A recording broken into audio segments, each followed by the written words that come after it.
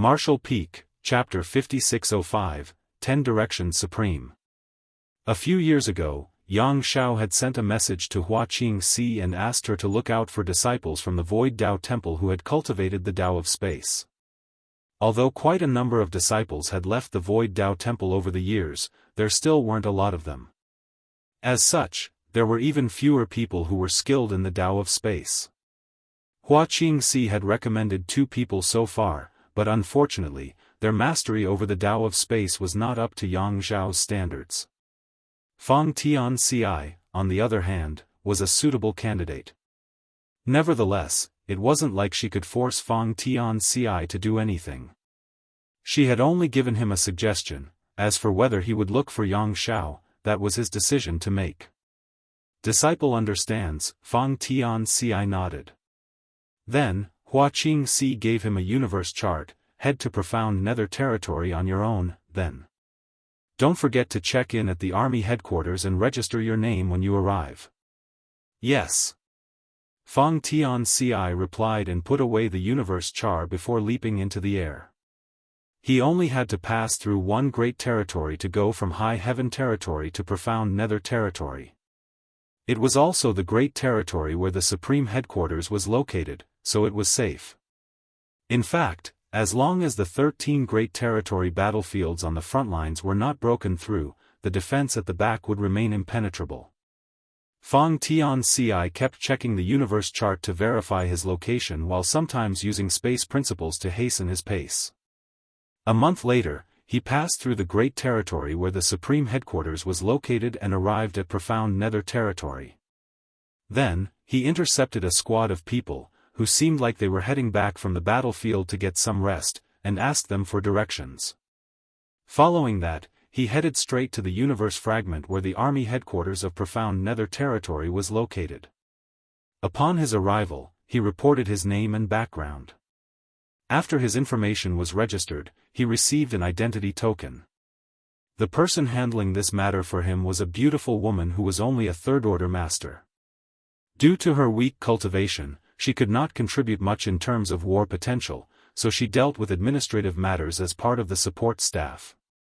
The woman was very patient, and upon learning that it was Fang Tianci's first time in profound nether territory and that he had never fought with the Black Ink clan before, she explained many things to him, which Fang Tianci was grateful for.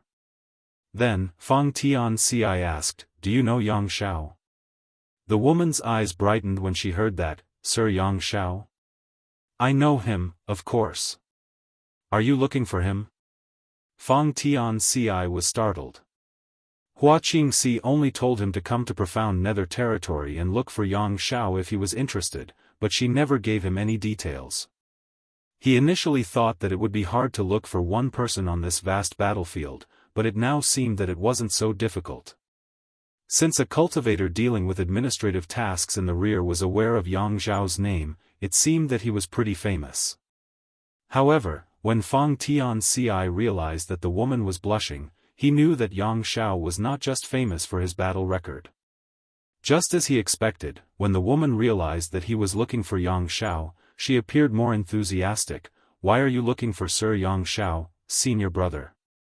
Fang Tianci explained, "I just came from High Heaven Palace where the head manager told me to look for him." The woman's eyes became even brighter. "You're from High Heaven Palace?" Yang Kai was in charge of profound nether territory on paper, and he was the palace master of High Heaven Palace. Many of the cultivators in this place also came from High Heaven Palace. There was no doubt that High Heaven Palace was the most famous great force in the entire profound nether territory. Even the cave heavens and paradises were no match for it. "Do you have a universe chart?" the woman asked. Yes, Fang Tianci promptly fished out his universe chart and passed it to her. The woman took it and surged her divine sense before giving it back to him. "Sir Yang Xiao's squad always remains on the front lines. Recently, they're supposed to be getting some rest at this forward outpost. If you head over now, you might find them there." Fang Tianci looked into the universe chart and saw a marked location in profound nether territory. "Many thanks," he nodded gratefully. Following that, he was ready to leave. Wait a moment. The woman called out to him. Is there anything else, junior sister? The woman bashfully passed him a space ring. Fang Tianxia was puzzled as to what was going on. The woman said sheepishly, please pass this to Sir Xianxia. Since I can't fight the enemy directly, I'd like to give Sir Xianxia some pills that can heal his wounds and restore his energy. Please tell him to stay safe. All right, Fang Tianxia nodded. Although he had never met Xianxia before, he thought that the latter must be quite popular among the ladies. That was why this woman only wanted to give some pills to Xianxia even though there were so many soldiers at the front line. By the way, my name is Yunxi. The woman added. Fang Tianxia was torn between tears and laughter, thinking that Xianxia might not even know who this woman was if he gave him her name. Following the directions in the universe chart, Fang Tianxia took a few days to arrive at the forward outpost. However, before he even entered the place, he was stopped. Although he had shown them his identity token, he was still asked to enter a purifying array. The soldiers who fought with the enemy were at risk of being corrupted by black ink strength. Once that happened, they would become black ink disciples, who didn't look different from the normal cultivators. Because it was impossible to tell a black ink disciple from an ordinary human just by observing them, a large purifying array was arranged at every forward outpost. Its design was based on the interior of a purifying black ink battleship and it contained a lot of purifying light. Anyone who had been corrupted by black ink strength or had become a black ink disciple would have that black ink strength dispelled by purifying light the moment they stepped into this array. Someone who hadn't been corrupted by black ink strength wouldn't lose anything by entering it. When there was a change of affairs in profound nether territory back then, some black ink disciples tried to sneak into the forward outposts. However, their black ink strength was purified by the purifying array, which allowed them to regain their original nature. Soon, the black ink clan stopped doing such a futile thing. All the same, the purifying array remained, for some cultivators might be accidentally corrupted by black ink strength. The array could save their lives. The moment Fang Tianxia stepped out of the array, he was amazed by what he saw. The huge forward outpost was like a prosperous city. The streets were neat and clean, with shops lining them for as far as the eye could see. There was also a massive number of people walking around. The cultivators who moved around this place were all open heaven realm masters. Fang Tianxia had never seen so many open heaven realm masters in one place before, and this was just one of the forward outposts operated by the humans. It was said that there were a total of 10 similar forward outposts in profound nether territory. That wasn't even including the headquarters at the rear. Nonetheless, it also made Fang Tianxia realize how formidable the Black Ink clan must be. So many open heaven realm masters had gathered in the same great territory, yet they were still unable to destroy the Black Ink clan, which went to show how powerful the enemy was. The cultivators were mostly in groups of 3 to 5 people, with some bigger groups reaching a dozen or so. Rarely was anyone on his own like Fang Tianxia. While he was looking around, someone came up to him and cupped his fist. "Greetings, senior brother." Fang Tianxia looked around, but upon confirming that the other party was speaking to him, he saluted him back with an awkward expression. "What's the matter, junior brother?" The other party's aura suggested that he was a 5th order master. Given the fact that Fang Tianxia was a 6th order master, it was only reasonable that he called him junior brother. If they were in the same sect, seniority would be important. If they were not from the same sect, they would usually address each other according to their cultivation. "Is it your first time here, senior brother? If so, please come with me." Saying so, the person passionately took his sleeve and tried to drag him away. Fang Tianxia found it strange. "Is it so obvious that it's my first time here?" Unbeknownst to him, his reaction was indeed conspicuous to the others. Only a cultivator who arrived at this place for the first time would be curious about his surroundings. Just then, another person leaped forward and intercepted them before politely greeting Fang Tianxia. "Well met, senior brother." Then, he looked at the 5th order master, who was holding Fang Tianxi's sleeve, and said, "Brother Zhou, it's Fei Yun squad's turn this time. You've crossed the line by snatching him like this." Brother Zhou shook his head. "There are only a few people in the Fei Yun squad. I told you to merge yours with another squad, but you just wouldn't listen to me. So what if you managed to persuade him to join your squad? You won't keep him for long." The cultivator from Fei Yun squad snapped, "Nonsense. All 4 of us in the Fei Yun squad are above the 5th order.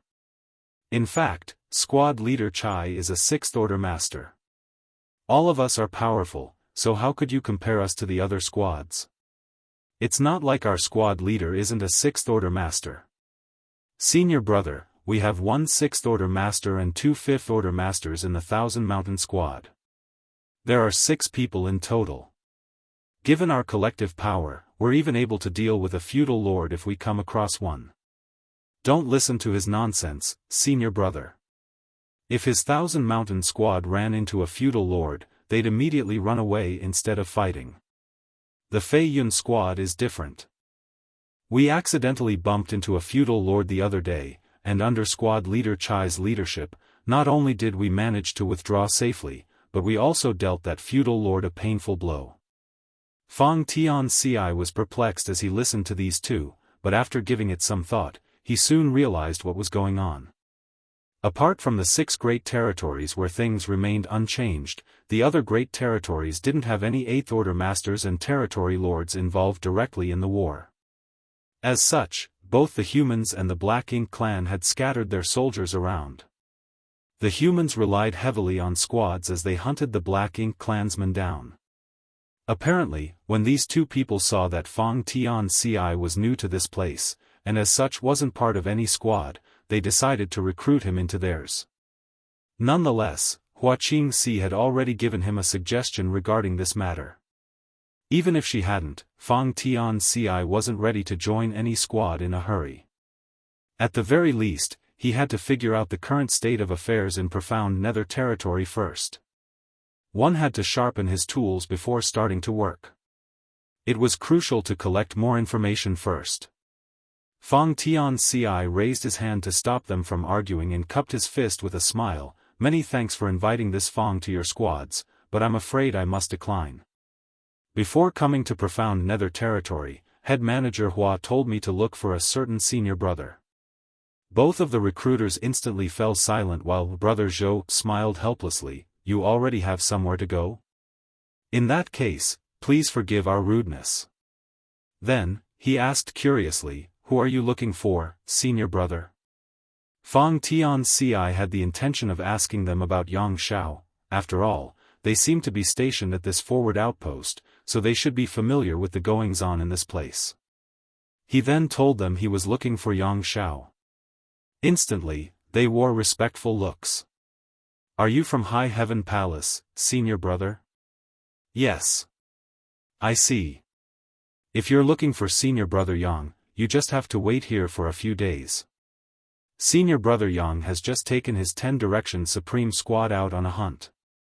I suppose it'll take him some time before he returns." 10 Direction Supreme squad? After pondering for a moment, Fang Tianxi replied with a smile, "That's an interesting name for senior brother Yang's squad." The 2 of them exchanged glances and let out a dry laugh.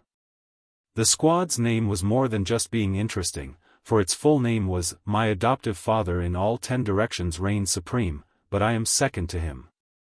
Martial Peak, Chapter 5606, Somewhat Strange. Upon learning that Yang Zhao's squad would come back sometime later, Fang Tianxi decided to wait beside the purifying array. That way, as soon as Yang Shao returned, Fang Tianxi would find out about it, ensuring that he wouldn't miss the chance to meet him. Having cultivated for thousands of years already, Fang Tianxi had grown to be a patient person.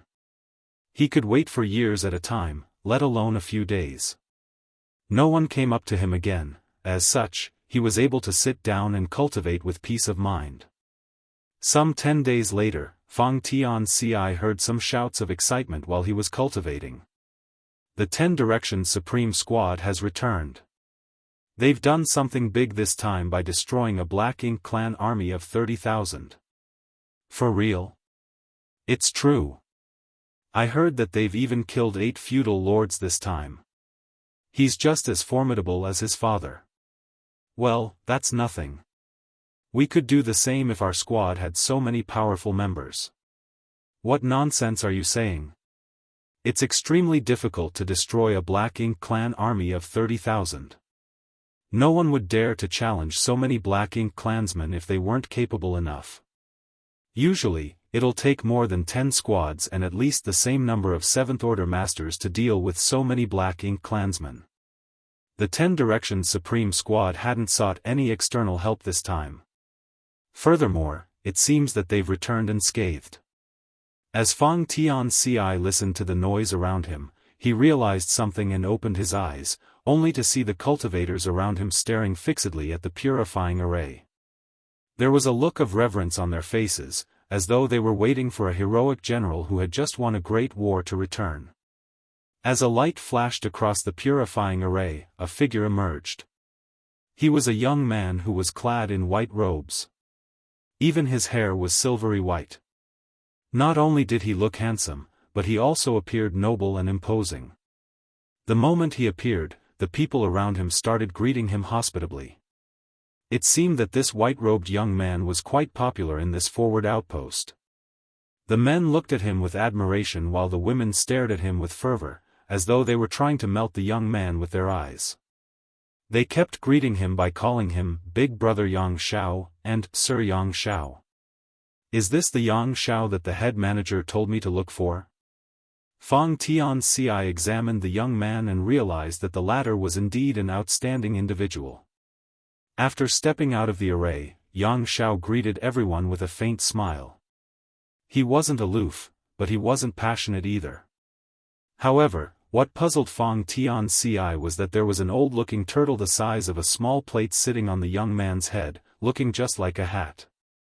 As though noticing his stare, the old turtle extended his neck and took a look at him. Fang Tianxia was startled, for this small turtle was obviously a powerful master. The aura he exuded momentarily suggested that he was no less powerful than a 7th Order Master. Following behind Yang Xiao was a woman who was also clad in a white dress. Fang Tianxia wasn't sure if it was just his delusion, but he felt that the woman and the Dao Lord looked similar. Then, more figures shuffled out of the array. Following behind Yang Xiao and the white-robed woman were 2 young men and 1 young woman.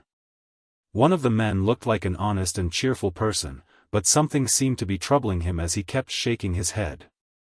The woman walked alongside him as she whispered to him. Although she was gorgeous, her expression was frigid, like an unsheathed blade. Fang Tianxia only looked at her for a moment, but he still felt as though something had pierced into his soul. The other young man had a distinct bowl-cut hairstyle. Just like Yang Xiao at the front, he kept greeting the cultivators around him, seemingly enjoying the attention. Behind them was an ancient ominous beast. On its head sat a stone man with his arms crossed, looking as though he was full of himself.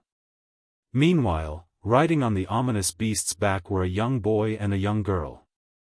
The young boy appeared to be adorable, but when he smiled, his mouth tore apart and revealed a hideous set of teeth. On the other hand, the young girl appeared quite cute and delicate. This 10 Directions Supreme Squad's members are a bit strange. Despite their eccentricity, Fang Tianxia could feel that they were all powerful. None of the members in the squad were weak, as most of them exuded a might equivalent to 7th Order Masters. As for those who didn't, they were all 6th Order Masters.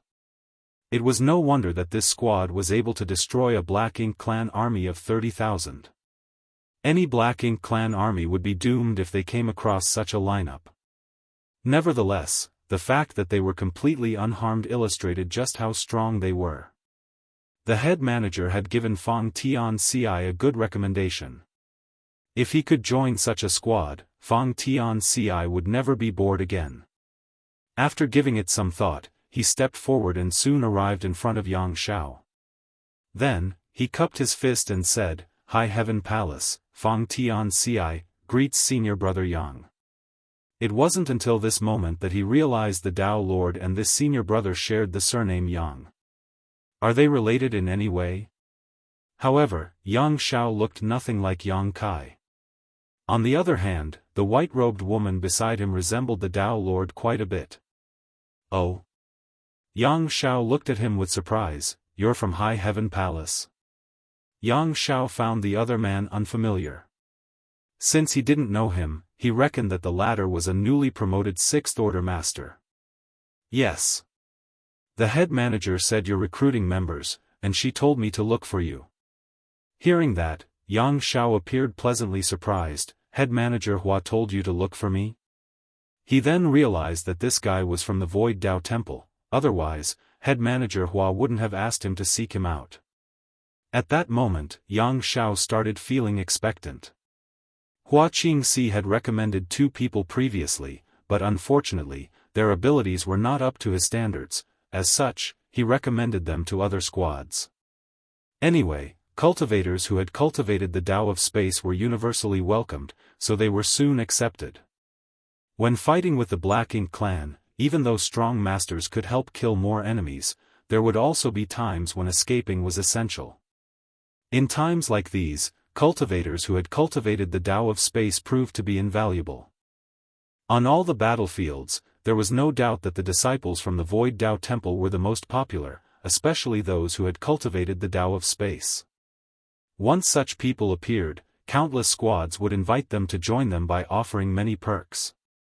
Yang Shao was eager to find out Fang Tianxi's abilities, so without hesitation, he turned to the honest-looking young man and said, "Junior brother Zhao, give him a test." Zhao Yibai stepped forward and motioned for Fang Tianxi to follow him. Fang Tianxi knew that it was a test he had to pass if he wanted to join the 10 Direction Supreme Squad. As such, he followed the other man without any questions. Soon, they left the forward outpost and disappeared into the void. An hour later, they returned together. While Zhao Yibai remained calm and collected, Fang Tianxi seemed to be lost in his thoughts. The test was nothing special as Fang Tianxi was only tested on his utilization of the Tao of Space. Fang Tianxi was initially confident, but he never expected that Zhao Yibai was also a master of the Tao of Space. Moreover, Zhao Yibai had a greater mastery over this grand Tao than he did. There was no doubt that Fang Tianxi had been defeated by the other man when it came to the Tao of Space, and it wasn't because Zhao Yibai was an order above him, but rather because his comprehension of the Tao of Space was greater. Fang Tianxi felt that he had learned a lot, and he also came to realize that there were always people beyond people. How was it? Yang Shao asked eagerly. Zhao Yibai gently nodded in response. Yang Shao guffawed and passionately patted Fang Tianxi's shoulder. From now on, you're a member of the 10 Direction Supreme Squad. We can finally do something greater. His squad was basically unrivaled in the entire profound Nether territory. Others were envious that they were able to kill enemies with ease, but the truth was, how was it possible for them to improve themselves if they felt no pressure? Only the weak bullied those weaker than themselves, while those who were strong challenged those who were stronger. Their goal wasn't to make a name for themselves in profound Nether territory. Instead, they wanted to storm into the great territories that the Black Ink clansmen had occupied, destroy their Black Ink nests, and ruthlessly kill all the Black Ink clansmen they could find. However, if they wanted to do that, they would face a huge risk even though their squad members were powerful. As such, they needed enough power to protect themselves. They initially had such a member. Back then, with Lu Yen and Zhao Yibai joining forces, they could escape if they came across enemies they were unable to defeat. However, after Lu Yen returned to the star boundary to cultivate in seclusion in her phoenix nest, the squad's mobility and ability to escape had been significantly reduced. That was why Yang Shao sent a message to Hua Qingxi, asking her to look out for people who were experts in the Tao of Space. Since Fang Tianxi had passed Zhao Yibai's test, there was no doubt that he had gained the latter's acknowledgement. Yang Shao had faith in Zhao Yibai's judgment. "Come on. I'll introduce our members to you," Yang Shao said enthusiastically. As he introduced the squad members to Fang Tianxia, the cultivators around them were envious. They knew what it would mean if one could join the 10 Directions Supreme Squad, however, they also knew that it wasn't easy to become one of them. Yang Xiao wasn't interested in anyone who wasn't capable enough. Although it was Fang Tianxi's first time meeting these people, he somehow felt as though he had known them for a long time. As such, he became close to them very quickly. He sincerely admired Zhao Yibai as he cupped his fist and said, "Please give me more guidance in the future, senior brother Zhao." Zhao Yibai smiled frankly, "If there's some free time, we can discuss the Tao of Space and have a friendly competition. Since you've cultivated the Tao of Space, you must be from the Void Tao Temple and have inherited the Honored Master's Grand Tao. As such, you shouldn't underestimate yourself." Honored Master? Fang Tianxia was stunned. Yang Xiao smilingly wrapped his arm around Fang Tianxi's shoulders. "Junior brother Zhao is my adoptive father's first legacy disciple." Adoptive father? Fang Tianxia was astounded. "I'm talking about the Tao Lord as you all call him," Yang Xiao explained nonchalantly. Then, he appeared somewhat envious. "That old man certainly has had some fun by building a Tao temple in his small universe. If I had one of the 4 universe pillars and a small universe, I would have done the same." Fang Tianxia was bewildered. Hua Qingxi only told him to come look for Yang Xiao, but she didn't give him many details. It wasn't until this moment that he realized many members of this squad were closely related to the Tao Lord. The Tao Lord's adoptive son, little sister, and 3 legacy disciples were all members. Certainly, Fang Tianxia was aware of Zhao Yibai and the other 2 legacy disciples. When he was cultivating in the Tao Temple back then, he was informed that the Tao Lord had taken on 3 disciples in the Void World.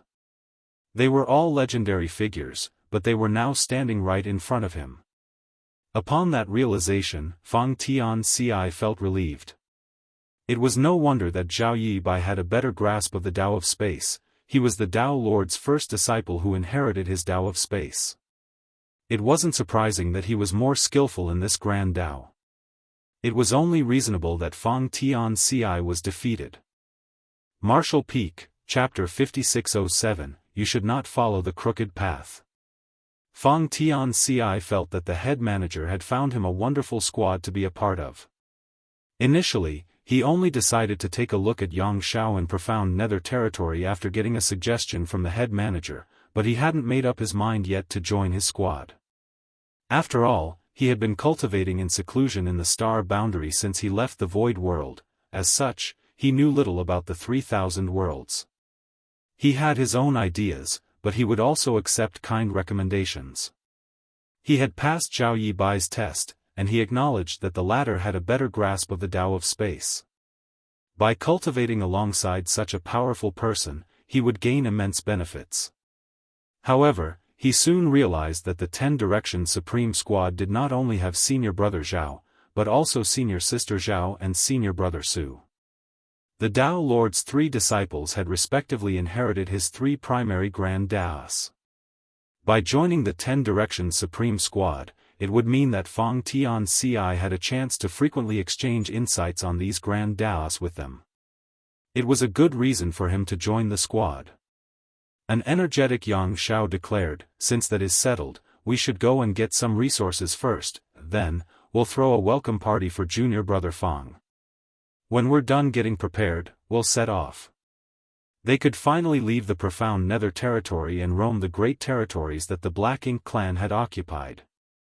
Yang Xiao could not wait to get started. The others were naturally fine with it. Over the years, Yang Xiao had been the one leading the squad. It wasn't that he was the strongest. In fact, the 7th Order Masters in the squad were all equally powerful. It was just that the others had no interest in managing the squad's affairs, so they decided to let Yang Xiao take charge of everything. At the mention of resources, Fang Tianxia suddenly recalled something and fished out a space ring. "By the way, senior brother Yang, when I was at the army headquarters the other day, a junior sister named Yun Shi told me to pass this to you. There are some pills inside. Before he could finish his words, he felt a forceful clasp on his shoulder, which caused him some pain. Fang Tianxia was astounded, thinking that Yang Zhao's strength was quite intense. "What are you talking about, junior brother? I don't understand." Fang Tianxia was confused, so he tried to explain again. "Senior brother, it was a junior sister named Yunxi." Hee, a melodious laugh was suddenly heard from the side. Fang Tianxia reckoned that it was Yang Shui's voice, and he could feel that Yang Xiao was shuddering. When he turned his head, he saw Yang Xiao glaring at him. "Junior brother, you should not follow the crooked path." Fang Tianxia was puzzled. Without explaining further, Yang Xiao left him and walked up to Yang Shui before whispering to her. Fang Tianxia could faintly hear him saying, "I don't know any such woman. Don't listen to his nonsense." Zhao Yibai came over and patted Fang Tianxi's shoulder with a smile. "Let's go, junior brother Fang." A worried Fang Tianxia said, "Senior brother Yang." He had it coming. Zhao Yi walked past them and snorted. In a dense forest, the sprawling branches seemed to be connected. All the trees were gigantic, and their crowns were so vast that when one looked down at the continent from above, it was as though it was a sea of green. Although many humans lived in the myriad monsters world now, the environment hadn't changed much. Such wilderness had been sustained for uncountable years, so not much change would happen in a short time. In this dense forest, danger was hidden everywhere. The roles of hunters and prey could be flipped upside down in an instant. A more powerful creature might just be hiding somewhere behind, waiting to pounce on its prey and gnaw at it. It was the perfect representation of natural selection. In such an environment, the monster race had an unrivaled advantage when it came to their cultivation. The heavenly way and principles of this world favored monster race too. It was made even more conspicuous after a world tree clone was planted several hundred years ago. More and more great monsters broke through their shackles and shook off the universe world's shackles, allowing them to head out into the expansive outer universe to explore the unknown. As the strongest great monsters left, the original balance was shattered. After several hundred years of change, there was now a new order in this world. Even though it was daytime, it was still extremely dark in the forest as the tree crowns blocked all sunlight. An arm-thick snake with glistening skin slithered around a branch and approached its target in silence, a tree cave in the trunk that exuded the aura of blood and flesh. Although the snake was furtive, the prey in the tree cave still noticed its presence. Just as the snake stuck its head into the tree cave, a gray shadow dashed out at the speed of lighting. The snake seemed prepared. The moment the gray shadow appeared, the snake shot forward and opened its hideous mouth before biting down. The gray shadow howled in pain, but it couldn't get rid of the snake. As poison entered its body, the gray shadow soon stopped moving. The snake then wrapped its body around the trunk and widened its bloody mouth. It was ready to enjoy its meal. Unbeknownst to it, there was a shadow behind it that moved slightly. The shadow perfectly blended into the tree's shadow, ensuring no one could see it. The shadow had seen the snake successfully take down its prey, but it remained unmoving, which showed how patient it was. Just as the snake was deluged with the joy of having killed its prey, the dark shadow leapt out. Compared to the snake, there was no doubt that the dark shadow was smaller, but it was extremely agile and appeared behind the snake in the blink of an eye before biting its neck. The snake hissed in pain as its figure started writhing and fell to the ground. The dark shadow quickly leapt away with a piece of flesh in its mouth and gulped it down. As a metallic tang permeated the area, the snake hissed wildly as it coiled up and raised its head high to intimidate the opponent. However, the dark shadow remained unfazed.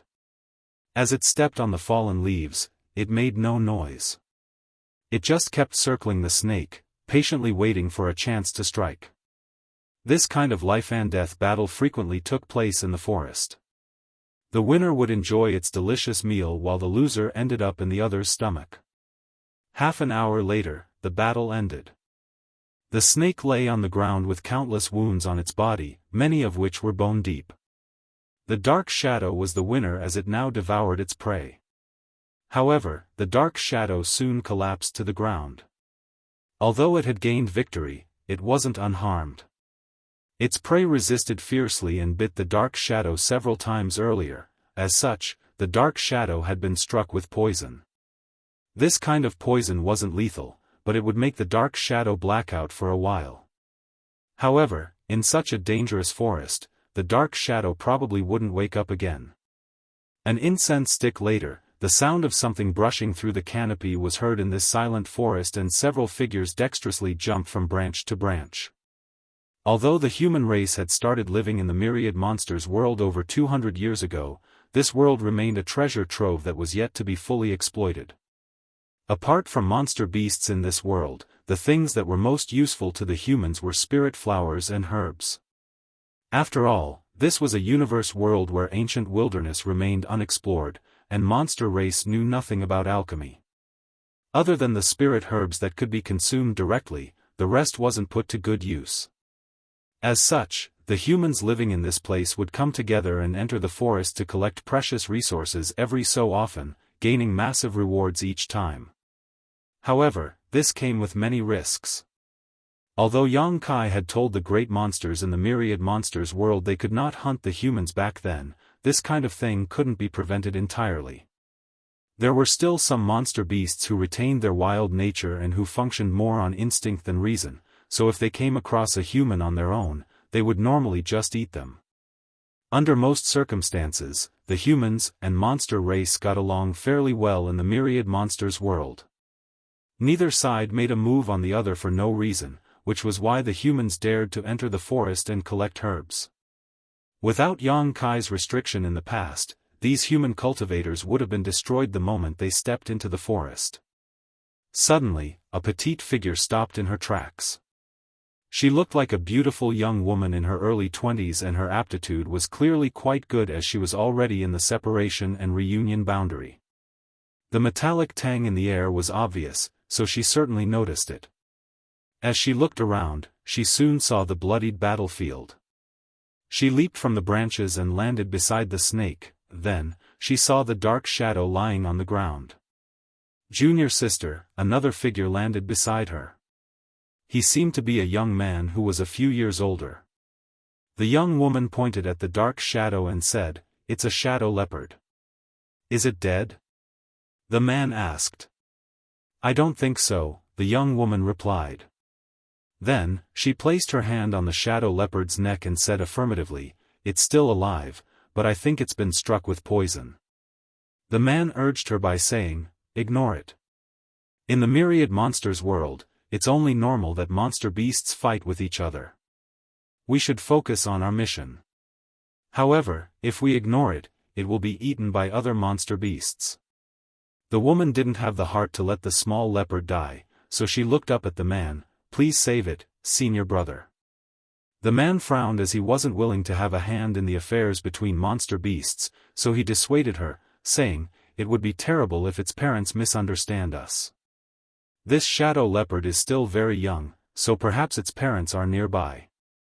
The young woman replied, "If they were nearby, they would have saved it already. Its parents must be dead. It's such a pity that this leopard has to start hunting at such a young age." As she recalled certain memories, she felt a lump in her throat. She went on to say, "Moreover, it's fine even if its parents come looking for it. We'll just give the leopard back to them. Please save it, senior brother." As she tipped her head back, she looked at the man with teary eyes. The man didn't have the heart to see the woman cry, so he raised his hands and gave in. "All right. We'll save it. Stop crying." The young woman instantly stopped crying and smiled, "You're the best, senior brother." Then, she crouched down and picked up the shadow leopard. "Let's go, senior brother. Are you going to carry it just like this?" "Yes." "Shouldn't you give it a detoxifying pill and dress up its wounds?" Ah, only then did the young woman come to her senses and start treating the little leopard. Since they had to enter the forest to collect spirit herbs frequently, they always made sure to bring some detoxifying pills with them as they never knew what they might encounter. Such pills were useful at this moment. Martial Peak, Chapter 5608, Shadow Leopard. In the expansive universe, there were countless sects and great forces. The cave heavens and paradises had a long history with ample heritage, and were unrivaled in the 3,000 worlds. As such, they were considered first class. Under the cave heavens and paradises, the great forces with mid-rank open heaven realm masters assuming command were considered second class.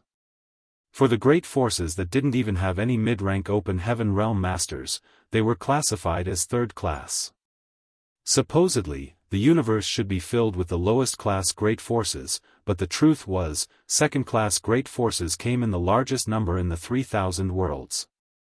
Mid-rank open heaven realm ranged from the 4th order to the 6th order, and as long as a cultivator's aptitude wasn't too terrible, he or she could make an initial breakthrough to the 2nd or 3rd order open heaven realm.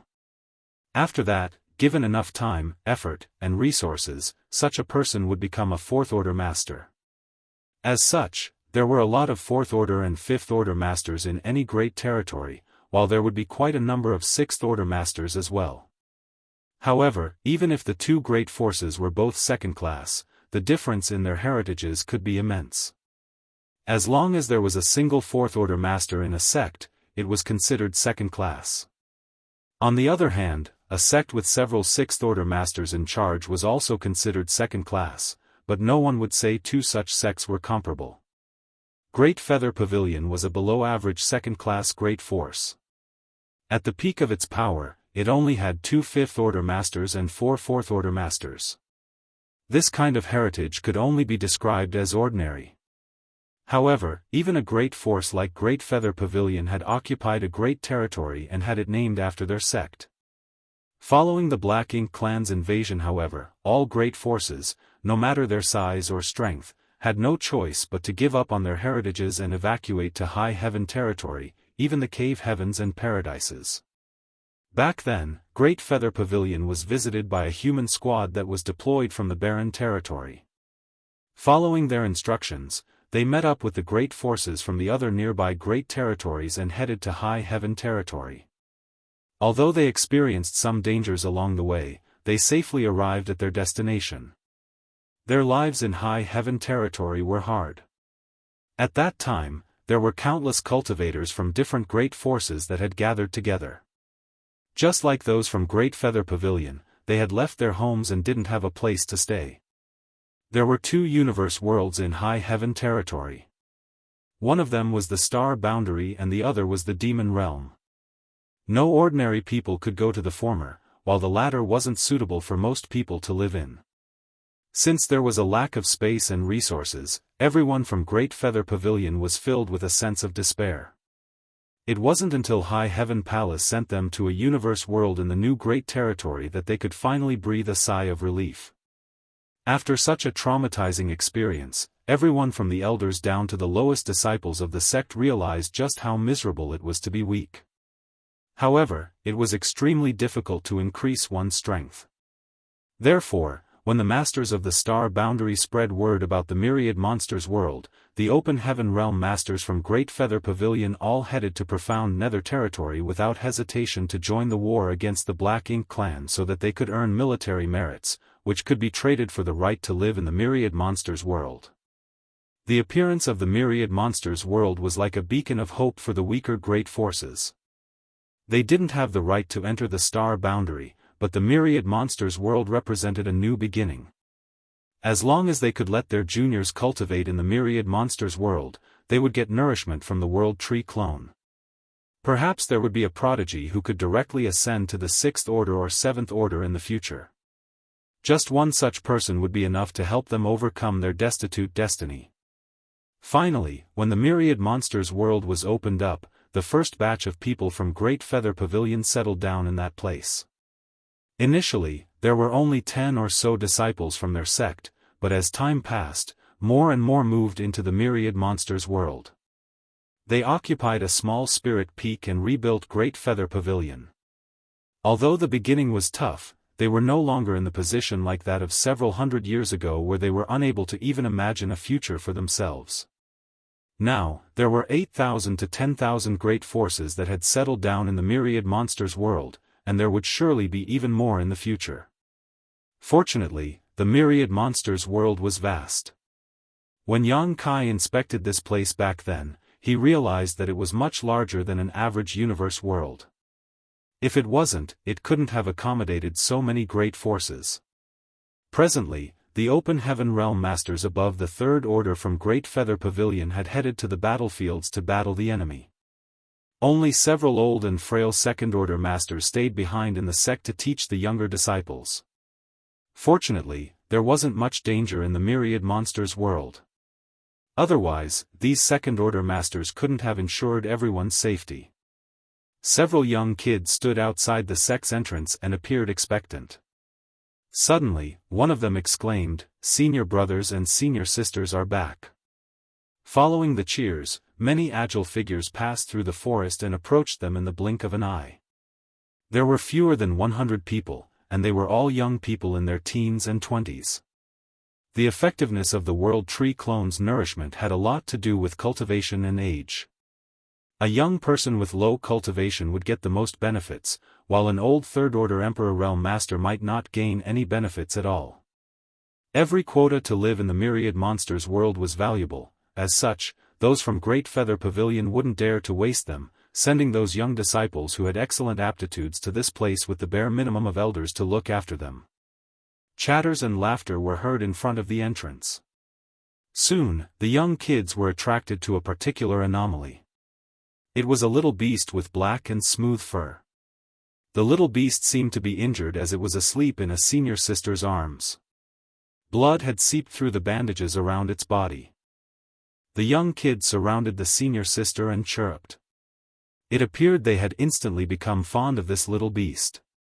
A young disciple asked, "Senior sister Qin Shui, is this a monster beast?" Qin Shui smiled and nodded, "It's a shadow leopard." The disciple extended his hand in an attempt to touch the shadow leopard, but he soon retracted it as he was worried that the shadow leopard would wake up suddenly and bite him. A Second Order master asked, "What's going on?" Qin Shui then briefly relayed to him what happened to the snow leopard and asked, "Elder, can I raise it?" The elder replied, "I don't mind you raising it, but how do you intend to feed it?" "I can bring it out and do some hunting."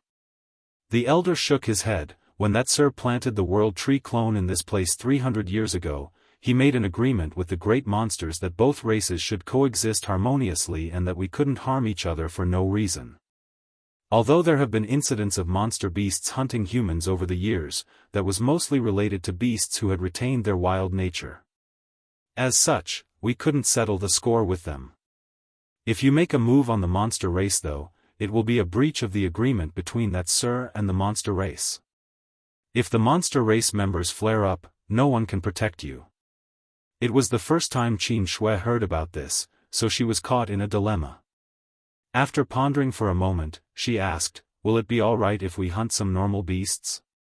The elder nodded, "That should be fine." Normal beasts were not part of the agreement. After all, some weaker cultivators still needed to eat to survive. An elated Qin Shui said, "I'll keep it for now, then. Now that it's hurt, it won't survive if we release it back to the forest. When it recovers, I'll let it go if it doesn't want to stay." "Good," the elder nodded. As such, the little shadow leopard was kept in the Great Feather Pavilion.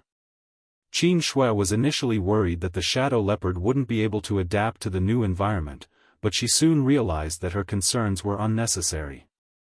Although the shadow leopard was still very young, it seemed to have some sentience as it knew who saved it. After it awakened, it didn't show any hostility towards Qin Shui. As Qin Shui took good care of the shadow leopard and it recovered quickly. When she went to visit the shadow leopard a month later, she realized that it was nowhere to be seen. She searched everywhere in Great Feather Pavilion but still couldn't find it. It seemed that the shadow leopard had left without a word. This made the young woman sad. However, after giving it some thought, she realized that a monster beast like the shadow leopard was supposed to live in the wild. By keeping it in the Great Feather Pavilion, it might wear away the leopard's instincts, which would inevitably weaken it. As such, she soon accepted this reality. It wasn't until half a year later that she came across the shadow leopard again.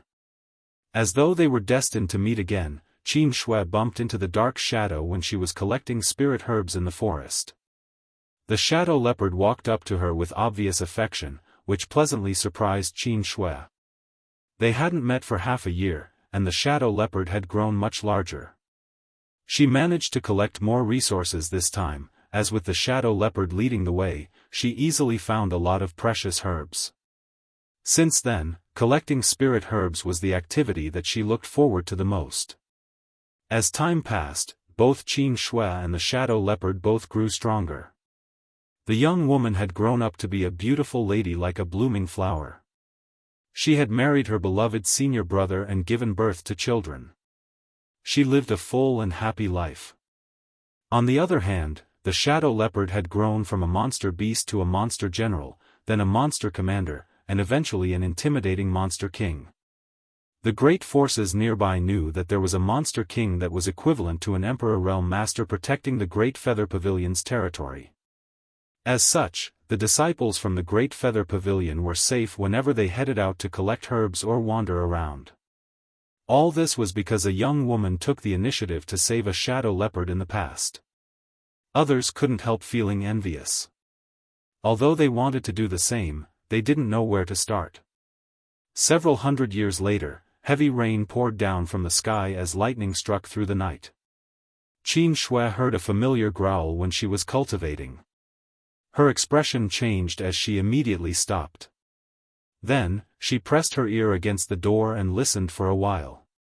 Following that, she dashed out of the Great Feather Pavilion and charged forward in the rain. Now, she was an Emperor Realm Master who had condensed her Dao seal. As long as she refined the 7 elements, she would be able to ascend to the open heaven realm. Her aptitude was fairly good, though not the best, so she had been refining 5th order materials over the years. As such, she could most likely directly ascend to the 5th order open heaven realm. One had to know that just a few hundred years ago, the strongest master in Great Feather Pavilion was only in the 5th order open heaven realm, and he had worked his way up to that level from the 3rd order. No one in Great Feather Pavilion's history had ever directly ascended to the 5th order in the past. All this was thanks to the World Tree clone's nourishment. Now, several people in the Great Feather Pavilion also had the potential to directly ascend to the 5th order. Although no one had yet shown the aptitude to reach the 6th order directly, there was no doubt Great Feather Pavilion was on the rise. Qin Shui's Emperor Qi blocked out the pouring rain for her as she dexterously ran forward and soon stood above a tall tree crown. When she looked up, she felt her chest tightening. On a peak that was several hundred meters above the ground, lightning struck and illuminated the entire world. She saw the well-built shadow leopard, who had been her friend for hundreds of years, standing on the peak and howling at the sky, no trace of fear in its voice. It's going to attempt a breakthrough. Qin Shui couldn't help but feel worried at this sight. Martial Peak, Chapter 5609, Snake King, please withdraw. Now, Qin Shui was no longer an inexperienced 20-year-old woman. At the very least, she was an Emperor Realm Master who had been living in the myriad monsters world for hundreds of years, so she was aware of many secrets that commoners did not know. This expansive universe had gone through 3 very long eras, which were the Primordial Era, the Early Ancient Era, and the Late Ancient Era. They were respectively ruled by the divine spirits, monster beasts, and finally the humans. In every era, the heavenly way favored these different rulers. In the Early Ancient Era, the heavenly way favored the monster race, and as such, it was easier for the monster race to cultivate. Following the fall of the Early Ancient Era and the arrival of the Late Ancient Era, humans rose to prominence, therefore, the preference was shifted from the monster race to the humans. In other words, the humans were the current favorites in this universe. Perhaps it had something to do with the humans' influence on the heavenly way due to their rise in power. However, even though Qin Shui was an Emperor Realm Master, she couldn't form judgments of her own as she had only heard about such things from others. The only thing she was certain of was that the current era wasn't friendly to the monster race, making it more difficult for them to cultivate than the humans. The ancient cultivation techniques of the monster race had been lost to time, so most relied on the humans' open heaven realm method to achieve an ascension. In other words, they had to assume human forms to shatter their shackles. However, the myriad monsters world was a place which somehow preserved the aura of the early ancient era quite well. It was said that when the Lord of the Star Boundary arrived at this place several hundred years ago, the great monsters here had not only lost the ancient cultivation techniques, but they had also never met humans before.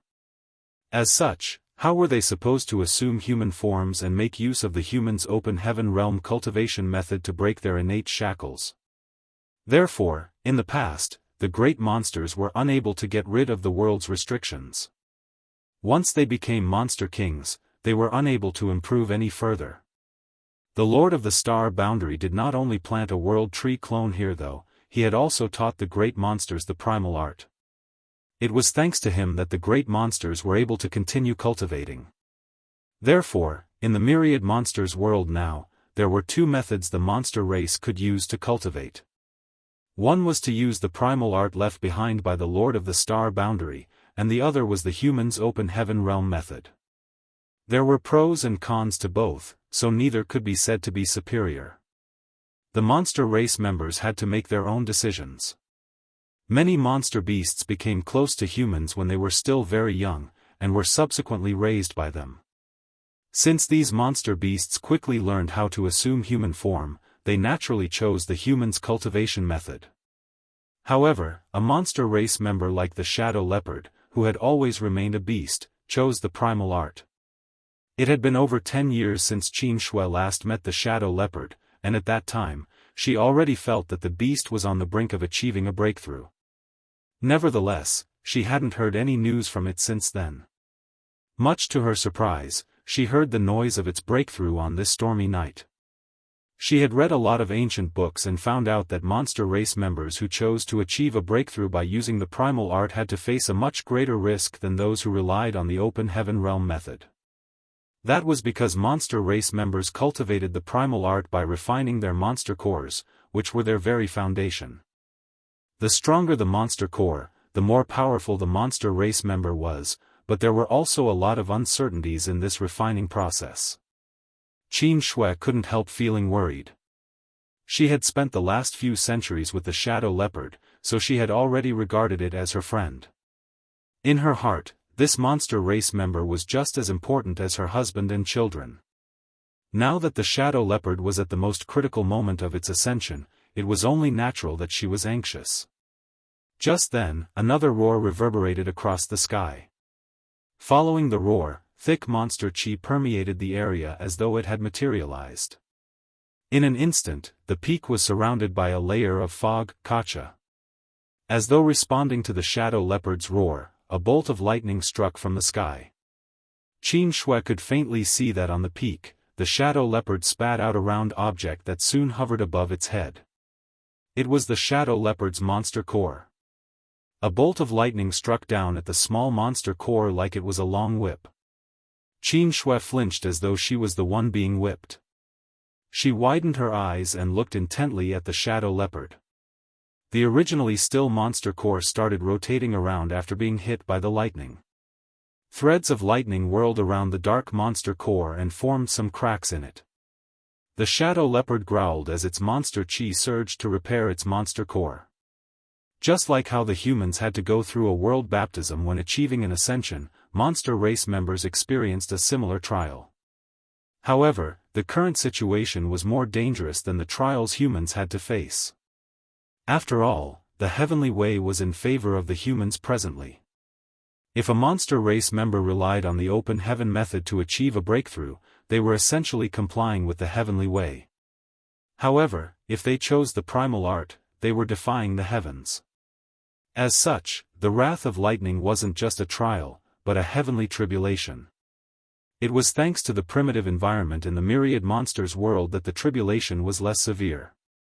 If a monster race member attempted a breakthrough in such a way in any other universe world, it would face an even more ferocious attack. Everything seemed frail beneath the heavenly tribulation. If the shadow leopard couldn't persevere, it would be killed and its monster core would be destroyed. However, if it could survive, it would gain massive benefits. Another even more powerful flash of lightning struck just then, causing Monster Core to spin even faster. Seeing this, Qin Shui set her mind at ease. She had known the Shadow Leopard for years, so she was aware of its capabilities. This kind of heavenly tribulation supposedly wouldn't cause the beast serious harm. She secretly prayed that her friend would not get too greedy. If she had known what would happen, she would have looked for the beast and discussed with it earlier. Nevertheless, given the Shadow Leopard's temperament, she reckoned that it was useless to talk to the beast about it. This fellow was obstinate. When it was still a little beast back then, it left Great Feather Pavilion without a word after it recovered. As the bolts of lightning continued to strike, the Shadow Leopard remained unmoving. It only kept howling in response, as though it was trying to shatter the sky. Who goes there? Qin Shui's expression turned cold abruptly as she charged forward in a particular direction. While in midair, a sword appeared in her hand. Jade Moon Sword Arts, 3,000 Sword Lights. A rain of sword lights poured down like a storm as countless trees were instantly leveled. However, a momentary glint from within the chaos made Qin Shui's heart sink. Violent monster chi surged from below. The sword light struck monster chi and disappeared, as though the latter was a mire. Certainly, Qin Shui hadn't fully unleashed her power, but it also showed how powerful the other party was. Finally, Qin Shui realized who had been acting furtively in this nearby place. It was a monster king, not a human. A series of hisses were heard. From the thick monster chi, a snake head that was as large as a house emerged. The snake head was angular, as though it was carved from a rock, and its scales looked extremely robust. The snake glowered at Qin Shui, who was standing on a nearby branch. There seemed to be a sense of ruthlessness behind those eyes. Rock Snake King. Qin Shui's pupils dilated, but she soon calmed herself down. Snake King, please withdraw. She secretly cursed, thinking that it indeed wouldn't be easy for the Shadow Leopard to achieve an ascension. Following the agreement between the Lord of the Star Boundary and the great monsters back then, the human race and monster race had been living together harmoniously in the myriad monsters world. However, the monster race still fought amongst themselves quite fiercely. Every living monster king made a name for itself by killing many other monster race members. The Shadow Leopard was no exception to this. When Qin Shui saw the Shadow Leopard for the first time, she felt that it was cute and adorable, but the truth was he was the most ferocious monster race member she was aware of. Moreover, it was quite arrogant. This kind of monster race member naturally had a lot of enemies. Qin Shui had saved the Shadow Leopard's life before. As such, a grateful Shadow Leopard never showed its wild side in front of her over the years. The Rock Snake King was one of the Shadow Leopard's enemies as their territories were next to each other. The Shadow Leopard was bullied by the snake when it was weak, so when it grew stronger, it was determined to get its revenge. Certainly, the Rock Snake King wouldn't allow its enemy to grow in power. If the Shadow Leopard passed through the tribulation and ascended above the Monster King realm, the Rock Snake King would be doomed. Therefore, the moment it realized that the Shadow Leopard was attempting a breakthrough, it slithered over and approached the Shadow Leopard in secret, waiting for a chance to deal a fatal blow to its enemy. Nonetheless, Qin Shui managed to detect its presence. The Rock Snake King was extremely powerful, furthermore, its skin was as hard as steel. The Shadow Leopard had exchanged moves with it several times but could never defeat it outright. Although Qin Shui was an Emperor Realm Master, she didn't have the confidence to defeat the Snake King either. In fact, she might not even be able to protect herself. Even though it was difficult for monster race members to cultivate, they were innately more powerful than the humans when in the same realm. That was because they had robust physiques and spent much longer accumulating heritage. You dare make a move against me, human?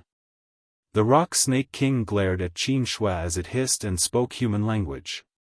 Qin Shui frowned and cupped her fist. Please forgive my earlier offense, Snake King. They had to comply with the agreement between the Lord of the Star Boundary and the great monsters, which was the very foundation of the human race's survival in the myriad monsters world. Without this agreement, the humans would find it hard to live in such a world. The Rock Snake King snorted, "Scram. I don't want to waste any time on you." Following that, its burly figure zigzagged towards the shadow leopard. Certainly, Qin Shui couldn't back down, otherwise, the shadow leopard's ascension would be interrupted. Let alone break through to a higher realm, it might even lose its life. A hint of hesitation flashed across Qin Shui's eyes, but she soon brought down her sword and sent a sword wave slashing across the route where the Snake King was heading, forming a crack on the ground. "Please retreat, Snake King." Rain poured down from the dark sky as the small woman stood steadfastly on the tree branch in front of the Rock Snake King. The eyes on the snake head beamed with an insidious glow as it hissed rapidly. Soon, a human-like smile appeared on its face. "Good, this king has never eaten a human before. I'll devour you before dealing with that stupid leopard." The moment it finished speaking, its snake head appeared in front of Qin Shui all of a sudden and opened its hideous mouth, emanating a pungent breath. It was as though the snake wanted to swallow Qin Shui in one fell swoop. Martial Peak, Chapter 56:10, Hard to Settle. A terrible stink exuded from the snake's gruesome mouth. Qin Shui's petite figure was stuck inside the mouth as though she would be devoured at any moment. At the most critical moment, she resisted the snake's teeth with her sword. Following a violent impact, she was sent flying away, thus widening her gap with the Rock Snake King. Although the snake was heavy, it zigzagged forward at an incredible speed. As its monster chi surged, the trees along the way cracked and fell to the ground as though they were just straws. The moment Qin Shui stabilized herself, she felt an immense force coming from behind. She swung her sword and infused her emperor chi into it to protect her back. With a boom, the huge snake tail struck, almost shattering her protective emperor chi. Qin Shui staggered forward, but before she could regain her footing, she saw a green fog coming at her. She was astounded.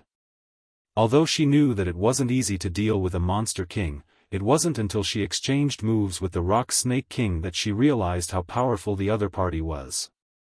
Initially, she just wanted to stop the Rock Snake King from harming the Shadow Leopard, but she soon realized that she couldn't deter the other party without going all out. "Snake King, forgive my disrespect." She wielded her sword and cast the fog away with a flash of sword lights that soon formed a light screen and covered the snake. She had used the most powerful method she possessed to strike back. Good. The Rock Snake King was enraged. It let the sword lights rain on it and cut across its robust skin. As its blood streamed down from the wounds, it roared, "Since the agreement has been nullified, what are you all waiting for?" Qin Shui's expression changed drastically. "Snake King, you." The Rock Snake King smiled wickedly. "You're the one who broke the agreement first, so it is not our monster race's fault if your sect is destroyed. Several hundred years ago, that master who taught the monster race the primal art agreed with the strongest great monsters of the time, which stated that the two races must not harm each other for no reason. As such, both races had been living together harmoniously for the past few hundred years. However, the myriad monsters world originally belonged to monster race. More and more humans appeared in this place with each passing day, and although their existence posed no threat to the monster race, many of these humans had ample vitality in their bodies. Therefore, monster race members coveted them. If they could devour these cultivators, it would be beneficial to their growth. Many monster kings intended to eat these humans as food, however, they were unable to do so since there was an agreement in place. Nonetheless, several hundred years had passed, so the initial fear which enforced the agreement was less oppressive now. The monster race only needed a chance to nullify the agreement. Only now did Qin Shui figure out that the Rock Snake King did not only want to get its revenge, but was also plotting against the humans when it decided to interrupt the Shadow Leopard's ascension. Streams of monster chi started surging from all directions suddenly. They were all monster kings who were just as powerful as the Rock Snake King. These monster kings approached in the rain. Qin Shui was naturally flustered. Many figures emerged from Great Feather Pavilion and looked into the distance. The Shadow Leopard's ascension, the fight between Qin Shui and the Snake King, and the Snake King's roar were by no means quiet, so there was no way those from Great Feather Pavilion didn't hear them. Among the crowd, a young woman, who resembled Qin Shui, exclaimed with a flustered expression, "Mother is over there." Several second-order Open Heaven Realm Masters, who were in charge of the Great Feather Pavilion, sported solemn expressions. Given their strength, they were not afraid of those monster kings. Regardless of how powerful monster kings were, they hadn't broken free from the world's restrictions. On the other hand, even though their order was low, they were still Open Heaven Realm Masters. These monster kings were not comparable to them at all. However, these humans couldn't make a move, otherwise, the peace that had been sustained for hundreds of years in the myriad monsters world would be shattered. When that happened, the entire myriad monsters world would descend into chaos. They couldn't possibly bear the responsibility. How could Qin Shui be so foolish to make a move on a monster king? One second-order master snapped. As he spoke, he took a step forward. "I'll bring her back." The humans were not supposed to meddle in the monster race's affairs. Nevertheless, after the second-order master took 2 steps forward, a figure stood in his way. She was the young woman who resembled Qin Shui, and although her cultivation was low, she still spread her arms and stood steadfastly there. "You can't go, Elder. Leopard King is achieving an ascension, and the Snake King is its enemy.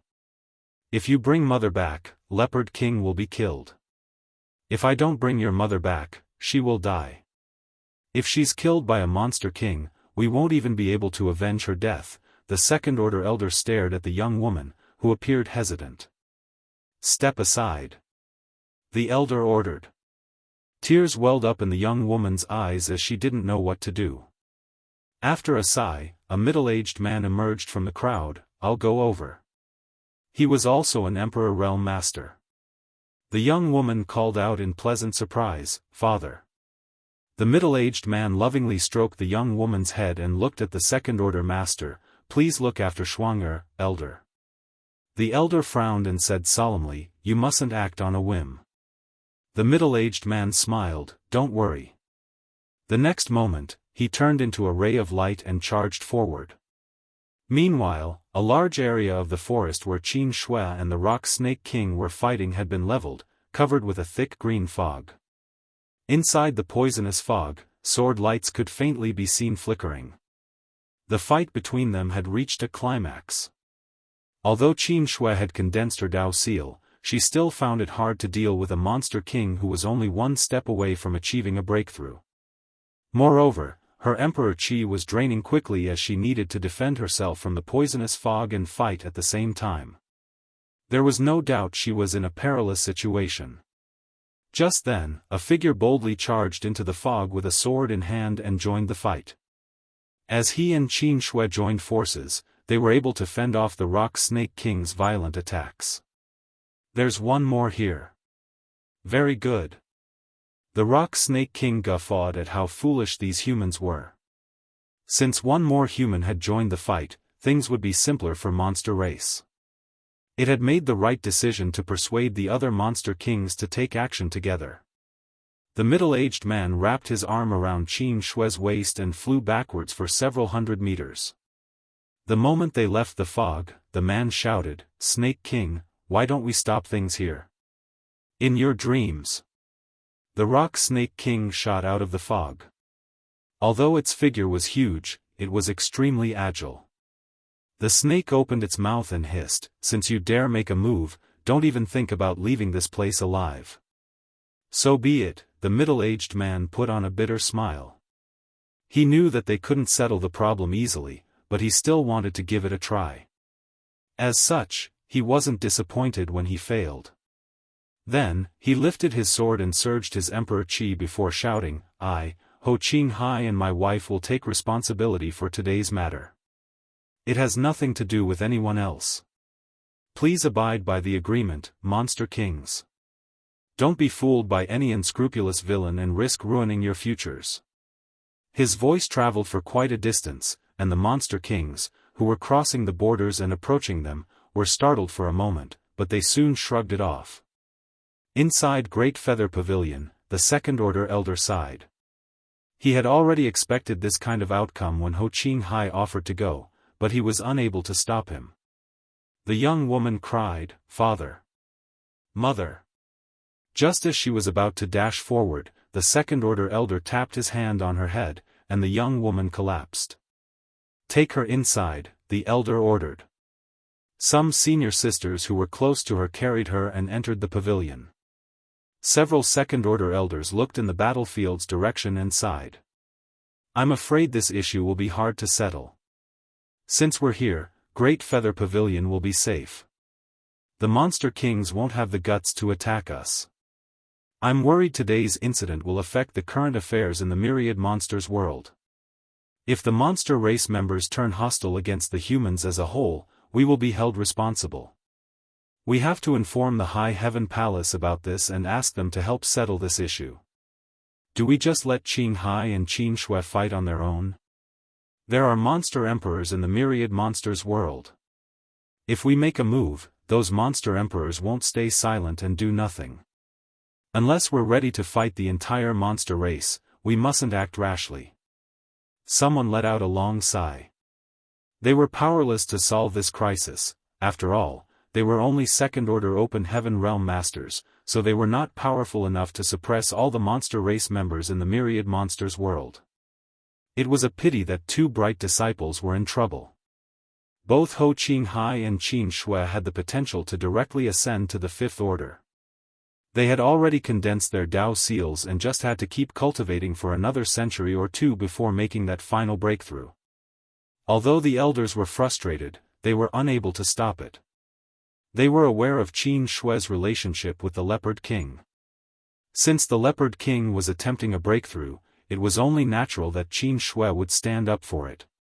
On the battlefield, Ho Qinghai and Qin Shui joined forces and finally suppressed the Rock Snake King. However, they were not one bit pleased, for they could feel the streams of powerful monster qi approaching. "I'm sorry for dragging you into this, husband," Qin Shui sent a divine sense transmission apologetically. Ho Qinghai chuckled as he replied, "What are you saying? Since we're married, we will live and die together, there's nothing for you to apologize about. Moreover, this matter is not irresolvable." "Husband, you mean?" Ho Qinghai shifted his attention to the Shadow Leopard. "If Leopard King successfully breaks through, it will be able to protect us." Qin Shui's eyes brightened. Earlier, she was too anxious to realize this. Upon her husband's reminder though, she finally understood they were not in a hopeless situation. Indeed, if the Shadow Leopard could achieve a breakthrough and become a monster emperor, it would be able to save them. Following a flash of lightning, a gigantic figure appeared in the sky and let out a high-pitched caw. Thick monster qi was approaching fast from the sky. Ho Qinghai's expression changed as he looked up and saw a huge figure descending. Iron Wing Eagle King. It would take most monster kings some time to arrive, but the Iron Wing Eagle King could move swiftly, so it naturally appeared sooner than the others. Seeing that the Rock Snake King was besieged, the eagle swooped down to lend its aid. The two Emperor Realm Masters had lost their advantage since they had to deal with two monster kings now. The Rock Snake King sneered, "You've come at the right time, Eagle King. We'll eat these two humans together then kill that stupid leopard." Without responding to it, the Eagle King fiercely attacked the humans. Immediately, Qin Shui and her husband fell into a dangerous situation. During the intense battle, Qin Shui took a look at the Shadow Leopard and instantly felt a chill run up her spine. Martial Peak, Chapter 56:11, Heavenly Tribulation. Since the Heavenly Tribulation started, bolts of lightning had never stopped striking down mercilessly at the spinning monster core. The flashes of lightning were the manifestation of the heavens' might, and they were horrifyingly destructive. Whenever lightning struck, it would form a new crack in the monster core. The Shadow Leopard continuously activated its power to repair its monster core, and as long as it could do so faster than the lightning could damage it, the beast would successfully achieve an ascension. Moreover, this kind of uninterrupted destruction and repair would purify and strengthen the monster core while it absorbed part of the power of the lightning. Usually, it wasn't too risky for a monster king to attempt a breakthrough, only a bit more than an emperor realm master trying to make it to the open heaven realm. As long as he had accumulated enough heritage, it wouldn't be hard for a monster king to succeed.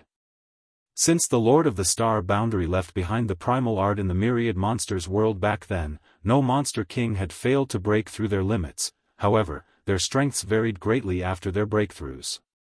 Nevertheless, the Shadow Leopard was different. Compared to the long years of accumulation the older generation monster kings possessed, it had only cultivated for a relatively short time. The Shadow Leopard managed to become a monster king after just several hundred years because it had devoured many other monster beasts. In doing so, it had offended many monster kings.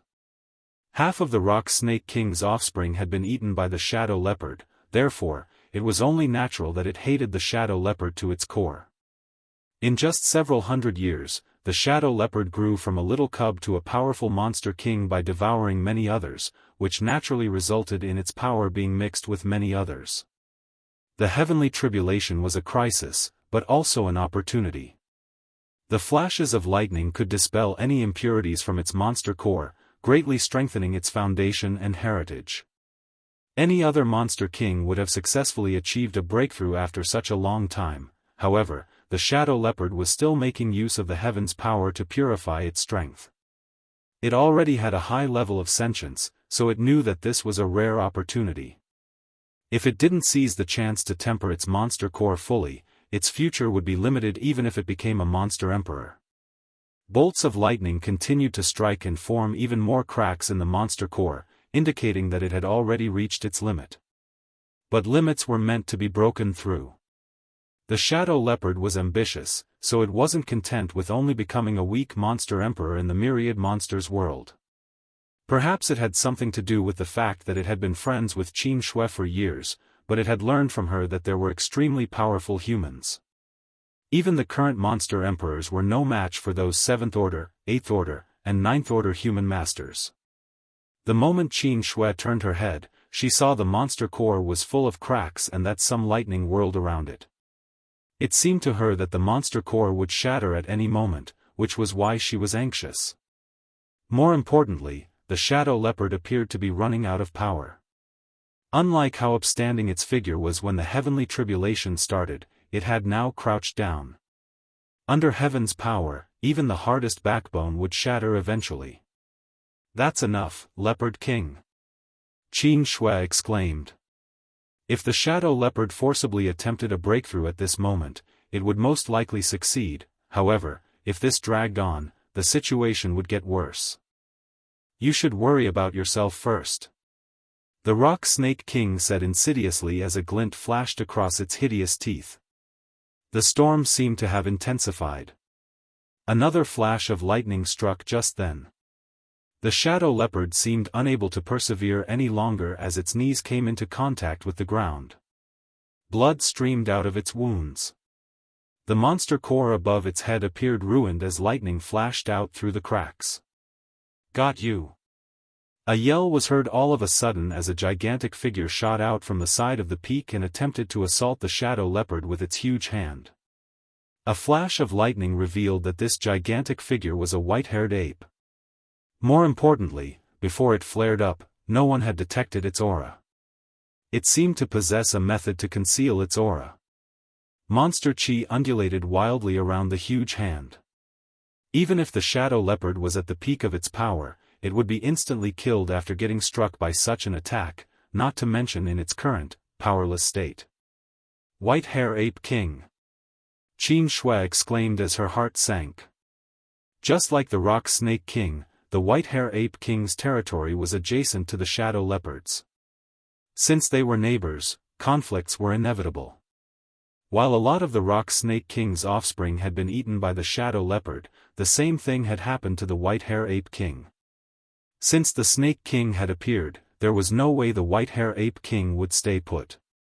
However, the Ape King had been hiding in the dark and waiting for a suitable chance, so it was even more insidious than the Rock Snake King. Following the bolt of lightning earlier, the Shadow Leopard's aura plunged. As such, the White Hair Ape King instantly appeared as it felt it was the best chance to make a move. Its strong hand struck the Shadow Leopard dead on, but the latter's skull was not shattered, nor was there any blood at all. The huge hand simply slipped through the Shadow Leopard's skull directly. At that moment, the Shadow Leopard seemed to be just an illusory figure. Huh? The White Hair Ape King's human-like face appeared doubtful, but before it could figure out what happened, it met the Shadow Leopard's amber eyes, which were tinged with mockery. A trap. The White Hair Ape King's heart was filled with trepidation. Although he had no idea what kind of divine ability the Shadow Leopard had used just now, the latter must have hidden it for such a moment. Both monster kings were so close they could feel each other's breath. The Shadow Leopard's aura appeared weak just moments ago, but now it surged all of a sudden. Its sharp claws accurately ripped open the White Hair Ape King's abdomen, causing blood to splash out wildly. Under normal circumstances, it wouldn't have been possible for the Shadow Leopard to kill the White Hair Ape King in such a way, not to mention that it was exhausted. However, the White Hair Ape King thought that the Shadow Leopard was doomed, so it had put down all its defenses when assaulting the latter. That was how the Shadow Leopard succeeded in one blow. A single moment was long enough to determine the White Hair Ape King's fate. The instant the Shadow Leopard retracted its claws, a fist-sized monster core was pulled out. Without hesitation, the Shadow Leopard stuffed the monster core into its mouth and gulped it down. The White Hair Ape King wasn't dead yet, but since its monster core was lost, around 90% of its cultivation was gone for good. Nonetheless, it was a monster race member, so it had intrepid vitality. If it could escape and spend some time recuperating, it might just survive. However, it would take a very long time for it to become a monster king again, if that was even possible. Gotcha. Another bolt of lightning struck. The White Hair Ape King's face filled with terror. The Shadow Leopard didn't have the spare time to finish its opponent off, but the Ape King couldn't possibly resist the heavenly tribulation in its current state. As lightning hit the Ape King, it exploded and turned into ash. The Shadow Leopard was at the most critical moment of its ascension and it was initially running out of power, but after it devoured a monster king's monster core, its power had been significantly replenished. Some of the monster core's power was of course wasted since the Shadow Leopard didn't have time to absorb it properly. Nevertheless, it was the last of the beast's concerns. Presently, it surged its monster chi to repair its monster core, healing the old cracks just as more were formed under the heavenly tribulation. The Shadow Leopard knew that if this dragged on, it would lose its life, so without hesitation, it swallowed the monster core in front of it. At that instant, lightning swirled around its figure. Beams of lightning were seen shooting out of its wounds, making it look like a lightning leopard. Not enough. It's still not enough. The Shadow Leopard roared as its amber eyes had been dyed red. It turned its head and glared at the two nearby monster kings who were fighting with the two Emperor Realm Masters. Both the Rock Snake King and Iron Wing Eagle King shuddered when they met the Shadow Leopard's gaze. They were already flabbergasted by the White Hair Ape King's death. They initially thought that the Shadow Leopard was doomed, so it stunned them when they realized the latter had been concealing its power. The divine ability that helped its figure turn illusory didn't seem like something a monster race member could master. Instead, it looked more like a human secret technique. The White Hair Ape King could never have expected that it would be killed in such a way. Presently, the two monster kings were shaken to the core since the Shadow Leopard had targeted them. Snake King, many thanks for everything that has happened today. I must give you something in return. The moment the Shadow Leopard finished speaking, it disappeared from the peak. Damn! The Rock Snake King secretly cursed. If it had known this would be the outcome, it wouldn't have tried to interrupt the Shadow Leopard's breakthrough today. The White Hair Ape King was a fool, letting himself be killed so easily by the Shadow Leopard. The Snake King was certain that the Shadow Leopard was on its last legs, so all the Ape King had to do was wait patiently and the heavenly tribulation would have taken care of everything. Nevertheless, the Ape King's monster core had become the Shadow Leopard's source of power now.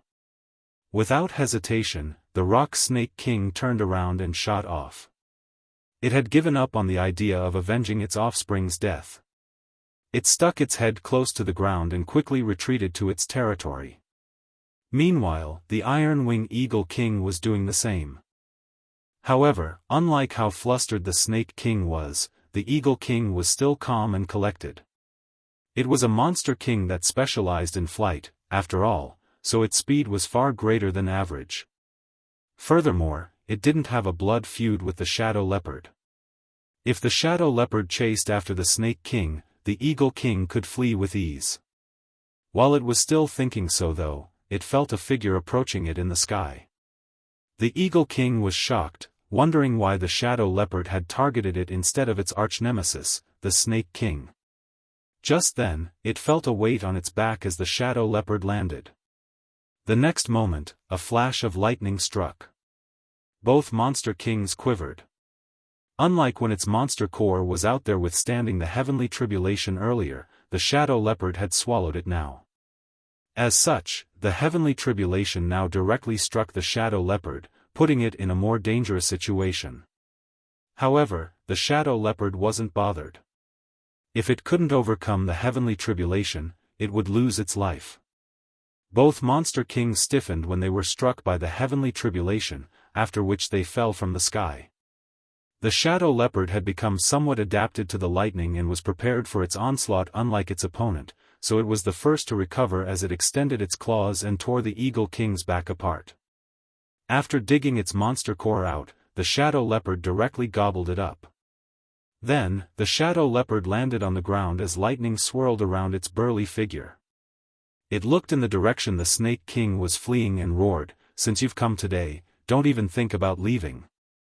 Following that, it streaked across the land like a flash of lightning and reached the Snake King in the blink of an eye before pressing its claws against the snake and forcing its head down. "Why are you running off so quickly, Snake King?" No. Following a shriek, another monster king's monster core was dug out. Martial Peak, Chapter 56:12, Wild Ambition. As the Shadow Leopard swallowed several monster cores of monster kings who were just as powerful as it was, its aura reached its peak. The invisible shackles broke apart as the Shadow Leopard achieved a breakthrough. While it roared painfully and wildly, its aura transformed into something new. Claps of thunder were still heard. While the heavenly tribulation was harming the Shadow Leopard, it was also purifying its power. There came a moment when, with the Shadow Leopard as the center, a round of visible shockwaves spread out in all directions. An extremely powerful aura exuded from the Shadow Leopard. It succeeded. Qin Shui, who had been paying close attention to the Shadow Leopard, cried tears of joy, oblivious to the fact that she had dug her fingers into her palms from all her worrying. She initially thought that the Shadow Leopard was doomed, so it surprised her when the latter overcame a seemingly impossible crisis and even achieved greater heights. Incredible, Ho Qinghai was standing beside her and was astounded by the Shadow Leopard's determination. If he were in the Shadow Leopard situation, he reckoned that he wouldn't have survived.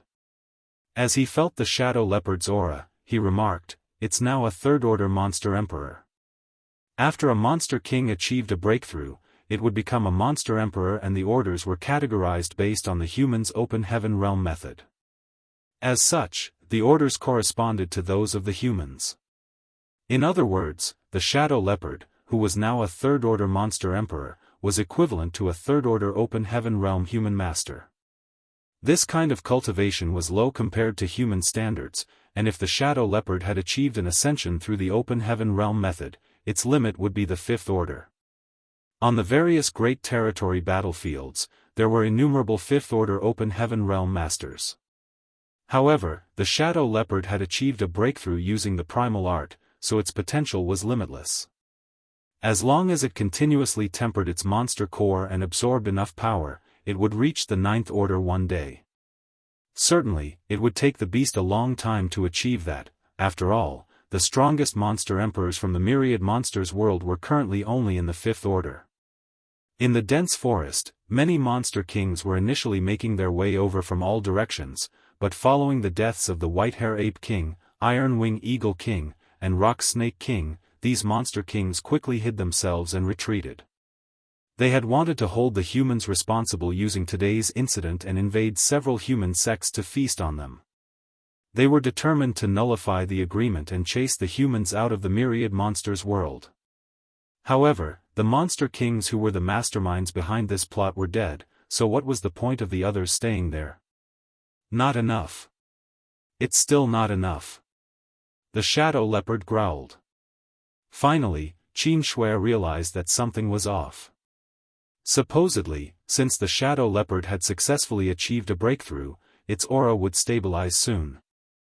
Instead, the shadow leopard's aura, which showed that it was a third-order monster emperor, was still rising.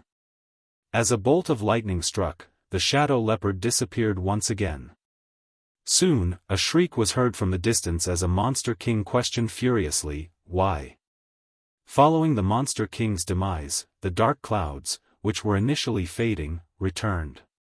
The heavenly tribulation seemed to be brewing again in those dark clouds. Another roar was heard moments later. The originally quiet forest became clamorous as though a handful of salt had been thrown into a frying pan full of hot oil. These monster kings seemed to have detected danger, so they stopped hiding and madly surged their powers to retreat to their territories as quickly as possible. A monster king growled, "Leopard King, since you've become a monster emperor, why do you still want to kill us ruthlessly?" The shadow leopard didn't answer the question as it focused on killing and devouring. Qin Shui's face turned pale again as she looked up at the increasingly thick dark clouds and the flashes of lightning. What is it trying to do? The heavenly tribulation was supposedly over, and the shadow leopard had become the leopard emperor. However, it was still hunting those monster kings down. It didn't seem to have the intention of letting them off. Although the shadow leopard had just achieved an ascension, the difference in power between a monster emperor and a monster king was unimaginably huge, not to mention that the leopard emperor was still withstanding the bolts of lightning. As the heavenly tribulation struck randomly and with enough strength to harm the leopard emperor, these monster kings were unable to bear the fallout. The auras of these powerful monster kings subsequently disappeared, and in the blink of an eye, 4 or 5 monster kings had been killed. The shadow leopard was dexterous to begin with, and now that it had become a monster emperor, it could move even faster. From a bird's eye view, one could see a leopard moving across the land like a flash of lightning. The shadow leopard was badly injured, but it had never felt more alive than it did today. It knew that it had made the right decision. The third-order monster emperor realm wasn't the end of its ascension this time. Ho Qinghai was dumbfounded, but he soon recalled something. Great Emperor. What? Qin Shui was startled for a moment before coming to her senses. Husband, you mean it is trying to become a great emperor of the myriad monsters world? That's the only possibility. Ho Qinghai nodded with certainty. Did you tell it about the great emperors? Qin Shui nodded. It did ask me about it once. In fact, most monster kings are aware of the existence of great emperors. When they became monster emperors, they certainly hoped to become great emperors as well. However, none of them have received the acknowledgement of the world's will over the years. As such, there has never been a great emperor in the myriad monsters world. Ho Qinghai sighed. It seems that the leopard emperor has found a way to become a great emperor. Perhaps the leopard didn't look for the way as it merely conformed to the heavenly way of this world. There was no order to speak of among the monster race. Compared to humans, monster race members lived in a constant state of battle. Furthermore, the myriad monsters world's environment was primitive. Regardless of what the shadow leopard had done, it had undoubtedly garnered the attention of the world's grand Dao. If it succeeded, it would most likely become a great emperor. However, if it failed, it would be doomed. It was a huge gamble. The dark clouds showed signs of dissipating after the shadow leopard first became a monster emperor, but as its aura continued to rise and it relentlessly killed and devoured other monster kings, the dark clouds reconstituted and grew in scale. Flashes of lightning struck down at the shadow leopard like whips, both wounding it while also purifying its aura all at once. The shadow leopard, which was originally a third-order monster emperor, was about to break through to the fourth order. As such, it became increasingly easy for it to kill other monster kings. A monster king that looked like a fox had returned to its territory and withdrawn its aura. While hiding in its den, it shuddered. However, the next moment, the earth was lifted off as a figure with lightning whirling around it appeared above the fox's head. Its eyes were like two blood moons as it glared at the fox. Monster. The fox spoke in human language with anxiety. Its voice was soft and demure, so one could imagine that if the fox assumed human form, it would be a seductive woman. Its mind had turned blank at the most critical moment, so it could only muster such a response. Damn you, Leopard Emperor! You demon! The shadow leopard yanked the fox out of the den and opened its bloody maw to devour its prey. Leopard Emperor, stop! A growl that sounded like it came from a hefty beast was heard at that moment. In the distance, a gigantic figure rushed over and landed in front of the shadow leopard. It was a monster with an ox head and a human body. The two horns on its head made it look intimidating, and scorching breath was seen puffing out from its nostrils. Given its power, it was already able to assume a full human form. Nevertheless, it seemed too lazy to do so and only took a half-human form to move around more easily. Save me, sir! The fox exclaimed. You're finally here.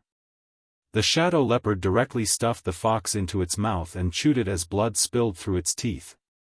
There was no doubt the beast was cruel and merciless, its eyes appearing nonchalant, as though it had just killed an ordinary monster beast instead of a powerful monster king. Bolts of lightning continued to hit the shadow leopard, which made it quiver. The ox-head monster emperor was both shocked and furious as he roared, "You dare!" The fox was the ox's favorite concubine as it knew many tricks to infuse some fun into its boring life. The ox was shocked to see the fox being killed right before its eyes. The shadow leopard's voice sounded like a sneer, "So what if I've killed her? Do you want to avenge its death?" The breath emitted from the ox-head monster emperor's nostrils seemed to have materialized, which showed how incensed it was. Nevertheless, it forced itself to calm down and nodded. "Leopard Emperor, since you're also a monster emperor now, you should comply with the rules in this world and mustn't kill monster kings as you please." No one had set such rules, but a tacit agreement had been passed down over the generations. The ox-head monster emperor initially thought that since it had personally shown up to deal with the matter, the shadow leopard would give it some face, but much to its surprise, the shadow leopard didn't show any regard for it at all. If the shadow leopard were any other monster emperor, the ox-head monster emperor wouldn't have let it off so easily. Monster race members loved fighting, after all, and it had been a monster emperor in the myriad monsters world for 300 years, so it wasn't afraid of anyone. However, the leopard emperor's aura showed that it was about to reach the fourth order, and heavenly lightning continued to strike it.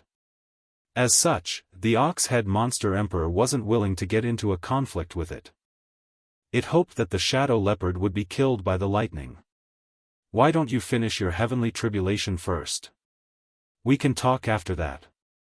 "Cut the crap. Do you think this emperor doesn't know that you're the one behind all this? That slut must have instigated you to do this as well. I was going to look for you anyway, but since you're here already, it saved me some trouble." "You wanted to look for me?"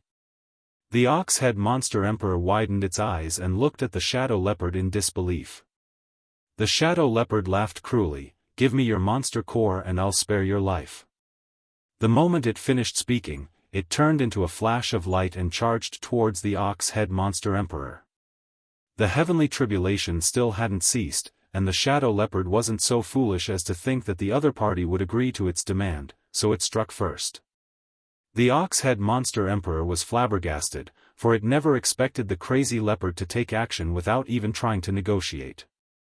It now regretted coming here. As monster chi surged, both monster emperors engaged in battle, elevating the conflict beyond a mere brawl between monster kings. Monster emperors were already the most powerful beings in the myriad monsters world, so a life-and-death fight between the two could cause unimaginable damage.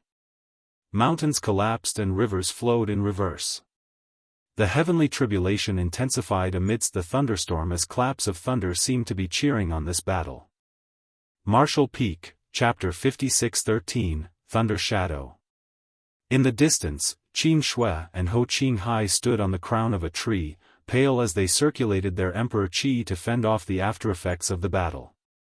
Although they had no idea whether the shadow leopard would win, its words made them realize that the ox-head monster emperor was the culprit behind the incident tonight. In the myriad monsters world, not all monster race members were willing to comply with the agreement. Some of them believed that the myriad monsters world belonged to the monster race, and as such, all the humans should be killed or become their food. Despite having such thoughts, they wouldn't dare to do anything to directly break the agreement. The ox-head monster emperor was a leader among this faction of the monster race. It had expressed its hostility against the human race on many occasions, and the sects run by the humans in its territory had an especially hard time. The disciples from these sects would even disappear from time to time. Although it didn't dare to brazenly target the humans, the disciples of those sects could never collect herbs from the forests as easily as those from Great Feather Pavilion. The disciples in its territory didn't have the guts to move far away from their sects as they were worried they wouldn't be able to return. Similarly, there were several monster emperors who shared the same sentiment as the ox-head monster emperor, but most never showed their intentions explicitly. Upon hearing Shadow Leopard's words, Qin Shui and her husband were certain that the ox-head monster emperor was the mastermind behind this incident. Qin Shui and Shadow Leopard had been close friends for hundreds of years, which was no secret. As Shadow Leopard went through the heavenly tribulation that night, Rock Snake King and White Hair Ape King, who were on bad terms with it, would make a move. There was no way Qin Shui would sit back and do nothing. Once she decided to meddle though, it was no different from destroying the agreement. As such, there wouldn't be a problem for those of the monster race to flare up and retaliate. It was hard to imagine that a monster race member could come up with such a vicious plan. After all, the ox-head monster emperor looked like a forthright being. Nevertheless, monster emperors were no less intelligent than humans. Everywhere in the myriad monsters world, some monster race members were secretly paying close attention to the battle between these two monster emperors. They were not monster kings, who were unable to have a hand in the battle between two monster emperors. Those who could watch this fight were all monster emperors in the myriad monsters world. This single breakthrough had affected the entire myriad monsters world. Qin Shui was worried that if Shadow Leopard lost the fight, the myriad monsters world would descend into turmoil. She wasn't certain if Shadow Leopard would win. Although its aura suggested that it was only one step away from becoming a fourth-order monster emperor, it was badly injured because of the heavenly tribulation. Moreover, it had just achieved a breakthrough, so no one knew how much of its power it could utilize. On the other hand, even though the ox-head monster emperor was only a third-order monster emperor as well, it had been 300 years since it entered that realm. Not only did it have ample heritage, it was also steady and obstinate. There was no doubt it was a formidable opponent for Shadow Leopard. Shadow Leopard's growls and ox-head monster emperor's bellows reverberated across the sky. These two gigantic figures crashed into the ground, causing a radius of 10,000 kilometers around them to tremble. Lightning continued to strike Shadow Leopard, increasing its wounds. Presently, it was fighting against the heavens and a monster emperor, making this the greatest crisis it had ever faced. However, it was the ox-head monster emperor who felt increasingly terrified. Although the heavenly tribulation mainly struck Shadow Leopard, its fallout was giving the ox-head monster emperor a hard time. Although it was a third-order monster emperor, such fallout was still deadly to it, and as more time passed, the impact would only become more pronounced. The ox-head monster emperor was also astonished that instead of plummeting, Shadow Leopard's aura continued to rise. "Just die already!" Shadow Leopard roared. The ox-head monster emperor was both terrified and furious. It had already regretted making use of the Shadow Leopard's ascension to deal with the humans. Initially, it was worried that the stronger Open Heaven Realm Masters might intervene to ruin its plan, but it never crossed its mind that before it could even carry out its plot, it would be destroyed by Shadow Leopard. Another bolt of lightning struck, as though responding to Shadow Leopard's roar. The Ox-Head Monster Emperor widened its eyes in disbelief because it realized that Shadow Leopard had broken through to the Fourth Order Monster Emperor realm. Such an incident was simply unheard of. Usually, when a Monster King became a Monster Emperor, its order would be fixed. It was inconceivable that even though Shadow Leopard had become a Monster Emperor, it could still ascend to the next order during its heavenly tribulation. Initially, both of them were Third-Order Monster Emperors, so the Ox-Head Monster Emperor had the confidence to oppose Shadow Leopard since it had been hundreds of years since its own ascension. However, the moment Shadow Leopard became a Fourth-Order Monster Emperor, the Ox-Head Monster Emperor knew that it was doomed. What's more, it felt uneasy because the myriad monsters world seemed to be favoring Shadow Leopard. Presently, Shadow Leopard was no longer defying the heavens, instead, it was harmonizing itself with the will of the myriad monsters world. The Ox-Head Monster Emperor suddenly realized that this was the true Grand Tao of the monster race.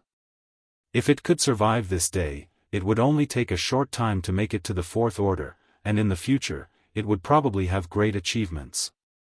However, could it escape from death's door? Its epiphany at this point seemed laughable. It's incredible. Good. Great. Shadow Leopard seemed to have gone mad as its amber eyes were filled with ecstasy when all of a sudden, it stepped backwards. The Ox-Head Monster Emperor, who had been bearing the storm of attacks, could finally take a breather. Although it had no idea why Shadow Leopard suddenly retreated, it did not question this unexpected reprieve.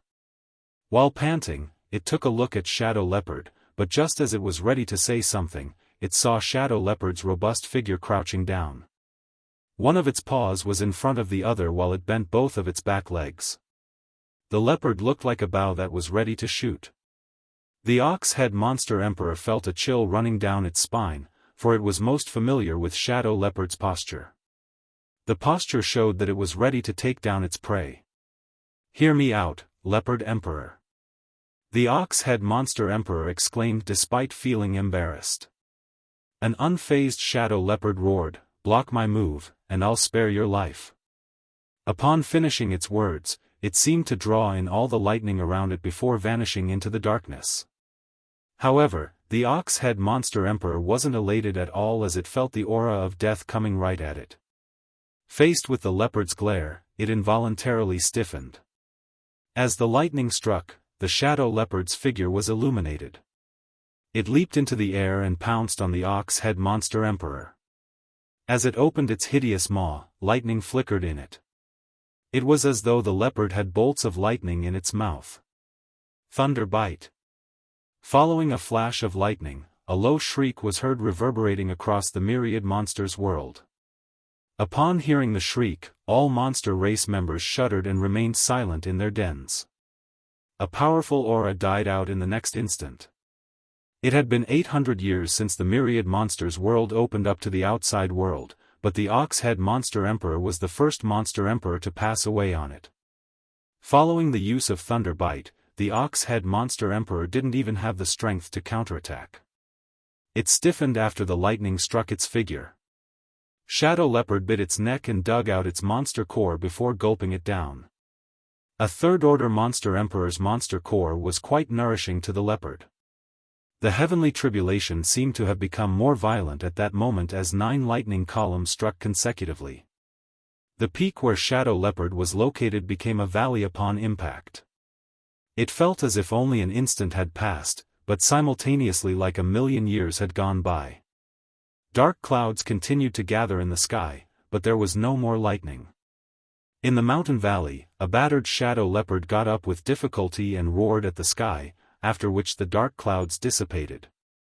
In the void, the figure of a sturdy black leopard was reflected. The figure looked exactly like Shadow Leopard, right down to its fur. Throughout the entire myriad monsters world, wherever the humans and monster race members were, as long as they looked up, they could see this magnificent figure. The world hummed as it seemed to be filled with joy. The shadow leopard's illusory figure in the sky warped before transforming into two ancient characters. The language didn't belong to the humans or the monster race and seemed to be a direct manifestation of the heavenly way. They represented the world's will, so everyone could recognize their meaning in an instant. Thunder Shadow. The trillions of living creatures in the myriad monsters world instantly realized that there was a new great emperor that had gained the world's acknowledgement, and Thunder Shadow was its title. While the humans were astonished, the monster race celebrated. They had only heard about great emperors from the humans. However, while many monster race members had managed to become monster emperors over the years, none had risen to claim the mantle of great emperor. They initially thought that it was because the monster race was different from the humans. After all, the heavenly way in this era favored humans while the monster race was only the darling of the previous era. As such, they were worried there would never be a great emperor from the monster race. The birth of Thunder Shadow Great Emperor allowed them to see new hope. Fortunately, the heavens had not cut off the dream of becoming great emperors. They were in the myriad monsters world where the environment and aura were primitive and favored them, which was almost like an extension of the previous era. Since Shadow Leopard had become a great emperor, it meant that the other monster kings had such a chance as well. In comparison, the deaths of more than 10 monster kings and a third-order monster emperor were nothing worth mentioning. Initially, many long-time monster emperors were worried about Shadow Leopard's actions and planned on suppressing it after the dust settled to let it know that it couldn't kill as it pleased. Now though, none dared to suppress it, nor were they capable of doing so. Shadow Leopard was the only great emperor in the myriad monsters world, so they would consider themselves lucky if Shadow Leopard didn't find fault with them. How would they have the audacity to challenge it? This fellow had killed countless monster race members to get to where it was today, so if it was disgruntled one day, it might just kill some monster emperors and eat them as a snack. Soon, the two abstruse characters turned into rays of light and shot into Shadow Leopard's body, leaving a mark in the deepest part of its soul. Shadow Leopard had gained the acknowledgement of the myriad monsters world and earned a title. Its aura, which was faint and withering, immediately started burning again as though it had been splashed with oil. In all directions, the might of the world streamed into its body, allowing its battered figure to acquire immense nourishment. Its blood stopped flowing out of its wounds which were now healing at an incredible speed. Even its monster core, which was about to shatter due to the heavenly tribulation, became hard and perfect once more. The rapid increase in its aura allowed it to rapidly ascend to the fifth order before it gradually stopped. It was a gift from the world, openly showing its favor to Shadow Leopard. Countless living beings were dumbfounded upon sensing this and many couldn't help feeling envious. Martial Peak, Chapter 56-14, Congratulations from all around. The One-Legged Ox clan offers congratulations to Thunder Shadow Great Emperor. From now on, you will be our leader, and we will always obey your commands. A loud voice was heard coming from the southwest. It was a monster king from the Ox Head Monster Emperor's clan who was expressing his loyalty. Since their clan's monster emperor was killed, there was supposed to be a blood feud between them. However, to the monster race, strength mattered above all else, so the dead monster emperor no longer mattered. The Ice Frog clan congratulates Thunder Shadow Great Emperor. May you reign over the myriad monsters world for generations to come. A croak was heard coming from the northeast. The Snow Mink clan congratulates Thunder Shadow Great Emperor. It was from the southeast this time. One by one, monster emperors and monster kings raised their voices. Besides monster race members, even the open heaven realm masters from various sects congratulated Shadow Leopard. After it became a great emperor, congratulations came from all around. To the humans, a fifth-order monster emperor was certainly not worth much attention. After all, millions of open heaven realm masters ranged from the fifth order to the seventh order on the various battlefields. A great emperor was nothing special either, as every universe world could produce their own great emperors who were powerful in their domains, but insignificant in the expansive universe. However, a great emperor of the myriad monsters world was different. after all, Thunder Shadow Great Emperor was of the monster race. The humans were fully aware of the achievements of the great emperors who came from the star boundary. Apart from the universe-famous Yang Kai, there was Zhan Wuhen, Duan Hongchen, Mo Huang, and others who were also well-known figures. They all had made a name for themselves on the battlefields as they slaughtered Black Ink clansmen. These great emperors only directly ascended to the Sixth Order when they made it to the Open Heaven realm in the past, but now, most of them were already in the Eighth Order. 2 or 3 of them were still in the Seventh Order, but it wouldn't be long before they made it to the next order. The key was that it had only been about 2,000 years since they first ascended to the Open Heaven realm. It would take the average person 2,000 or more years just to ascend from the Sixth Order to the Seventh Order, while it should be impossible to make it to the Eighth Order no matter how many resources they had available. After all, it took time to refine resources too.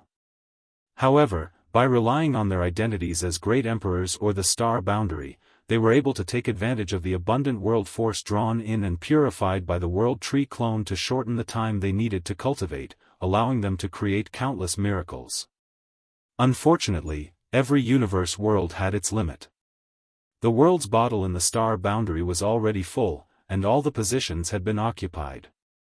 Unless a great emperor fell, there wouldn't be new ones rising up.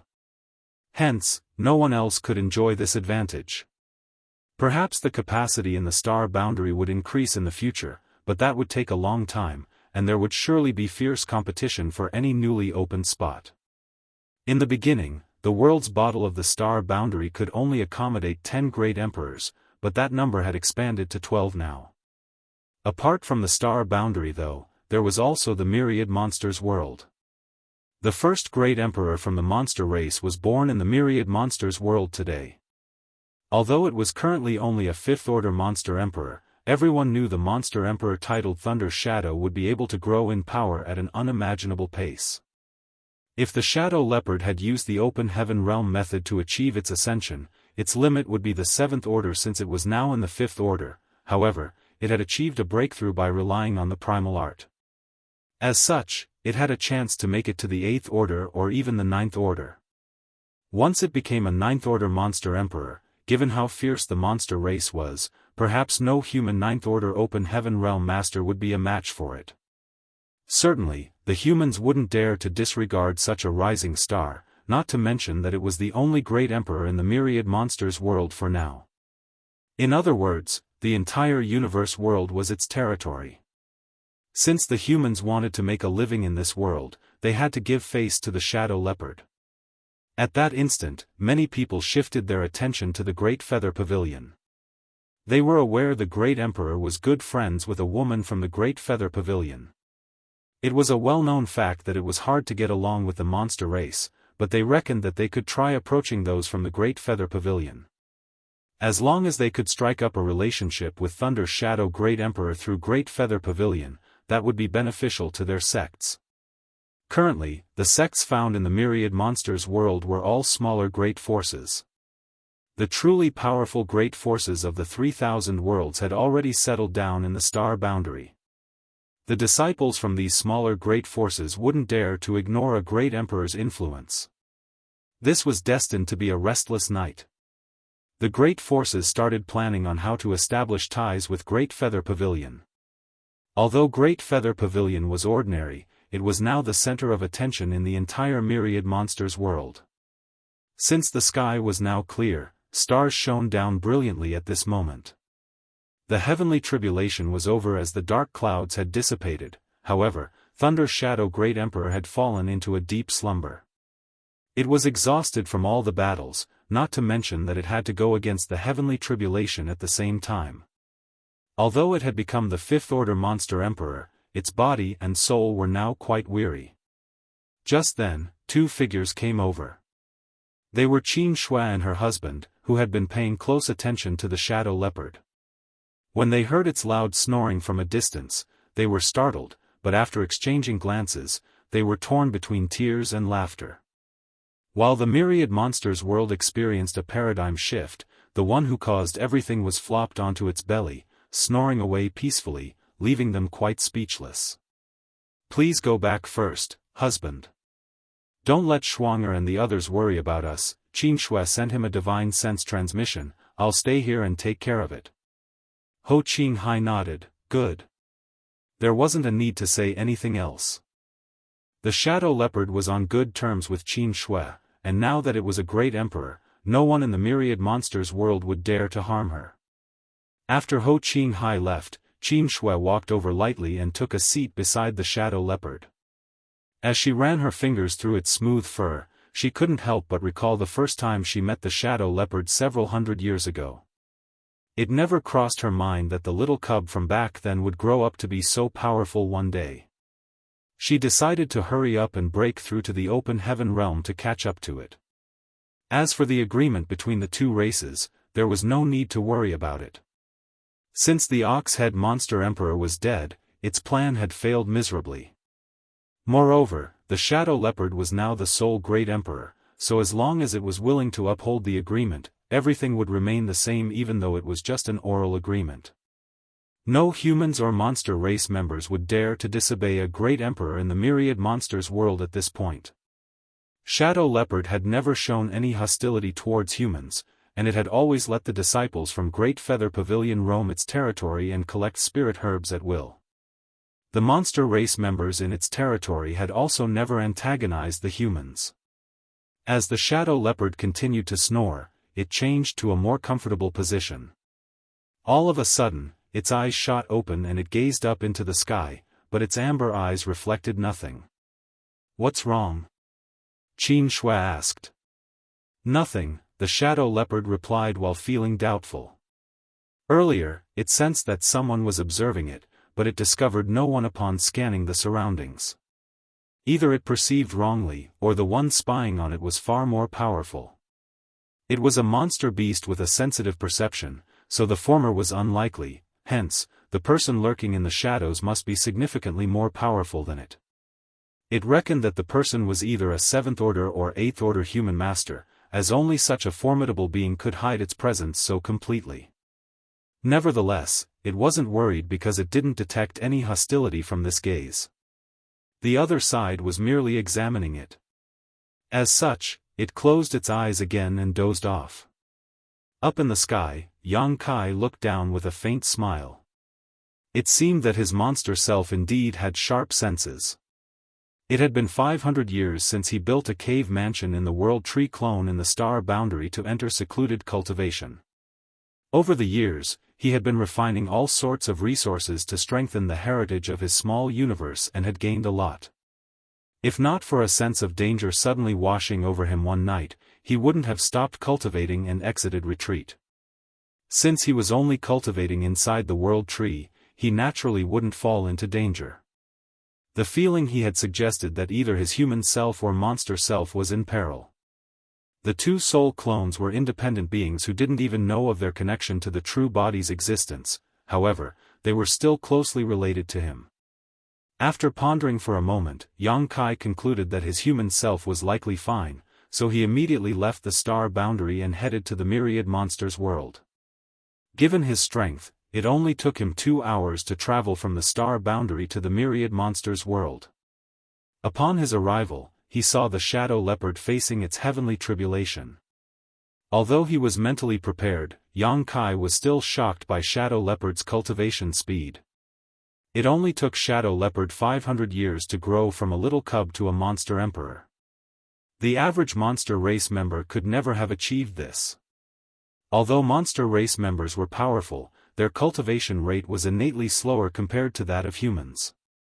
It usually took them a long time for them to reach the same relative realm as their human counterparts, though they were usually more powerful as a result.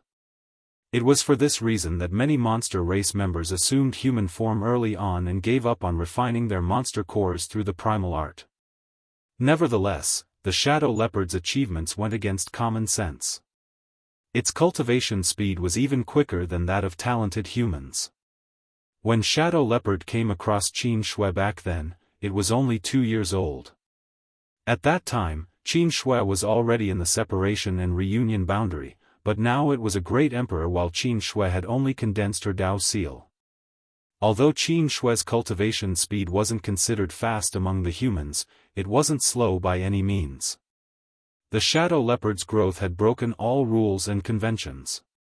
Even some human prodigies paled compared to the shadow leopard when it came to their cultivation speed. Certainly, this wasn't solely due to the shadow leopard's capabilities. It was thanks to an amazing secret art named the Heaven-Devouring Blood Light Scripture. It was the combination of the Heaven-Devouring Battle Law and Grand Evolution Immortal Blood Light Scripture. Yang Kai had cultivated both secret arts before, and given that he was an 8th Order master now, it wasn't hard for him to combine these heaven-defying secret arts and devise a new one. The secret art was specifically prepared for his monster self.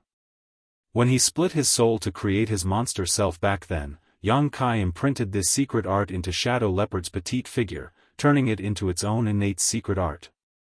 That was the reason Shadow Leopard had been making enemies everywhere over the years. To cultivate the heaven-devouring blood light scripture, it had to kill and gobble up the physiques and monster cores of other monster beasts to strengthen itself. Now, it seemed that Shadow Leopard had done a great job. Martial Peak, Chapter 56-15, Exiting Retreat. Yang Kai had traveled far and wide since he started cultivating and considered himself quite knowledgeable, but the heaven-devouring battle law was still the most profound and powerful secret art he had ever encountered. This wasn't a surprise though, seeing how it was deduced by the martial ancestor most skilled at creating secret arts and techniques, sure. Even the core secret arts used by the cave heavens and paradises paled in comparison to the heaven-devouring battle law. Of course, it also had obvious drawbacks. This secret art allowed a cultivator to devour anything and everything which possessed even the slightest bit of energy, embracing and consuming all of creation like how every river eventually flowed into the sea. However, a cultivator's body wasn't a sea, and what was being devoured weren't rivers. Unbridled devouring of external power for oneself could help a cultivator gain a large amount of strength quickly, but having too many kinds of strength gathered in one's body was akin to drinking impurities which would affect one's mentality. Hence, this secret act could easily cause dissonance in one's cultivation. Since Wukong had the flawless purifying golden lotus, which kept one's physical body completely free of all impurities, he could safely practice the heaven-devouring battle law while others couldn't. Only one heaven-devouring great emperor had ever existed since ancient times for this exact reason. In truth, the ones who were the most suited to cultivate this secret art were the Stone Spirit Clan members.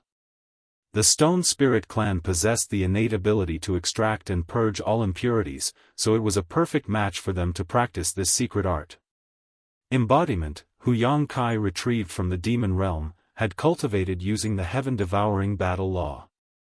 Compared to the heaven-devouring battle law, the Grand Evolution Immortal Blood Light Scripture didn't have as many drawbacks. However, it had a huge limitation because it could only devour blood essence. Yang Kai merged the advantages of the two secret arts and deduced the heaven-devouring blood light scripture. Though it wasn't as profound as the heaven-devouring battle law or even the Great Evolution indestructible blood light scripture, it was incredibly well suited for his monster self. The growth of the monster race had always been accompanied by bloodshed. After a battle, the victorious monster would devour the losing monster's physique and monster core. This sort of devouring was instinctual, so Yang Kai only turned that instinct into an innate secret art which greatly accelerated his monster self's growth rate. This only worked because devouring and refining power from a monster beast's physique and monster core wouldn't have large drawbacks compared to the heaven-devouring battle law. Since the power contained in a monster beast's physiques and monster cores was already compatible with other members of the monster race, even without the flawless purifying golden lotus, a monster race member's body could naturally expel any impurities, while this new secret art helped it far more efficiently and effectively refine that strength for its own use. Now, there were clear results. In just a short 500 years, his monster self advanced to the Monster Emperor realm and rose to claim the mantle of Great Emperor. Yang Kai only felt a bit remorseful now because his monster self would no longer be able to kill other members of the monster race recklessly and devour their monster cores and essence. Now that his monster self was a great emperor, the entire myriad monsters world was its territory, and all monster race members looked up to him, so if it did start a massacre, it would break the balance and might even lose the acknowledgement of the myriad monsters world. Fortunately, Yang Kai's monster self didn't necessarily need to use such methods to gain more strength. Moreover, there weren't many monster emperors in the myriad monsters world in the first place, so even if it killed them all, it wouldn't gain much growth. His monster self was now the myriad monsters world's only great emperor and could follow the example set by Zhan Wuhen and the others by absorbing world force directly from the world itself to cultivate. In that sense, it could use the entire myriad monsters world's power without having to share it with any others. Unless a second great emperor rose up, Yang Kai's monster self could easily break through to the 6th order, 7th order, or even the 8th order monster emperor realm extremely quickly. In this way, its growth rate would greatly surpass even Zhan Wuhen and the other star boundary great emperors. His human self had a world tree clone inside his small universe, while the title of great emperor gained by his monster self allowed it to cultivate the power of the world tree clone in the myriad monsters world. Both his soul clones had promising futures. Currently, the humans and Black Ink clan were maintaining a delicate balance. The agreement between the two races stated that besides the 6 great territories where any form of war was permitted, the 8th order masters and territory lords were not allowed to interfere in the ongoing battles. However, no one could be sure when this balance would be broken. After a rough estimation, Yang Kai realized that it had been about 1,000 years since the great armies had retreated from the barren territory battlefield. During this millennium, the human race had seen the rise of many talented individuals, but so had the Black Ink clan. Even though Yang Kai was in retreat inside the world tree, it didn't mean he didn't know what was happening outside. He was a great emperor of the star boundary, so nothing that happened in the star boundary escaped his senses. There were also reports coming in from the 13 battlefields, so Yang Kai knew the humans had gained several rising stars that shone brightly in each of the great territories. Of course, many highly regarded and aspiring youths had also died in battle. On the other hand, the Black Ink clan had successfully nurtured a new batch of territory lords. Though these territory lords weren't as strong as innate territory lords, they symbolized infinite possibilities as they could one day become royal lords. With how much territory and resources the Black Ink clan had conquered, they could nurture quite a lot of royal lords if they were willing to dedicate all their resources to this pursuit. Both races were gathering their strength for the future, so the relative calm they were maintaining was just an illusion. Once one of the clans gained enough of an advantage to wipe the other out, the final battle would commence. How long would that take? 2,000 years? 3,000? No one could say for certain. However, Yang Kai knew that there wasn't much time left. Judging by the situation on the battlefields, the human race didn't have much of an advantage. Many aspiring individuals had directly broken through to the 6th order and 7th order open heaven realm, saving them a lot of cultivation time. However, these individuals still needed a long time to enhance their heritages before advancing to the 8th and 9th order open heaven realms. On the other hand, with their Black Ink nests, though the Black Ink clan had to steadily rise up from the very weakest as well, they could still advance quicker than the humans. Therefore, it could be estimated that when a new 9th order open heaven realm master appeared among the humans, the Black Ink clan would also see the birth of new royal lords. After returning to the star boundary, Yang Kai threw himself into his secluded cave mansion and started another round of cultivation. Years went by. Yang Kai had completely lost track of time and his secluded cave mansion had slowly been covered in a thick layer of green leaves. Now, if passing open heaven realm masters didn't look closely, they would never notice that there was a tree cave here. A full 1,200 years later, the sealed-up cave mansion opened again, and Yang Kai emerged. After more than 1,000 years of seclusion, and adding on the time from before he was interrupted by his monster self's advancement, Yang Kai's retreat lasted for 1,700 years. This wasn't the longest time Yang Kai had ever spent cultivating. That distinction belonged to his stay in the temporal rivers inside the Great Sea celestial phenomenon, where from his perspective he had secluded himself for some 4,000 years. Since he had spent so much time in retreat though, Yang Kai had depleted all the resources he had gathered. One had to know that the number of resources he had collected was simply unfathomable, as he had huge piles of various valuable things he had gained through various exploits over the years, but now, all of that was gone. Of course, with such a huge expenditure, he had achieved equally great results. Though he hadn't reached the peak of the 8th Order Open Heaven realm, he was not far from it. Also, his small universe now had countless living beings inside, which would constantly bring him more benefits. Even if he didn't enter retreat ever again, he would have still reached the peak of the 8th Order Open Heaven realm in short order. That was also his limit in this lifetime. Yang Kai gently clenched his fists as he felt the majestic strength inside his small universe. If he encountered an innate territory lord now, he was confident that even without using a soul-rending thorn, he could kill the other party within 10 moves. This was something impossible for him 1,700 years ago. After nearly 2,000 years of retreat, Yang Kai was eager to find some ignorant innate territory lord and test his current strength. Unfortunately, that idea could only exist in his head, for if he took action, it would violate the peace deal. For now, the human race wasn't ready for a final battle with the Black Ink clan, and neither was Yang Kai. A shadow flashed before Yang Kai's eyes at that moment as a slender figure landed nearby. The woman had a surprised expression as she exclaimed, "Palace Master." Looking at the familiar face, Yang Kai nodded lightly, "You've worked hard." Wuxia Xianxia had already broken through to the 7th Order Open Heaven realm.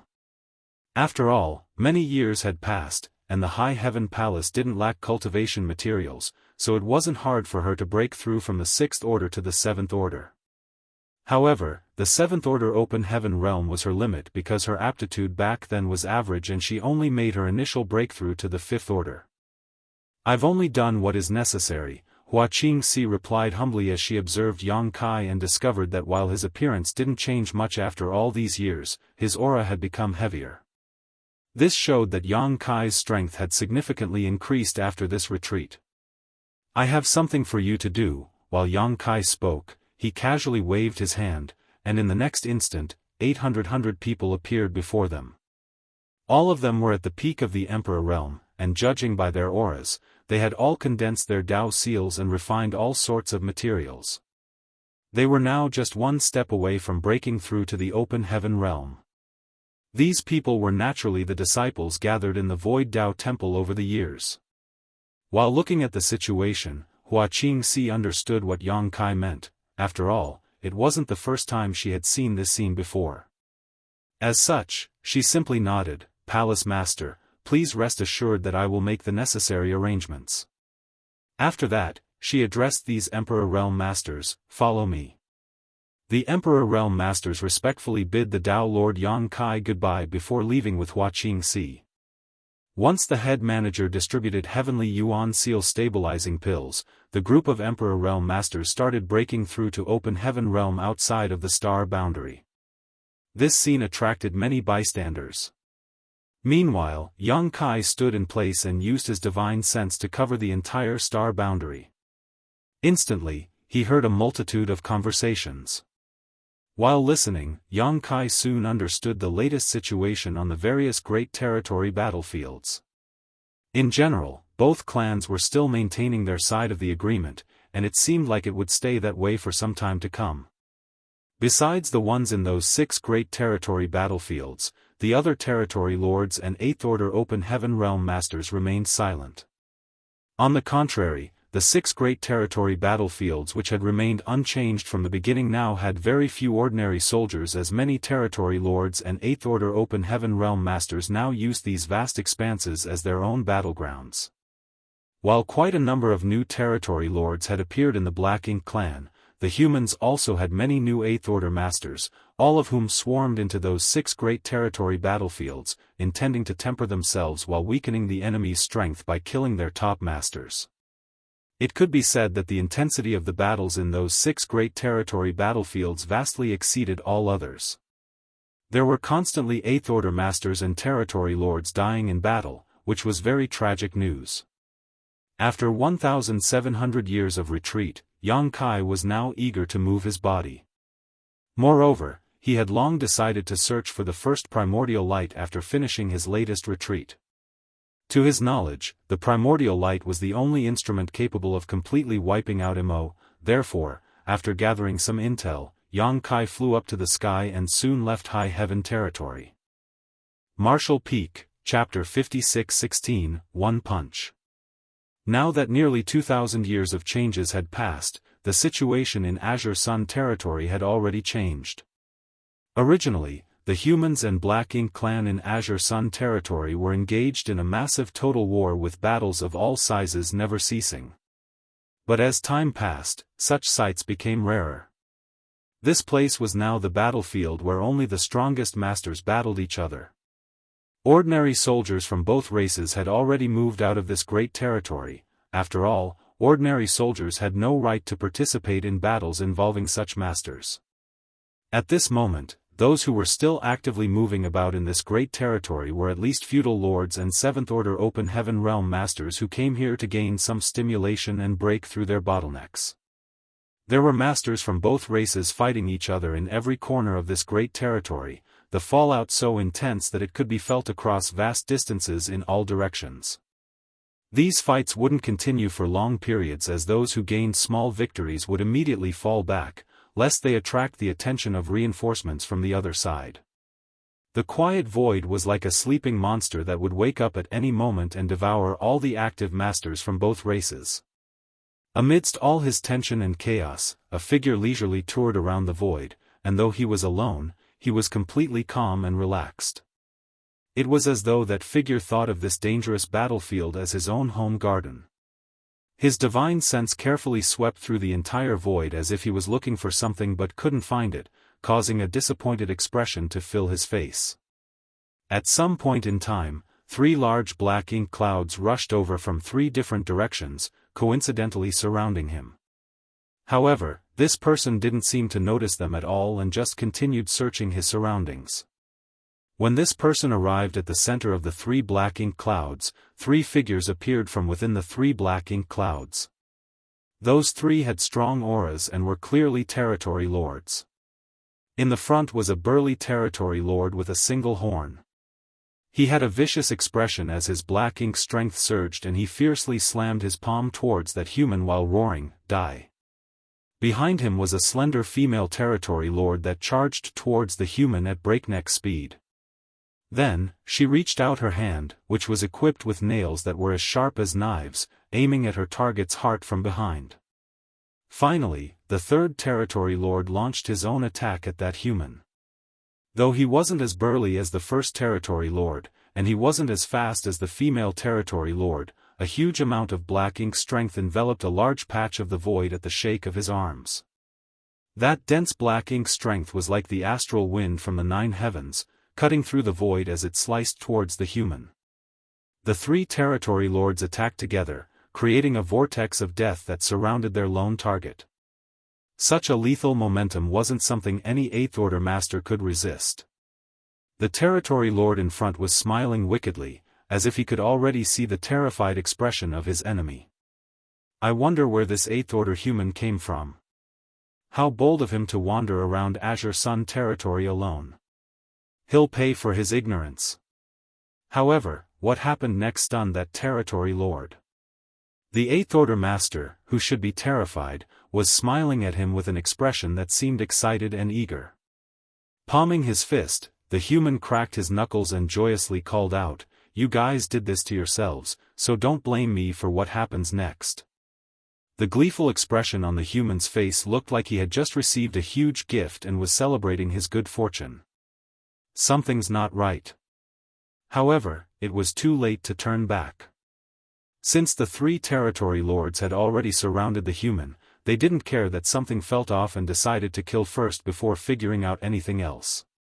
Instantly, all 3 territory lords arrived before the lone 8th order master, and the first burly territory lord threw a punch as a violent wave of black ink strength surged out.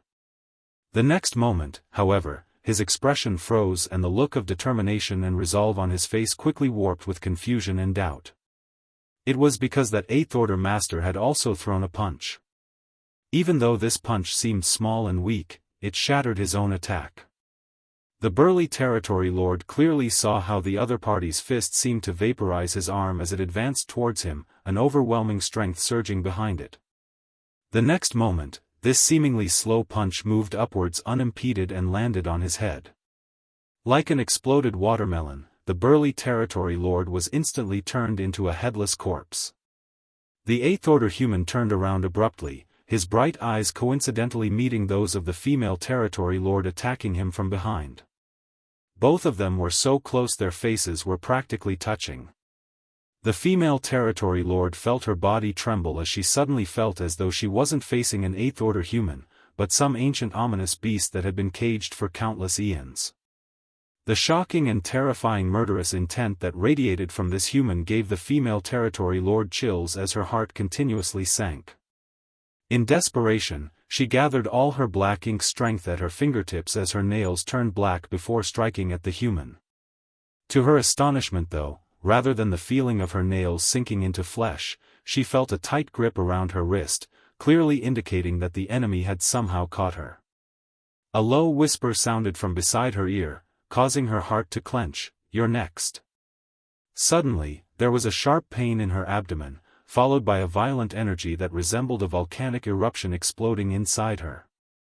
She felt like her enemy had punched through her body and completely broken her spine. The violent energy then surged out and attacked her strong body, and in less than a breath's time, the female territory lord exploded into a mist of blood. It was only after the death of the first two territory lords that the violent black ink strength wave created by the third territory lord reached its target. This was supposed to be a powerful secret technique that could create an optimum battleground for his two companions, but now, it was what saved the third territory lord. Seeing his two companions being decapitated and exploded by a single attack each from the mysterious human before him, the third territory lord didn't dare to remain any longer.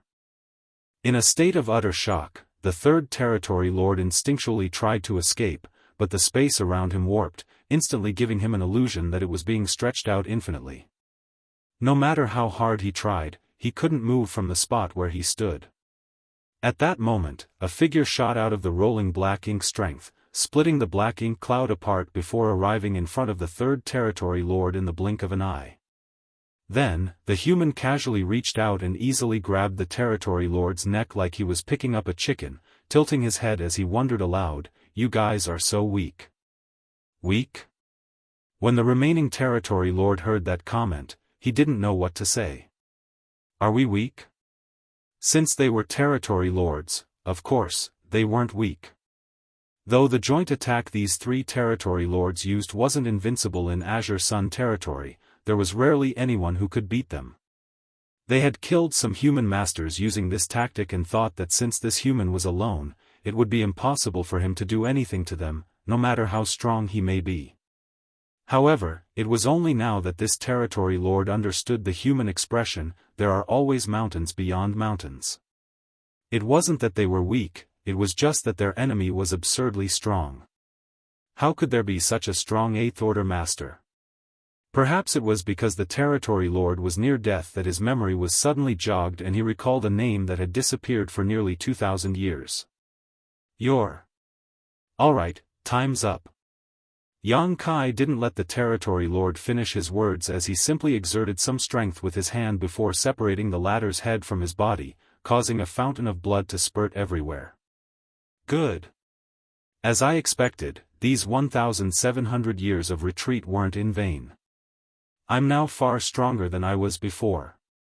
However, Yang Kai immediately understood that he could kill these three territory lords so easily because they weren't innate territory lords but acquired territory lords. Back when they were on the Black Ink battlefield, it was common knowledge that under normal circumstances, a territory lord's strength would be weaker than an eighth-order master's because humans acquired their strength through long-term accumulation. Yang Kai had killed quite a few innate territory lords, so these acquired territory lords were nothing to him.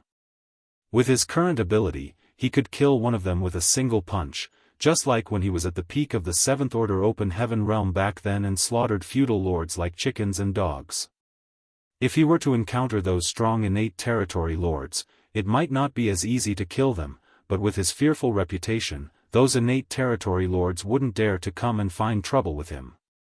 Only these acquired territory lords who never experienced his terror would have forgotten his infamy and mistakenly targeted him. Though Azure Sun territory was vast, the sudden annihilation of 3 territory lord auras was enough to attract the attention of many masters. Following that, several divine senses came from all directions, including divine senses from territory lords, feudal lords, and 7th and 8th order masters. During these years of continuous battles, both races suffered losses, but never had a battle ended so quickly, much less with 3 territory lords dying at once. Yang Kai naturally sensed these probes and secretly sighed. There has indeed been a significant increase in masters from both races during my years of retreat. The Black Ink clan could use their black ink nests to cultivate, so it was normal for them to become stronger quickly.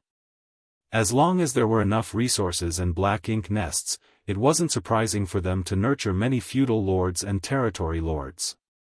However, it was surprising that so many 7th order and 8th order masters had appeared so quickly. Theoretically, it would be difficult for so many humans to break through to the 8th order open heaven realm after just 2,000 years, especially those rising stars, because they wouldn't have enough accumulation. The truth, however, was that the rate of breaking through to a new realm amongst those rising stars was not any slower than those veteran open heaven realm masters. Moreover, some of them even broke through to the 8th order open heaven realm earlier than veteran 7th order masters. Perhaps this was a blessing from the heavens. Just like how the heavens chose Yang Kai as a means of protecting themselves from the Black Ink clan's invasion, all the human soldiers who fought against the Black Ink clan had gained the heavens' favor as they were complying with the heavens' will. Such people could be said to be fighting on behalf of the heavens and would thus receive far more opportunities and good fortune. In the past, there weren't many such people around, but now that the Black Ink clan had invaded the 3,000 worlds and the humans were forced to defend just a handful of great territories, was the time when they needed to increase their overall strength the most. It was for this reason that the 9th order old ancestors and Yang Kai worked hard to create a safe environment for them to grow. This very scenario imperceptibly shortened the time the humans needed to grow stronger. It was said to be difficult to predict the heavens' will, but in truth, it could be seen in everything. While in a trance, Yang Kai seemed to have realized something. But soon, he was interrupted by a frantic divine sense. Those acquired territory lords didn't know of Yang Kai's reputation, but the innate territory lords certainly did. Back in the day, all innate territory lords were shown images of him so that they could memorize what he looked like. 1,700 years had passed, and the Black Ink clan had gradually forgotten the shadow cast over them by Yang Kai. Moreover, according to the reports from the various Black Ink disciples, this killing star had seemingly entered retreat in the star boundary soon after the peace deal was signed and not shown his face ever since. No one expected that he would suddenly appear inside Azure Sun territory and announce his return by slaughtering 3 territory lords. Martial Peak, Chapter 56:17, I'm just looking around. Sir Yang Kai, what's the meaning of this? A magnificent divine sense suddenly reverberated from the depths of the void. Though it sounded like the voice was questioning Yang Kai, it didn't dare to be too reckless with its tone or words.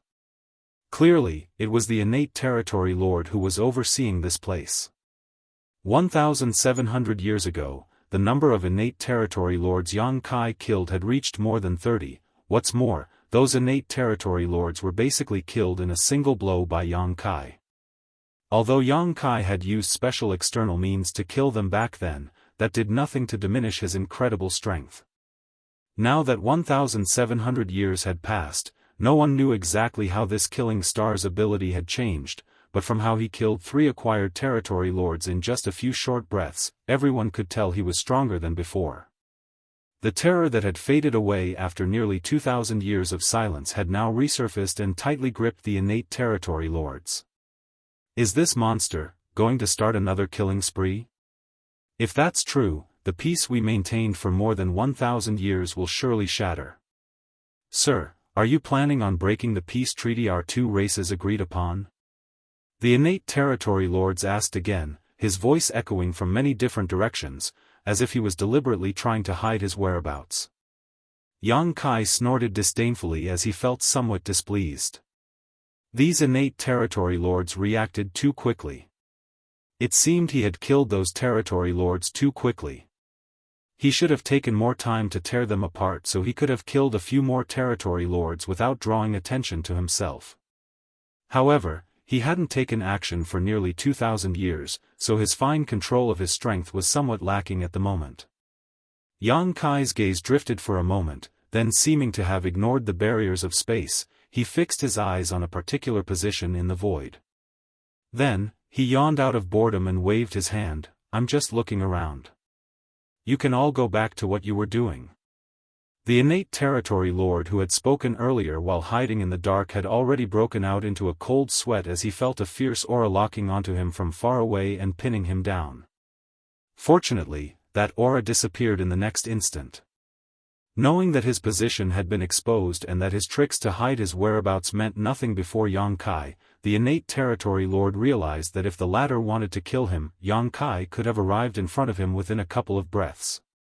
He didn't have the slightest confidence in resisting Yang Kai's assault. On the other hand, Yang Kai's answer made several territory lords feel their chests tighten. Looking around.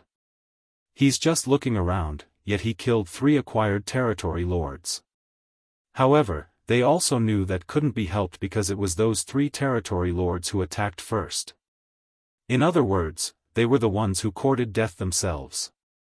The peace treaty did state that Yang Kai couldn't participate in the war or attack any of the territory lords, but it never said Yang Kai couldn't fight back if he was the one attacked.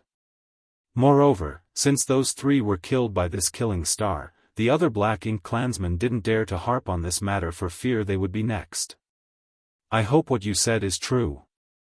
That innate territory lord barely managed to keep his remaining dignity by broadcasting such words in all directions. A short while later, a frenzy of activity occurred in Azure Sun territory as all the feudal lords and territory lords around their main base hurried back inside while those too far away simply found places to hide. Panicked energy fluctuations could be felt coming from all directions. How could the 7th and 8th Order Masters let such an opportunity go? Immediately, they began intercepting those feudal lords and territory lords while going all out to kill them. In an instant, the originally quiet Azure Sun territory became extremely lively. Meanwhile, Yang Kai slowly moved across the void while sweeping his divine sense around. He soon came across several 7th Order Open Heaven Realm Masters surrounding a group of feudal lords. The humans already had a slight upper hand, but when Yang Kai passed by, the feudal lords became terrified. Even though Yang Kai didn't even glance at them, those feudal lords felt like death itself was stalking them, causing their strength to plummet by some 30 or 40%. Before Yang Kai even left, the feudal lords, who had barely maintained a balance before, were now at a total disadvantage. It was only a matter of time before they were killed by those 7th Order Masters. A while later, Yang Kai came across another battlefield, but this time he stopped to take a look. There were 3 8th Order human masters currently battling a single innate territory lord. Though it was 3 against 1, the humans didn't hold much of an advantage. Besides the fact that an innate territory lord was already a very powerful foe, these 3 8th Order Masters had clearly broken through to their current realm not long ago, so they didn't have much heritage. However, the 3 8th Order's Masters were able to work together seamlessly and were proficient in many kinds of divine abilities and secret techniques. Despite not having an overwhelming advantage in this battle, they were still able to surround and pin down this innate territory lord. The space around this battlefield was warped, especially at its center, and rays of bright light and murderous intent flared wildly. Yang Kai's arrival had naturally attracted the attention of these 4, and the terrified innate territory lord couldn't help bellowing, "Sir Yang Kai, are you going to attack?" Yang Kai chuckled, "No. I'm just having a look. You guys can continue your fight." Then, his expression turned grim as he reprimanded those 8th Order Masters, "You 3 little brats, what have you been cultivating for all these years? It's 3 against 1, and this is the best you can do?" If word of this spread out, my reputation would be completely ruined. A young man with an innocent expression immediately wore a bitter look on his face as he complained, "Honored Master, we only broke through to the 8th Order 300 years ago, and this guy is an innate territory lord." If their opponent had been an ordinary territory lord, their fight wouldn't have been nearly this difficult, but innate territory lords were far more powerful than the current generation of acquired territory lords. Yang Kai's face darkened. "You dare talk back to me? Has this honored master's teachings been in vain for all those years?" He then raised his head slightly and spoke in a sorrowful tone, "Didn't your honored master ever tell you that he killed a royal lord just after breaking through to the 8th Order Open Heaven realm?" Among those 3 8th Order masters, the young man with a bowl cut pursed his lips. "Honored master, all you know is how to boast about your achievements." They would have believed Yang Kai if he had said he killed an innate territory lord, as they had heard about how powerful he was for many years. However, killing a royal lord? Even they, Yang Kai's legacy disciples, wouldn't believe him, let alone others. All 3 of them were silently complaining about how they never knew their honored master was so shameless. "How could you all get distracted during a battle? Do you want to die?" Yang Kai scolded them. The only female 8th Order master amongst them gripped her spear and swept it out fiercely with an angry roar, "Kill!" Yang Kai applauded. "Yi Bai, you should learn more from your junior sister. How can a man not have any murderous intent? When fighting an enemy master, it's either you die or they do, so if you don't give it your all, you won't be the one to laugh in the end." "Yes." Zhao Yi Bai's expression became stern as his murderous intent surged. The innate territory lord was already afraid that Yang Kai would suddenly make a move and kill him, but now he felt completely hopeless after listening to this conversation. "Honored master? Yang Kai is these 3 8th Order masters' honored master? What the hell am I supposed to do now?" If these 3 had been any other 8th Order masters, it wouldn't have mattered if he killed them, but these were Yang Kai's disciples. Once he made a killing attack, would Yang Kai really just stand there and do nothing? Even if Yang Kai killed him today, the Black Ink clan would not bring up the peace agreement for discussion and would just let the matter slide. At that instant, the innate territory lord fell into a dilemma. Meanwhile, the 3 8th Order masters had been through many battles, so they wouldn't show any mercy to their enemies when given such a good opportunity. Now that the innate territory lord could only defend himself and had no way of striking back, the 3 redoubled their assault, sending out all sorts of divine abilities and secret techniques which illuminated the entire void. Yang Kai nodded lightly. "You 3 can barely achieve 1 or 2 parts of my strength back then." Hearing that, Zhao Yi felt her veins bulging and couldn't stand it anymore, so she spoke while thrusting out her spear. "Honored master, why don't you go look around somewhere else? We 3 senior brothers and sister are fighting a life-or-death battle. It's fine if this old fart can't help us, but can he not just stand there boasting shamelessly while making sarcastic remarks?" Yang Kai raised his hand and knocked her head. "What's wrong? Don't you want me here?" Zhao Yi felt aggrieved, but at the same time, she was secretly astonished at her honored master's ability. Although she didn't have her guard up against him and was fully focused on fighting the innate territory lord, she was still an 8th Order master, after all. However, she didn't even notice when her honored master arrived beside her. While thinking of that, she couldn't help but exclaim inside, "Indeed, old ginger is spicier than young ginger." Boasting might be a habit every man has, but this old man does have some skill, it seems. I guess I'll just let him continue to boast. As such, she didn't say anything. "Why is it only the 3 of you? Where's that little bastard Yang Shao?" Yang Kai looked around curiously. If he remembered correctly, his 3 disciples should have been with Yang Shao because they seemed to have formed a group called the 10 Directions Supreme and had also made a name for themselves. But now, there were only the 3 of them, and Yang Shao was nowhere to be seen. Su Yi used time principles to disrupt the innate territory lord's senses while finding a moment to answer. "These years, our fellow brothers and sisters have broken through to the 8th Order Open Heaven realm one after another, so it's not suitable for us to stay in a single squad and kill enemies together anymore. The three of us parted ways with senior brother Yang some time ago." Yang Kai nodded in understanding. Back then, they formed a squad to kill the enemy because they weren't strong enough. Although there were quite a lot of 7th Order masters among them, going into the great territories conquered by the Black Ink clan was extremely dangerous, therefore, it was a better choice to band together. But now, these little ones had all broken through to the 8th Order Open Heaven realm, so there was no need to act as a unit anymore. Also, this was a wise choice because only in this way could they continue to break through their limitations by exposing themselves to dangerous situations. Yang Kai's 3 disciples had all directly broken through to the 7th Order Open Heaven realm back then and were now 8th Order masters. Once they had accumulated enough heritage, they could strive to break through to the 9th Order Open Heaven realm. If they did, they would become pillars of the war against the Black Ink clan. It was the same for Yang Xiao. He was a pure Dragon clan member and had a very strong bloodline talent, so he could only rely on purifying and tempering his dragon vein and nothing else to achieve a breakthrough. As for Yang Shui, she was the same as Yang Kai. The 8th Order Open Heaven realm was her limit. Die!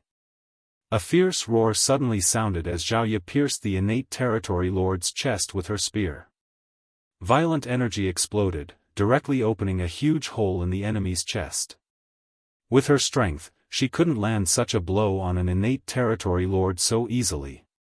The best outcome for today's battle would have been both sides suffering injuries or both sides retreating on their own. However, Yang Kai standing there talking non-stop forced the innate territory lord to divide some attention to guard against him. Also, the innate territory lord had to be mindful of Zhao Yi Bai and the others being Yang Kai's disciples, so he didn't dare to kill them. Since the innate territory lord couldn't escape or pay full attention to fighting his opponents, he naturally wouldn't have a good end. Senior brother. Su Yi bellowed. The 3 brothers and sister had been together for many years and had gone through countless battles together, so they knew each other incredibly well by now. When Zhao Ye succeeded in attacking the enemy, Su Yi immediately seized the chance. Zhao Yi Bai roared, "Coming!" The two of them immediately pushed their time principles and space principles, intertwining their strength to create a mysterious energy. Martial Peak, Chapter 56-18, One Final Lesson. At that moment, the local space became a mess, and the entire battlefield was rendered into a patchwork of light. The innate territory lord had a surprised and frightened expression on his face as he watched a spear coming at him, swiftly moving about as it slashed him 18 times. During this critical life and death moment, the territory lord no longer cared about Yang Kai. The black ink strength surrounding his body surged as it spread out in all directions like a tsunami. The chaotic space was disrupted and 3 figures were sent flying, all of them coughing up fresh blood. At the same time, the territory lord had 18 new injuries and was covered in fresh black blood, making him look incredibly haggard. Not intending to remain a moment longer, he turned around and transformed into a black ink cloud before making his escape. "In your dreams!" Zhao Yi Bai roared. The trio had exerted a lot of effort to heavily injure their enemy. If they let their opponent escape, they would have spent their years of cultivation in vain. Moreover, their honored master was watching them from the side. Zhao Yi Bai had no expectations that his honored master would lend a helping hand, and Yang Kai had no such intentions either. Instead, he just watched them with interest. While Zhao Yi Bai roared, his figure flickered. Then, with a slight step, a vague shadow remained in place while his true body appeared in front of the escaping innate territory lord. At some point, a mysterious object appeared in Zhao Yi Bai's hand. It seemed like a sword, but it also looked like a snake. The thing was squirming in his hand like an untamed animal that could bite back at him at any moment. Yang Kai narrowed his eyes as he offered some silent praise. Though he did not pay much attention to his disciples, he didn't expect the dopiest little one to have grown so much. The thing in Zhao Yi Bai's hand wasn't a sword or a snake, it was a void crack. He was using a void crack as a weapon. Scram! The Territory Lord yelled madly as a palm appeared from within the rolling black ink cloud and slammed towards Zhao Yi Bai. The space sword didn't slash downwards but nimbly formed a curve that cut into the black ink cloud. At the same time, Zhao Yi Bai ducked and avoided the Territory Lord's palm while also revealing Su Yi standing behind him. While using space principles to intercept his enemy, he also brought along his third junior brother with him. The innate Territory Lord had been completely focused on running away, and the two brothers had combined their auras, so he didn't notice that there were two humans before him rather than one. Su Yi had a stern expression as he placed his palms together. Then, a dense layer of time principles surrounded his body, and with a gentle slap, time itself was sent flying. As this palm struck, the surrounding void seemed to pass through countless years in an instant. When the innate Territory Lord's attack reached Su Yi's palm, only half of its power remained. With a shake of Su Yi's body, the innate Territory Lord was sent flying, and Zhao Yi Bai's space sword slashed downwards. The huge black ink cloud roiled and split, revealing the Territory Lord's figure with a large wound at his waist that was gushing out blood. The wound didn't look like it was from a sharp object piercing him, instead, it was as if some beast had ripped a chunk of his flesh out. Before the Territory Lord could steady himself, an intense murderous intent struck him from behind. Zhao Yi had harnessed the essence of the supreme limitless spear art and transformed her weapon into a giant phantom image that swiftly enveloped the innate Territory Lord.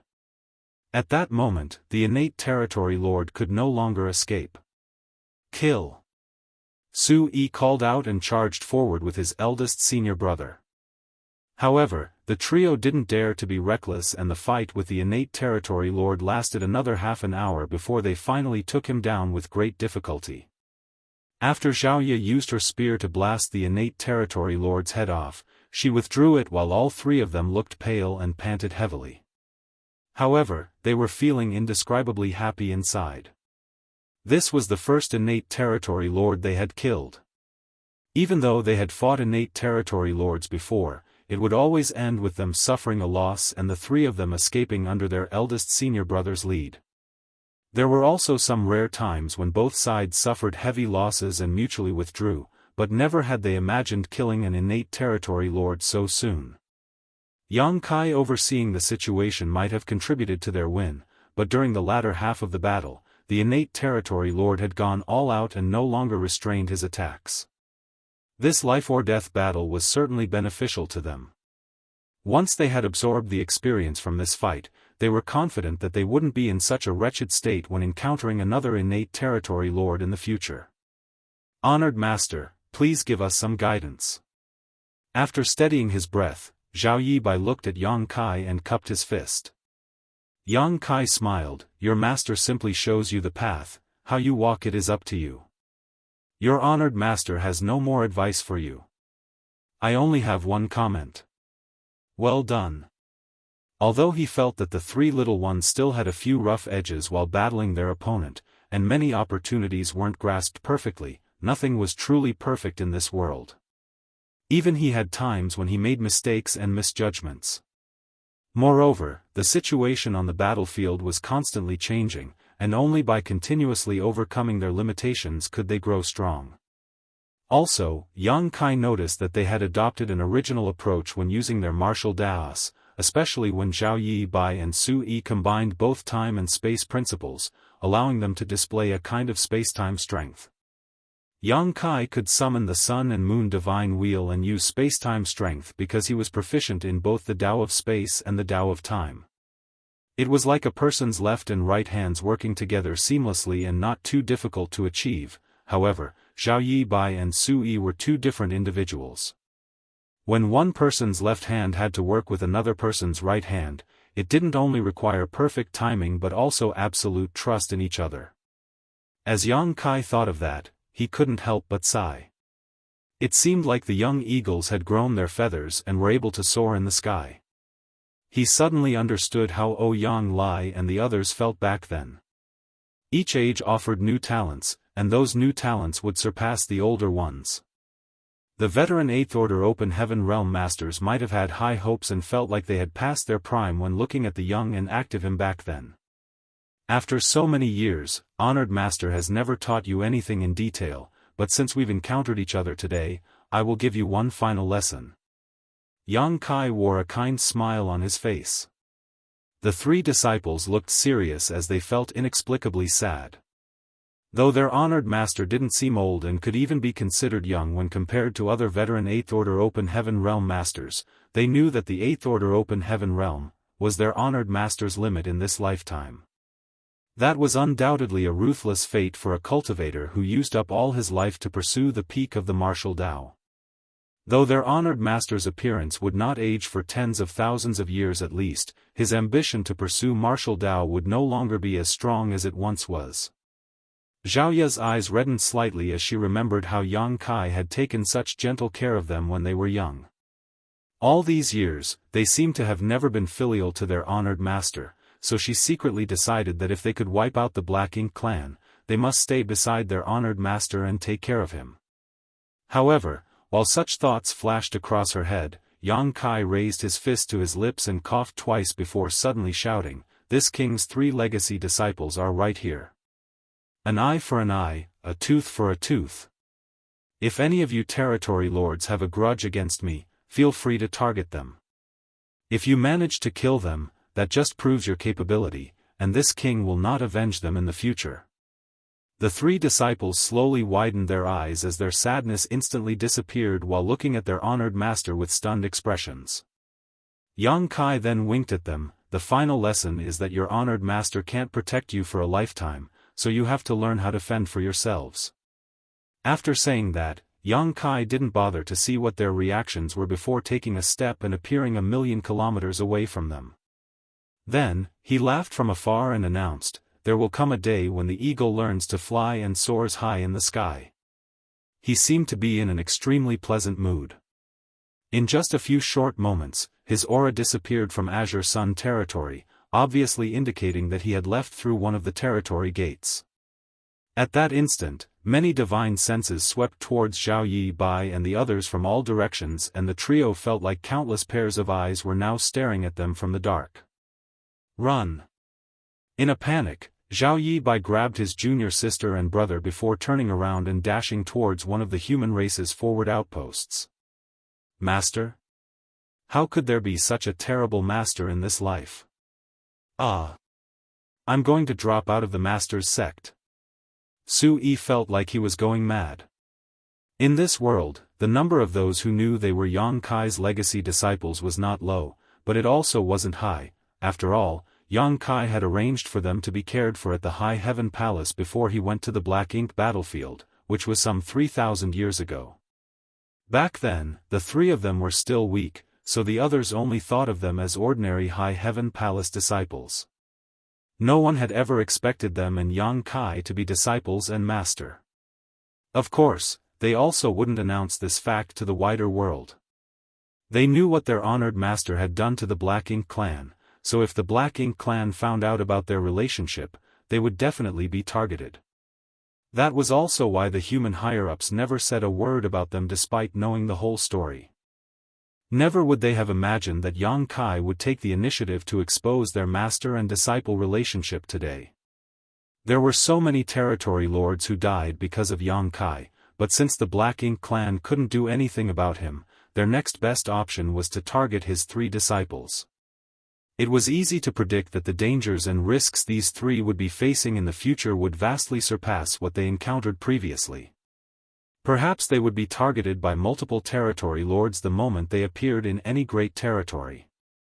Zhao Yi bit her lips as her eyes reddened even more. She had secretly decided that once her honored master turned old, could no longer move about, and was bedridden, she would show him the real meaning of filial piety. After giving it some more thought, she realized that this old fart had never taught them anything these past few millennia. All he did was take them under his wing when they were young and naive. Since he brought them out from the void world, they had hardly even met, so how could he have taught them anything? Yet this old ghost dared to say this was their final lesson. "Eldest senior brother, run faster. They're chasing us." Su Yi screamed in panic. It had only been a short moment, but several powerful auras which obviously belonged to innate territory lords were rapidly closing in on them. On top of that, there were dozens of weaker auras following closely behind them in the dark. Clearly, everyone now saw the three of them as prime targets. "Don't resist!" Zhao Yibai shouted while using space principles to wrap around his junior sister and brother, their figures beginning to flicker. By the time he had almost run out of energy, they finally reached the human race's main camp. Zhao Yibai fell to the ground, feeling like he didn't even have the energy to move a finger. While he looked up at the jet-black void, he only had one thought in mind. Honored Master is definitely trying to screw with us. Martial Peak, Chapter 56-19, The Search Continues.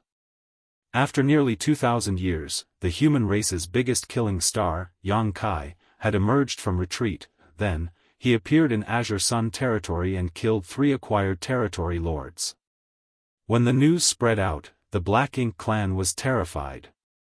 Acquired territory lords were also territory lords, and although they weren't as powerful as innate territory lords, or even ordinary 8th Order human masters, they weren't easy to kill by any means.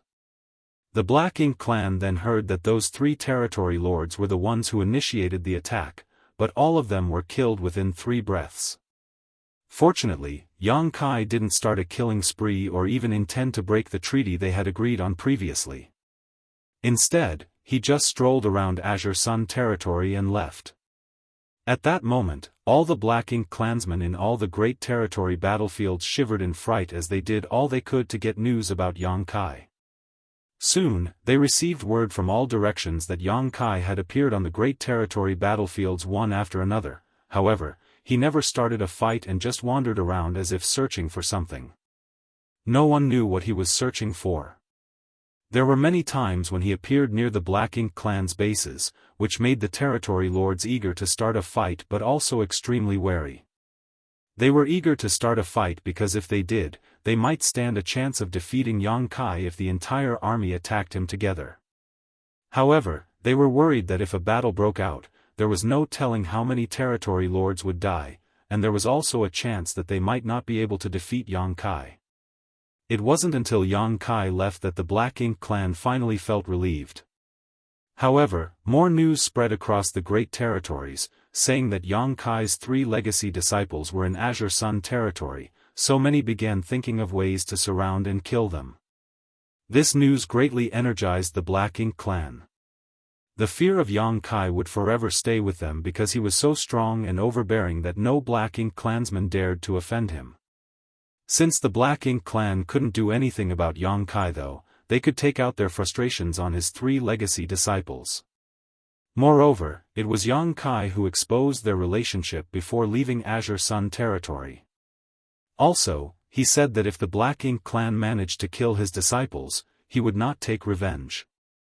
Just as countless Black Ink clansmen were focusing their attention on Azure Sun territory, they heard even more news from other great territories.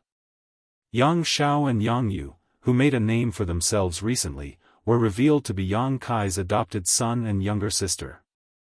Also, a few women who had recently broken through to the 8th Order Open Heaven realm were said to be his wives. In an instant, the Black Ink clan began targeting everyone with close connections to Yang Kai.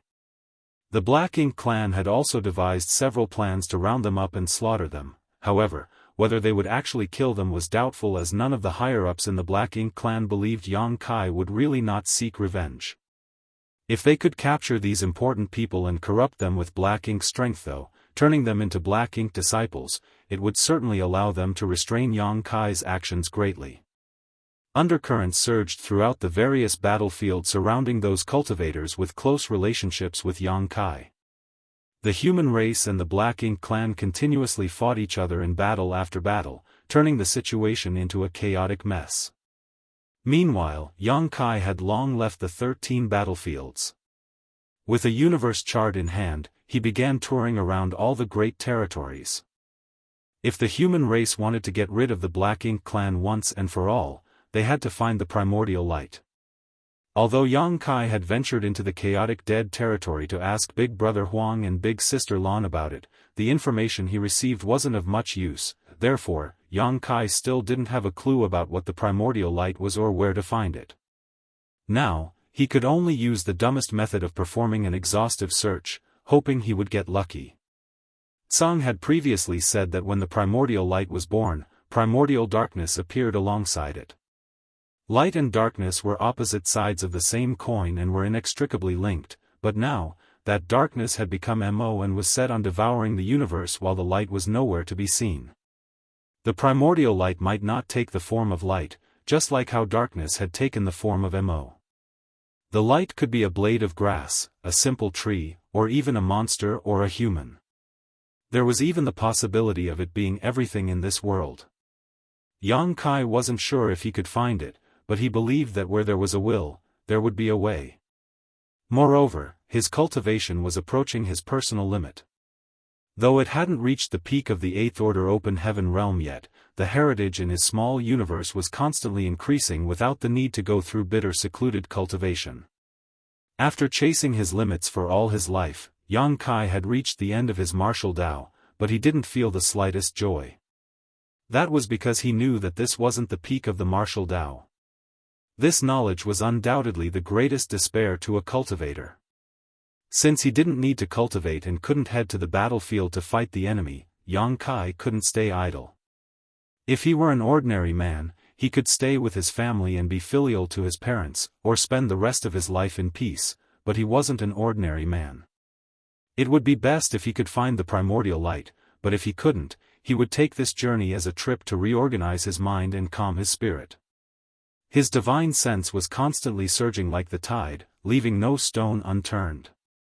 In every great territory he visited, he would bring out his universe chart and use his divine sense to draw a cross on its corresponding position.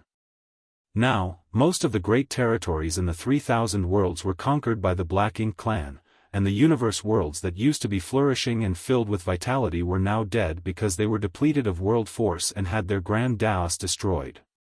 Numerous Black Ink clansmen could be seen moving about the void, and there were many Black Ink nests above the dead universe world. Back when the Black Ink clan had just started invading the 3,000 worlds, Yang Kai had also visited many great territories, but back then, he was rushing about refining the universe worlds in an attempt to save as many living beings as possible. That journey was frantic and brief. This time, his journey was more deliberate as he performed a thorough search of every corner of each great territory, including all the dead universe worlds and universe fragments.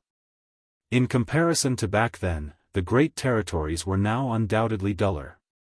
Even the void was permeated with the extremely wicked and loathsome aura of Black Ink strength. The dead universe worlds were like decaying corpses.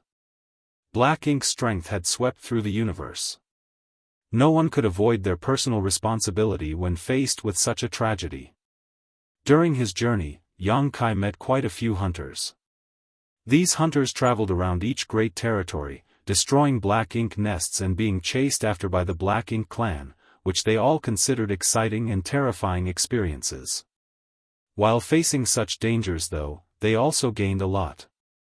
As Yang Kai passed through each great territory, the number of crosses on his universe chart gradually increased and soon almost covered the entire map. He didn't pay much attention to how many years he had been searching for until he suddenly came to an extremely quiet place. After cross-checking with his universe chart, he suddenly realized that this was actually the chaotic dead territory.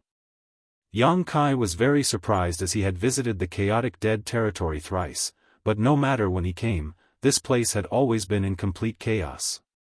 Big Brother Huang and Big Sister Lan were extremely powerful but couldn't control their own strength, therefore, wherever they were, the violent might of Yang and Yin they possessed shattered the void. It was because of this that Yang Kai didn't succeed when asking them to descend the mountain and help the humans deal with the Black Ink clan. If they did so, many other great territories would become a part of the chaotic dead territory, which was something the humans couldn't accept. Although many great territories now were filled with dead universe worlds and were conquered by the Black Ink clan, restoring them in the future was still possible. However, if a great territory became a part of the chaotic dead territory, there would be no hope for restoration. When Yang Kai came again this time and noticed there was actually something different, he couldn't help but be curious. Therefore, he flew deeper into the void while calling out, "Big brother Huang, big sister Lan, your little brother is here to visit." Following a faint aura he sensed, Yang Kai soon found big brother Huang and big sister Lan, but when he saw them, he was taken aback. "What are you two doing?" Standing before Yang Kai was a single figure, or more precisely, the combined figures of big brother Huang and big sister Lan. The left half of the figure looked like big brother Huang, while the right side looked like big sister Lan. The figure's appearance seemed extremely strange, as if some sort of power had forcefully merged them together but failed. The strange combined figure looked at Yang Kai, and its two different colored eyes also showed different emotions. Then, with a roll of their eyes, the combined body split into two. With a soft popping sound, big brother Huang and big sister Lan were separated entirely. The two of them looked a little exhausted and depressed. Big brother Huang massaged his temples, looking like he had a headache, "We're trying to fuse. When you were here the last time, didn't you say we might have a connection with the primordial light? We thought about it after you left and thought perhaps you were right, so we gave it a try. What's the result?" "The result is what you just saw." Big brother Huang spread his hands. "It's your fault. If you hadn't tried to gain control, I wouldn't have fought with you because I was afraid to get devoured," big sister Lan complained. Big brother Huang looked aggrieved. "How can that be my fault? You initiated it. How could I comply silently? As a proper little brother, you should carry out your big sister's will," big sister Lan chastised. "Nonsense," big brother Huang jumped 1 meter high. "I'm the big brother, so you should listen to me." Then, big sister Lan grabbed big brother Huang's collar and threatened angrily, "Say that again." Big brother Huang looked down at her and repeated arrogantly, "I'm the big." All right. Yang Kai grabbed them before placing them on either side of himself. "Stop arguing. You guys have been together for so many years. What's there to argue about?" They had been arguing about who was the big sister or big brother for eons, but they still hadn't reached a conclusion. *humph. Both of them coldly snorted before turning their heads to the side as if they didn't want to talk to each other anymore. Yang Kai touched his chin and commented, "When this little brother saw your condition just now, I seem to have seen signs of integration. We can integrate with each other." Big brother Huang sighed and shook his head. After so many tries, he finally understood something. "However, unless one of us is willing to be devoured by the other, we'll never truly become one." Big sister Lan added, "Also, even if one of us is willing to be devoured, the most likely possibility is that we'll simply destroy each other entirely. They were originally the manifestation of Yang and Yin, so their powers were opposed, the epitome of incompatibility, so how could they possibly integrate? If that's true, then why are you guys still trying?" Yang Kai was confused.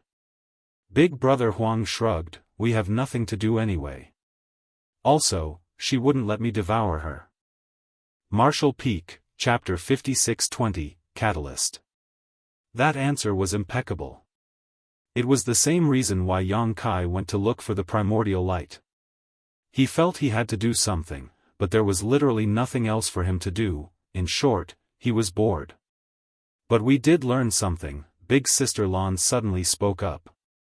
Yang Kai's expression turned serious. "What did you discover?" Instead of answering him, big sister Lan asked a question, "Do you know alchemy?" Not knowing what alchemy had to do with this situation, Yang Kai still answered honestly, "I know a little." He had some alchemic Tao essence inside his small universe. Though he wasn't as proficient in it as his 3 primary grand Daoists, his accomplishments weren't low either. If he was willing, Yang Kai figured he could easily become an alchemy grandmaster. Moreover, he actively cultivated the alchemic Tao in his youth. Since there were many cultivators in his small universe, they were able to benefit from this and some became quite talented in the alchemic Tao. Big sister Lan continued, "Since you know alchemy, you should know that there are many times when herbs that have opposing natures are put together inside the same furnace, but not only do they not destroy each other, they enhance each other's medicinal efficiency." Nodding, Yang Kai replied, "Indeed.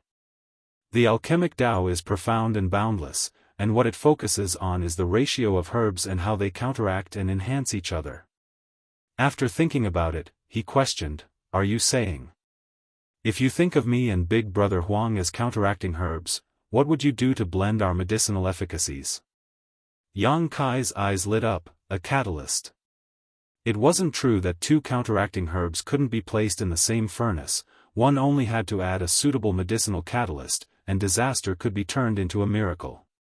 Not only could a catalyst help maximize the two herbs' medicinal efficacies, but it could help them fuse together and produce new and astonishing effects. I understand now. Yang Kai was elated, like a terminally ill patient who suddenly found a cure after searching for so long. He was acting almost epileptic. The last time Yang Kai came to the chaotic dead territory and talked with these two, he realized that they had a huge connection with the primordial light, and perhaps were even part of it at one point. That was because Big Sister Lan previously said that she vaguely remembered being abandoned. Who would abandon them? And what kind of being could abandon them? The answer to that was undoubtedly the primordial light.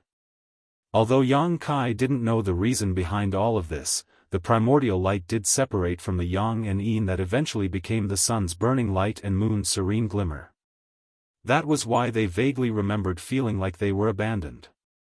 They were originally the same being but were separated by a powerful force. If they wanted to fuse, they would have to reverse what happened. So, there must be a special existence in this world, and that existence was the medicinal catalyst to help Big Brother Huang and Big Sister Lan reintegrate with each other.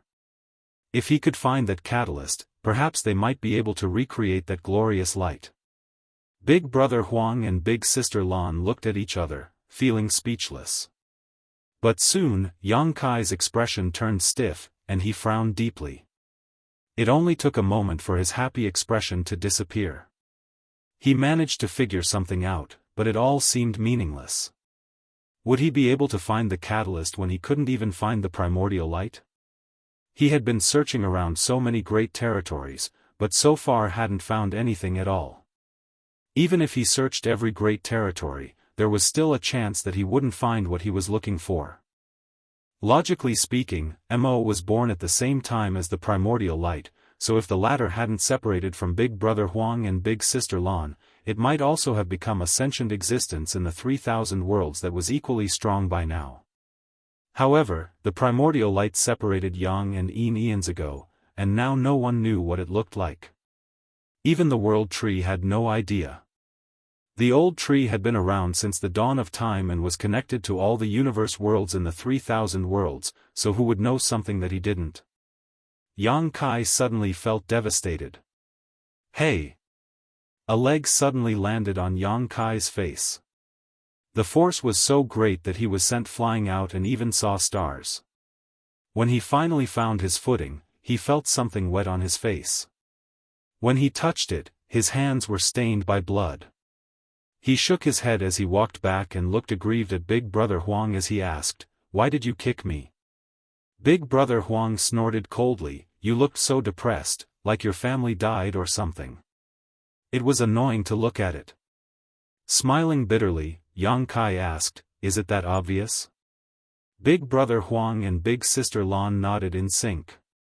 Then, Big Brother Huang jumped up and slapped his small hand on Yang Kai's shoulder while speaking like an elder, "Little brother, there is no difficulty that can't be solved. If you admit defeat before even starting, you'd be better off dead. At least you could have some peace and quiet that way." Feeling aggrieved, Yang Kai argued, "I'm not admitting defeat. I just thought."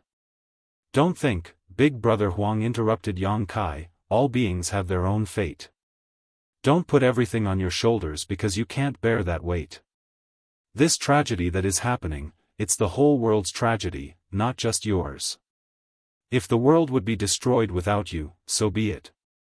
Yang Kai lowered his head, suddenly reminded of all he had done all those years ago. Back then, he was invincible on the battlefield. With the soul-rending thorn and his various divine abilities and secret techniques, he killed so many territory lords in profound nether territory that the enemy became traumatized by his mere mention. However, even with such a huge advantage, Yang Kai still chose to make peace with them. Didn't he do that because of this exact reason? This war wasn't solely his struggle. No matter how strong a person was, there was a limit to their strength. This was the human race's war, and only by the constant strengthening of their successive generations could they have hope of defeating the Black Ink clan. How could he have forgotten his original intention after so many years? Yang Kai suddenly turned serious and nodded, "Big Brother Huang, you're right." Also, he saw a new side to Big Brother Huang, as he didn't expect this little guy to have such insight after having stayed in the chaotic dead territory for such a long time. When Big Brother Huang heard Yang Kai compliment him, he eagerly added, "Don't worry.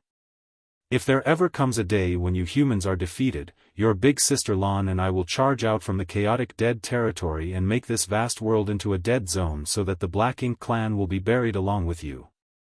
Yang Kai felt his brow twitch when he heard that, as he thought, this might be Big Brother Huang's real intentions. No matter how isolated he and big sister Lan were, or how reasonably they seemed to behave, they were still avatars of chaos and destruction. When the humans were in charge of the universe, they could still stay here peacefully, but if the humans disappeared from existence, nothing would be restraining them anymore. At that point, charging out of the chaotic dead territory wasn't just talk. "Can the two of you stand against Mo?"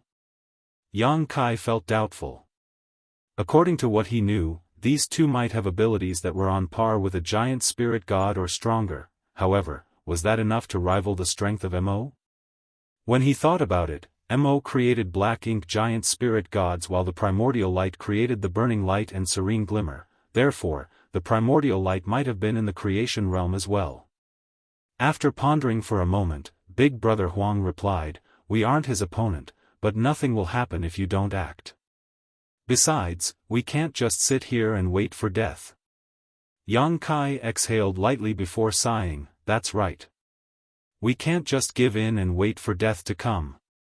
No one knew whether they could find the proper catalyst, but they had to try before knowing the answer. Slapping his cheeks, Yang Kai thought, "Cheer up, the future is full of difficulties, but you can't let that stop you from forging ahead." Suddenly, he thought of something. Since these two represented chaos and destruction, how could they have peacefully stayed in the chaotic dead territory for so many years? Shouldn't they be freely roaming around the 3,000 worlds and releasing their strength? When Yang Kai unconsciously asked that question, Big Brother Huang and Big Sister Lan looked at each other and saw the confusion in each other's eyes. "You're right." Big Brother Huang was puzzled. "This is a good question. Why do we have to stay in the chaotic dead territory?" Frowning, Big Sister Lan said, "But we don't have the urge to wipe out the humans and destroy this world. What's more, I think staying here is quite good." Could this be the thoughts left by the primordial light? Yang Kai asked. The two couldn't answer him. At that moment, Big Brother Huang suddenly felt frustrated. "Hey! Why do you have so many questions? There aren't that many whys in the world." For so many years, they had been living their lives this way and didn't find it unusual, but this annoying little brother kept coming over and asking them so many questions that left them confused. "Is there anything else? If not, please leave." Big Brother Huang had no trace of politeness when he said that. Ugh, Yang Kai was speechless and thought about it before saying, "Please bestow me some yellow and blue crystals. Also, after so many years, the small stone race."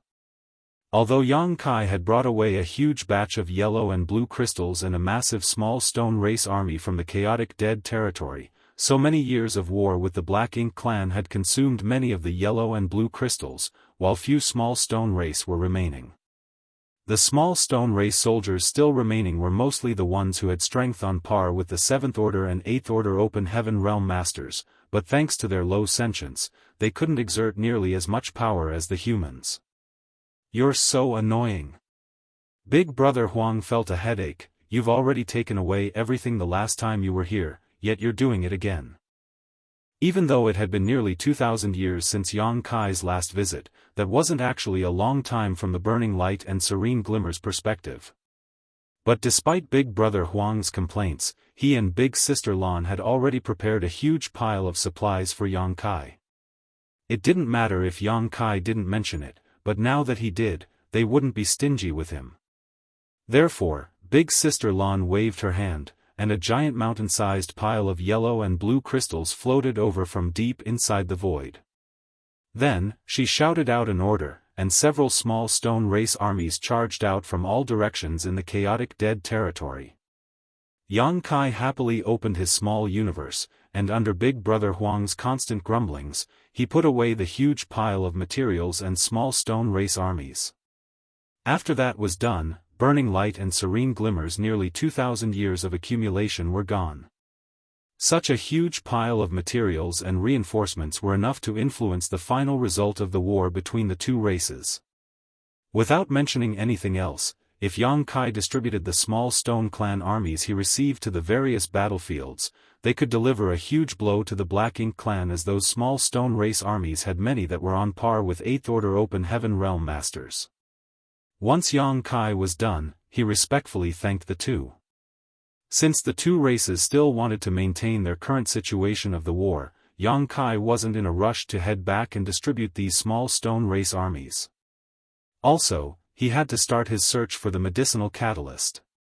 I think you should try visiting the Divine Spirit's ancestral land. Before he could go though, Big Sister Lan suddenly made this suggestion. Martial Peak, Chapter 56-21, Thieves. According to ancient stories, the sun's burning light and moon's serene glimmer were the ancestors of all divine spirits. The various divine spirits only appeared after these two, followed by the primordial era and the glorious days when divine spirits ruled the universe. During that era, all sorts of different divine spirits were found throughout the 3,000 worlds. It was a pity that a brutal war that went on for millennia caused the extinction of many divine spirit clans. Today, only a handful of divine spirits remained, and many of those divine spirits that managed to survive were on the verge of disappearing. The undeniable fact was that divine spirits were incredibly powerful, and every mature divine spirit was equivalent to a 7th Order Open Heaven Realm Master at least. What's more, all they needed to do was constantly refine their bloodline, and their strength would increase until one day they stood on par with 9th Order Old Ancestors, if not higher.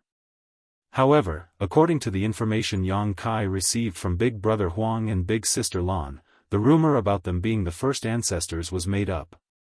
Since they first gained sentience, the only matter that had concerned them was deciding who was the elder sibling. Moreover, Yang and Yin were counteracting forces, so how could they produce so many divine spirits? The only real joint creation of these two supreme beings was when Yang Kai used the great sun and moon marks to fuse their power to create purifying light, which was the most effective method the humans currently had to restrain Black Ink strength. Before purifying light appeared, the only thing that could restrain Black Ink's strength was the power of divine spirits.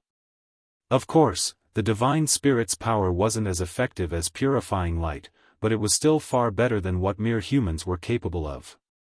Ancestral strength from the divine spirit ancestral land was particularly good at this and could be thought of as a purer, stronger version of the divine spirit's power. At the end of the early ancient era, a Black Ink giant spirit god was suppressed and sealed in the demon sealing land by the Dragon Emperor and Phoenix Empress of that generation with the help of the sacred treasures from 16 powerful divine spirit clans and more than half of the ancestral strength of the ancestral land. After so many years, even the Black Ink strength inside that Black Ink giant spirit god had been continuously ground away by the ancestral strength. When Yang Kai opened the demon sealing land back then, the Black Ink giant spirit god was only an empty husk. If Mo's soul clone hadn't been injected into the dead Black Ink giant spirit god, it would have been impossible for it to be revived. The primordial light was the opposite of the initial darkness, and both the burning light and serene glimmer were separated from it. That was why the combination of Big Brother Huang and Big Sister Lan's strength could perfectly counter Black Ink's strength. If that were true though, why could the divine spirits also resist Black Ink's strength? Did the divine spirits really have no connection with the primordial light? Now, the divine spirits were on the brink of extinction, and there weren't many of them still alive. Only a few divine spirit clans were left, but even they were no longer as glorious as they were during the primordial era. However, the divine spirit ancestral land endured, so even if Big Sister Lan didn't suggest this to Yang Kai, he was already preparing to head over there as he might find some clues. The Shattered Heaven was the land of exile in the 3,000 worlds. It was where the wicked gathered, so there had been all sorts of characters living there in the past. Back then, those Open Heaven Realm masters who wanted to break through to the 7th Order Open Heaven Realm, but weren't from any cave heaven and paradise would head to the Shattered Heaven. That was because even the cave heavens and paradises couldn't control that place. They could peacefully break through to the 7th Order Open Heaven Realm without having to worry about being besieged by the masters from the cave heavens and paradises. Of course, looking back now, the cave heavens and paradises did have the ability to wipe clean and control the Shattered Heaven. They simply chose not to because the world needed a place to hide its dirty and dark secrets. Even though the 3,000 worlds was a vast and endless place, it couldn't be entirely clean. Order and chaos were like light and dark, impossible to exist on their own. Everything had a positive and negative side, and both sides relied on each other to survive. Deep inside the Shattered Heaven was the Divine Ability Sea, which was placed there by great experts near the end of the early ancient era to surround the Divine Spirit ancestral land. It was a natural barrier and also an invisible cage. At this moment, Yang Kai was standing outside the Divine Ability Sea and could see a huge, safe passageway that led straight to the Divine Spirit ancestral land. This pathway was obviously the one the Black Ink Giant Spirit God opened when it emerged from the ancestral land. This made things easy for Yang Kai as he didn't need to deal with the Divine Ability Sea now. Taking one step after another, Yang Kai strode forward, and with the help of space principles, each step carried him 100,000 kilometers further. Soon, Yang Kai passed through that pathway and arrived at the ancestral land. The ancestral land was a vast world that was filled with an ancient aura. If one were to say the myriad monsters world had barely managed to retain the aura of the early ancient era, the Divine Spirit ancestral land could be said to have perfectly preserved the primordial era's environment without the slightest change. Counting this trip as well, Yang Kai had visited the Divine Spirit ancestral land 3 times. The first time was when Cheng Yang chased him here. He was escaping with a female 7th Order master named Xia Lin Lang, and they accidentally barged into this place. Perhaps it was because he had a dragon clan bloodline that he was able to arrive here alive as, back then, Yang Kai was only a 6th Order Open Heaven Realm master. The second time was when he came to prevent an 8th Order Black Ink disciple from reviving the Black Ink Giant Spirit God. Unfortunately, he was too late and was forced to personally kill a respected senior, Luan. Then, he personally witnessed the revival of the Black Ink Giant Spirit God. That Black Ink Giant Spirit God was the one that charged out of the demon sealing land to the ancestral land and then out through the Shattered Heaven before arriving at the barren territory battlefield. This was Yang Kai's 3rd visit to this place. During his first visit, though he had a potent dragon vein, he wasn't a pure-blood dragon clan member.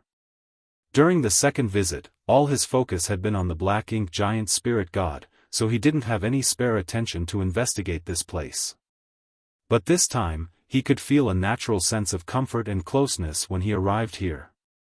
It felt like he had returned home from a long journey and ran back into his mother's arms. His dragon blood was surging inside him, and he couldn't help wanting to let out a dragon roar to vent his feelings. Although he was born a human, the current Yang Kai could be fundamentally considered a pure-blooded dragon, so he had a natural feeling of belonging with this land. However, Yang Kai soon frowned. It was because this place was occupied by many black ink nests of all sizes, most of them low rank but 3 of them mid-rank. There were no high-rank ones, fortunately. All the high-rank black ink nests were placed at the no-return pass and were guarded by the only remaining royal lord. Despite having already known that the ancestral land wouldn't remain unaffected by the war, Yang Kai still felt enraged when he witnessed this scene. It felt as though thieves had overrun his home, and not only did they steal his belongings, but they even took his home for themselves. How could Yang Kai endure this? These thieves wanted to take over the ancestral land, but it seemed like they weren't very successful because, in any universe world outside, one low-rank black ink nest would be enough to cover it in black ink strength, turning it into the black ink clan's territory. But here, even though all the black ink nests were pumping out black ink strength, the area they managed to cover was quite limited. One low-rank black ink nest could only cover about a 100-kilometer radius with black ink strength, and the further away from the black ink nest, the thinner the black ink strength became. The mid-rank black ink nests were stronger, but, even they could only cover about a 10,000-kilometer radius. While such distances were not small, compared to the billions upon billions of kilometers diameter of the ancestral land, it was actually quite insignificant. It seemed like there was an invisible force restraining the black ink strength from spreading.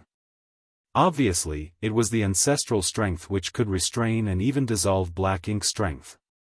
Though it wasn't as effective as purifying light, with the vast ancestral land supporting the ancestral strength, it could uninterruptedly resist the corruption and spread of black ink strength without much difficulty even after a couple of millennia.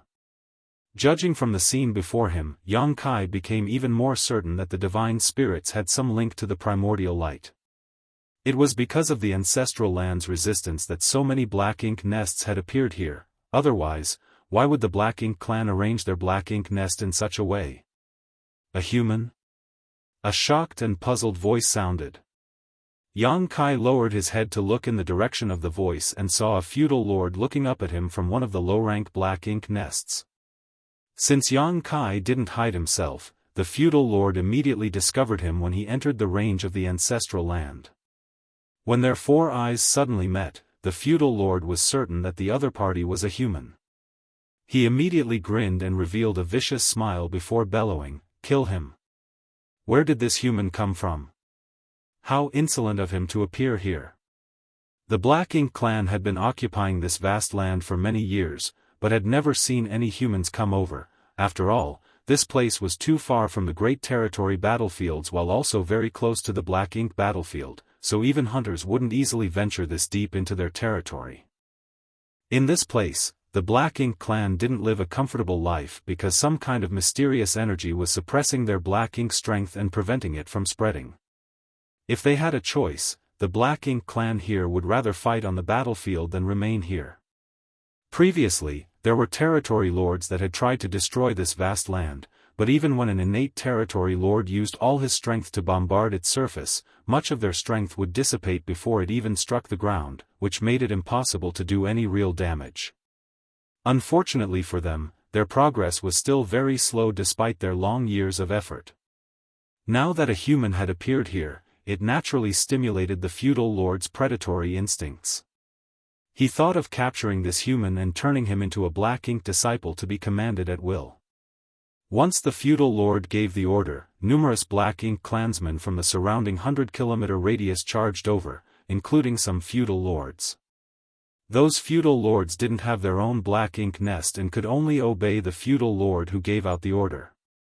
Instantly, Black Ink's strength surged, and a dense stream of figures flew at Yang Kai, swiftly surrounding him. That first feudal lord stood above his Black Ink nest and watched this scene with interest, but suddenly, he had a bad feeling and frowned as he noticed that the other party was behaving a little too calmly. Moreover, he couldn't sense this human's cultivation. Once that thought flashed across the feudal lord's mind, a burst of light suddenly appeared in the middle of the encirclement. Following that, every Black Ink clansman that went over froze in place like they were struck by lightning. Then, the sound of spurting fresh blood sounded, and all at once, every Black Ink clansman, no matter their strength, fell to pieces, literally. The feudal lord's pupils contracted as he turned around to retreat towards his Black Ink nest without hesitation. When the human attacked, the feudal lord immediately sensed his cultivation. An 8th order open heaven realm master. Although the feudal lord didn't know why this human came here, he knew this wasn't someone he could mess with. However, just as he turned around, an oppressive force appeared above him. This pressure was like a mountain, rendering him immobile. He barely managed to raise his head to see a palm coming down on him, followed by complete darkness. Then, he didn't know what had happened next. Martial Peak, Chapter 56-22, Resist 3 moves and you're free. In the sky, Yang Kai slowly withdrew his palm. A large palm print had appeared on the ground, and not only did it crush the feudal lord, but also the black ink nest below him was smashed to pieces. That movement wasn't big, but it wasn't small either. Soon, even more black ink clansmen were attracted by the noise. Inside the area covered by the black ink nests, numerous black ink clansmen were alerted by the movement and came over to investigate. When they discovered Yang Kai's aura, they immediately became excited. Their lives in this vast land were too bitter and boring as there was nothing to do but resist the suppression of the strange force. It was unheard of for a human to barge in here, so how could the black ink clansmen's violent desires not be stimulated? Soon, numerous black ink clansmen arrived from all directions. Yang Kai laughed out loud, very good. If these black ink clansmen didn't take the initiative to attack, Yang Kai couldn't start a killing spree because of the agreement between the two races. Back in Azure Sun territory, it was also those 3 territory lords who struck first, justifying him to kill them. Facing the incoming black ink clansmen, Yang Kai charged forward. Instantly, Yang Kai was like a tiger in a herd of sheep, utterly unstoppable. Though he was surrounded by countless black ink clansmen with black ink strength surging everywhere, none of them was his match. In a blink of an eye, Yang Kai had moved thousands of kilometers away from his original spot, and unleashed a reign of terror in his wake, destroying low-rank black ink nests and leaving fresh corpses. Although Yang Kai didn't exert too much of his strength, he could still kill these black ink clansmen with a single punch or palm. He was almost at the peak of the 8th Order Open Heaven realm, and the strongest among these black ink clansmen were feudal lords, so how could they hope to stop him? To put it bluntly, Yang Kai could ruthlessly kill all these black ink clansmen with a single sweep of his dragon breath. The huge difference between their strength was not something these black ink clansmen could make up for with numbers alone. A loud roar suddenly came from the distance, Yang Kai, stop. Yang Kai was instantly frustrated, did my identity get exposed so quickly? It wasn't because Yang Kai didn't take care to hide his strength, but that the black ink clan had been tracking him. Before this, he had been visiting one great territory after another in search of the primordial light. He didn't even leave out the universe worlds taken over by the black ink clan and personally went over to investigate each and every one of them. It could be said that the black ink clan knew his whereabouts at all times because everywhere he went, the black ink clan in that territory would use their black ink nests to report it as soon as possible. This meant that it was only after Yang Kai entered the chaotic dead territory that the black ink clan lost track of him. The black ink clan seemed to know that he had been searching for something recently, but they had no idea what it was. Also, orders had been passed down from the no-return pass saying that the black ink clan was not to interfere no matter what Yang Kai did. History had proven that if not provoked, Yang Kai would maintain the agreement, so the best option was to just let him be. All the black ink clansmen in all of the great territories had received these orders, so many who were overseeing each great territory were on edge, afraid that Yang Kai would suddenly appear in their territory and lash out. Of course, the ancestral land had received the order from the royal lord as well. Everything happened so suddenly that the feudal lords didn't have much time to think about it, but how could the territory lord overseeing this place not know what was going on? When he sensed the eruption of battle, he immediately used his divine sense to scan the place and realized Yang Kai had come.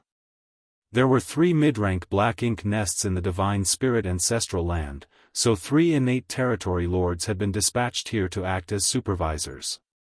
The territory lord who just spoke up was a black-faced individual that seemed to resemble a human at first glance, but he was taller and much bulkier than a human. However, some masters were skilled in body tempering amongst the humans and had figures that weren't much worse than this territory lord's. Since those black ink clansmen and black ink nests killed and destroyed by Yang Kai were all under his jurisdiction, he was naturally furious and called out. But Yang Kai didn't seem like he was going to stand down, so the territory lord became even more furious and threw out a punch from afar while roaring, "I said stop."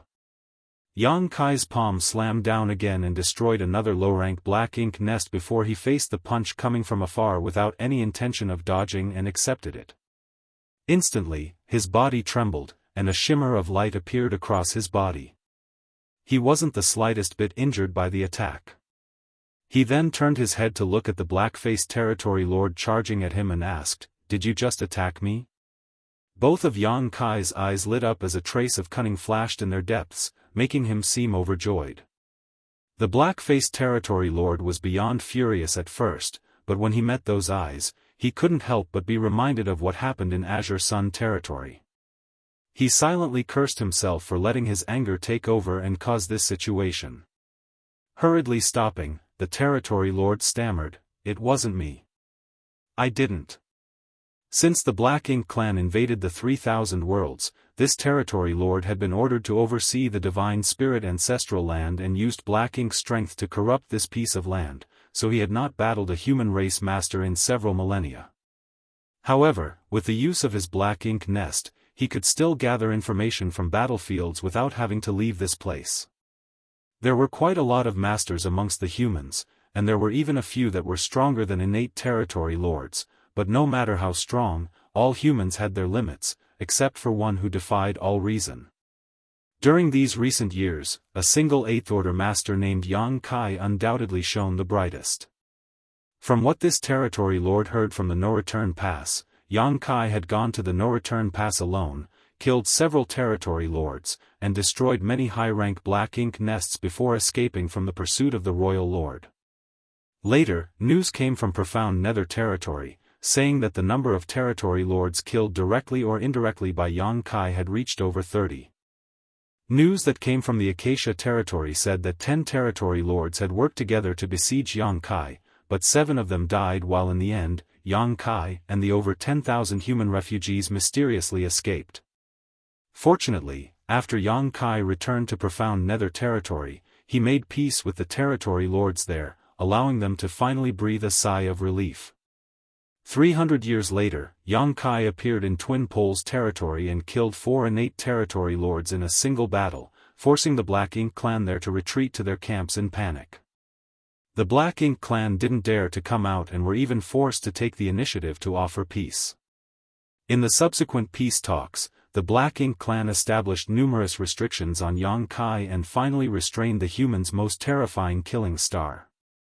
During the 1,700 years after that, there were no signs of the killing star on the battlefields, so the territory lords didn't have to be on edge anymore because the Black Ink disciples they corrupted occasionally all confirmed that Yang Kai had been in retreat all this time. Once those 1,700 years were up though, Yang Kai exited his retreat and instantly killed 3 acquired territory lords in Azure Sun territory. Later, no territory lord dared to challenge him as he was allowed to wander around freely. Following that, Yang Kai began his long journey, until this day when he appeared in the divine spirit ancestral land.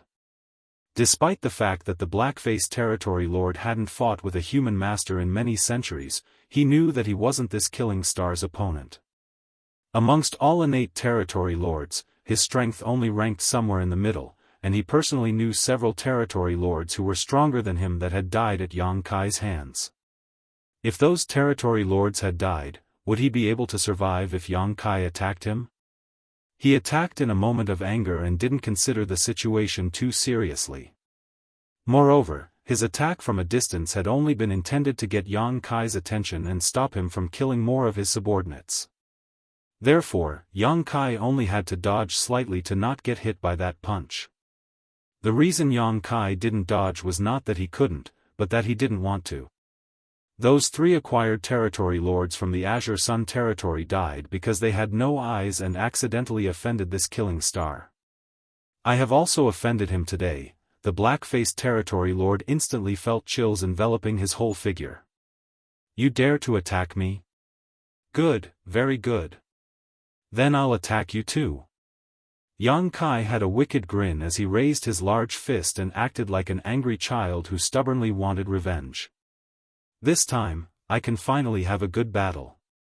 I've been in retreat for so many years, and, regrettably, I have no way of testing out my current strength. Those 3 acquired territory lords in the Azure Sun territory were only the appetizers. If I want to test out my full strength, I have to find an innate territory lord, but none of them have dared to challenge me so far. The black-faced territory lord immediately turned around and ran without intending to fight Yang Kai. A black ink cloud rolled in and encased the territory lord's figure while he screamed frantically, "Save me!" He was naturally screaming towards the other 2 territory lords overseeing this place. Those 2 had also swept over the moment they sensed the fallout, but they had frozen in place after hearing the black-faced territory lord screaming Yang Kai's name. Most territory lords weren't that fearless. In fact, many feared death greatly, so if they could stay out of this mess, they were more than happy to do so. Accept 3 of my moves. If you can survive, I will let you off. Refuse, and no one can save you today. Yang Kai's voice was like a gust of cold wind blowing from the depths of hell, making that territory lord shiver even more. However, besides being terrified, the territory lord also felt a sense of hope. If it's just 3 attacks, I might be able to resist them. After all, I'm still an innate territory lord, so of course, I'm not weak. No matter how powerful this killing star is, he's being too arrogant.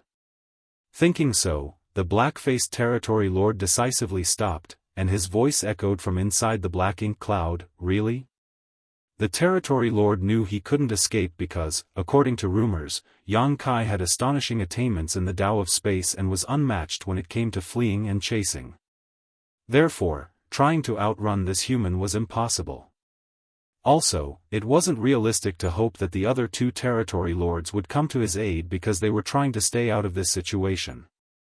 Otherwise, they would have come forward and helped him long ago. His only hope now was that Yang Kai meant what he said. Yang Kai approached the black-faced territory lord while speaking slowly, "I can even keep the promise I made with the Black Ink clan, so what's there for you to worry about?" That made sense. Although this killing star had caused the Black Ink clan to suffer a huge loss, he had integrity. Since they made peace, he had never voluntarily broken the agreement. He only attacked those territory lords in Azure Sun territory because they attacked him first. The Black Ink clan couldn't complain about him acting in self-defense. Deal. The black-faced territory lord gritted his teeth and accepted the challenge. He had 3 attacks to decide his fate, and he didn't believe that he would be that useless. All sorts of intel on Yang Kai appeared in his mind, and he immediately used his divine sense to protect his soul. This guy has a special artifact that can injure others without them noticing. Amongst all those territory lords Yang Kai killed, many of them were killed because of that special artifact. Therefore, the black-faced territory lord felt that his soul was the most important thing to protect. If it were 2,000 years ago, the territory lord's decision would have been a smart one, but now that Yang Kai's strength had increased significantly, and he was itching to test the extent of his power, he naturally wouldn't be using the soul-rending thorn. The black-faced territory lord was only giving himself false hope when he used his divine sense to protect his soul. Martial Peak, Chapter 56-23, Hey, Ha. In the divine spirit ancestral land, there were several helpless and furious Black Ink clansmen looking upwards, watching as one of their territory lords was about to resist 3 moves from Yang Kai to decide his fate. The Black Ink clan felt helpless because they weren't strong enough and couldn't interfere in this matter.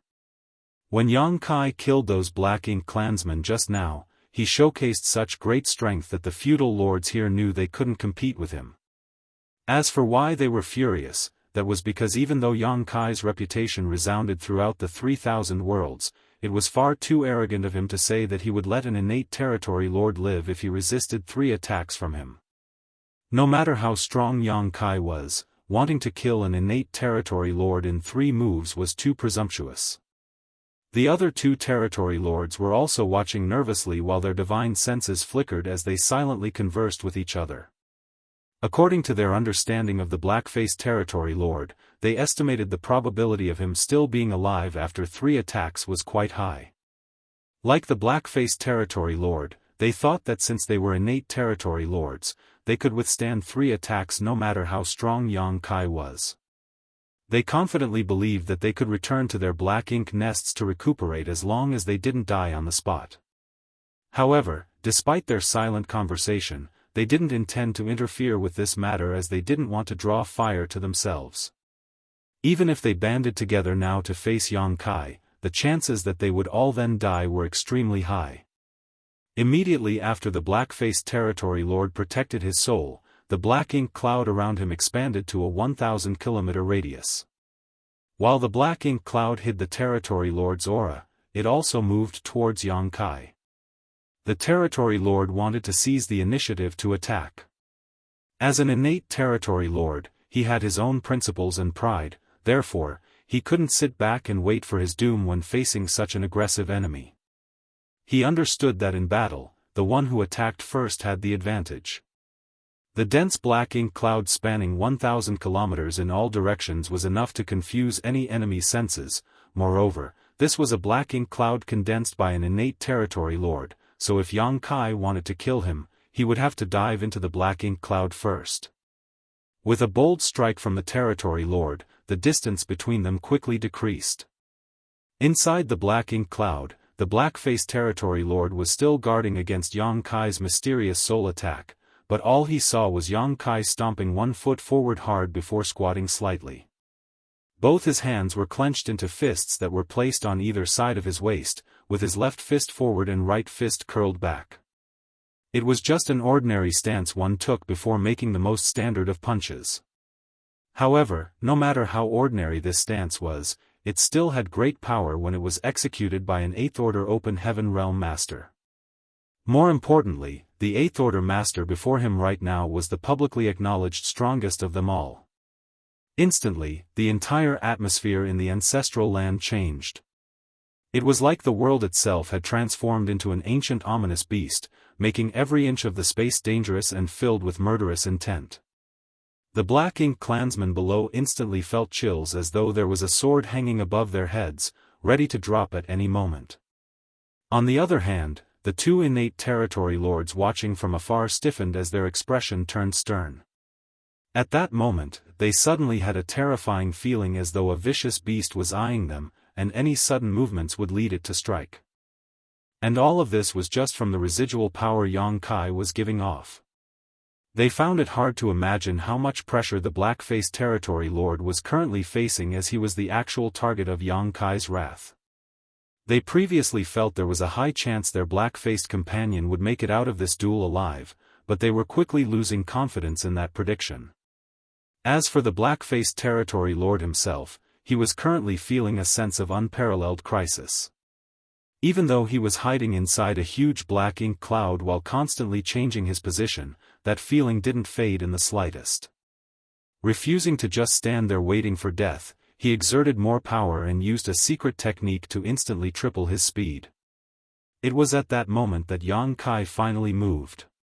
His right fist slowly moved forward, seemingly pushing through unbearable resistance as he thrust it forward. As his fists continued to slowly extend out, space itself seemed to compress layer upon layer.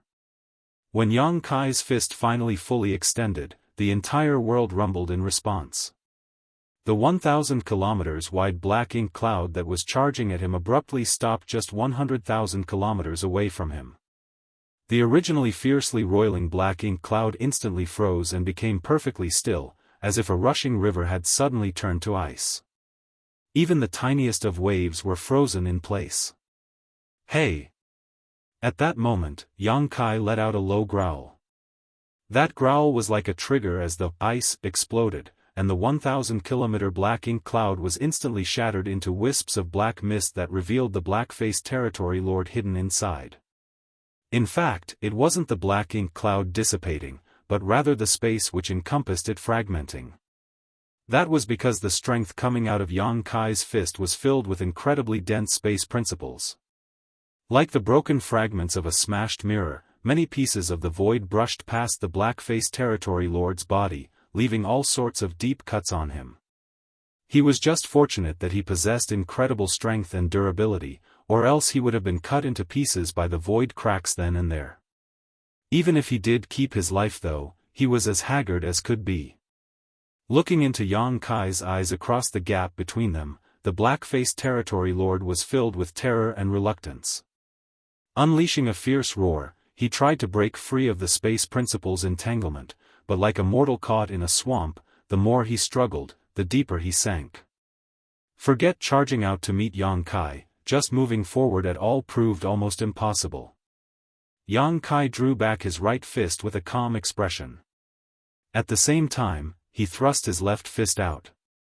But this time, his left fist moved extremely fast, so fast that even the other two territory lords who were watching closely couldn't tell just how this punch was delivered.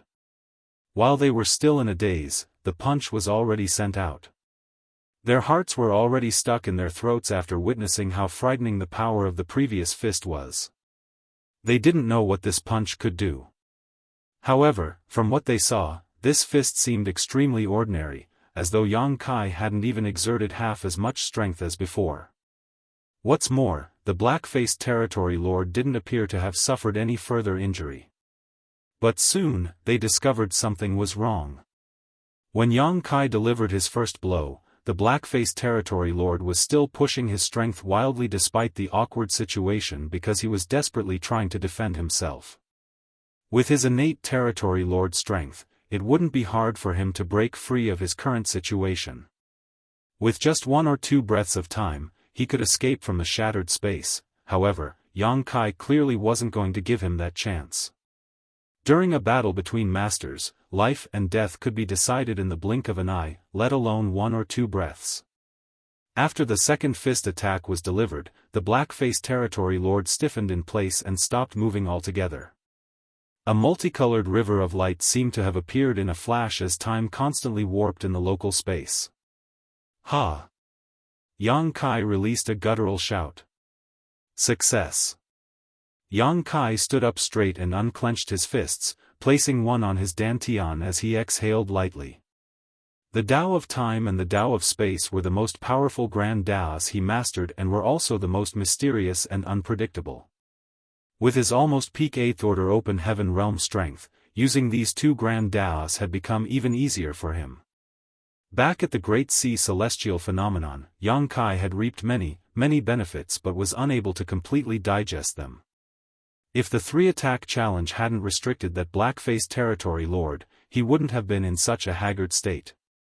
Yang Kai was sure that in a battle with no constraints, he could kill this territory lord in 10 moves, but by goading his opponent into a duel of sorts, Yang Kai managed to release all his strength at his target without having to worry about other distractions. Though it seemed like a good plan, it was actually quite foolish. Moreover, this was the divine spirit ancestral land. Yang Kai was now a pure-blood dragon clan member and an extremely powerful ancient dragon. In this place, every divine spirit was protected and favored by the world itself. The previous 2 punches he delivered not only housed his own strength but also received a boost from this land. Just like how Yang Kai could borrow the star boundary's power to defend against enemies stronger than himself, he could also borrow the ancestral strength in the ancestral land. Therefore, that black-faced territory lord could not withstand 2 attacks. Taking advantage of the terrain and the opponent's mental state was perfectly normal in battle. The black-faced territory lord only had himself to blame for being unlucky. As the space had been frozen and the time had been distorted, anyone who barged inside here would feel their minds become stagnant and their bodies become stiff. However, Yang Kai was an exception. Using space and time principles to capture an innate territory lord was still a difficult task as all innate territory lords could easily escape the interference caused by these 2 strengths and restore their freedom in short order. However, the space-time strength Yang Kai used to warp both space and time all at once was far more difficult to resist and break free from. Therefore, despite being an innate territory lord, getting out of this trap would require much effort and time on his part. Yang Kai raised his finger and slowly pointed it at the territory lord's forehead. Merc. Before the black-faced territory lord finished his first word, Yang Kai's finger had already touched his forehead. The territory lord felt his head tremble violently, and when Yang Kai withdrew his finger, there was a blood-red hole in the territory lord's forehead. His eyes quickly dimmed and black ink strength leaked out of the hole but was quickly trapped by the surrounding spacetime strength and was unable to disperse. Meanwhile, Yang Kai's expression looked calm, even somewhat bored as he felt that this territory lord had lost before he could really experiment with his new strength. The two territory lords watching from afar were now feeling like someone had pulled their souls from their bodies. Their knowledge of Yang Kai came from the intel they received from elsewhere, so they only knew he had killed quite a lot of territory lords by relying on a special soul-type artifact. As such, there would always be slight spiritual energy fluctuation every time he attacked. But this time, they didn't sense Yang Kai using any kind of soul-type attack. He only used two seemingly ordinary punches to easily incapacitate an innate territory lord who was just about as powerful as they were on the spot before casually walking over and executing him with a poke to the forehead. This human was far stronger than those reports described. Such a strong human master was the Black Ink clan's greatest misfortune. Once the two races started their final conflict in the future, there was no telling how many Black Ink clansmen would die at this human's hands. "I'll give you a cup of tea's time to scram, otherwise, this king doesn't mind none of you ever leaving here." Yang Kai glanced over and ordered. Once he said those words, the Black Ink clansmen, who were still in a state of shock, became frantic and immediately sped off. Even the two territory lords shivered and quickly flew towards their Black Ink nests. Ordinary Black Ink clansmen could easily leave this place, but they couldn't because their Black Ink nests were still here. If they lost their Black Ink nests, they wouldn't have a place to recuperate after being wounded. Moreover, each mid-rank Black Ink nest was extremely important to the Black Ink clan. The feudal lords with low-rank Black Ink nests had similar thoughts.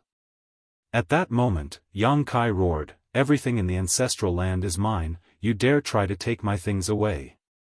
With a loud clap of thunder, the feudal lords who were trying to remove their Black Ink nests abruptly halted. The two territory lords exchanged bitter looks as they felt unresigned. Still, they knew they couldn't take their Black Ink nests away now. Martial Peak, Chapter 56-24, From Adopted to Favorite Son. Soon, all the Black Ink clansmen in the ancestral land had curried away, leaving only their Black Ink nests of various sizes behind. Even after leaving the ancestral land, the Black Ink clan didn't dare to stop as they were afraid the killing star might suddenly chase after and slaughter them ruthlessly. Under the two innate territory lords' lead, the Black Ink clansmen ran for their lives. In the meantime, Yang Kai floated above the ancestral land, silently feeling the land's slight changes. If he were to say that the feeling he had when arriving at the ancestral land was like coming home, now he felt like this world had given him a trace of recognition. Was it because he chased away the Black Ink clan who came here and committed such outrage? Yang Kai didn't know the answer, but the feeling of being recognized by the ancestral land didn't seem false. With his current 8th Order Open Heaven Realm cultivation and the dragon vein from his 70,000-meter-long ancient dragon form, he could feel even the subtlest change in the world around him. Suppose that the ancestral land was a matriarch, and all the divine spirits were her children. This land had nurtured generation after generation of divine spirits from the primordial era to now. Therefore, the ancestral land had many, many children. When the Black Ink clan invaded the 3,000 worlds, even the ancestral land couldn't escape their grasp, so the divine spirits were forced out, leaving the ancestral land, their matriarch, alone and without anyone to rely on.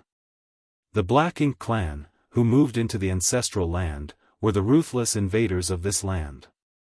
They hatched numerous Black Ink nests here, trying to turn this place that had been here since ancient times into their territory. Perhaps they could even crack the secret behind why the divine spirits could resist Black Ink strength and find a solution in time. As the old and lonely matriarch couldn't stop them on her own, she could only silently resist. That was until Yang Kai came and chased all the Black Ink clan away. Like any universe world, the ancestral land had its own will and acknowledged Yang Kai's actions. Yang Kai wasn't a true pureblood. He started out as an ordinary human, but was lucky to gain the golden divine dragon source through an opportunity in his youth. Coincidentally, that golden divine dragon source originally belonged to the third-generation Dragon Emperor. After so many years of constantly refining his bloodline and cultivating in the dragon pool, Yang Kai had managed to purify his bloodline and become a real member of the dragon clan. Now, he also had the right to enter his name in the dragon tome. However, Yang Kai was still nothing more than an adopted son to the ancestral land.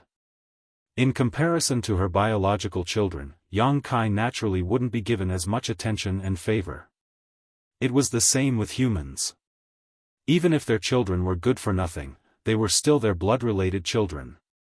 What Yang Kai did today successfully helped him move closer towards the biological son level from the adopted son level.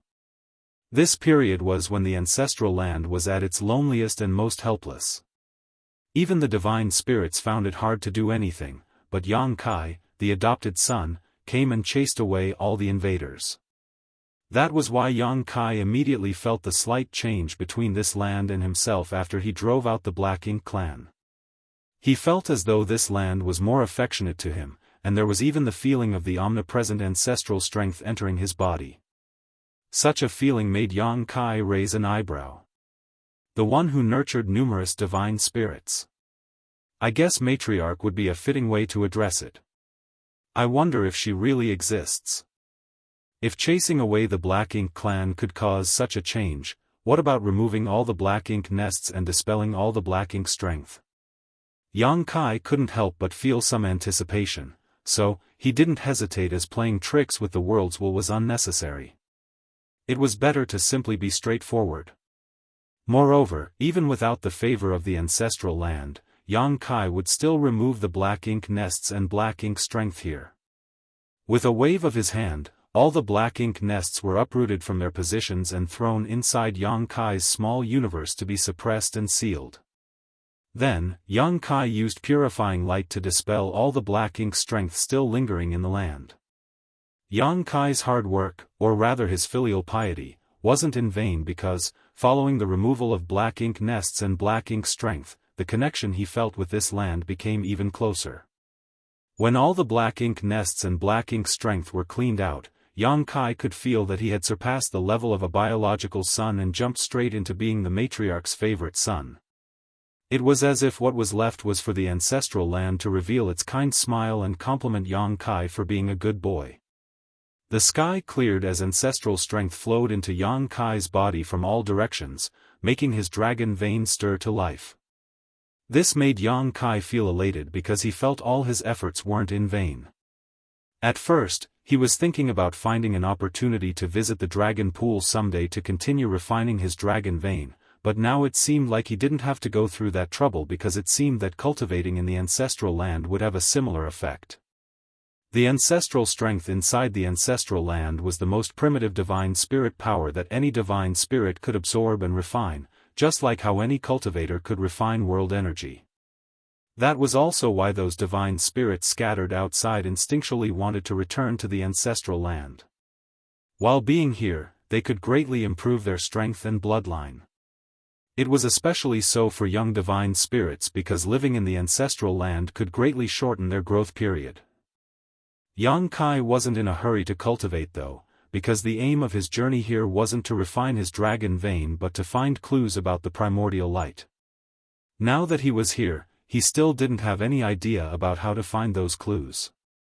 Worse, looking around probably wouldn't be of much use because the clues about the primordial light couldn't be seen.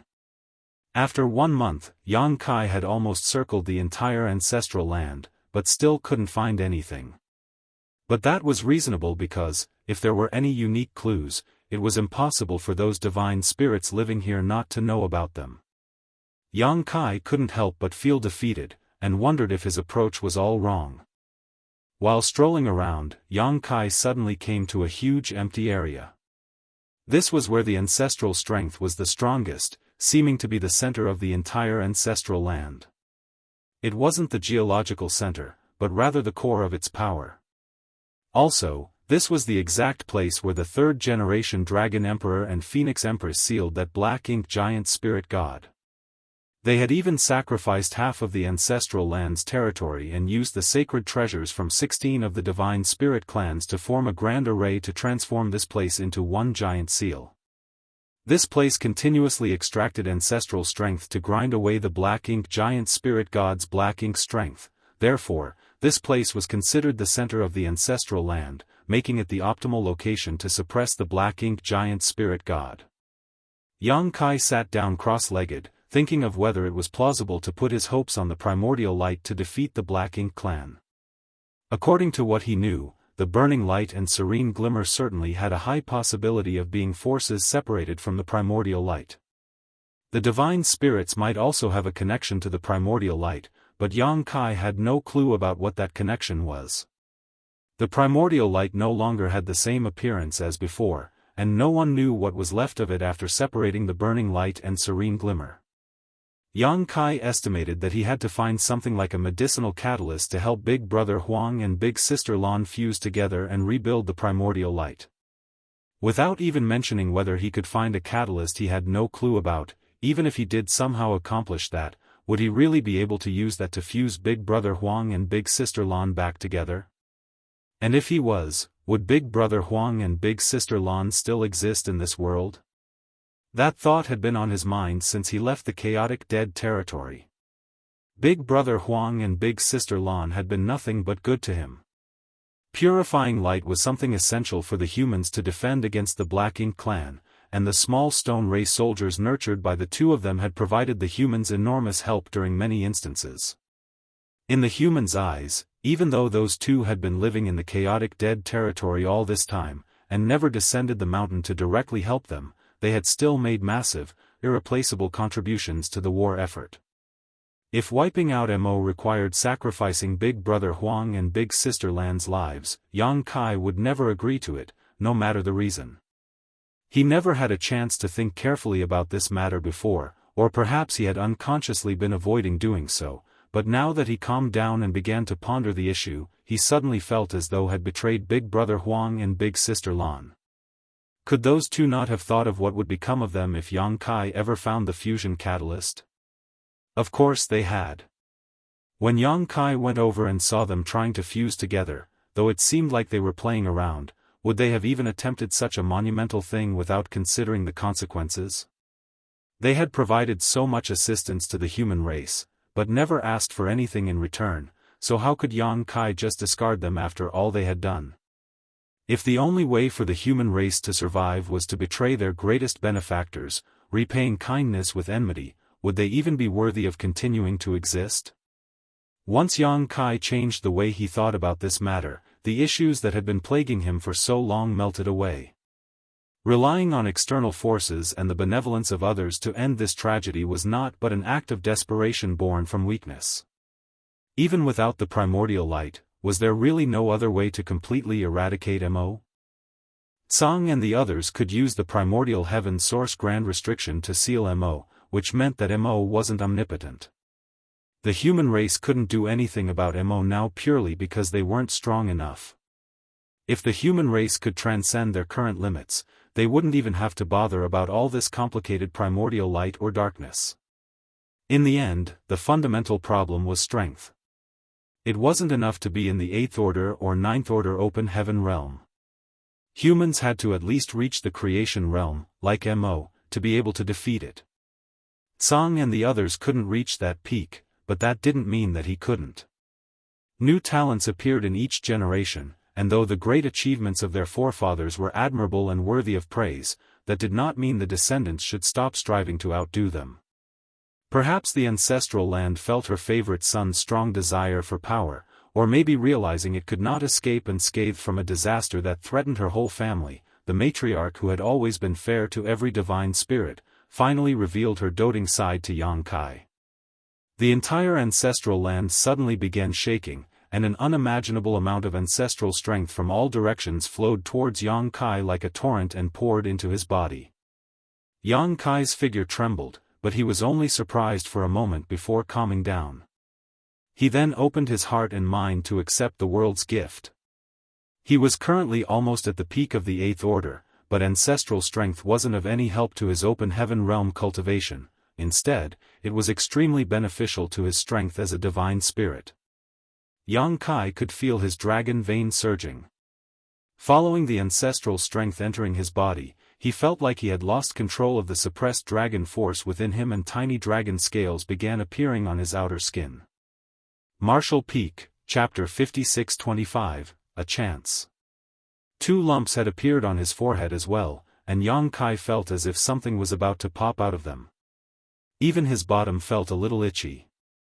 Yang Kai hadn't activated the dragon transformation secret art, his body was simply showing signs of dragon transformation on its own. This was something that didn't happen even when he was cultivating inside the dragon pool.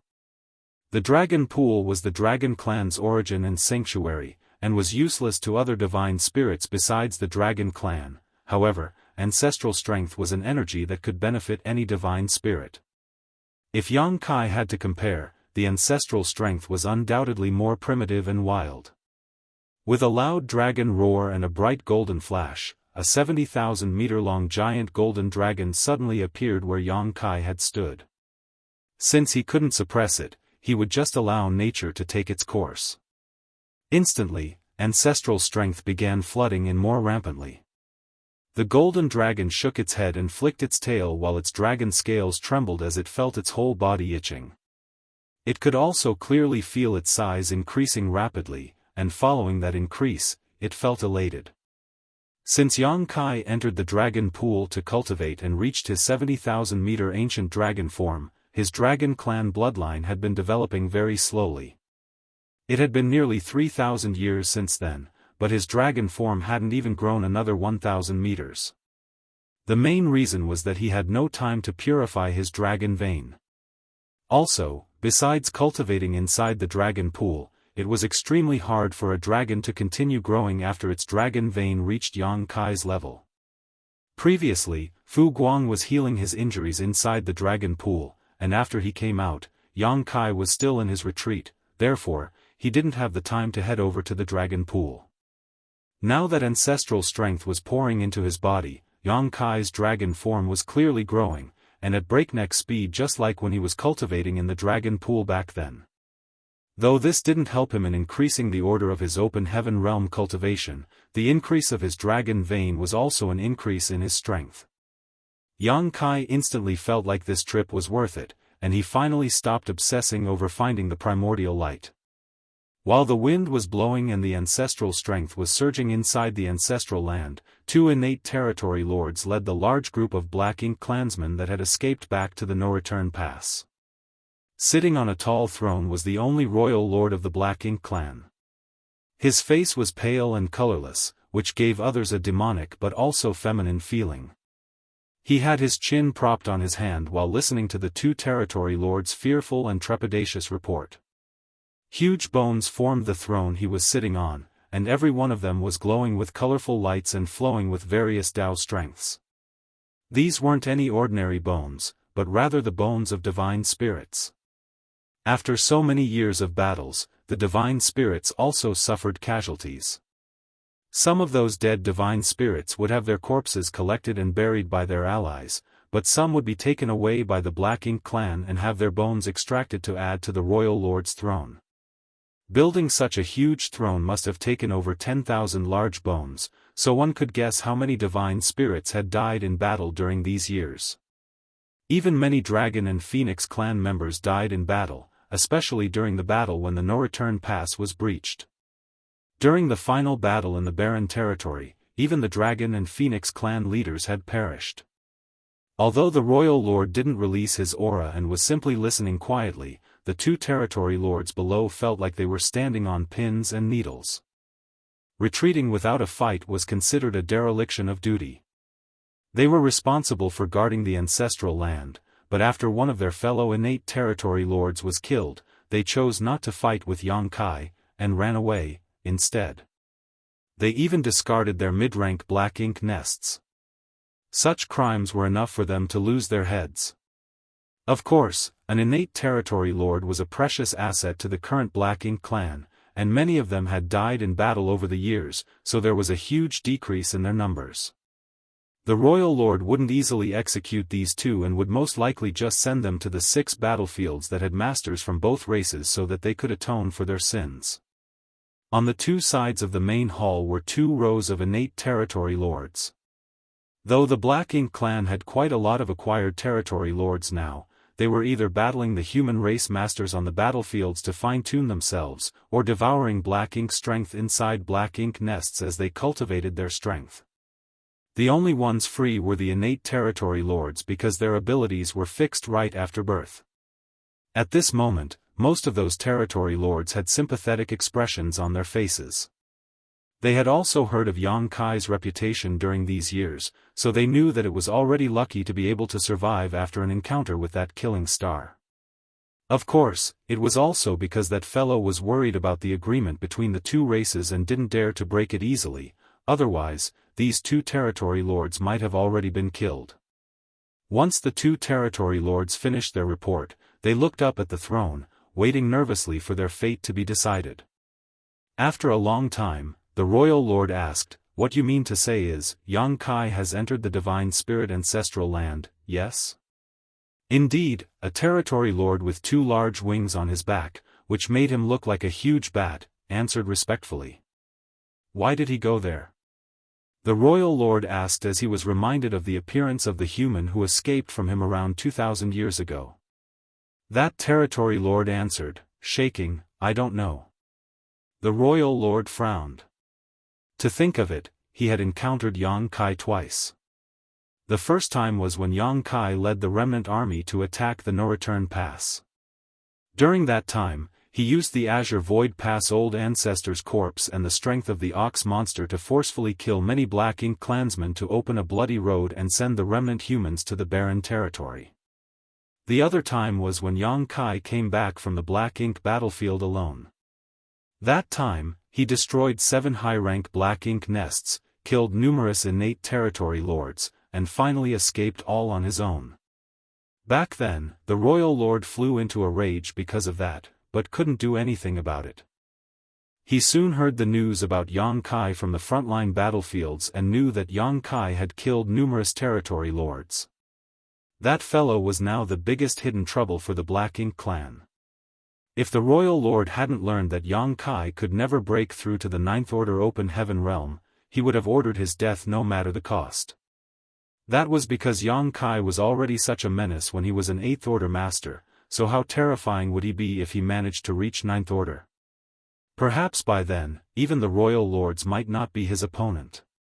It was because the Black Ink clan knew that Yang Kai was destined to be unable to reach the Ninth Order Open Heaven realm that they slightly suppressed their intentions to kill him and maintain their peace agreement with the human race, though the bigger reason was that both sides needed time to accumulate strength. Once the Black Ink clan had nurtured enough royal lords, Yang Kai would no longer be able to affect the overall situation despite being a menace. Of course, the Black Ink clan wouldn't give up a chance to kill Yang Kai either. Therefore, when the royal lord heard that Yang Kai had entered the ancestral land, which the Black Ink clan previously controlled, he thought that this might be an opportunity. During these recent years, Yang Kai seemed to be searching for something which had brought him from one great territory to another. However, neither the Black Ink clan nor the humans knew what he was searching for. But no matter what it was, it would surely be bad news for the Black Ink clan. If they could besiege and kill Yang Kai in the Divine Spirit ancestral land, his plans would all be in vain, and he would no longer restrict the Black Ink clan. At that moment, they could boldly break the treaty between the 2 races and restart the wars in every great territory. They had to reduce the human race's territory so that they wouldn't have the ability to accumulate more strength. That way, the Black Ink clan could wipe them out someday. No matter how strong that 8th Order Open Heaven Realm Master was, he couldn't defeat a royal lord. Unfortunately, Yang Kai was proficient in the Tao of space and was unmatched when it came to escaping. He would run away when he knew he couldn't win, which made others unable to do anything to him. That was how he escaped from the royal lord. When dealing with such a person, the royal lord understood the need for a heaven-sealing earth-locking technique to block all escape routes before going for the kill.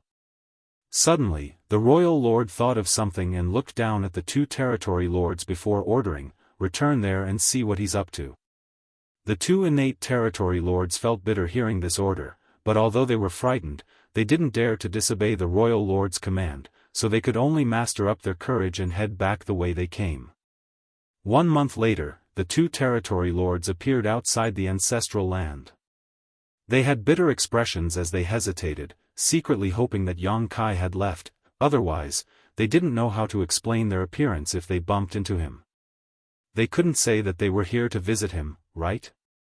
Even though they were nervous, they weren't too afraid because if Yang Kai wanted to maintain the agreement between the two races, he wouldn't openly attack them. Therefore, this trip might be dangerous, but it wasn't life-threatening. Carefully approaching the ancestral land, the two territory lords soon sensed something strange. The divine spirit ancestral land seemed to have changed drastically from how it was when they were last here. An inexplicable energy was surging and permeating the entire world, and even the wind and clouds were churning. At first, they were carefully hiding their bodies and aura lest they be exposed, but after looking at the current state of the ancestral land, they became bolder. Then, they released their divine senses to look around and gradually discovered what was happening. All that energy seemed to be moving in one direction. There was a vague golden light shining in that direction and a huge being hibernating amidst the clouds. When they looked through the clouds, they could vaguely make out a figure of a curled-up dragon clan member. It was Yang Kai.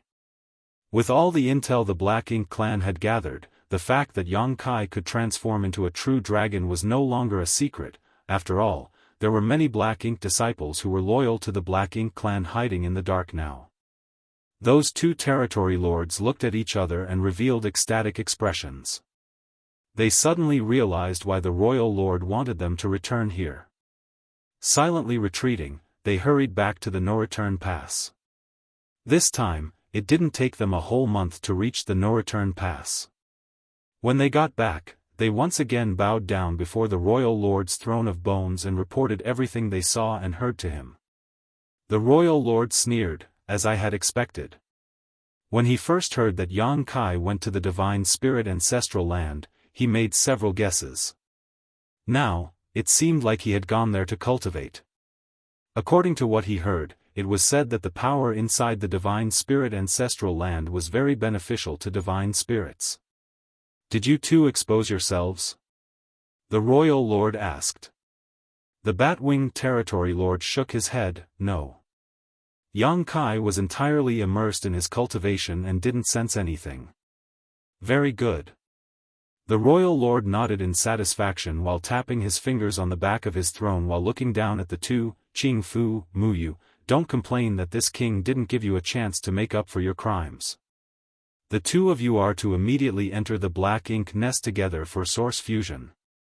Once those words were said, all the territory lords became pale. The two territory lords, Qing Fu and Muyu, shivered as they looked up at the royal lord with terrified eyes. Muyu even screamed frightenedly, "Sir, please have mercy." It was as though the so-called source fusion was a death sentence. Even though Qing Fu didn't say anything, he had a depressed and desperate look on his face. However, the royal lord didn't show any change in expression. Instead, he looked at them calmly before declaring, "If you live, that is your good fortune. If you die, that is your fate. Go." Martial Peak, Chapter 56-26, Source Fusion Technique. The humans had many sayings for when one returned home, each describing it as something glorious after enduring difficulties or achieving something astonishing that brought honor to the family. However, source fusion in the Black Ink clan had nothing to do with returning with honor. The only similarity with those sayings was that it was somewhat related to going home. To the humans, one's homeland was their place of birth. In that sense, the Black Ink nests were the Black Ink clan's homeland because they nurtured all Black Ink clansmen. To the Black Ink clan, source fusion was both punishment and glory. Moreover, only territory lords could perform source fusion. Technically speaking, source fusion was a type of secret technique that only the Black Ink clan could use, and to use it, they must have a high-rank Black Ink nest. A territory lord would enter the high-rank black ink nest and use the source fusion technique to fuse their body and essence with the black ink nest. Though any territory lord could easily perform the technique, it had never been used since ancient times. That was because when the territory lord fused their body with the black ink nest, there was a huge possibility that they would be devoured by the black ink nest and cease to exist. Despite the fact that there were quite a lot of territory lords in the black ink clan, they were all pillars of the various battlefields, so it wasn't easy to sacrifice any of them. Of course, with such a high risk, the reward naturally wouldn't be small. If the territory lord who performed the source fusion technique could withstand the black ink nest's devouring and instead assimilate the black ink nest, they would achieve earth-shattering changes. Simply put, the relationship between the territory lord using the source fusion technique and the black ink nest was that they had to devour each other. Only one between them would survive. Since the day of their birth, an innate territory lord's abilities were fixed and had no way of increasing. This limitation, however, wasn't completely impossible to overcome, as they could have a chance to greatly increase their strength by performing the source fusion technique, even though the chances of success weren't high. High-rank black ink nests were derived directly from Mo, therefore, one could see the black ink clan as Mo's creations. If the creation devoured the source chi from their creator, they would gain unimaginable benefits. By using the source fusion technique, an innate territory lord would have the chance to become a royal lord. Of course, such a royal lord would inevitably be weaker than an ordinary royal lord and could only be called pseudo-royal lord. Such a secret technique needed the black ink clan to sacrifice many territory lords to succeed, and even if they did, they would lose a high-rank black ink nest. Each high-rank black ink nest was connected to dozens, if not over 100 mid-rank black ink nests, and thousands of low-rank black ink nests which birthed and served massive black ink clan armies. Back when Yang Kai destroyed a few high-rank black ink nests in the No Return Pass, the black ink clan had been distressed about it for many years. Additionally, that incident thwarted several plans the black ink clan had for some great territories. In short, the black ink clan was loath to lose any high-rank black ink nests. These were the reasons why no territory lord had even performed this secret technique and why the humans had no idea about it despite having waged war against the black ink clan for so many millennia. If it weren't for the importance of killing Yang Kai, the royal lord would never have been willing to make such a sacrifice. However, that killing star had now become a dangerous obstacle to the black ink clan's plans, so if they could remove him, the situation between the two races would change entirely. At the very least, the black ink clan would no longer have to obey the so-called peace deal between the two races.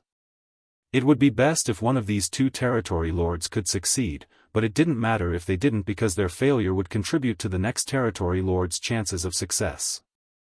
When it came to the source fusion technique, the more territory lords that failed to consume the high-rank nest, the greater the chances the following territory lords who performed the secret technique would have of succeeding. Therefore, as long as the black ink clan was willing to make enough sacrifices, they would eventually succeed. However, the black ink clan weren't sure what the odds of success were because there had never been a territory lord who had used this technique. Even the royal lord only had a rough estimation that the initial chances of success were around 10%, and would increase by about that much for successive attempts.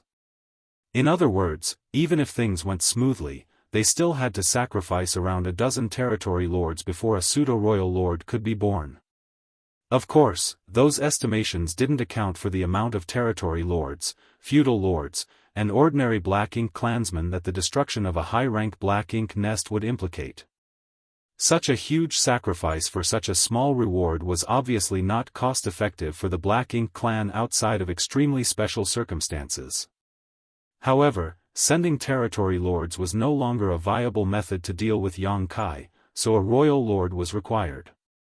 Unfortunately, there was only one royal lord in the entire black ink clan currently, and he had to oversee the no-return pass and couldn't leave at will. The royal lord clearly remembered the incident where a pure white dragon clan member boldly barged into the no-return pass roughly 1,000 years ago. According to the intelligence they possessed, the Black Ink clan naturally knew that this divine dragon was stronger than any Ninth Order Open Heaven Realm Master.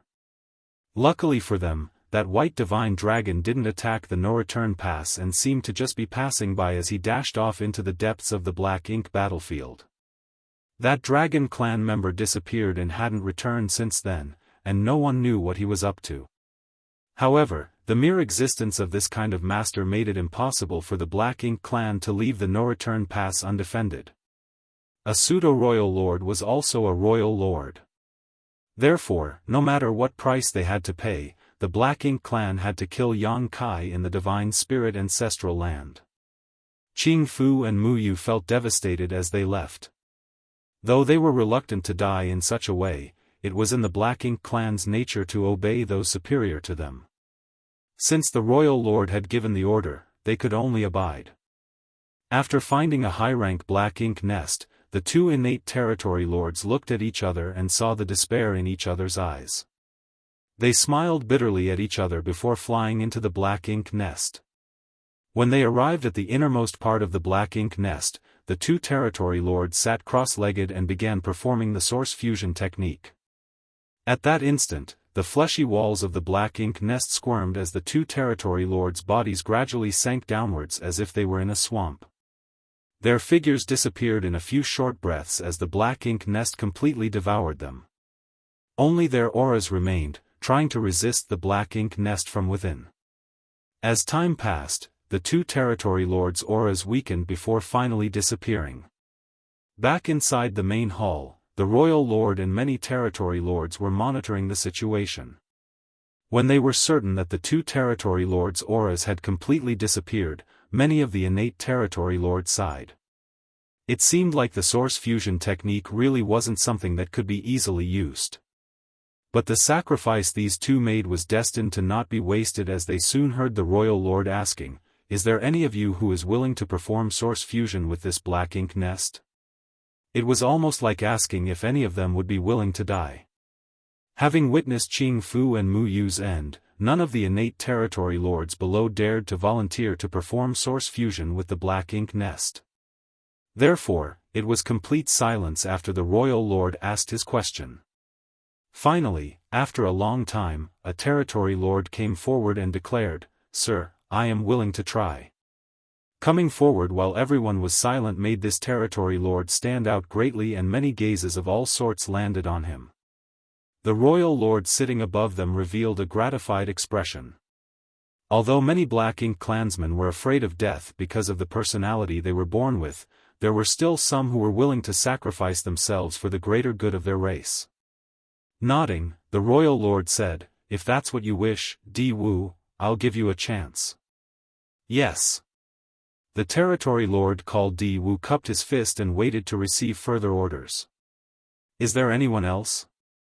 The royal lord turned to look around, but didn't get any response, so he was a little frustrated and began calling out a few territory lords' names with no trace of politeness. The faces of those few territory lords instantly became ashen as they came forward with difficulty. Meanwhile, the other territory lords watched the scene and secretly analyzed the situation. Then, they realized that those territory lords had either lost to human race masters or made blunders on the battlefield that harmed the Black Ink clan.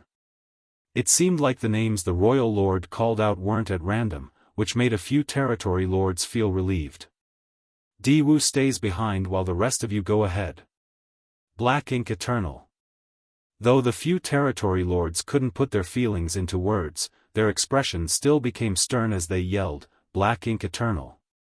After that, they turned around and set off. Moments later, the auras of the chosen innate territory lords disappeared one after another inside the high-rank Black Ink nest, obviously indicating that they had failed. Although it all failed, those auras were hung on for longer and longer, which meant that the source fusion technique was getting closer to success. At that moment, the desire in those innate territory lords still on the scene were ignited.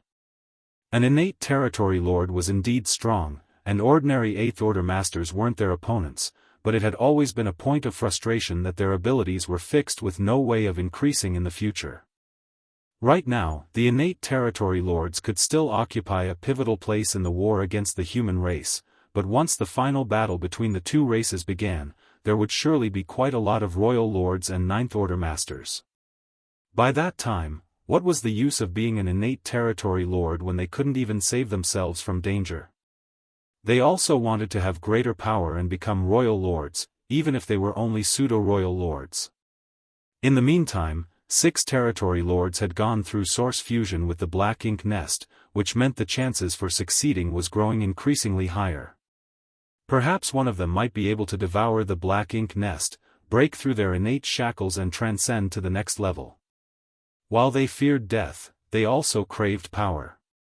If the innate territory lords in the hall could be said to be avoiding the source fusion technique before, they were now feeling a little excited.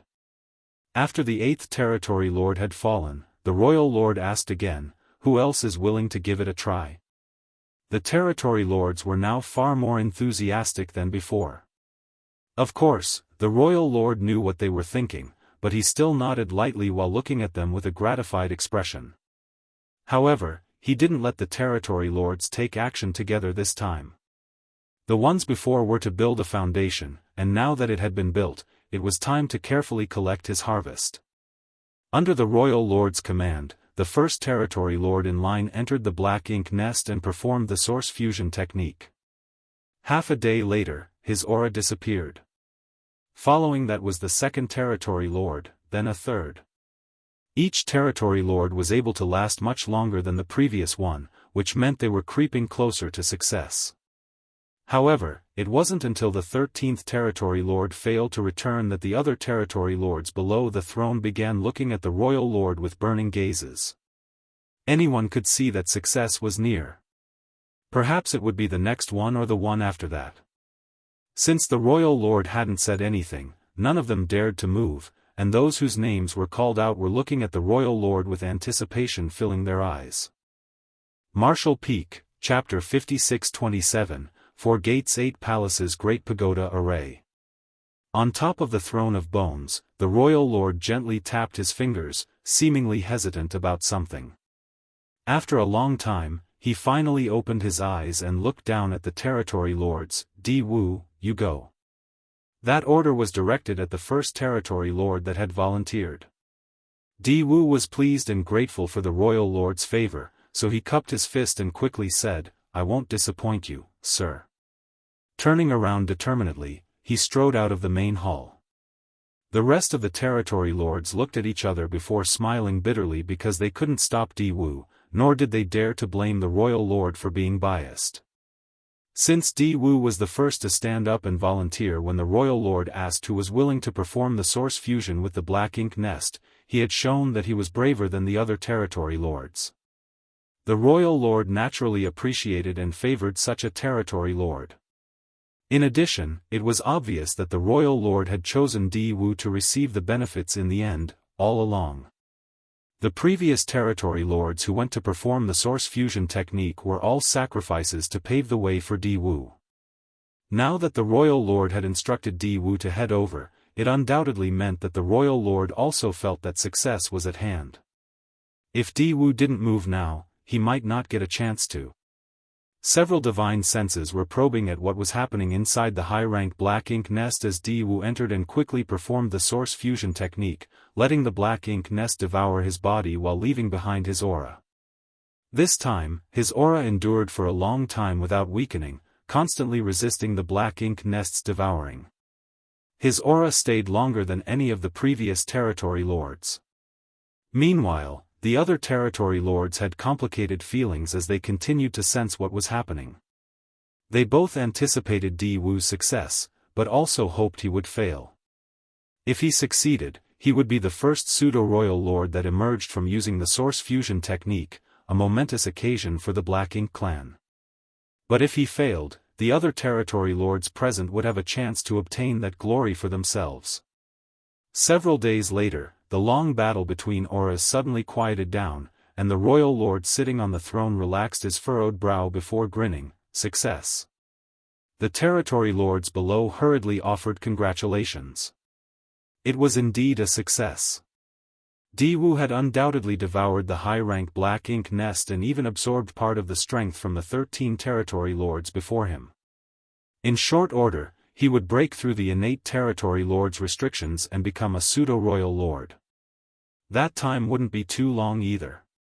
No one in the Black Ink clan was sure whether their decision to sacrifice a high-rank Black Ink nest and 13 innate territory lords in exchange for a single pseudo-royal lord was worth it.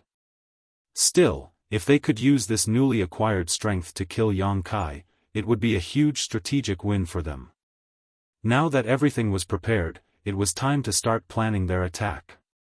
The Royal Lord released a burst with his divine sense, and several 7th Order Black Ink disciples soon came to the main hall before bowing down. While leaning forward to look at an old man among the Black Ink disciples, the Royal Lord asked, "How is your research progressing? Is your 4 gates 8 palaces Great Pagoda array usable yet?" That old man replied, "Reporting to Sir Royal Lord, we have already perfected it long ago and have refined many array boards and banners." Then, the old man's expression became serious. "My lord, are you planning on using this array?" In recent years, quite a lot of humans were corrupted by Black Ink strength and turned into Black Ink disciples, but very few were proficient in the Tao of Spirit arrays. The few standing before the Royal Lord were the array masters among the Black Ink disciples that had high attainments in the Tao of Spirit arrays.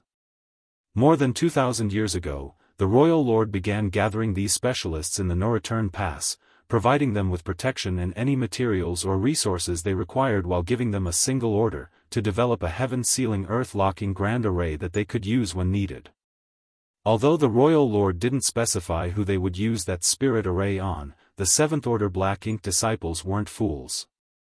It wasn't enough to just deduce a heaven-sealing earth-locking grand array. However, refining array boards and banners had also cost numerous resources, and powerful masters were also needed to set up and maintain the grand array.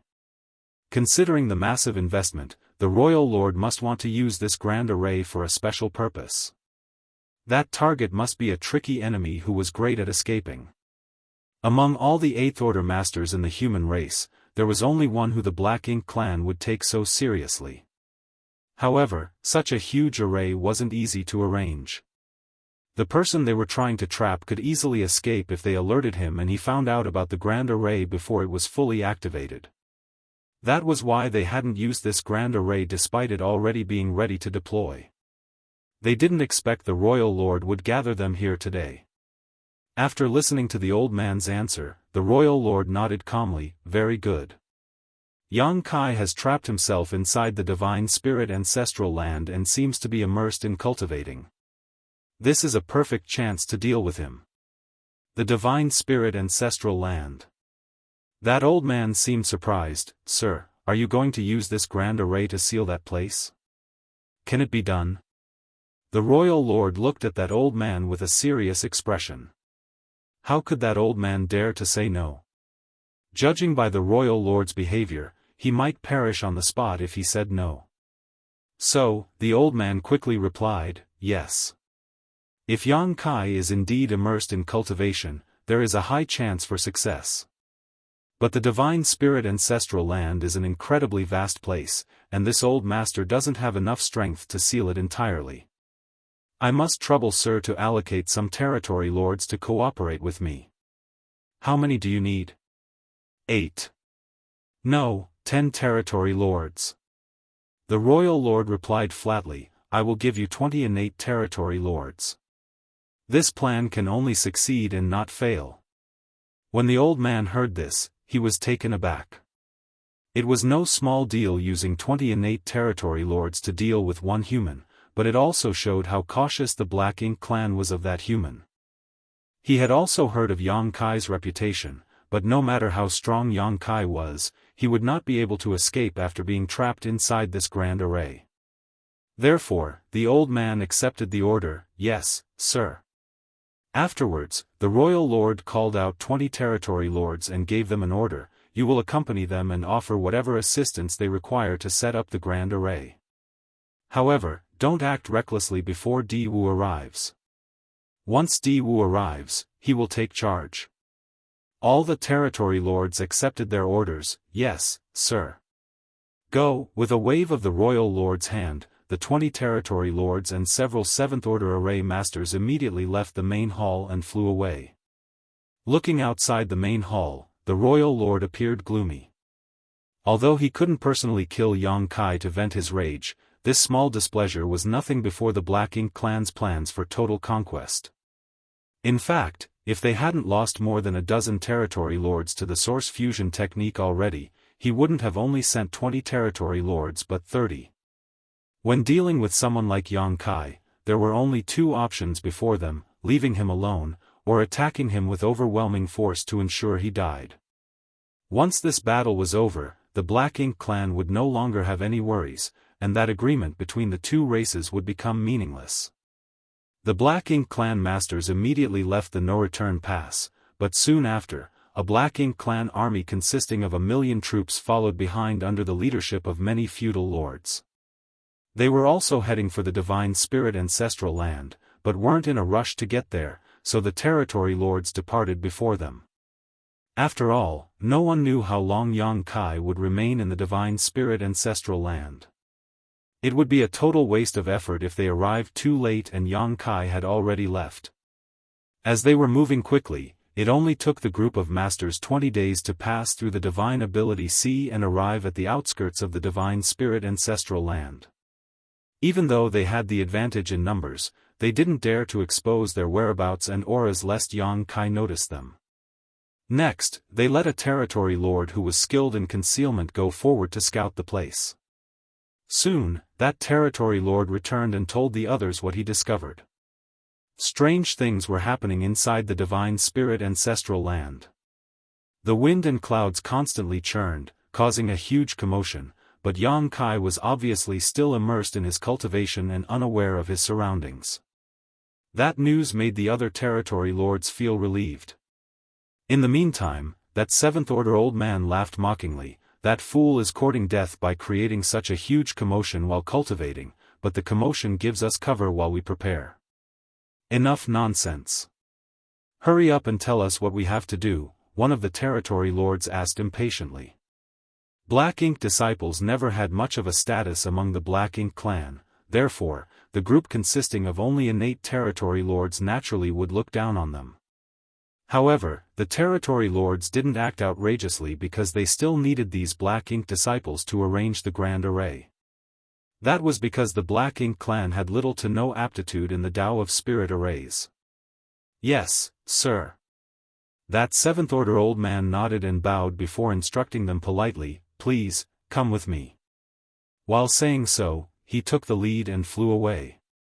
He had already told the territory lords the basics of the grand array and even gave them a jade slip each to let them better understand it. These territory lords might be powerful, but it was difficult for them to understand anything about spirit arrays. That was why these territory lords still didn't know much about the 4 Gates 8 Palaces Great Pagoda array, despite having 20 days to study it already. If possible, that old man would rather work with the other 6 7th Order Black Ink disciples to set up the grand array, not these innate territory lords. However, he needed these powerful territory lords to enhance the spirit array's power, so he was stumped. For now, his only choice was to teach them while hoping these territory lords wouldn't be too ill-tempered. Under the 7th Order old man's guidance and directions, the territory lords stood in prearranged positions while holding an array banner each. Then, the old man followed down the line and placed several array boards before arranging for the other 7th Order Black Ink disciples to stand in the critical nodes. This arrangement took them more than 10 days. The old man was tuckered out and secretly grateful to the royal lord for sending 20 territory lords over. At first, he thought they would only need a few territory lords for this spirit array, but after arriving here, he discovered that he had greatly underestimated how vast the Divine Spirit ancestral land was. In the end, they used 12 innate territory lords and every 7th Order Black Ink disciple to seal this place up. Luckily for them, Yang Kai, who was cultivating in the ancestral land, had no idea of the changes being made outside and was still immersed in his cultivation. Once everything was ready, the old man secretly breathed a sigh of relief. He went over and stood at one of the critical nodes of the grand array and with a serious expression, pulled out an array banner and channeled his strength into it. Instantly, world force surged. Around the void, the Grand Array's nodes and array boards hummed simultaneously while the anxious territory lords also inserted their strength into their array banners. Martial Peak, Chapter 56-28, Going Back in Time. Following the activation and trembling of each array banner, the array boards also quickly released their aura and intertwined with them. Invisible energy appeared and passed through the place where the 7th Order Black Ink disciples and 12 innate territory lords stood. After 10 days of hard effort, they succeeded in activating the Grand Array. Instantly, the void where the Divine Spirit Ancestral Land was located was entirely enveloped by the Grand Array, isolating it from the outside world. It was only then that the old man responsible for setting up the Spirit Array finally felt relieved. He was terrified of the possibility that Yang Kai might realize the Grand Array was being assembled before it was done. If that happened, they wouldn't be able to trap him. Now that the Grand Array had been activated though, no matter how proficient Yang Kai was in the Tao of space and escaping, he would have no way to flee. The only way out was to destroy the Grand Array, but now that it enveloped the entire ancestral land, that would be no easy task.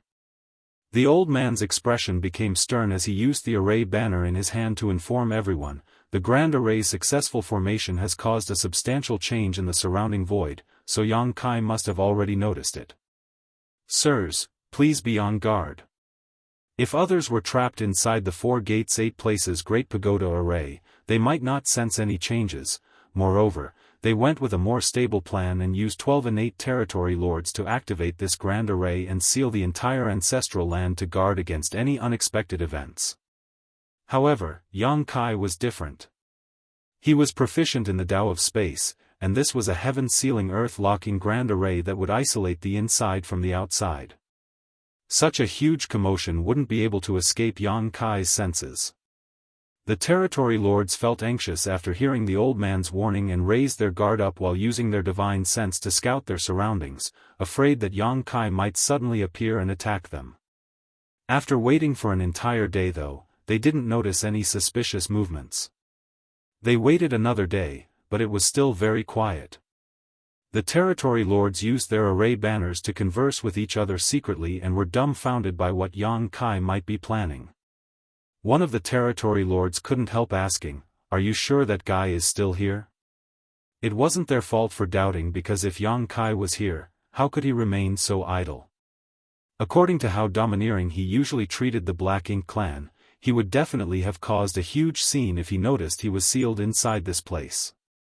Even if he didn't cause a commotion, he would at least show his face and not be as quiet as he was now. There were several territory lords with the same doubts.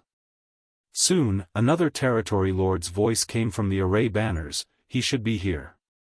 When I scouted this place earlier, I felt a strange change in the ancestral land, which is clearly his doing." "Did you actually see him?"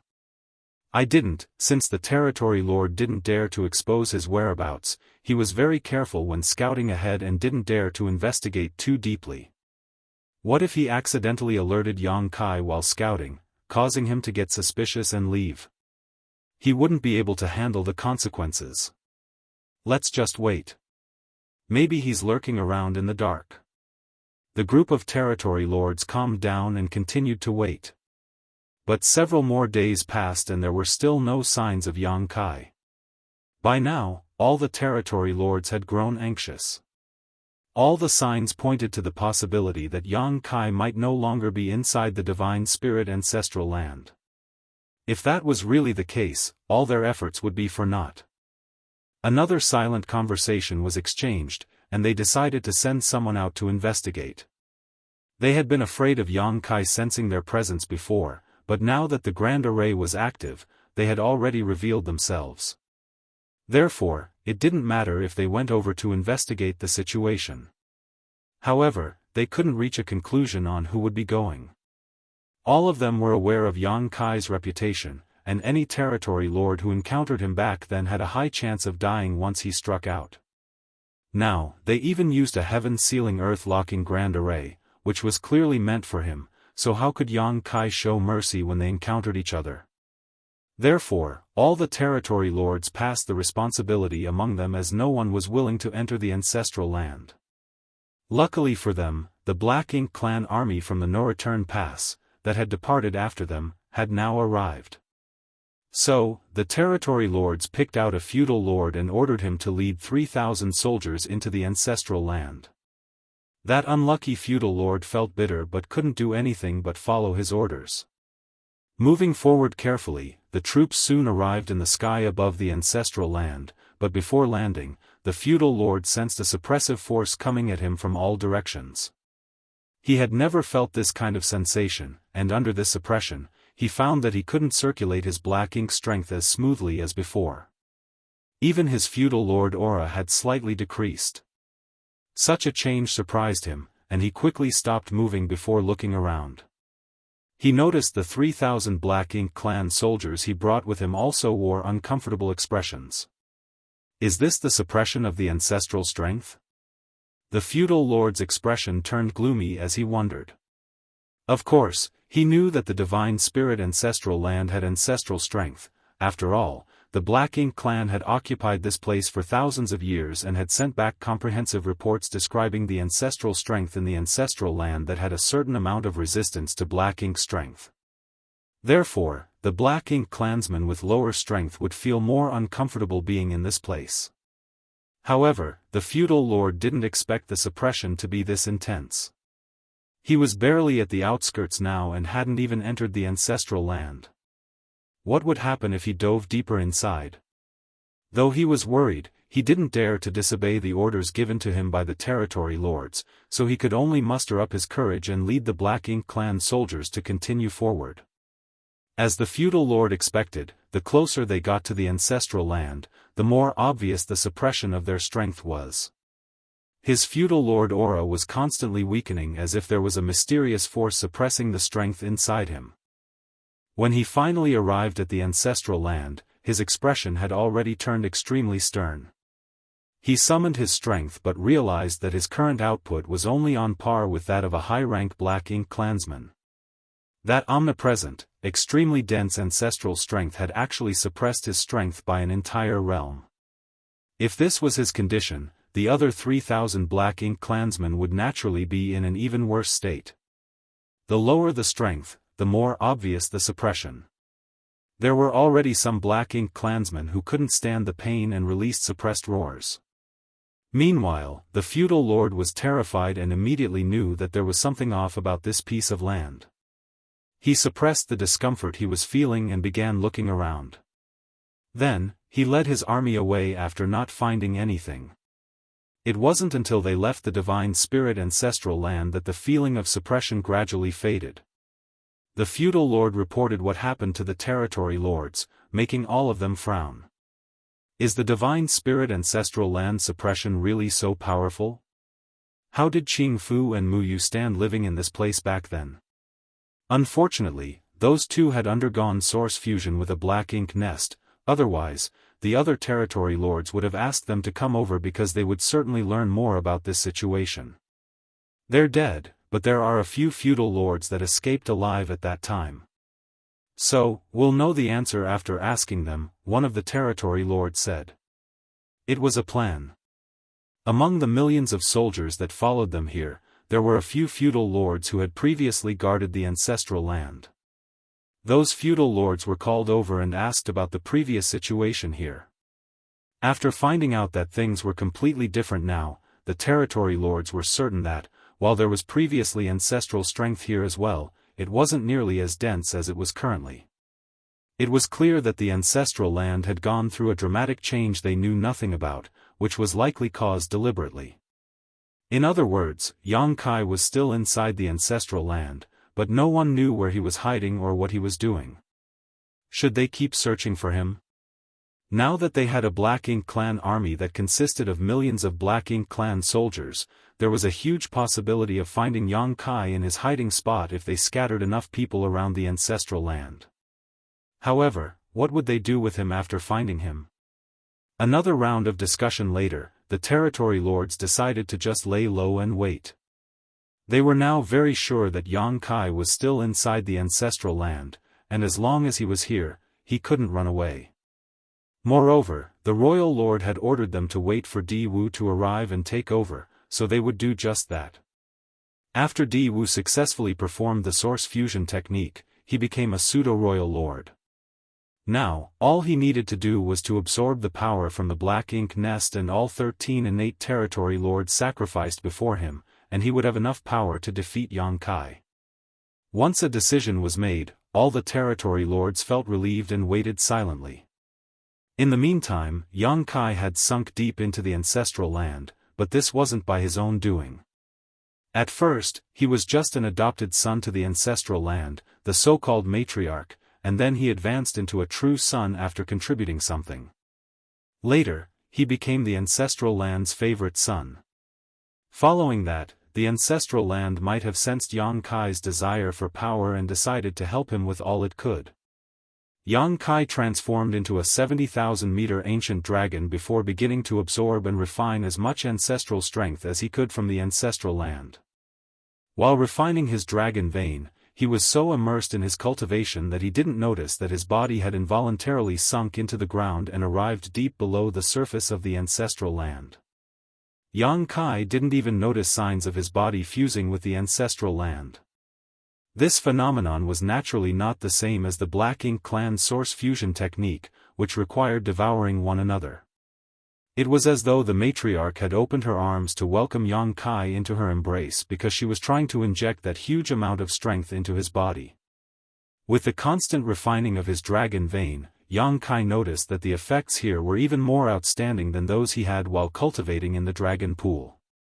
As Yang Kai had entirely sunk into the ground, not only did he not notice that the Black Ink clan had set up a heaven-sealing earth-locking grand array called the Four Gates 8th Palace's Great Pagoda Array, but the Black Ink clan who came in to look around for him also wouldn't be able to find him. Time passed by and Yang Kai's fusion with the ancestral land was becoming stronger, like he was about to become one with it. At a certain point, his perspective seemed to entirely change, becoming both ancient and wide.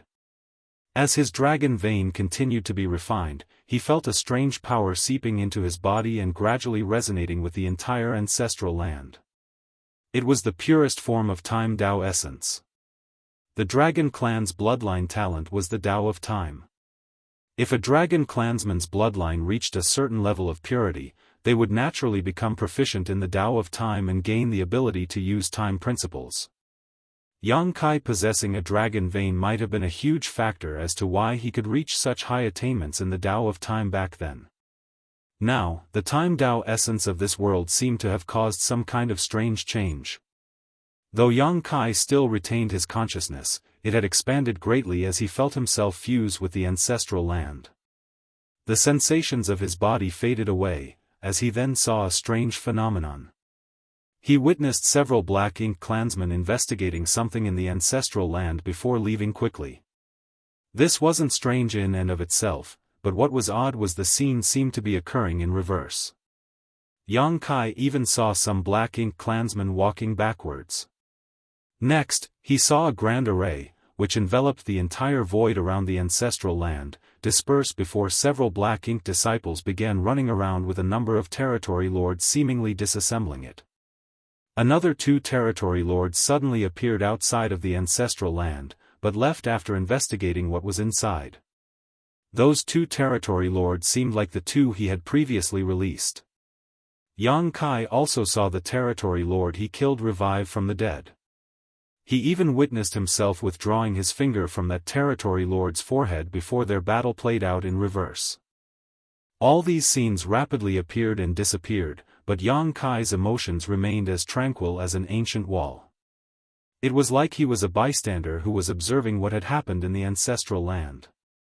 Even watching himself kill that territory lord didn't draw any kind of reaction from him. At that moment, Yang Kai suddenly realized that he was going back in time. Martial Peak, Chapter 56-29, No Way to Escape. The Tao of Time was profound and mysterious. Since ancient times, there were very few cultivators who cultivated this grand Tao. Cultivators of the Tao of Time were even fewer than cultivators of the Tao of Space. Only the Dragon Clan, who had their bloodline talent, would reliably become extremely gifted in the Tao of Time. Back when Yang Kai was outside the Great Sea celestial phenomenon, he used his sun and moon divine will to shatter spacetime and glimpse the future. Later, everything that happened proved that what he saw was real. However, that opportunity was an accidental coincidence. Yang Kai had tried using the sun and moon divine will again, but never saw the future in that way again. That experience led him to understand that if he could master the Tao of Time to its extreme, he might be able to peer into the future. Moreover, the ability to foresee the future was definitely a great method to avoid danger. The truth was that, once a cultivator's cultivation reached a certain level, they would naturally have a bit of prophetic ability, allowing them to sense danger and crisis before they happened. But without the Tao of Time, they couldn't see the future and would only have vague intuitions. Since the Tao of Time could allow a cultivator to foresee the future, of course, it could allow them to see the past. Time flowed from the beginning of the universe, through ancient times to the present, and continued flowing towards the end of all things. Therefore, if one glanced at where the river was flowing, they could see the future, while looking back would allow one to see the past. Though Yang Kai's attainments in the Tao of Time weren't low, possibly even among the best in the vast world, when it came to mysterious matters such as the past, the future, and even the nature of time itself, he was still fairly clueless about them. Just like this time, he had unknowingly triggered the rewinding of time in the ancestral land.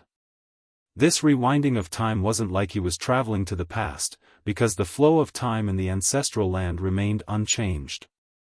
After Yang Kai fused with the ancestral land, he simply became a bystander who was observing the reverse flow of time in this land. Such a strange encounter must have some sort of connection with him being a Dragon Clan member and the fact that the ancestral land was pampering him. All these factors combined led to this astonishing development. Yang Kai should have been extremely happy to encounter such an opportunity, but he didn't feel any changes in his emotions. It was as if he had completely turned into the ancestral land and had become restrained and emotionless. Also, this act of rewinding time was just this piece of land silently reminiscing about the past. But all of that didn't stop Yang Kai from receiving benefits. Following each passing breath, Yang Kai found his understanding of the Tao of Time increasing slightly. This kind of comprehension differed slightly from what he received by refining temporal rivers back in the Great Sea celestial phenomenon. Temporal rivers were filled with time Tao essence and strength, so Yang Kai naturally could increase his attainments in the Tao of Time by refining and absorbing them into his small universe. However, that was only refining external energy. By fusing with the ancestral land, Yang Kai was now experiencing this mysterious land reminiscing about its past like he was thinking back to his own life's experience. Of course, those were illusions as the one with these memories was the divine spirit ancestral land. Yang Kai's current situation was more like using his body to replace that of the ancestral land, but this change didn't hinder Yang Kai from obtaining benefits.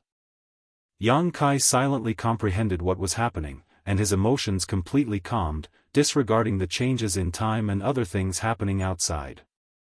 Inside the ancestral land, that dense ancestral strength kept surging and flowed towards one spot.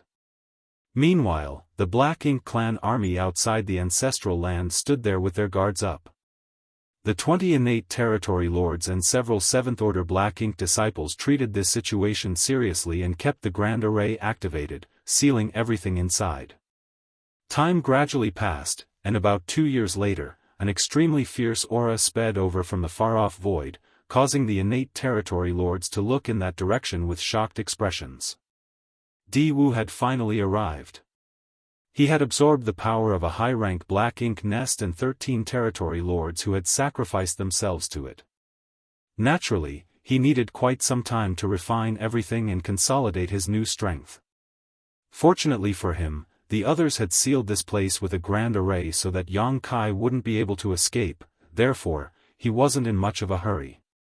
Also, this counted as the first time the Black Ink clan produced a pseudo-royal lord with the source fusion technique, so the other territory lords were naturally curious about Di Wu's condition. After they briefly probed Di Wu, the territory lords all turned grim. That was because Di Wu had a blaring aura. By comparing only their auras, Di Wu seemed to have the strength of a real royal lord, but all of the territory lords knew that this was just an illusion. The reason Di Wu's aura was so pronounced was that he could not control it. Royal lords didn't wantonly release their aura because they could perfectly control their strength. Therefore, the rampaging aura was a sign that Di Wu couldn't actually handle his current power properly. It was obvious from this situation that no matter how strong an innate territory lord was, and what methods they used to bypass their innate shackles, there was still an absolute limit.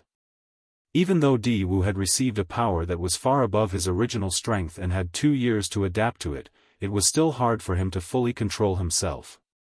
Perhaps it would be impossible for him to gain full control over that power in his lifetime, or else he wouldn't be regarded as a pseudo-royal lord. Rather, he would be a true royal lord. Despite knowing all that, the innate territory lords were still envious of Di Wu because their strength had been fixed since their birth. Who wouldn't want to become stronger? Especially when there was an unavoidable final battle between the Black Ink clan and humans brewing. More power meant better protection for oneself when facing the catastrophe that was about to sweep through the entire universe. It was a pity that the others could only admire Di Wu because the birth of a pseudo-royal lord meant that a high-rank Black Ink nest and more than a dozen innate territory lords had to be sacrificed through the source fusion technique. The Black Ink clan could not create a large amount of pseudo-royal lords unless they were in a desperate situation, and even then, it was doubtful if such sacrifice would be worth the gains. A while later, a deep, dark cloud arrived before them.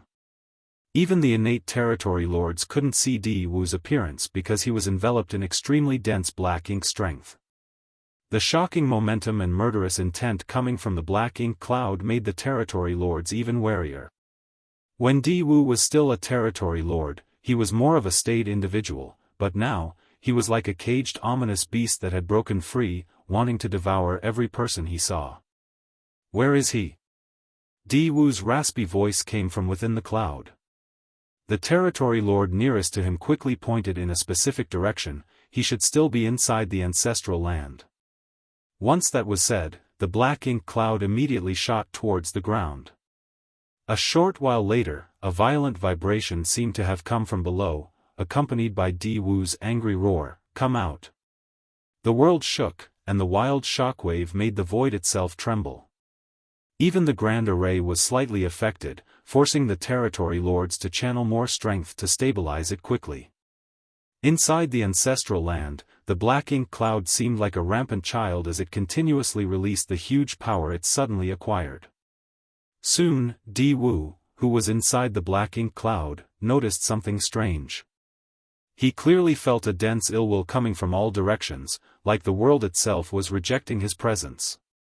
It wouldn't have bothered him if that was all, but this strange will also had the power to suppress his strength.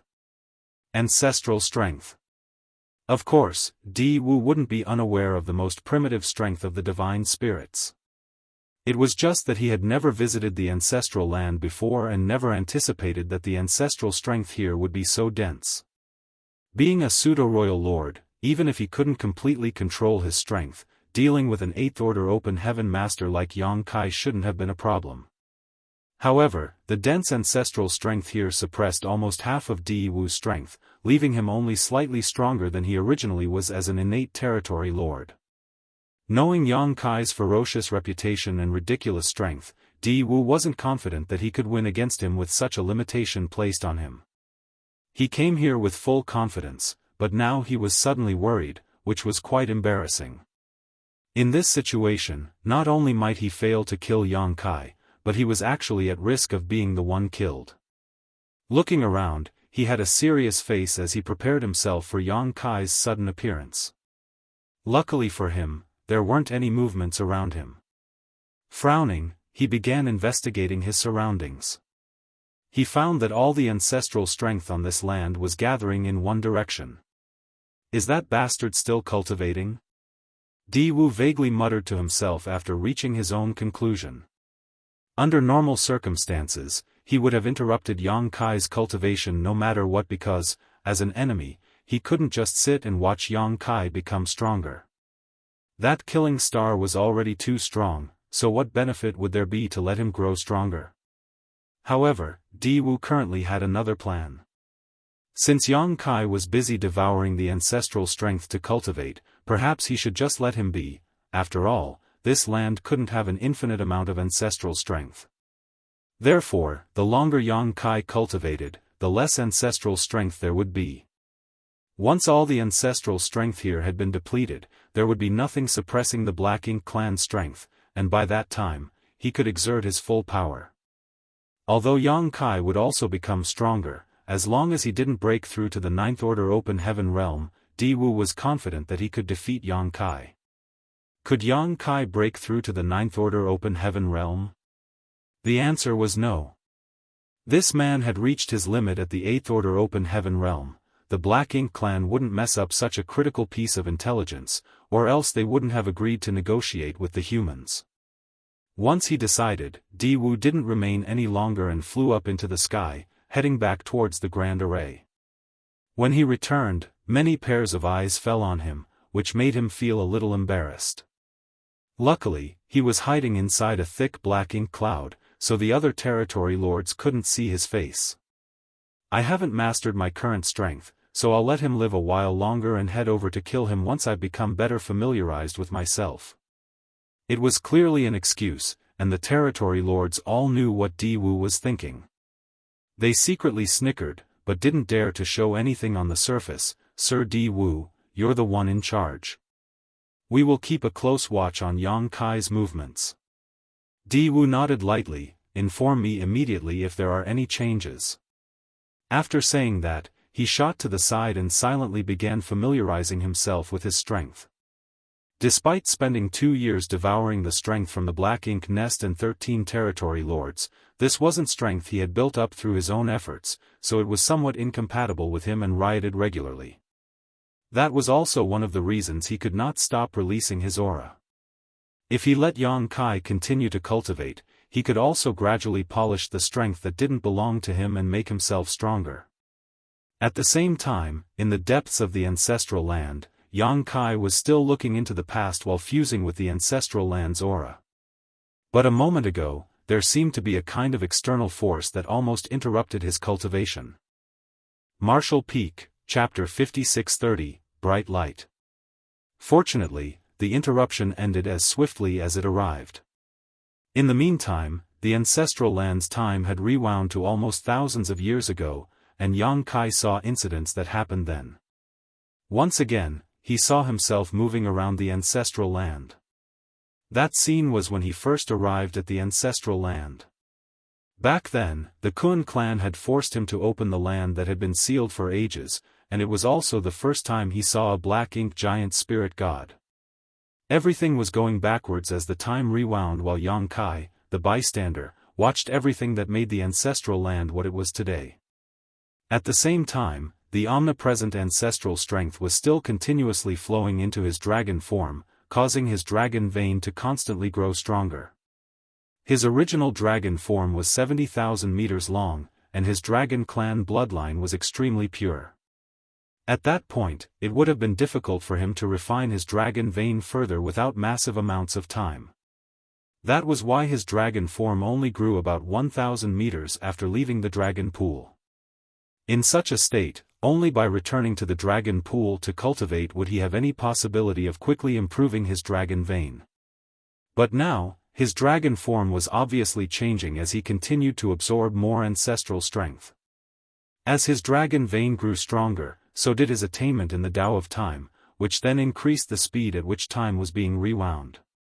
For the first 2 years, the ancestral land only rewound through some 40,000 or so years. In the following 2 years, 50,000 years passed by. 2 more years later, 60,000 years.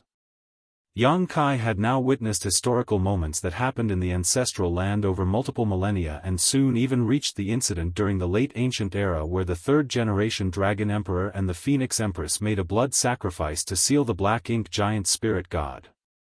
After watching that incident, Yang Kai became even more silent. This review of time was now significantly longer than when he was cultivating in the Great Sea Celestial phenomenon, as he had only spent some 4,000 years there.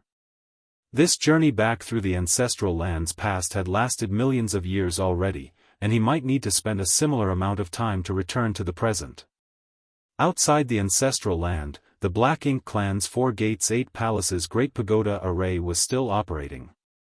Since no external forces were attacking this grand array, the territory lords only had to keep it active, which didn't require much strength at all, so they didn't feel tired. However, they didn't dare to slack off. It had now been several decades since they first set up this grand array, but they hadn't seen any traces of Yang Kai. Only the continuous surging of ancestral strength below indicated that Yang Kai was still cultivating. At the same time, Di Wu had been familiarizing himself with his strength. After the time he ignorantly barged into the ancestral land and caused a commotion, he didn't dare to step foot into the divine spirit ancestral land again. He couldn't use his full strength under the suppression of the rich ancestral strength and was afraid of encountering Yang Kai under such conditions, therefore, he could only stall for time, hoping that the ancestral land would someday be depleted of ancestral strength. During these dozens of years, though he didn't personally head back inside, he had ordered the territory lords to head inside the ancestral land to check the situation. However, the reports he received were disturbing. Even though several dozen years had passed, the ancestral strength was showing no signs of being depleted. It was as if this mysterious energy was completely inexhaustible. The royal lord had sent people over from the no-return past to check on them a few times. Di Wu didn't dare lie, so he reported everything that happened honestly. The royal lord wasn't upset with him though and only instructed him to wait for the perfect opportunity. When the time came, he had to kill Yang Kai in the ancestral land. In that sense, the royal lord wasn't worried about waiting.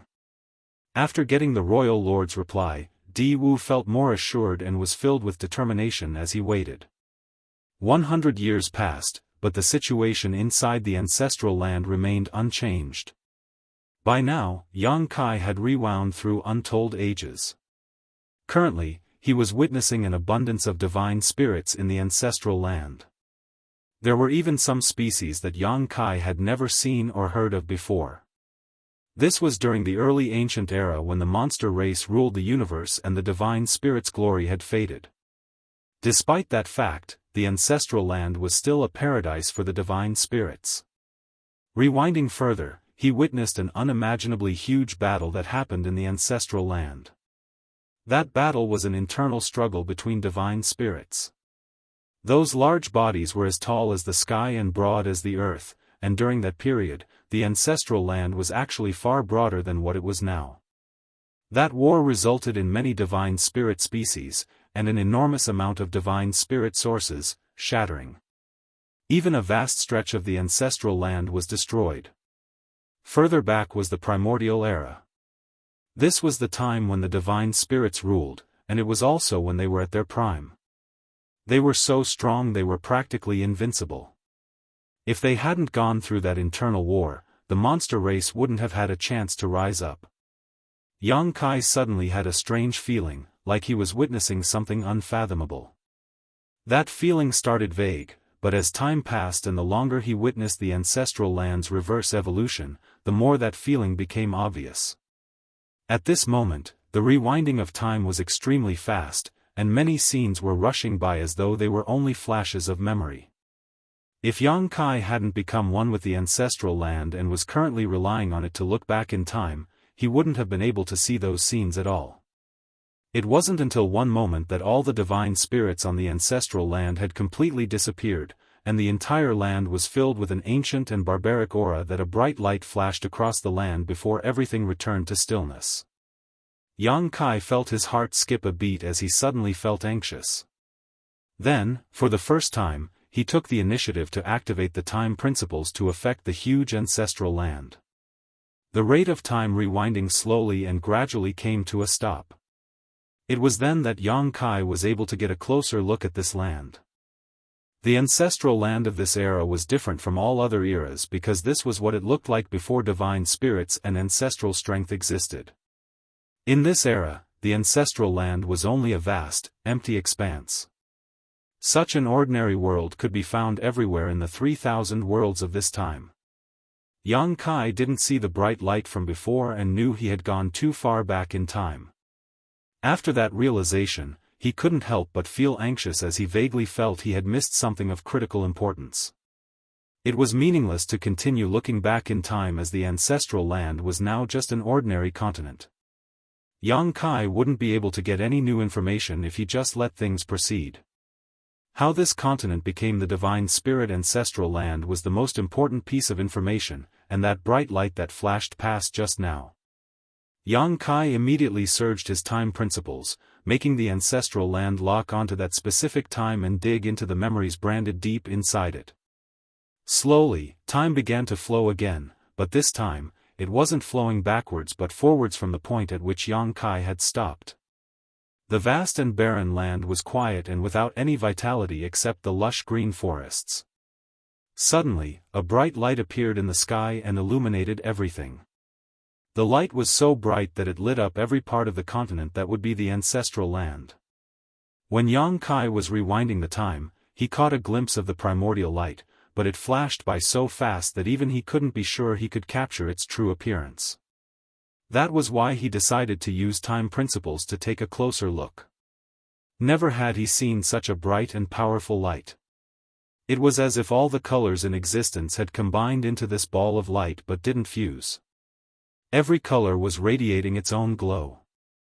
This scene made Yang Kai subconsciously think of the primordial light he had been searching for.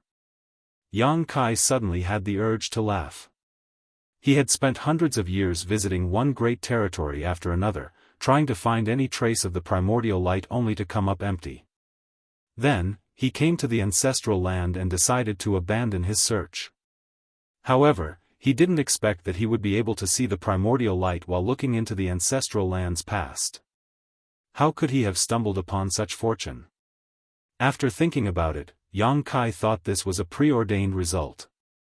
Since the primordial light had a close connection to the burning light, serene glimmer, and all divine spirits, of course, Yang Kai would see something related to it in the ancestral land's past. This was also why Yang Kai came to the divine spirit ancestral land in the first place. But he didn't expect that the connection would be so direct and that he would manage to see the primordial light's actual form while rewinding time.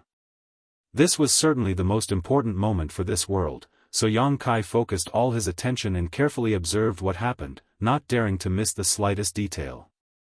He had a feeling that he might be able to solve many mysteries surrounding the primordial light today.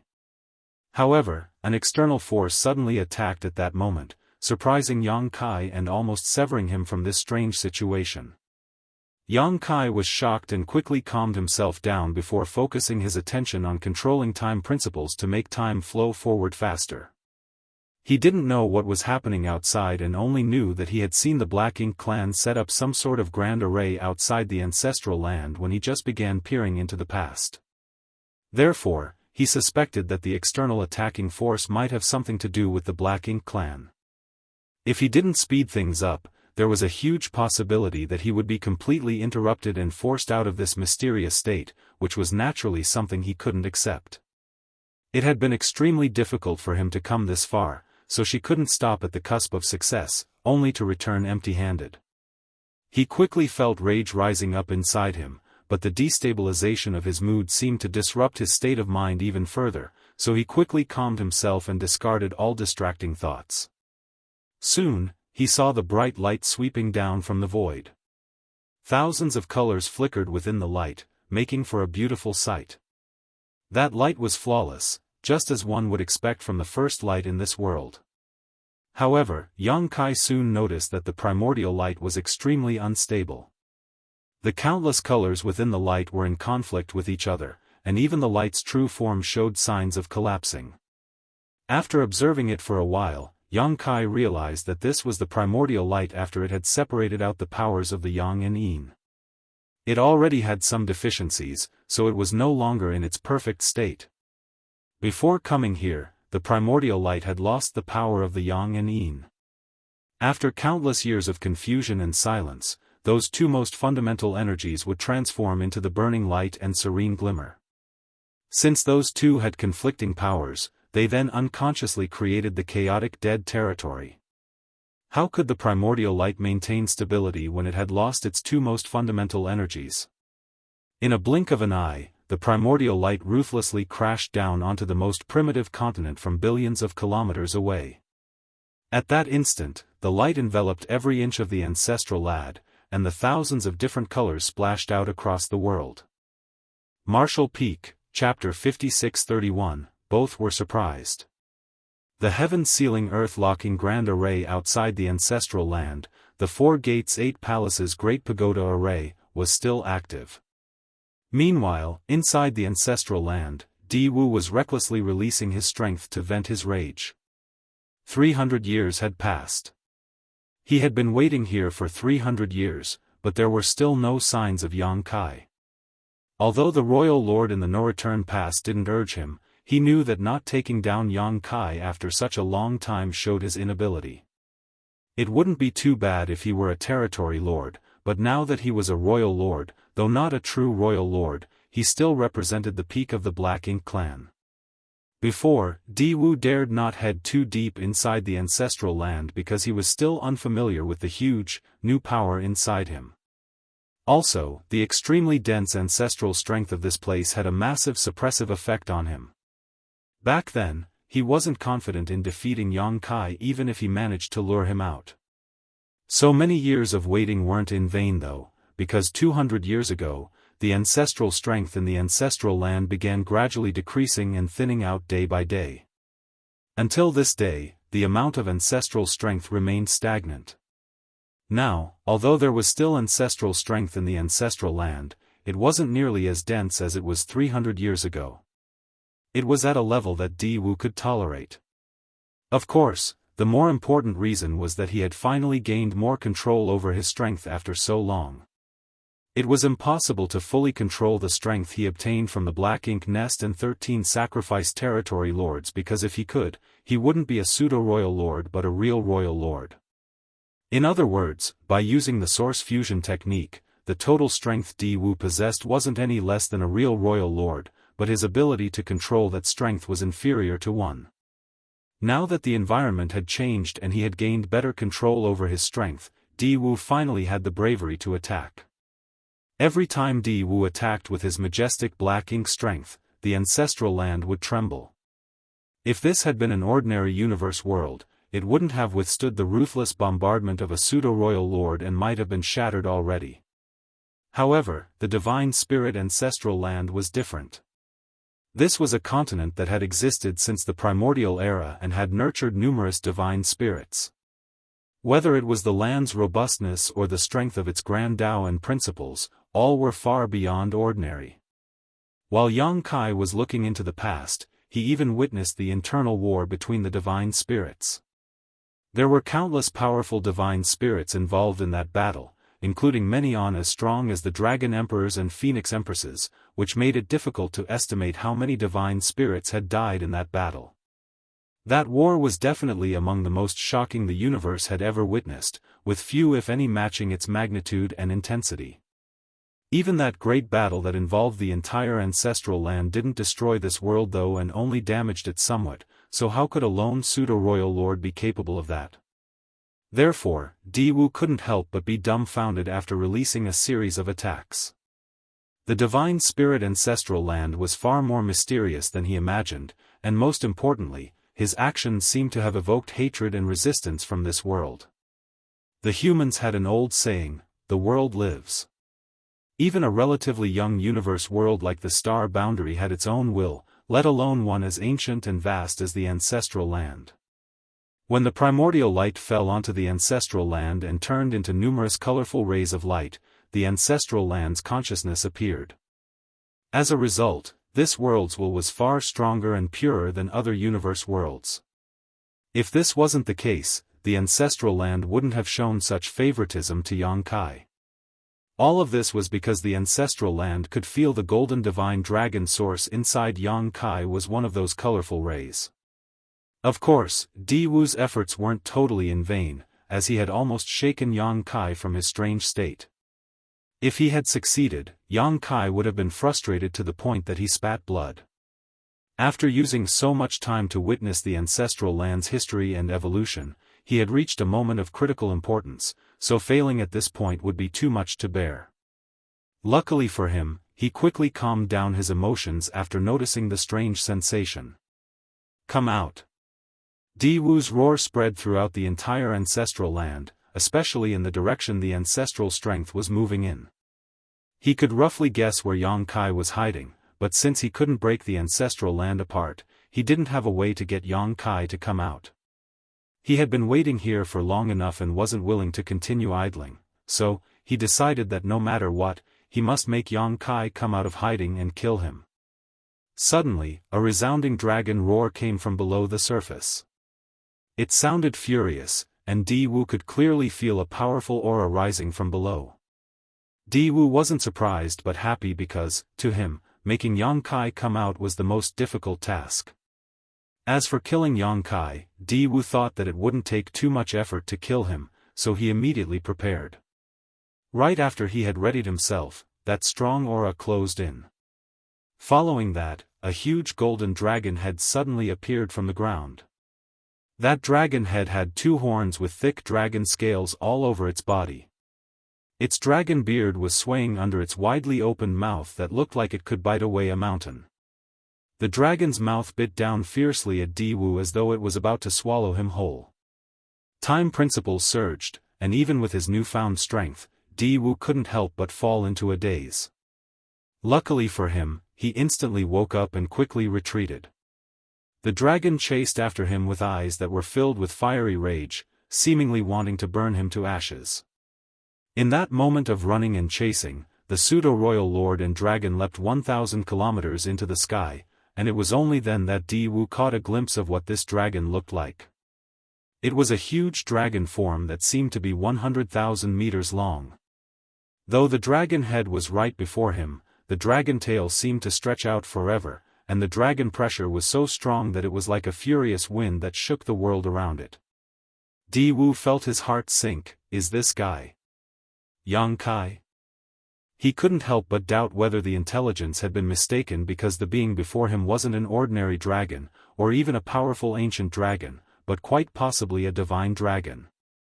According to the information the Black Ink clan had obtained, while Yang Kai possessed a potent dragon clan bloodline, he was still far from becoming a divine dragon. Yang Kai's dragon form was supposed to be just 70,000 meters long. But the dragon before him was unquestionably 100,000 meters in length. A 100,000-meter-long dragon was a divine dragon, a master superior to ordinary royal lords and Ninth-Order Open Heaven Realm masters. Not to mention Di Wu, who was a mere pseudo-royal lord. Even the royal lord back at the no-return pass would have to act cautiously if he encountered a divine dragon. However, there was only one white divine dragon left among the dragon clan, and that divine dragon had flown into the depths of the Black Ink battlefield over 1,000 years ago, disappearing without a trace. How could there be a second divine dragon here now? Along with everything he saw these past 300 years, Di Wu immediately concluded that the divine dragon in front of him was indeed Yang Kai, and these years of cultivation allowed him to gain significant growth. This is bad. My pseudo-royal lord's strength is enough to crush an 8th Order master, but if Yang Kai has become a divine dragon, I'm the one in danger of dying today. While Di Wu was panicking, Yang Kai was also shocked and half of the rage in his eyes faded. A royal lord? How could there be a royal lord here? Previously, an external force almost interrupted his hard work of many years, so Yang Kai was naturally furious. After witnessing the primordial light landing on the ancestral land and what happened shortly after, he furiously charged out from the depths of the ancestral land. It seemed like he had been too lenient and determined to adhere to the agreement between the two races. The Black Ink clan might have forgotten what it felt like to fear him, so Yang Kai had decided to teach them a lesson about the consequences of enraging him. Under normal circumstances, Yang Kai wouldn't be so reckless and would instead examine the situation before devising a plan, but his strange experience made his consciousness spend millions of years in the past, so his subconscious took over and did everything instinctively under the influence of his rage. When he felt the aura of the Black Ink clansman in front of him though, he finally regained his senses. The Black Ink clan wouldn't challenge him if they weren't confident that they could kill him. So, the royal lord before him was undoubtedly the Black Ink clan's trump card. Has the one at the no-return pass come all the way here? Wait. This royal lord isn't the one from the no-return pass. Yang Kai had encountered the royal lord from the no-return pass a few times, so he knew what he looked like. However, the Black Ink clansman before him was someone he had never seen before. The Black Ink clan actually has a second royal lord. Yang Kai was shocked. If the Black Ink clan had a second royal lord, wouldn't that mean they could have a third or a fourth? At that instant, Yang Kai suddenly had no idea how many years he had spent in the ancestral land. Could he have been here for a few 1,000 years? If not, how could the Black Ink clan have a new royal lord? But no matter what it was, he couldn't remain here and fight a meaningless battle. The escaping and pursuing pair were both lost in their own thoughts at the same time, but came to their senses just as quickly. Following that, the dragon released a powerful dragon breath from its huge maw, which became a blast of raging golden fire threatening to burn the sky down. In response, Di-Wu threw a few punches that were surging with Black Ink strength with all his might.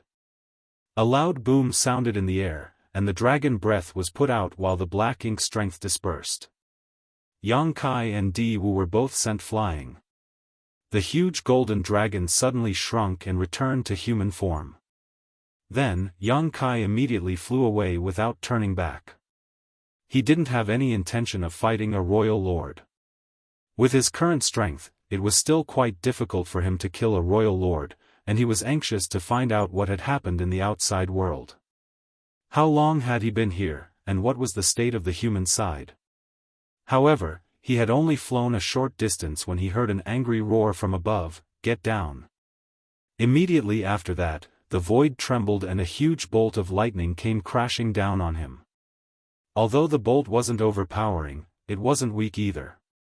Not expecting to encounter an ambush, Yang Kai looked up and saw a territory lord holding an array banner while pointing at him from afar, looking nervous but feigning calm.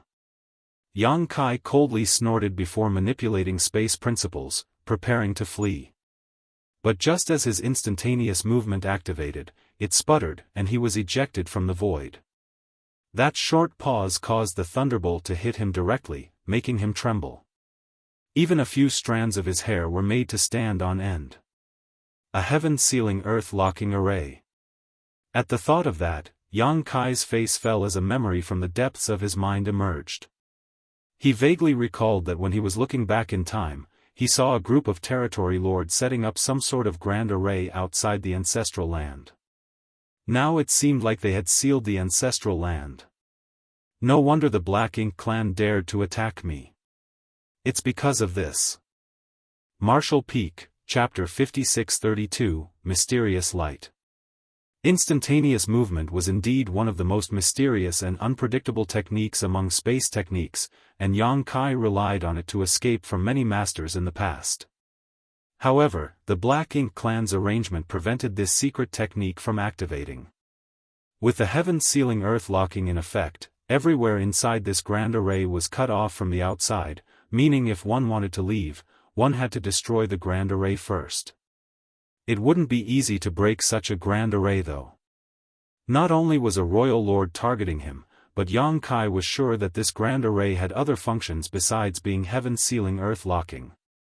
The thunderbolt that hit him just now was obviously created by this grand array because Black Ink clansmen didn't have such an ability. Having charged out in a fury but being met with such an awkward situation, Yang Kai couldn't care about being angry anymore. Adding on to the fact that his consciousness had witnessed millions of years of the ancestral land's history, he was still a little muddle-headed and knew this wasn't the time to get entangled in a battle with the Black Ink clan. At the very least, he had to figure out his current situation first. Thinking so, Yang Kai didn't hesitate, and his figure flickered before instantly disappearing. He didn't use instantaneous movement to leave. Instead, he escaped into the depths of the ancestral land and concealed his aura. The ancestral land was incredibly firm, and even Di-Wu, a pseudo-royal lord, couldn't cause any real damage to it despite attacking with full force. However, Yang Kai didn't feel any resistance from the land when escaping to its depths. That was because this land had shown its pampering attitude towards Yang Kai. This was just like how he was a Star Boundary's great emperor and could instantly travel to any corner of it with just a thought as long as he was within its borders. Although he wasn't the great emperor chosen by the ancestral land's world's will, he was not far from it. Next, Yang Kai's divine sense flowed out like the tide and quickly examined the ancestral land and its surrounding void, which was indeed enveloped by an unknown grand array that had sealed this place and separated it from the outside world. Yang Kai's face fell. It was bold of the Black Ink clan to come after him, but judging by the arrangements they had made, they did have the capital to do so. With a royal lord overseeing the heaven-sealing earth-locking grand array and who knows how many innate territory lords hiding in the dark, the Black Ink clan could take the risk to fight for victory. How many years has it been since I came to the ancestral land? Calming down, Yang Kai began estimating the days and soon felt relieved. Thankfully, it had only been 300 years. When he saw an unfamiliar royal lord, Yang Kai worried he had spent thousands or even tens of thousands of years in the ancestral land, but it seemed only 300 had passed. Though 300 years wasn't a short amount of time, it wasn't too long either, as Yang Kai had just previously spent 1,700 years in retreat. In such a short period, the situation between the Black Ink clan and human race couldn't have changed much. However, since that was the case, where did this unfamiliar royal lord come from? Logically speaking, a territory lord wouldn't have grown to become a royal lord in such a short time frame. Could it be that this royal lord had been hiding in the dark all this while? But that seemed impossible, because if the Black Ink clan had a second royal lord available, they wouldn't have hidden him away. With the situation on the battlefield, if the Black Ink clan deployed a royal lord, the humans would at least have to give up a few more great territory battlefields and countless more of Eighth Order masters would have died in battle. Yang Kai couldn't figure this point, and soon worried about something even more disturbing. If the Black Ink clan had a second royal lord, would there be a third, or perhaps even more? If that were the case, the humans would be in trouble. Temporarily discarding such worries, Yang Kai calmed down and tried to reach the World Tree, thinking of using Old Tree's power to help him get out of this situation. If he succeeded, he could instantly head to the Grand Ancient Ruins boundary. He had done something similar before in Acacia territory back then. The Black Ink clan still couldn't figure out how Yang Kai left Acacia territory with more than 10,000 human refugees when they had blockaded all the territory gates and never saw a trace of Yang Kai. As Yang Kai had refined thousands of universes' worlds back then, he and the World Tree's connection couldn't be broken. Even in a place like the Black Ink battlefield, that wasn't possible. In fact, even now, there was still a connection between them, but Yang Kai's plan of using the World Tree's strength to escape this situation proved impossible. Unless he could break the seal of the heaven-sealing earth-locking Grand Array, he wouldn't be able to head to the Grand Ancient Ruins boundary. Though Yang Kai had somewhat expected this, he still felt frustrated. After figuring out his situation, and having spent time in a type of cultivation trace, Yang Kai was no longer so anxious. Now, it seemed like this wasn't a well-thought-out conspiracy enacted over thousands of years by the Black Ink clan, but just a plan which took advantage of fortuitous circumstances. His long stay in the ancestral land had simply allowed them to act against him. If he hadn't remained in the ancestral land for so long, or fallen into a near-unconscious state because he was witnessing the ancestral land reminiscing about its past, he wouldn't have been oblivious to the changes in his surroundings. It wasn't that Yang Kai wasn't cautious enough, there were just some unexpected things in this world that could not be avoided. Moreover, he was only trapped here, which couldn't be compared to the benefits he received while witnessing the ancestral land's evolution. That multicolored light entity, even when he recalled that moment, Yang Kai couldn't hide his shock. The world couldn't have such a magnificent light anymore. Naturally, the primordial light that was born at the beginning of the universe was the most magnificent of all lights. Towards the end of the rewound time, Yang Kai saw the primordial light crash onto the ancestral land and explode. A myriad of colorful lights dispersed and melted into this ancient and barren world, turning it from ordinary to extraordinary. Later, this vast land gradually became a land filled with a mysterious energy that still existed today. The places where those colorful streams of light landed had experienced the passing of countless years before gradually giving rise to the Dragon Clan, Phoenix Clan, and many other Divine Spirit clans. In the end, this land became the Divine Spirit's birthplace and homeland. More importantly, this was also why the Divine Spirit's strength could restrain Black Ink's strength to a certain degree. The Divine Spirits were the same as the Burning Light and Serene Glimmer. They were all born from the primordial light, so all of them came from the same source. The rumor that said the Burning Light and Serene Glimmer were the progenitors of the Divine Spirits was just nonsense. The more accurate description would be that the Burning Light and Serene Glimmer were the big brother and big sister of all Divine Spirits because they were the ones that were first separated from the primordial light. Those two had lived since the primordial era until now, and their strength was pure and unchanged throughout history. On the other hand, the Divine Spirits had gone through generations after generations of inheritance, so the characteristics of their strength had diverged from the primordial light over the eons and had a less obvious effect on Black Ink's strength compared to the purifying light. When Yang Kai saw what finally happened to the primordial light, he knew that it was impossible to find it because how could he search for something that didn't exist anymore? Unless he could really turn back time and return to the primordial era to stop the primordial light before it disappeared, but that was not something a human could do. Luckily, Yang Kai had long given up hope of relying on the primordial light. The humans had to rely on themselves to eliminate Mo. Since humans had become the favorite of this era, Yang Kai naturally had to take up the responsibility of protecting it. If he couldn't even take up such a small responsibility, he would have no right to exist. As for the primordial light, Yang Kai had a general understanding of its history and end, but there was one thing he cared about. While he was watching the primordial light crash onto the ancestral land and explode, he could vaguely make out a blurry and distorted human figure at the place the light landed. However, the rays of light were too intense, so he couldn't make out what that was. Does the primordial light have a connection with humans as well? What could it be? While the monster race were the descendants of the Divine Spirits, created to battle one another, humans had been born from the universe's energy itself. The primordial era and early ancient era all had traces of human activity, but the humans were far too weak back then. So, no matter whether it was the Divine Spirits or the monster race, they all saw humans as ants, unworthy of their attention. It wasn't until the late ancient era when Tsang and the other martial ancestors were enlightened by the World Tree and created the open heaven realm cultivation method that true masters began emerging from the humans who could resist the rampant monster race and divine spirits. Later, it was the human race that gradually assumed the position of rulers of the universe. Humans were born weak and couldn't even be compared to the average beast in their formative years, but perhaps because of their humble beginnings, humans had infinite possibilities for their futures.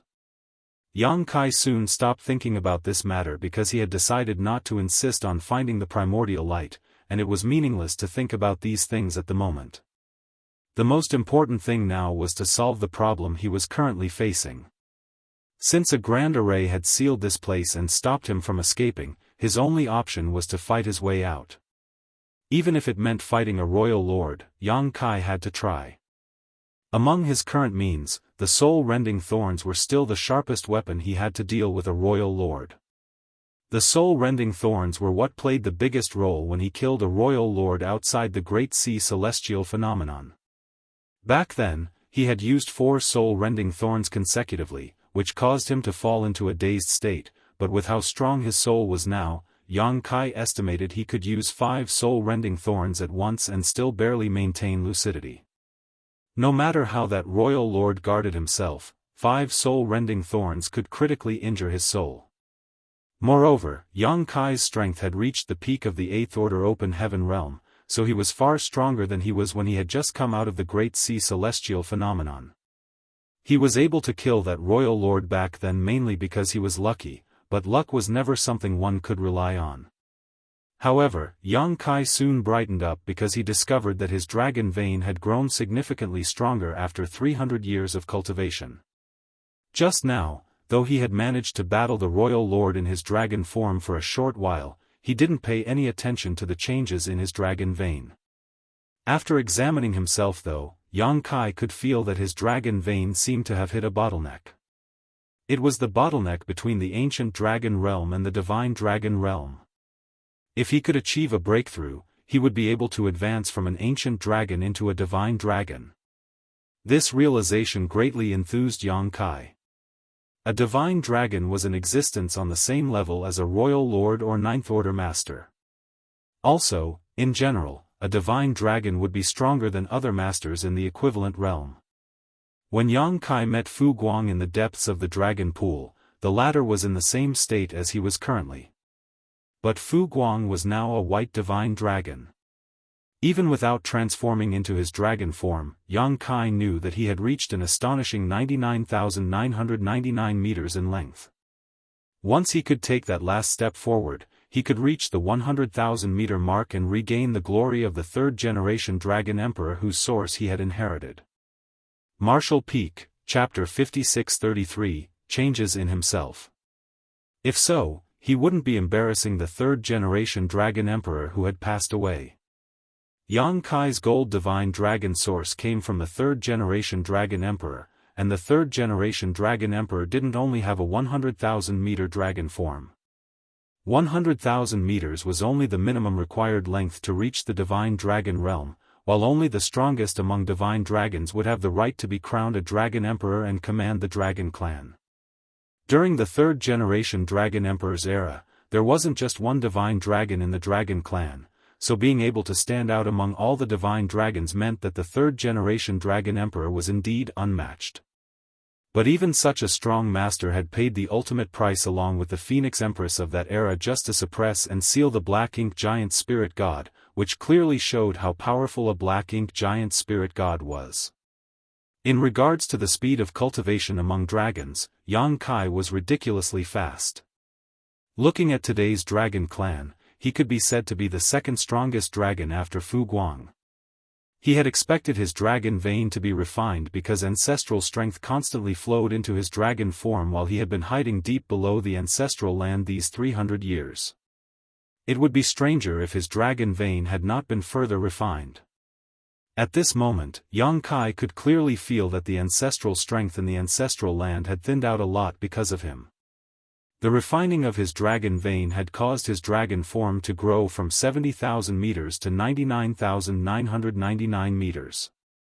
As for the increased length of his dragon form, though it didn't bring any benefits to his open heaven cultivation, his strength had undoubtedly increased.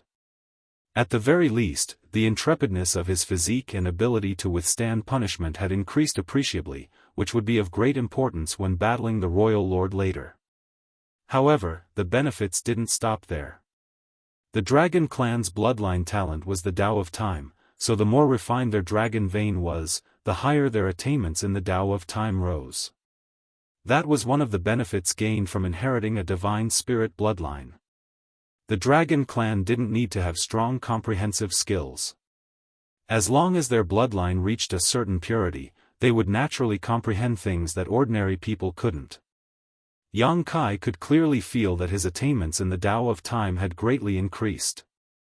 Since coming out of the Great Sea Celestial phenomenon, his Tao of Time could be said to have reached the 7th level, standing above all others within sight. All these years of constantly absorbing the things he gained from the Great Sea Celestial phenomenon, he had gone much further in this stage. Now, following the growth of his dragon vein, Yang Kai's attainment in the Tao of Time had entirely surpassed the 7th level and reached the 8th level, summiting the peak. It was now on the same level as his Tao of Space. All this while, Yang Kai's attainments in the Tao of Space had always led his attainments in the Tao of Time.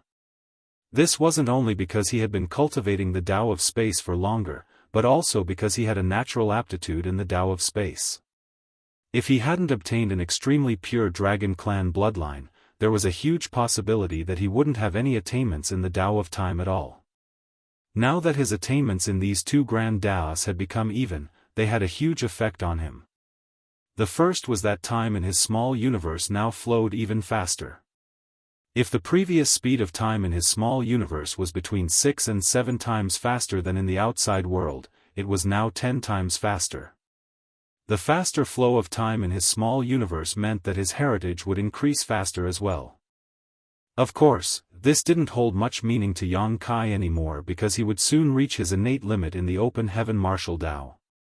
Once he reached that peak, his heritage and realm wouldn't improve no matter how much strength he accumulated. However, if he could break through the 8th order open heaven realm's restrictions, this change would become very meaningful. The 9th order open heaven realm was a new start, and a 10 times flow rate of time in his small universe could help him save many years of bitter cultivation. While the changes in his small universe's time flow were directly affected by his advancement in mastery of the Tao of Time, there was another effect that wasn't so direct. That was with his strongest secret technique, the Sun and Moon Divine Wheel. A long while ago, Yang Kai had noticed that because his attainments in the Tao of Time and Tao of Space had some disparity, he would always feel like there was something incomplete with the Sun and Moon Divine Wheel, limiting its power. The Sun and Moon Divine Wheel was a secret technique that combined both Grand Daoists to create a brand new spacetime strength. Since his attainments in the two Grand Daoists were different, with one slightly higher than the other, this spacetime strength was unstable. That was why he couldn't perfectly combine the full strength of those two Grand Daoists. Yang Kai had previously surmised that when both these Grand Daoists had reached the same level of mastery, he might be able to use the Sun and Moon Divine Will's complete power. But after so many years, even he didn't have a way to force the two Grand Daoists into a balanced state. That was, until today. Since Yang Kai's attainments in the Tao of Space and Tao of Time had both reached the 8th level, how much power would he be able to exert when he used them to activate the Sun and Moon Divine Wheel? At the thought of that, Yang Kai became excited and secretly decided to test this out as soon as possible. With the growth of his dragon form, improvement of his dragon vein, and new attainments in the Tao of Time, Yang Kai's overall strength had increased dramatically over the past 300 years. So what if he had to face a royal lord? Since he couldn't escape, he would just have to kill his way out. However, he first needed to understand the Black Ink clan's plan. When he was fighting with that royal lord earlier, everything happened too quickly and he was too muddle-headed, so he didn't have time to carefully assess the situation. The only thing he knew was that there was a heaven-sealing earth-locking grand array outside the ancestral land, a royal lord waiting for a chance to strike, and an unknown number of innate territory lords lurking in the shadows, observing the situation. At the same time, in the sky above the ancestral land, the arrogant expression on Di Wu's face was gone, replaced with one of uncertainty. After becoming a pseudo-royal lord and gaining tremendous strength, he was confident that he could succeed in killing Yang Kai, but how could he have anticipated that a single clash with Yang Kai would terrify him so greatly? Yang Kai was just a half-step away from becoming a divine dragon, and in his fluster earlier, Di Wu nearly turned around and ran. Luckily for him, Yang Kai ran even quicker, or else he might have humiliated himself. Now that Di Wu carefully thought back on the previous exchange, though Yang Kai's aura was indeed powerful, it had not yet reached the stage of a divine dragon. Di Wu had previously felt the aura of the white divine dragon back at the no-return pass and clearly remembered that it was far more imposing and majestic than the aura Yang Kai exuded. Although that guy has grown significantly while cultivating in the ancestral land, he has still yet to break through that final barrier, so he should still be an ancient dragon.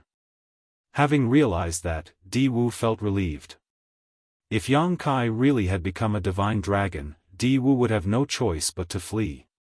Di Wu was a pseudo-royal lord, while Yang Kai could be regarded as a pseudo-divine dragon, so the two were on par, with neither side being the genuine article. In fact, being a pseudo-royal lord meant that he was the stronger of the two because he possessed the raw strength of a royal lord. Even if he couldn't control that strength properly, he still had it, as opposed to Yang Kai whose total strength was still lacking by comparison. Now that Yang Kai had gone into hiding though, things had become difficult for him because, if he couldn't damage the ancestral land with his strength, he wouldn't be able to find Yang Kai. In short, Although the Black Ink clan had cut off Yang Kai's hope of escape with the heaven-sealing earth-locking Grand Array, as long as Yang Kai didn't reveal himself, there was no way for them to kill him. This was what troubled Di-Wu the most.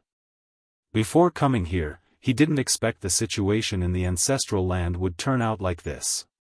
Di-Wu could sense Yang Kai's divine sense probing around, checking the situation, but he couldn't pinpoint where the latter was, so he could only sit and wait. Just as he was thinking about how to lure Yang Kai out, he suddenly felt the latter's aura appear somewhere inside the ancestral land. Over there. Di-Wu turned his head and saw Yang Kai's figure shooting up into the sky. Then, he immediately moved his body and shot towards Yang Kai while shouting, "Stop him." They couldn't let Yang Kai hide within the depths of the ancestral land again. As Di-Wu shouted his order, a thick bolt of lightning shot down from above. The innate territory lords responsible for maintaining the Grand Array had activated one of its functions, a killing array. Numerous lightning bolts appeared in the sky, resembling a thunder dragon flying through the sky and instantly stopping before Yang Kai. Yang Kai's figure flickered across the sky as he easily dodged the attack, but the thunder dragon chased him as if it had a mind of its own. At the same time, more bolts of lightning rained down from above. Yang Kai managed to dodge many of these attacks before finally arriving at the edge of the Grand Array. With the Azure Dragon Spear in hand, he unleashed a powerful thrust. Space shattered, and even the Grand Array shook, revealing the figure of an innate territory lord in one of the array nodes. He was the one who first summoned lightning bolts just now. When the two pairs of eyes met, the innate territory lord shivered as he was filled with terror. Among all the humans, there were a few masters that the Black Ink clan was wary of, but there was only one that inspired fear in all. This couldn't be helped as too many innate territory lords had died at Yang Kai's hands. Even if 3 innate territory lords ran into him, their deaths were almost assured if they couldn't quickly receive assistance from more territory lords. Even though they had the Grand Array as a barrier between them, the innate territory lord didn't feel the slightest bit secure. He would have long fled by now if he didn't need to operate the Grand Array. However, he was a crucial part of this Grand Array, so he couldn't escape. The only thing he could do was to fiercely gather his strength while channeling it into the array banner, trying to strengthen the barrier in front of him. Fortunately, Yang Kai only attacked once before he immediately flew away with no intention of striking again. It wasn't because he didn't want to strike again, but because he couldn't. The Royal Lord was about to arrive, and lightning bolts were closing in on him from all sides. Any delay could land him in a critical situation. However, that one spear attack gave Yang Kai some insight into this heaven-sealing earth-locking Grand Array, and he realized it wasn't nearly as sturdy as he originally thought. With his strength, he could easily break through this Grand Array given half a cup of tea's time without any distractions. Of course, Black Ink clan wasn't going to give him a chance to do that. With the continuous strikes condensed by the territory lords operating the Grand Array, Yang Kai soon noticed that the bolts of lightning were increasing in number so rapidly that there was almost no place for him to run anymore. Therefore, he could only use space principles to exile his body to the void. The moment his figure turned illusory, the many lightning bolts hit their mark. Since Yang Kai had phased his body though, he managed to avoid most of the attack while the remnants didn't have enough power to harm him. This was the biggest advantage of having an extremely pure dragon vein. The dragon clan was unparalleled when it came to physical resilience and even had a high degree of resistance when it came to most secret techniques and divine abilities. So, it wouldn't matter if he was hit by some of the attacks. But before Yang Kai had the time to recover, 4 figures suddenly jumped out at him, each charging at him with their auras blazing. They were 4 innate territory lords that had been hiding nearby. These 4 innate territory lords had linked their auras in a battle formation which Yang Kai was very familiar with. Frowning, Yang Kai muttered, "For symbols formation. The 3 fortunes, 4 symbols, 5 elements, 6 paths, 7 stars, 8 desolations, and 9 palaces were the most standard battle formations of the human race which were used by its soldiers on the Black Ink battlefield in particularly dangerous or dire circumstances, for example, when their warships were destroyed. Martial Peak, Chapter 5634, Trapping Array. A warship was the largest reliance a human squad had when fighting against the Black Ink clan. Whether it was back at the Black Ink battlefield or on the current Great Territory battlefields, when both races fought, the humans were outnumbered. The only reason the humans could persevere was that the average strength of their soldiers was greater than that of the Black Ink clans, and they had warships. Each warship was essentially a mobile fortress with numerous artifacts that could greatly enhance the offensive and defensive capabilities of its crew. If the humans didn't have warships, they would have been wiped out long ago. Without mentioning anything else, it was difficult for humans to resist the corruption of Black Ink's strength when they were either too weak or injured. However, a warship could offer such humans safety and protection. After so many years, the humans had used countless resources to build and maintain their warships. It could be said that the number of resources used on warships was larger than the amount cultivators used to cultivate. Every time there was a large-scale battle, warships were damaged and destroyed. Once a warship was destroyed though, the human soldiers would have to face the Black Ink clan's attack and the corruption of Black Ink's strength without this additional layer of protection. When that happened, the survivors would often use battle formations to greatly increase their chances of surviving. 3 humans could create a formation called the 3 Fortunes formation. Add one more person, and it would be the 4 Symbols formation. 5 people would form the 5 Elements formation, and so on and so forth until one reached the 9 Palaces formation. Under normal circumstances, the more humans in a battle formation, the stronger it would be.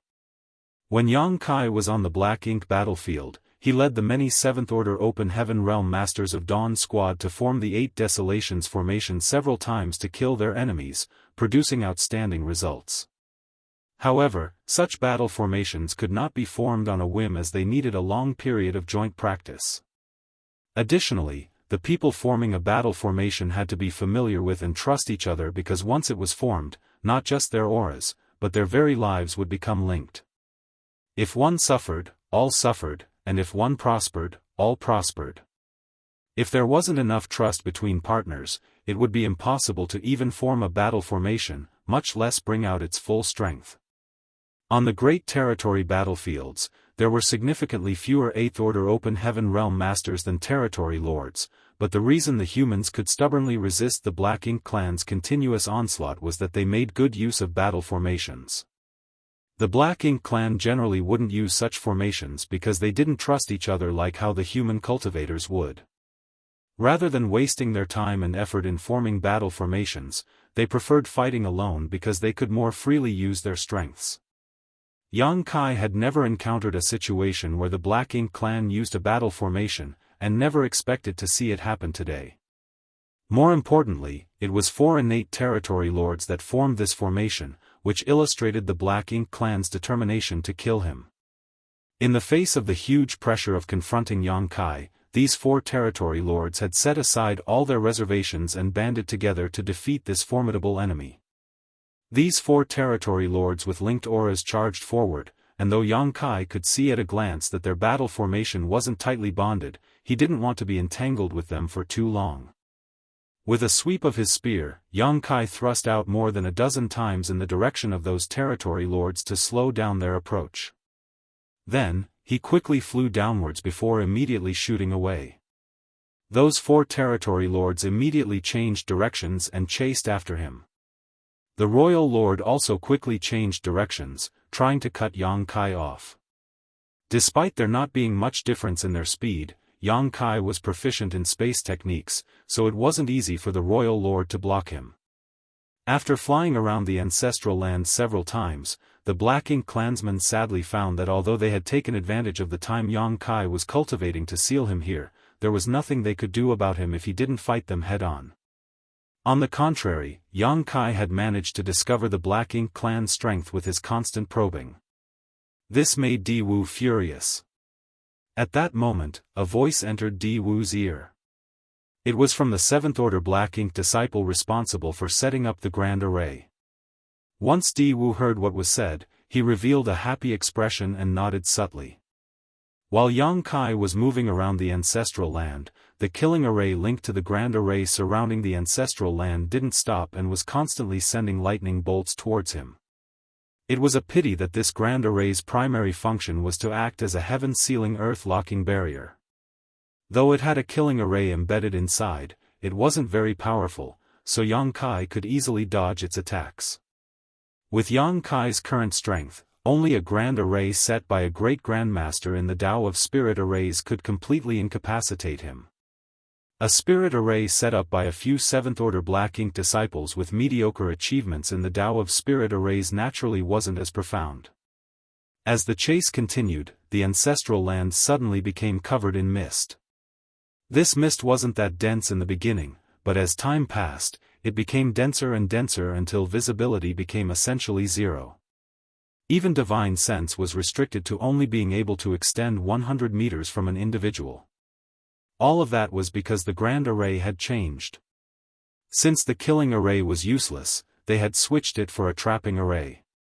Yang Kai couldn't help but slow down and carefully probe his surroundings.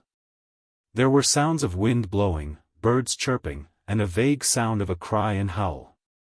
Knowing that all these were disturbances generated by the spirit array, he couldn't help but snicker. Everyone, including the Black Ink clan, knew that Yang Kai was proficient in the Daoist time and space, but very few knew he had dabbled in the Tao of spirit arrays. Of course, his attainments in the Tao of spirit arrays weren't particularly high and were all gained from his experiences in the Great Sea Celestial phenomenon. Back then, there were grand Tao rivers of all kinds flowing inside the Great Sea Celestial phenomenon, and Yang Kai had absorbed and refined many of them.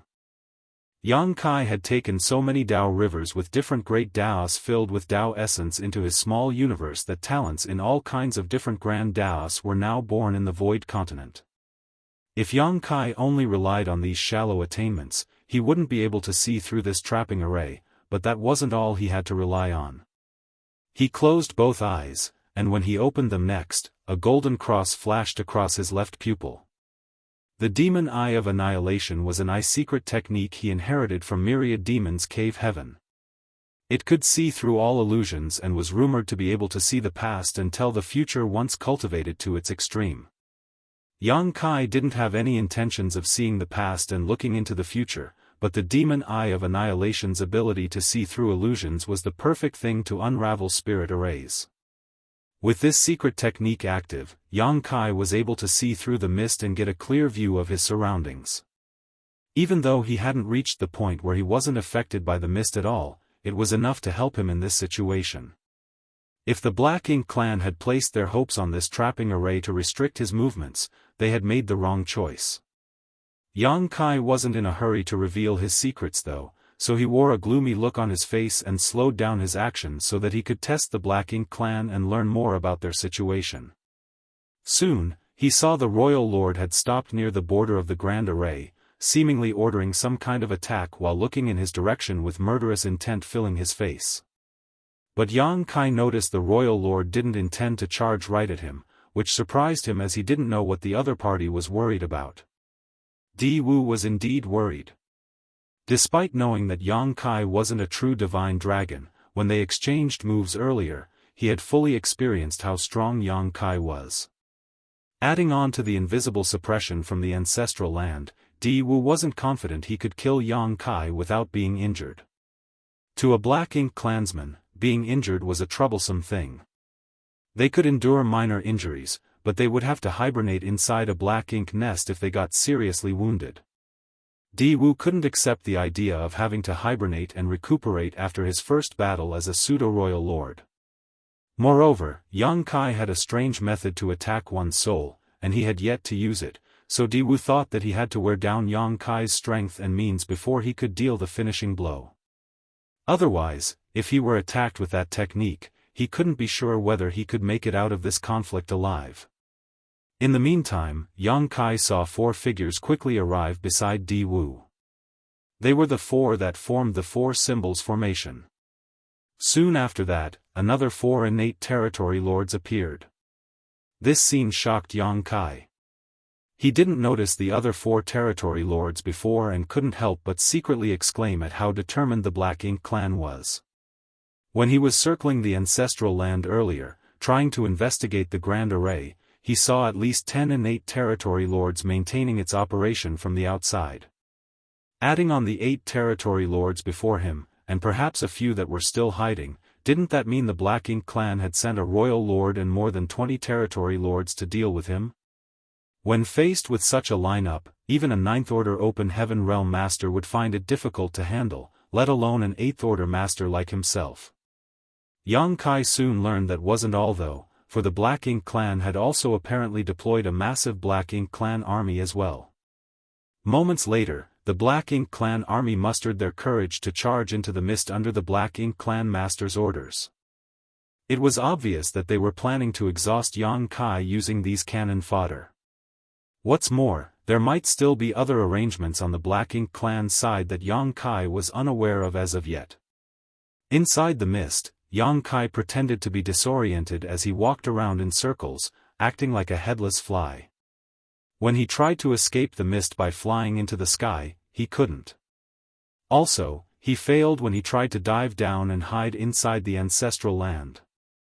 This spirit array was actually quite good, which showed that those few 7th Order Black Ink disciples did have some talent in the Tao of spirit arrays, or else the Royal Lord wouldn't have looked so highly upon them. Just as Yang Kai was looking dazed and dizzy, the Black Ink clan army that had charged into the mist surrounded him. Immediately afterwards, the feudal lords followed the instructions of the 7th Order Black Ink disciple operating the spirit array and swarmed towards Yang Kai. A battle immediately broke out. A long spear swept back and forward, sending out spear strikes like a dense rain. Immediately after, black blood spurted everywhere as bodies exploded into pieces. With Yang Kai's current strength, how could that army of Black Ink clan cannon fodder defeat him when the strongest among them were just feudal lords? To put it bluntly, with sufficient time, Yang Kai alone could wipe out these 10 million Black Ink clan troops. Group after group of Black Ink clansmen were killed, and the speed at which lives were lost was unimaginably fast. On the ground, the fresh black blood had gathered into a pool, which then became a river, and soon began to look like an ocean, one filled with the broken corpses of Black Ink clansmen. Yang Kai killed methodically, without feeling any kind of joy or frustration. Since the Royal Lord was willing to sacrifice these Black Ink clansmen, Yang Kai was more than willing to oblige. The more Black Ink clansmen he killed here, the fewer the humans had to face on the battlefields. 10,000, 20,000, 50,000, 100,000. Yang Kai's spear never stopped. In the beginning, Yang Kai moved around to more efficiently slaughter his enemies, but as time wore on, he could no longer be bothered exerting himself like that and simply stood in place while allowing the Black Ink clan army to come to him. The scene resembled water splashing onto a rock that was blocking a river, which was an astonishing sight to see.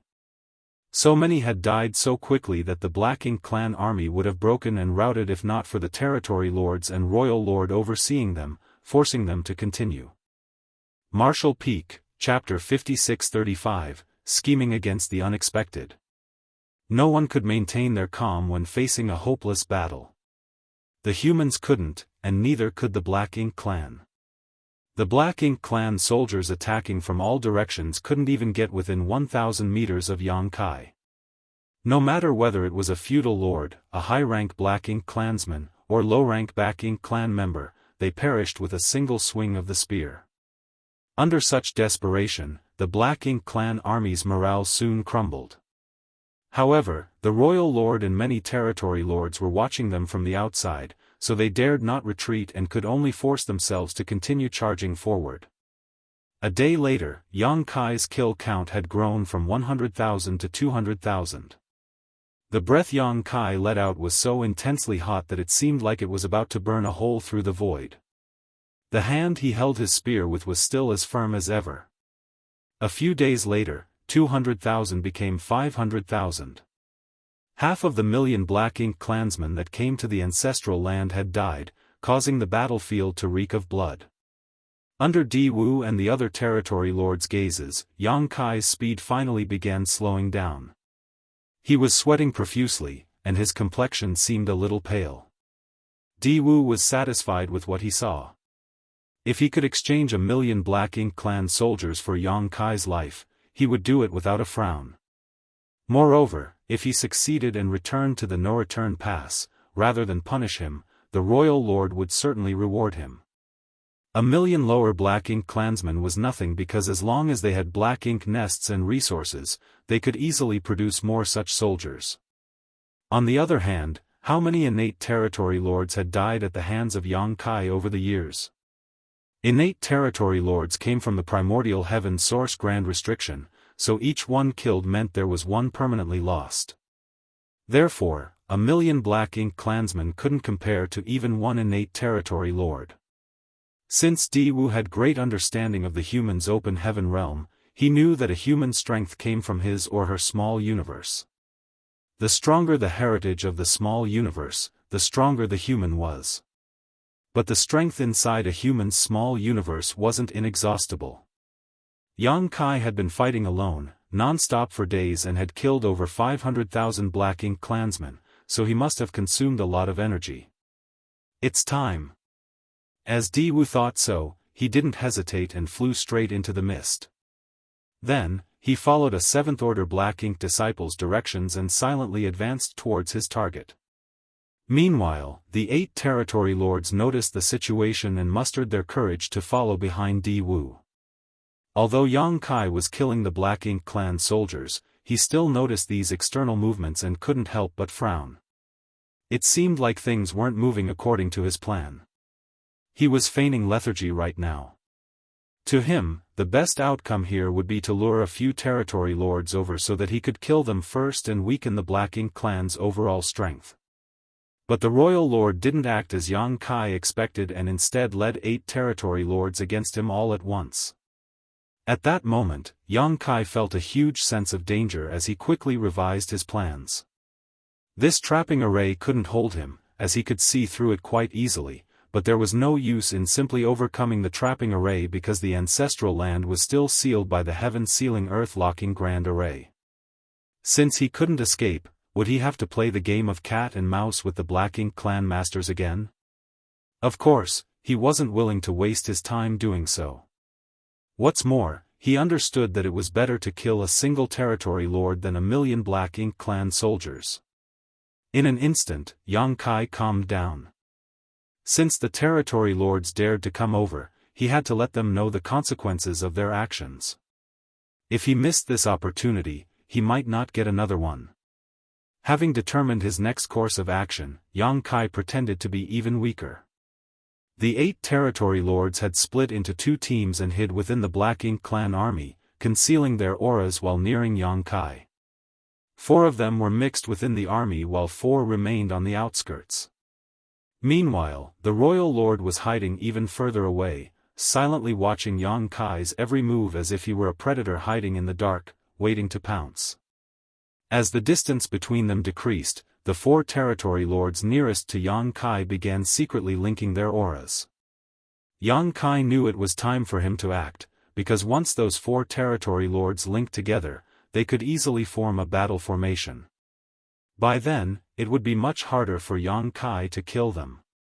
As the thought came to his mind, Yang Kai's murderous intent flared up.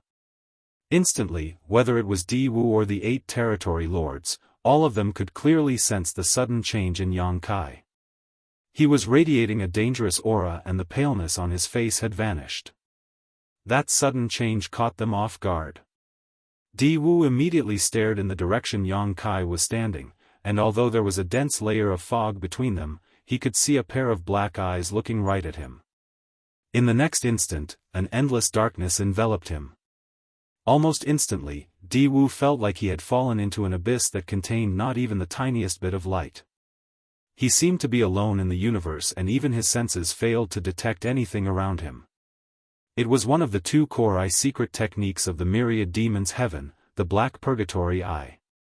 If Yang Kai had enough proficiency in this secret technique, he could engulf Di Wu in such deep darkness that he could never escape and could be easily killed. Of course, Yang Kai's proficiency in this secret technique wasn't nearly high enough for him to do that. Moreover, there was a huge gap between their raw strengths, so it only took a moment before the darkness around Di Wu to quickly disappear and the latter to regain his senses. The moment light returned, however, Di Wu trembled and let out a pained roar. His voice sounded so agonizing that it frightened all who heard it. Also, his black ink strength was being released uncontrollably and all the Black Ink Clan soldiers struck by it perished, wiping out the Black Ink Clan army within a 10-kilometer radius around him. Di Wu felt like a needle had pierced into his head, making him feel immense pain as his body and mind shivered. It was as though that invisible needle was constantly tearing into his soul. At that moment, he felt like his thoughts froze and he became unable to think clearly. He finally understood how the other Black Ink clansmen felt when Yang Kai attacked them with his mysterious soul secret technique, and also why those innate territory lords would get killed right after encountering Yang Kai. When he first heard about these stories, he thought those dead territory lords were too weak and careless, but now that he had experienced it himself, he realized that those territory lords were neither of those things. It was simply because no one could endure such sudden and excruciating pain. Di Wu shouldn't have suffered such intense pain because since the Black Ink Clan found out about Yang Kai's strange soul secret technique, all territory lords who encountered Yang Kai would quickly use their strength to protect their soul. Only by doing that could they best weaken the effects of this insidious secret technique. Di Wu naturally did so as well, but the Black Purgatory Eye caused him to lose all his senses and disrupted his focus. Although he recovered quickly, he had lowered the defenses of his soul for a brief moment. Without protection against the soul-rending thorn, the consequences were extremely painful. Even a pseudo-royal lord like Di Wu found it hard to endure. At the same time Di Wu screamed in pain, 4 other screams rang out as well. Those screams came from the 4 territory lords nearest to Yang Kai, who were about to form a battle formation. Yang Kai used the element of surprise and sent out 5 soul-rending thorns in quick succession, 1 at Di Wu and the other 4 at the closest territory lords. That was his limit. Using any more soul-rending thorn would cause him to lose consciousness. Even at this moment, Yang Kai felt dizzy and was seeing stars. Fortunately, he had experienced this many times and had long grown used to it. Now, the intense pain in his head even had the effect of keeping him awake. A royal lord couldn't bear such pain, but Yang Kai was used to it. No one's success was without reason, as only by withstanding constant tempering could a person achieve great things. Yang Kai's figure still floated atop the mountain of corpses, but that was only an after-image as his true body had already reached the territory lord nearest to him. Then, he smashed apart that territory lord's head with 1 spear thrust. Following that, a second territory lord fell. Yang Kai struck out at the 3rd territory lord, but he failed to kill him in 1 stroke. Territory lords weren't so easily killed. When the 4 territory lords approached Yang Kai, they had paid attention to protecting their souls, so although the soul-rending thorns were powerful, the territory lords could greatly decrease the damage they took by taking precautions. They would still feel pain and have a blurry conscience, but they wouldn't completely freeze up and become easy targets. Still, this scenario was a testament to Yang Kai's cunning and ruthlessness. Before the 4 territory lords could form a battle formation, Yang Kai launched a preemptive strike. With most of their focus on linking their auras to successfully form the battle formation, they never expected Yang Kai to launch a sneak attack. They had thought that Yang Kai was completely trapped in the spirit array and hadn't noticed them silently approaching. How could they have known that Yang Kai had been carefully monitoring their every move? What happened was the outcome when someone schemed against the unexpected. This was a desperate gambit within a hopeless battle. The entire ancestral land had been sealed with no way to escape, and there were many Black Ink Clan masters here, leaving Yang Kai with no chance of escape or victory on his own. However, the original predicament changed because of the enemy's trapping array. A real master needed the ability to turn even the enemy's advantage into their own. If one only had brawn but no brain, they would forever be a reckless fool. That was why Yang Kai was the army commander of Profound Nether Territory while Ouyang Lai could only be a division commander who had to obey Yang Kai's orders. It was this quality that was valued by the Supreme Headquarters and why they entrusted Yang Kai with such an important role. In an instant, two powerful innate territory lords had died and their four symbols formation couldn't be linked. The third territory lord regained his senses when being attacked, which was why he barely managed to block Yang Kai's strike. However, he was still run through by the Azure Dragon Spear, and when a burst of world force followed up, his body was still split in two, killing him. Like a fierce tiger, Yang Kai lunged at the fourth territory lord.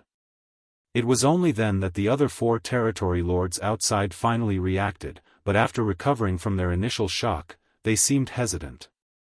The situation before them was different from what they imagined. Having heard of Yang Kai's fierce reputation, those four territory lords didn't immediately know how to react. Luckily for them, Di Wu had finally gathered his wits, and when he noticed the obvious signs of territory lords dying, he was shocked and furious while roaring, "Kill him!" Martial Peak, Chapter 5636, Miscalculation. After Di Wu gave the order, the four territory lords forced themselves to charge towards Yang Kai, but before they reached him, they were forced back by a storm of secret techniques. At that moment, those four territory lords quickly joined their auras, wanting to form a battle formation. In the meantime, Yang Kai was exchanging a third attack with the fourth territory lord whom he hit with a soul-rending thorn. His assault grew fiercer with every swing of the Azure Dragon Spear. It was purely a release of raging power without any form of technique. The pain coming from Yang Kai's soul made his expression fiercer and more horrifying by the moment, and his behavior also grew more vicious and ruthless. It had only been 3 breaths of time since he began his counterattack. He first used the Black Purgatory Eye to disrupt Di Wu's senses, then sent out 5 soul-rending thorns before killing 3 territory lords. The change in situation was so fast that it was difficult to comprehend. Only by acting faster than the enemy could Yang Kai maximize the advantages of his plan. The 4th territory lord barely managed to resist Yang Kai's 3rd spear attack, but the same could not be said for the 4th. With a great thrust, the black ink cloud before him dispersed, revealing his unprotected body. This territory lord didn't last long because he was stronger than his 3 companions, but rather because he was the last to be targeted by Yang Kai. The first territory lord to get killed wasn't expecting the attack and didn't protect himself, but the 4th territory lord was prepared, which was why he could resist 3 spear attacks before succumbing. When Yang Kai arrived at the ancestral land 300 years ago, he killed a territory lord in his prime with 3 attacks. There were some elements of opportunistic trickery and verbal incitement, but it still showed how strong Yang Kai was. Now, even though his order hadn't changed after these 3 centuries, the heritage in his small universe had become a bit stronger. What really changed, however, was the increase of power in his dragon vein and his attainment in the Tao of Time, allowing Yang Kai to confidently say he was twice as powerful as he was 300 years ago. Furthermore, those territory lords had been hit by soul-rending thorns, so they couldn't exert their full strength while their minds were in a blurred state. That was why the 4th territory lord couldn't avoid the 4th spear attack. All he felt was a deadly aura enveloping him and a huge sense of fear filling his entire body, replacing most of the pain in his soul. Never had he felt so close to death. Save, when he opened his mouth to speak the first word, the Azure Dragon Spear had already pierced the protective layer of black ink strength he created and stabbed through his wide-open mouth. The territory lord's last word was stuck in his throat as space principles wrapped around him, destroying his last hope of escape. The long spear shot out from the back of the territory lord's head, leaving a huge hole in its wake. That territory lord's aura flared up before instantly melting like snow under the burning sun. Before Yang Kai could pull back his spear, however, 4 very powerful secret techniques were fired at him from the other 4 territory lords. At such close range, Yang Kai might not have been able to dodge these attacks in his prime, let alone in his current state. At the same time, he felt like his head was about to explode, and his consciousness began turning blurry as his thoughts slowed down. Meanwhile on his face, except for the fierce expression he had because of the pain, his eyes turned dull, making him look a little dazed. Those were the symptoms of his soul being heavily injured. Many cultivators lost all sentience and sense of self after suffering heavy injuries to their soul. Luckily, Yang Kai's instincts were still intact, so when those 4 secret techniques were about to reach him, he channeled his dragon veins' power and a patch of small, dense dragon scales appeared on his skin. The dragon scales made his exposed skin suddenly turn shiny, as if he were wearing a gold robe. The next moment, Yang Kai was enveloped by those 4 secret techniques. As black ink strength burst out, a large boom sounded, and the world around Yang Kai shook as he released a muffled grunt. Before the effects of the Territory Lord's secret techniques had faded, the angry Di Wu arrived from behind and lunged at Yang Kai. Di Wu knew that since Yang Kai had used his strange soul's secret technique, this would be the best chance to kill him. Before this, he was wary of Yang Kai's means, but now, Yang Kai was like a toothless tiger to him, so he naturally wouldn't let go of such an opportunity. At the same time, the 4 territory lords that had formed the battle formation exchanged a glance before quickly moving back while maintaining their formation. Since Di Wu had made a move, they didn't have to do anything else besides keeping up the 4 symbols formation and preventing Yang Kai from escaping. The truth was that they were happy to see this situation as well because they were still afraid of dealing with Yang Kai. They were scared of getting killed by this human killing star, so they had no qualms about letting Di Wu take the lead. Sounds of explosions kept ringing in everyone's ears while there seemed to be figures flying about within the dense black ink strength. Soon, a figure flew out like an arrow leaving its bow. The figure spat out a mouthful of golden blood in midair. It was Yang Kai, and he clearly couldn't control his body. At this moment, he seemed extremely haggard. Not only was his hair in a mess, but the layer of dragon scales covering his body was also like a broken net, shattered and peeling off in many places. With the help of an artifact like the soul-rending thorn, he could easily kill innate territory lords, but that didn't mean innate territory lords were pushovers. Every one of their attacks was incredibly strong, so Yang Kai didn't feel good after forcefully taking 4 such attacks. Then, Di Wu came right after that and attacked Yang Kai, rendering him dizzy and looking disheveled. The advantage of having a stronger dragon vein was evident at this moment.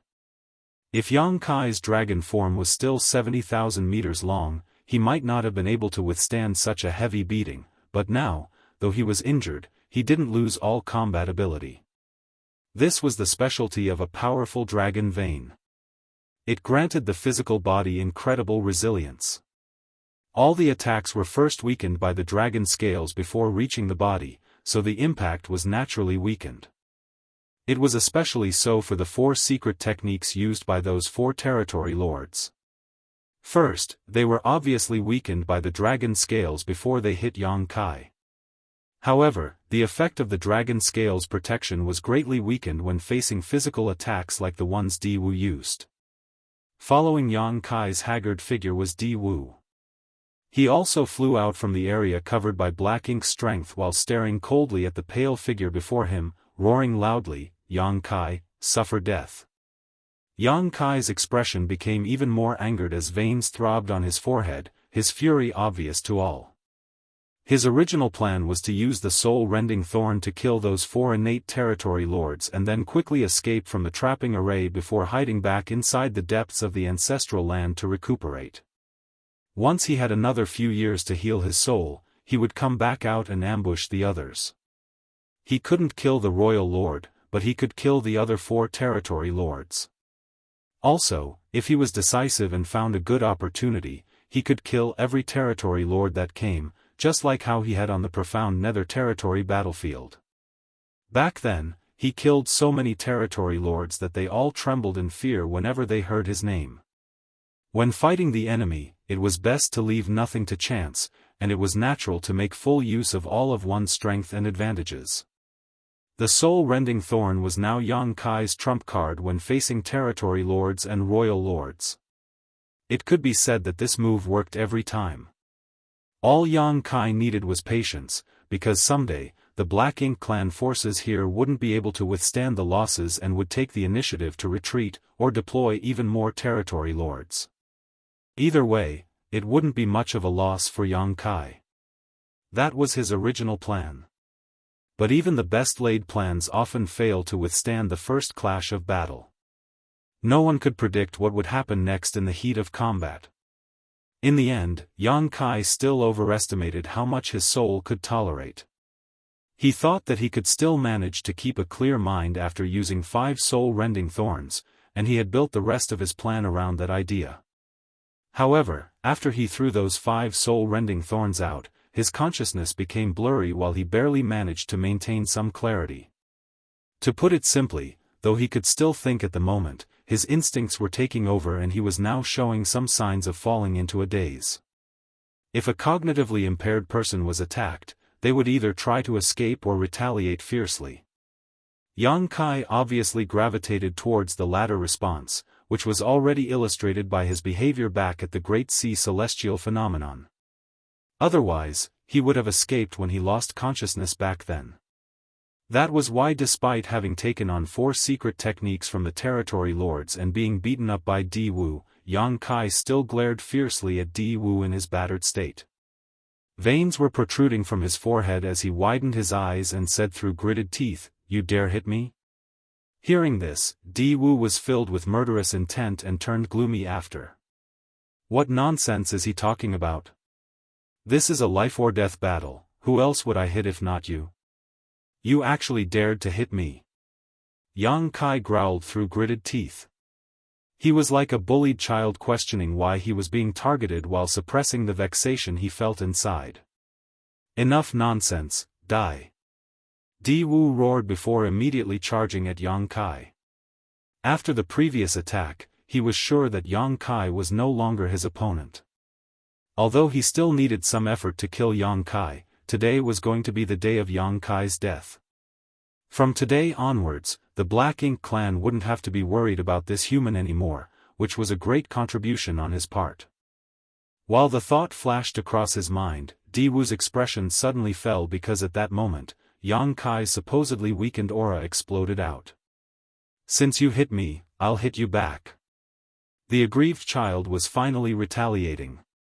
"Heavens and earth, lend me your strength." The injury to Yang Kai's soul made his mind become a little unstable, and the endless rage had influenced his thoughts into forgetting his original plan. However, he still had his natural abilities, so he instinctually knew he had to go all out when dealing with a royal lord. If his own strength wasn't enough to deal with a royal lord, he would just borrow strength from others. He was going to borrow strength from the ancestral land. What he did 300 years ago won him the favor of this land. Then, he fused with it for 300 years, which allowed him to look back in time and see the evolution of this world. Also, the huge amounts of ancestral strength entering his body had helped his dragon vein grow stronger and allowed his dragon form to grow from 70,000 meters to 99,999 meters. Even cultivating inside the dragon pool for 300 years wouldn't have been so beneficial. The entire ancestral land had opened its arms for Yang Kai, letting him have whatever he wanted. Under such conditions, it wouldn't be hard for Yang Kai to borrow some strength from the ancestral land. Martial Peak, Chapter 5637, A Huge Mistake. When Yang Kai was only a 6th-order Open Heaven Realm Master, he had used his identity as Void Great Emperor to borrow the Star Boundaries world strength. It was only through that method that he could deal with Sua Quan Hui, a 7th-order Open Heaven Realm Master from Thousand Cranes Paradise. During that battle where he used the Star Boundaries world strength, Yang Kai's strength advanced from 6th-order Open Heaven Realm to 7th-order Open Heaven Realm, which helped him solve the crisis he was facing. This time, though it wouldn't increase his order, he might be able to take advantage of the favorable conditions and advantageous position here to overcome his enemy. Moreover, this was what Yang Kai had secretly planned for long ago. If he were forced to face the royal lord, he knew he had to borrow the ancestral land strength. It was just that his anger got to him, and he exposed this secret method far earlier than he wanted to. A loud humming sounded all across the ancestral land. The ancestral strength, which had been gradually thinning out throughout the past 300 years, suddenly became dense again. It was as though the ancestral strength hiding deep inside the land had surfaced and surged in response to that one sentence from Yang Kai. Not only that, the ancestral strength from the entire ancestral land was gathering towards Yang Kai's body from all directions. Then, the ancestral strength formed a layer of brilliant protection around Yang Kai's figure in the blink of an eye. While watching the scene, Di Wu felt his face twitch. It didn't matter if this change only affected Yang Kai, but following the increase in density of ancestral strength, Di Wu realized that the suppression this land had on his strength also increased. The most important sign was that he felt his black ink strength circulation become sluggish when he tried to use it. He only attacked after waiting 300 years because of the ancestral land's restriction on his strength. Before, that suppression was very obvious, and he wasn't confident in dealing with Yang Kai if he managed to lure the latter out. He only acted after the ancestral strength had thinned out significantly and the restriction on his strength was almost non-existent, so he never expected everything would change again with just a few words from Yang Kai. The original confidence Di Wu possessed was replaced with a sense of danger. Before he could think more about it though, a bright light suddenly appeared before him. It was Yang Kai, and he was actively attacking Di Wu. The pain in his soul and rage from being beaten had made Yang Kai lose his rationality. He didn't even use the Azure Dragon Spear and instead raised his bare fist and threw it out at Di Wu. At the same time, the dense ancestral strength had formed a dense protective light barrier around his skin and even fit to his fist. This punch was powerful and heavy as Yang Kai had used all his strength. If that fist landed on a universe world, it would undoubtedly be destroyed. Even a master as strong as Di Wu couldn't react in time as Yang Kai was too fast. Along with the use of space principles, Yang Kai literally instantly appeared before Di Wu. In his rush to protect himself, Di Wu could only cross his arms in front of him. The punch landed on the spot where Di Wu's arms crossed, and when it struck, Di Wu sank back and the black ink strength around him was scattered. Even standing mid-air, there were obvious signs that his knees were buckling and almost made him kneel. Realizing this, Di Wu was enraged and gathered all his might to throw a punch at Yang Kai's face as Yang Kai was throwing his second punch. Right after throwing that punch, Di Wu gained an understanding of how much the ancestral land had affected his strength. The ancestral strength didn't restrict his strength too much, only shaving about 10% off his peak, which was still within an acceptable range. It seemed like the surging of ancestral strength was just an illusion and wasn't as bad as he had imagined. This wasn't surprising as Yang Kai had kept devouring ancestral strength these 300 years, so the ancestral land had been severely depleted. Even though there were some left behind, it didn't amount to much. Therefore, Di Wu only had to persevere, and Yang Kai's state after borrowing the land's power would soon fade on its own. If Di Wu's strength had been suppressed by over 30%, he would have to think about whether he should retreat now. With two loud booms, both fists hit their respective targets. Di Wu was sent tumbling backwards quite a distance while Yang Kai was sent flying away. Neither of them had gotten the upper hand in this round. In regards to absolute strength, Di Wu was definitely stronger than Yang Kai, so when both of them punched each other, the force Yang Kai received was much greater.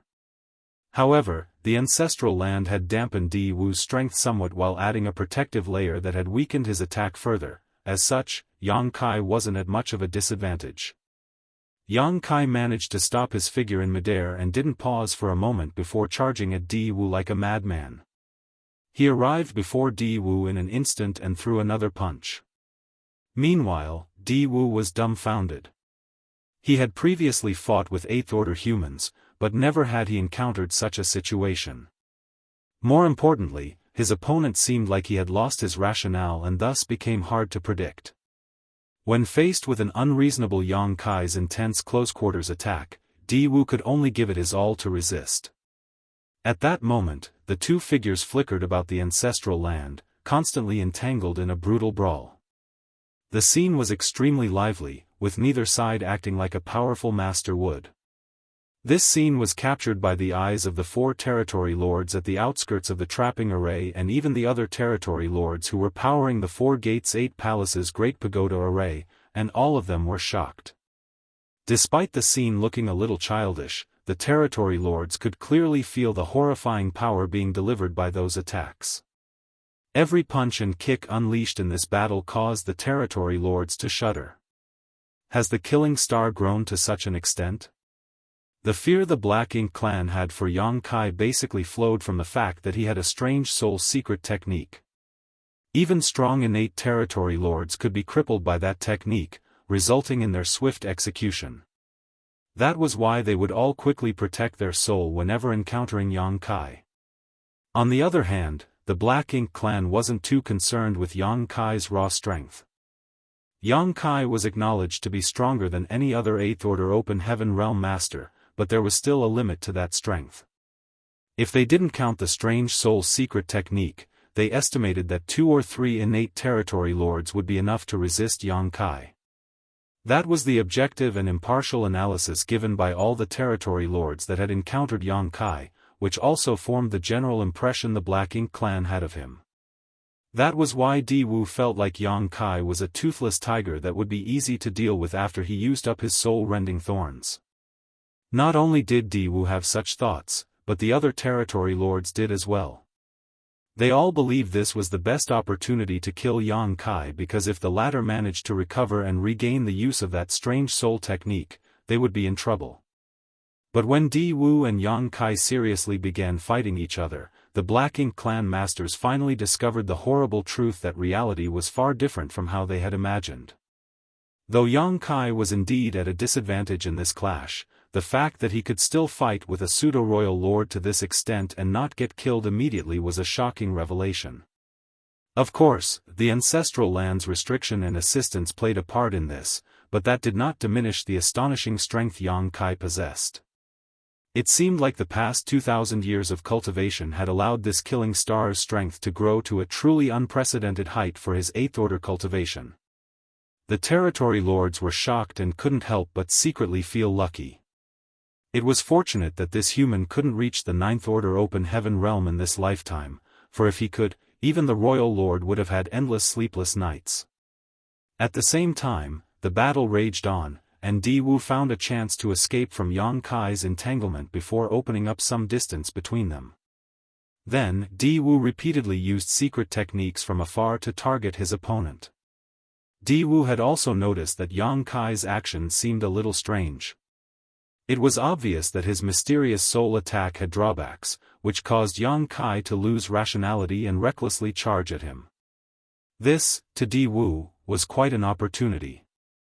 Powerful secret techniques were released from the pseudo-royal lord hands one by one, and that dense black ink strength continued to pummel Yang Kai, causing him even more discomfort and damage. Even the layer of ancestral strength protection was constantly breaking apart and restoring. Fortunately, the ancestral strength was still continuously gathering over, creating a strong protective layer around Yang Kai. Without entirely destroying that layer of protection, it would be impossible for Di Wu to give Yang Kai a fatal blow. Occasionally, Yang Kai would also take advantage of an opening and appear before Di Wu and give him a few punches.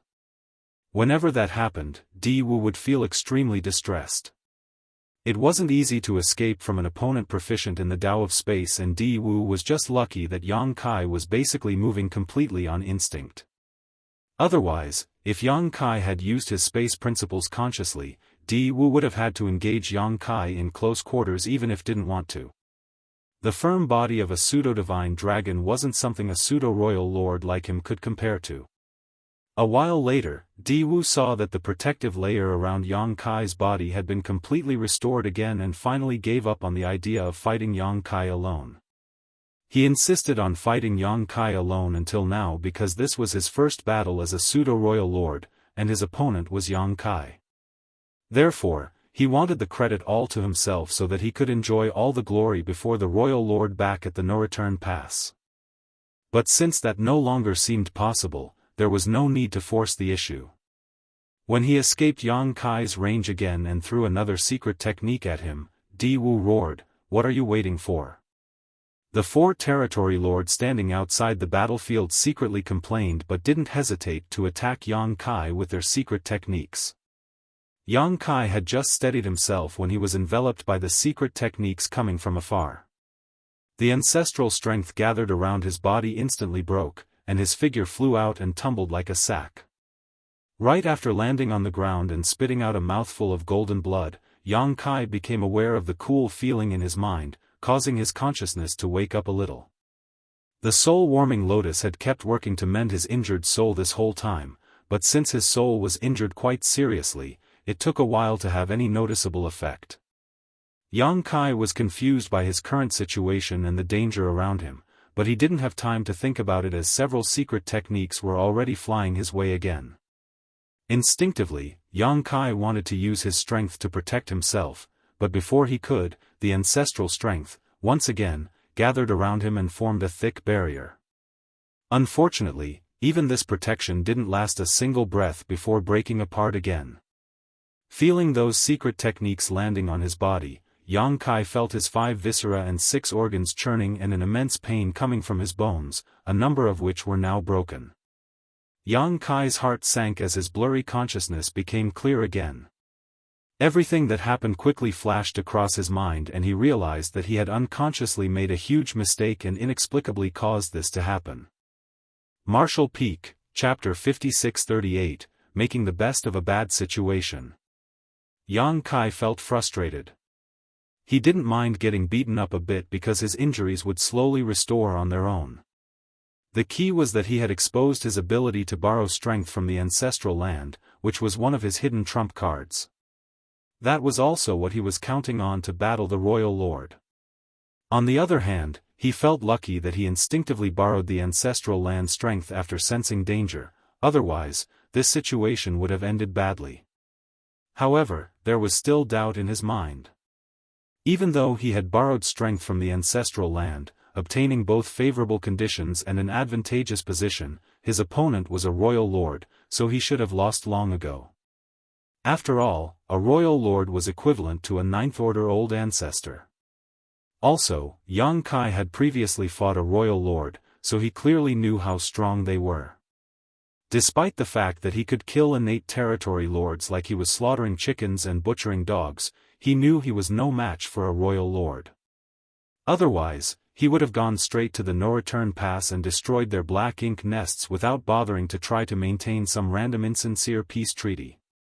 The environment in the ancestral land had a certain degree of restriction on the royal lord, but Yang Kai knew he had devoured too much ancestral strength these past years and greatly decreased the ancestral land's heritage, which meant that the suppression wouldn't be too significant.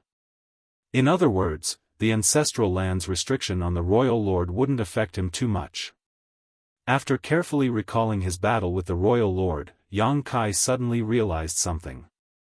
Without question, the strength exerted by this royal lord was indeed at the level of a royal lord, but he seemed quite bad at controlling it. He had 100% of the strength of a royal lord, but could only exert 70% to 80% of it, making every attack feel like he was holding back. On top of that, there was also the suppression from the ancestral land's environment and the protection the ancestral strength granted Yang Kai. It was the combination of all these factors that allowed Yang Kai to stay alive until now. This guy must be a newly advanced royal lord, which is why he can't perfectly control his strength and why the humans had never heard of any news about him. Yang Kai thought he had guessed the truth, unaware that the real situation was completely different. If he hadn't been immersed in his cultivation inside the ancestral land, the Black Ink clan wouldn't have sacrificed 13 innate territory lords and a high-rank Black Ink next to create a pseudo-royal lord like Di Wu. The Black Ink clan could create such a master from the start but hadn't done so until now.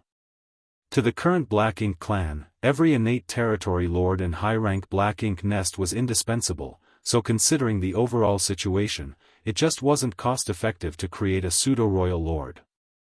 But if they could use Di Wu's strength as a pseudo-royal lord to kill Yang Kai, that would definitely be worth it.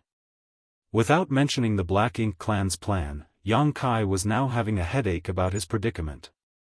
The trapping array had been completely destroyed, so the royal lord and 4 territory lords by themselves might not be able to stop him if he wanted to disengage.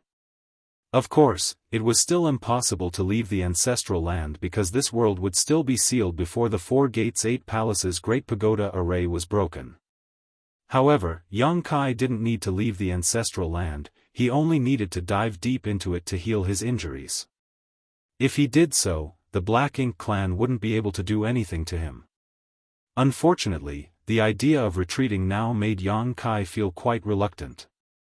His trump cards had been exposed one after another, so he would lose the element of surprise in the next battle. Since that was the case, he figured it would be better to just go with the flow and end this debacle once and for all. He made the plan to hide deep inside the ancestral land after killing the 4 territory lords because he thought he wasn't the royal lord's opponent, but now that he knew he was up against a royal lord who couldn't exert his full strength, Yang Kai thought that there might be a chance he could kill his enemy here today. Yang Kai was secretly even hoping for the royal lord to lose his patience and use his royal lord's secret technique. Back outside the Great Sea Celestial phenomenon, Yang Kai had killed a royal lord shortly after breaking through to the 8th Order Open Heaven realm, not because he was strong, but because many coincidences came together. His biggest opportunity was when the royal lord used the royal lord's secret technique on him, wanting to corrupt him with Black Ink strength. The royal lord's secret technique was something only a royal lord could use. When performed, it was silent but had an incredible impact. Even 8th Order masters couldn't resist and would immediately become corrupted. On the barren territory battlefield, a single royal lord had corrupted 3 8th Order masters, converting them into Black Ink disciples. It was those 3 Black Ink disciples who resurrected the Black Ink giant spirit god in the divine spirit ancestral land, triggering the collapse of the entire human battlefront. It could be said that the royal lord had made a huge contribution to today's situation where the Black Ink clan could fully suppress the humans. Without the royal lord who corrupted those 3 8th Order Black Ink disciples, it would have been impossible to resurrect the Black Ink giant spirit god, and the human race army would still have been able to bottle up the Black Ink clan on the barren territory battlefield. Although it didn't end well for that royal lord, the Black Ink clan had achieved their goal. A royal lord wouldn't easily use the royal lord's secret technique though, because they would have to pay a high price. Not only would their strength suffer an immediate and substantial drop, they would also have to endure a long period of weakness. On the battlefield, such a situation would give the enemy a great chance to kill them. Outside the Great Sea Celestial phenomenon, that royal lord had used the royal lord's secret technique on Yang Kai, causing himself to become weak and lose a huge portion of his strength. Then, he suffered a direct hit from Yang Kai's Sun and Moon divine will while having his soul torn apart by 4 soul-rending thorns. Under such circumstances, his chances of surviving decreased greatly. Even so, Yang Kai also lost consciousness and started a mad killing spree before winning. Back then, he was only a newly advanced 8th Order Open Heaven Realm Master. Now, he was almost at the peak of the 8th Order Open Heaven Realm and had help from the ancestral land, so his strength was several times higher than back then. If this royal lord couldn't hold back and use the royal lord's secret technique, Yang Kai could easily kill him with his spear. By then, the heaven-sealing earth-locking grand array would become useless. However, Yang Kai's anticipations were in vain because a royal lord wouldn't use the royal lord's secret technique unless they were certain of success or it was their last resort. According to what the Black Ink clan had learned over the years, Yang Kai was fully resistant to Black Ink strength's corruption, so Daoist wouldn't be so stupid as to use the royal lord's secret technique to deal with him. Moreover, a pseudo-royal lord like Daoist couldn't use the royal lord's secret technique. But Yang Kai didn't know that. Realizing that hoping his enemy would make a fatal mistake wasn't plausible, Yang Kai figured he could only create his own opportunity. After all, the ancestral land wasn't his only trump card. Yang Kai's consciousness had recovered quite a bit now, but he still pretended to be muddled. Faced with attacks coming at him from all directions, he roared in an aggrieved manner at Daoist, "You called for help? I can call for help too.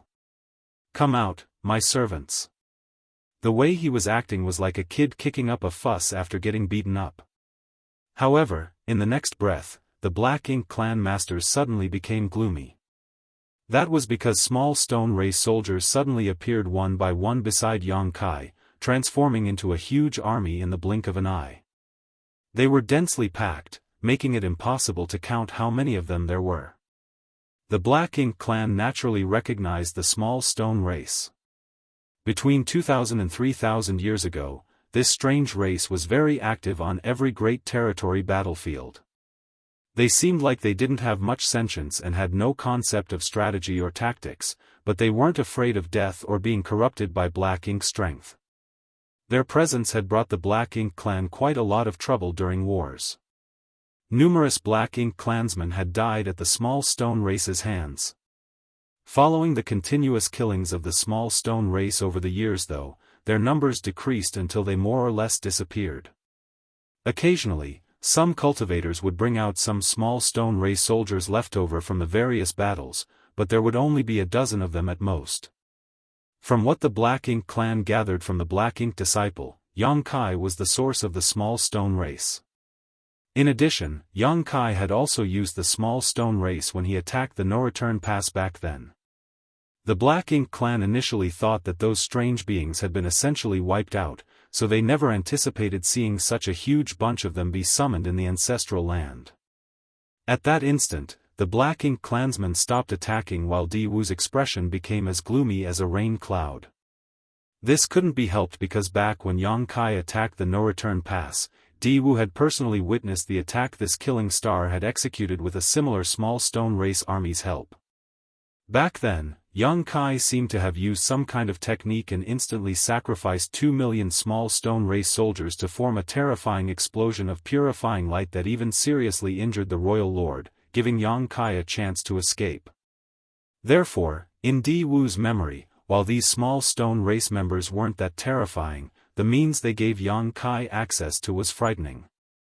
Kill him quickly. Seeing that the small stone race army was growing larger and larger, Di Wu immediately roared while retreating to put some distance between himself and Yang Kai. The 4 territory lords didn't need Di Wu's order for them to go all out as they fired their secret techniques at Yang Kai.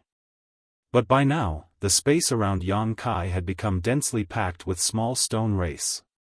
Although those attacks killed and injured a large patch of small stone race soldiers, Yang Kai remained untouched. Hong long long.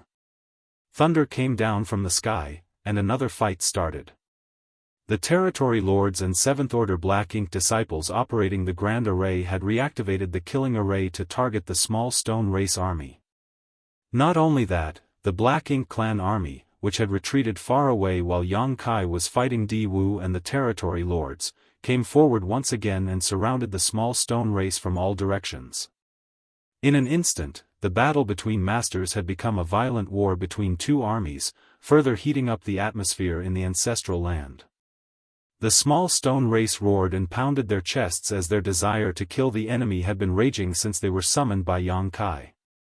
Since the 3rd time he visited the chaotic dead territory, Yang Kai had discovered that the small stone race nurtured by Big Brother Huang and Big Sister Lan were extremely sensitive to Black Ink strength, probably because they were opposites of each other.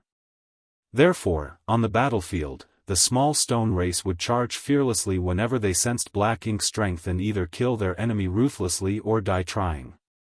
In the beginning, the humans didn't have a method to control them because of these characteristics. Once the small stone race were sent to the battlefield, they became like unleashed wild horses, which caused the humans to lose many more of them than necessary. Later, the humans began using a beast-taming method and an artifact refining method to control the small stone race. The situation had improved quite a lot. At the very least, the humans could now issue the small stone race simple instructions. The small stone race soldiers Yang Kai summoned just now obviously hadn't undergone any such taming or refinement.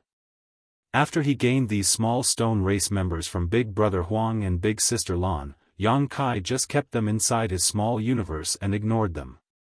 That was why these fellows began running around after being let out, charging in the direction where they sensed Black Ink strength. At that moment, the scene was a chaotic mess, but Yang Kai just laughed like a madman. Die. All of you must die. Ha ha ha. Marshall Peak, Chapter 5639, End of the Road. A fierce battle was happening in the ancestral land. The small stone race's intrepid nature doomed them to have a bad ending if no one controlled them. Many small stone race soldiers charged at the four territory lords, but could not get near them because they were rendered to pieces of stone scattered on the ground by the latter's secret techniques. Even the Black Ink clan army that came back had begun surrounding these unruly and scattered combatants. Numerous small stone race soldiers were being broken to pieces with each breath. However, large amounts of small stone races were still appearing around Yang Kai. It was like there was an infinite amount of them, impossible to wipe out. On the other hand, Yang Kai's laughter grew louder and wilder, as though he had gone crazy. Diwu had withdrawn his aura and was now hiding among the Black Ink clan army, cautiously observing the situation. The memory of the technique Yang Kai used at the no-return pass, in which he sacrificed 2 million small stone race soldiers, was still etched in Diwu's mind. Therefore, Diwu immediately retreated when Yang Kai began summoning his army to avoid being surrounded and experiencing the same tragedy from that time. Back then, the royal lord had been injured, causing his aura to drop by at least 10%. It took the royal lord a full 1,000 years to recover from that incident. So, if Diwu, a mere pseudo-royal lord, was hit by the same technique, he would likely end up in an even worse state. In addition, if Diwu remembered correctly, there were some powerful masters among the small stone race. The Black Ink clan had previously encountered a number of massive small stone race soldiers roughly 1,000 meters tall that had strength similar to that of an 8th Order Open Heaven Realm master. Even though they had lower sentience and couldn't wield this strength efficiently, their attacks were still not to be underestimated. After observing for a long time, Diwu noticed that none of the small stone race soldiers Yang Kai summoned were 1,000 meters tall. The strongest of them all was only 100 or so meters tall, which gave them power equivalent to 7th Order masters and feudal lords. Diwu didn't take these small stone race soldiers seriously, and even the 4 territory lords currently in battle could easily kill vast swaths of them. As chaos swelled on the battlefield, Yang Kai summoned more small stone race soldiers. The 4 territory lords were in a better situation as they had formed the 4 symbols formation, so they only had to hold their ground and kill every small stone race member that came at them. However, the Black Ink clan army seemed to be having difficulties holding on despite having help from the killing array. Originally, 1 million Black Ink clan soldiers had been deployed to the ancestral land. Yang Kai had already killed half of them, leaving only about 500,000 of them. Now that the small stone race had joined the battle, even fewer Black Ink clan soldiers were left standing. Although the small stone race undoubtedly suffered greater losses, the Black Ink clan army would be wiped out eventually if this continued. Despite the disadvantageous situation, the Black Ink clan soldiers didn't dare to retreat because the territory lords were still fighting, so how could they withdraw? On the other hand, Diwu finally rejoined the fight, but his target wasn't Yang Kai. Instead, he was still hiding among the Black Ink clan army and killing the small stone race soldiers, his cautious personality making him decide to continue observing the situation for now. 4 days later, the 500,000-strong Black Ink clan army had been reduced to only a few tens of thousands, and all the survivors were soaked in blood and had unstable auras. Despite their discomfited looks, the surviving Black Ink clansmen all seemed excited. They won. They killed all the small stone race soldiers that came at them. During these few days, they estimated they had killed at least 2 million enemy soldiers. It wasn't because they were strong, of course, but because they had a pseudo-royal lord hiding among them. The small stone race soldiers only had masters on par with 7th Order humans as their strongest combatants, so how could they stand against a pseudo-royal lord? Diwu could kill hundreds or even thousands of small stone race soldiers in a single move. Moreover, the Black Ink clan had help from the Grand Array. The lightning bolts fired from above had culled many small stone race soldiers as well. More importantly, this was only the accomplishments of the Black Ink clan army and Diwu. Even though the 4 territory lords didn't kill 2 million small stone race soldiers, they managed to slaughter at least 1 million of them. The originally loud ancestral land suddenly fell silent, with pieces of stone scattered everywhere, which were naturally the remains of the fallen small stone race soldiers. Nearly 3 million small stone race were lost over the past few days, which was a huge number. Some time ago, Yang Kai had stopped summoning small stone race soldiers and engaged the 4 territory lords on his own. His face was filled with rage, and his eyes were completely bloodshot. Also, his aura fluctuated wildly, as though he was not in a stable state of mind. Every time he charged at one of the 4 territory lords, he would be repelled by their combined attacks. He would have lost a long time ago if he hadn't borrowed strength from the ancestral land and had ancestral strength shielding his body in an impenetrable protective layer. Of course, the ancestral land's suppression of the territory lord's strength was also very important.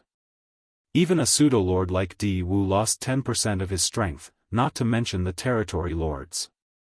Those 4 territory lords felt an even heavier suppression of their strength and were now some 20% to 30% weaker than normal. If they battled Yang Kai one-on-one in such a state, they wouldn't be his opponent at all, but since they had formed the 4 symbols formation and linked their auras, no matter which territory lord Yang Kai targeted, it was akin to him trying to attack all of them at once. So, how could Yang Kai win in such a situation?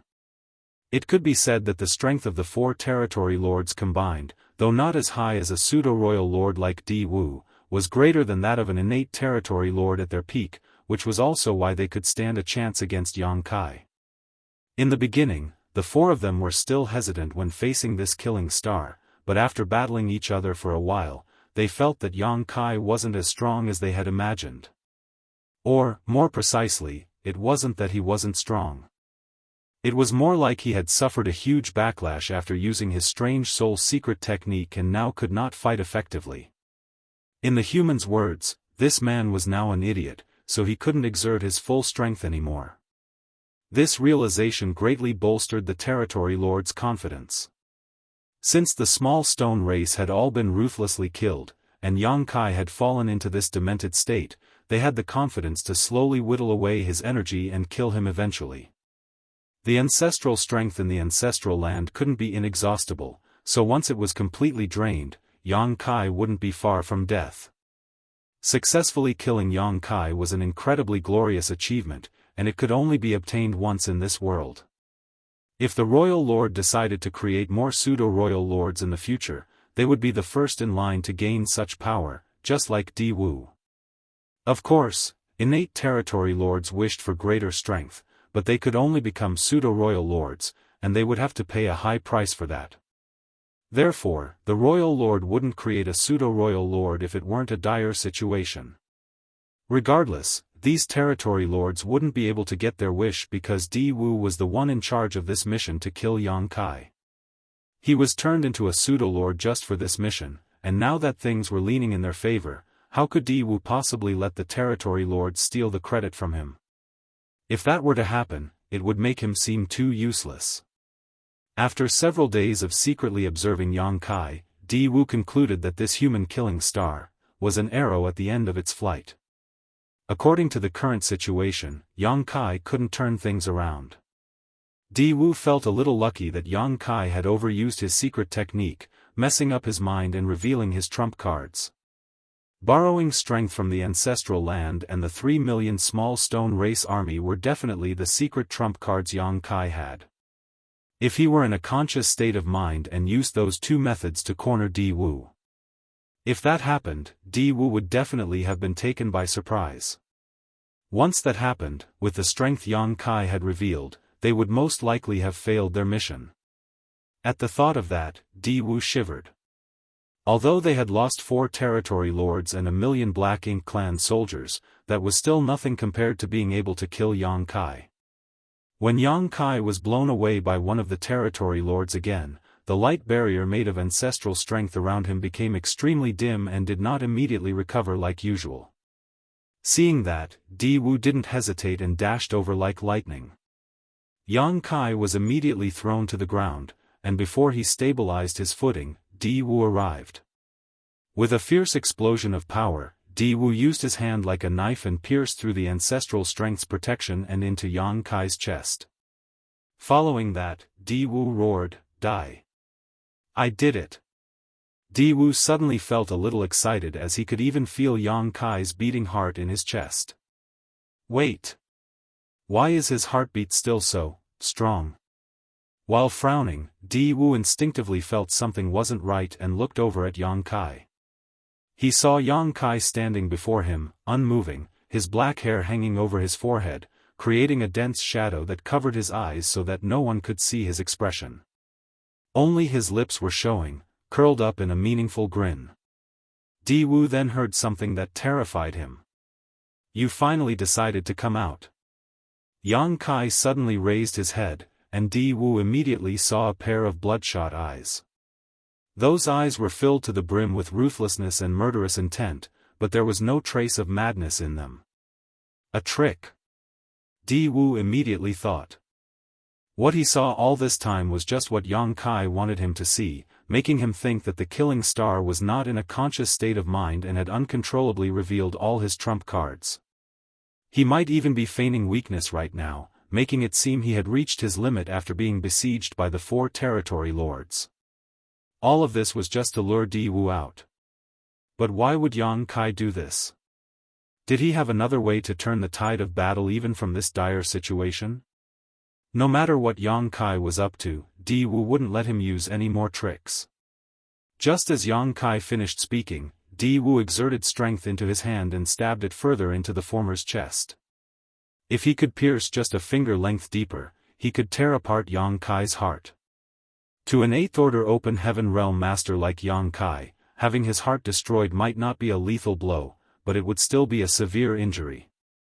But just as Di Wu exerted his strength, a large hand grabbed his wrist and firmly held him in place.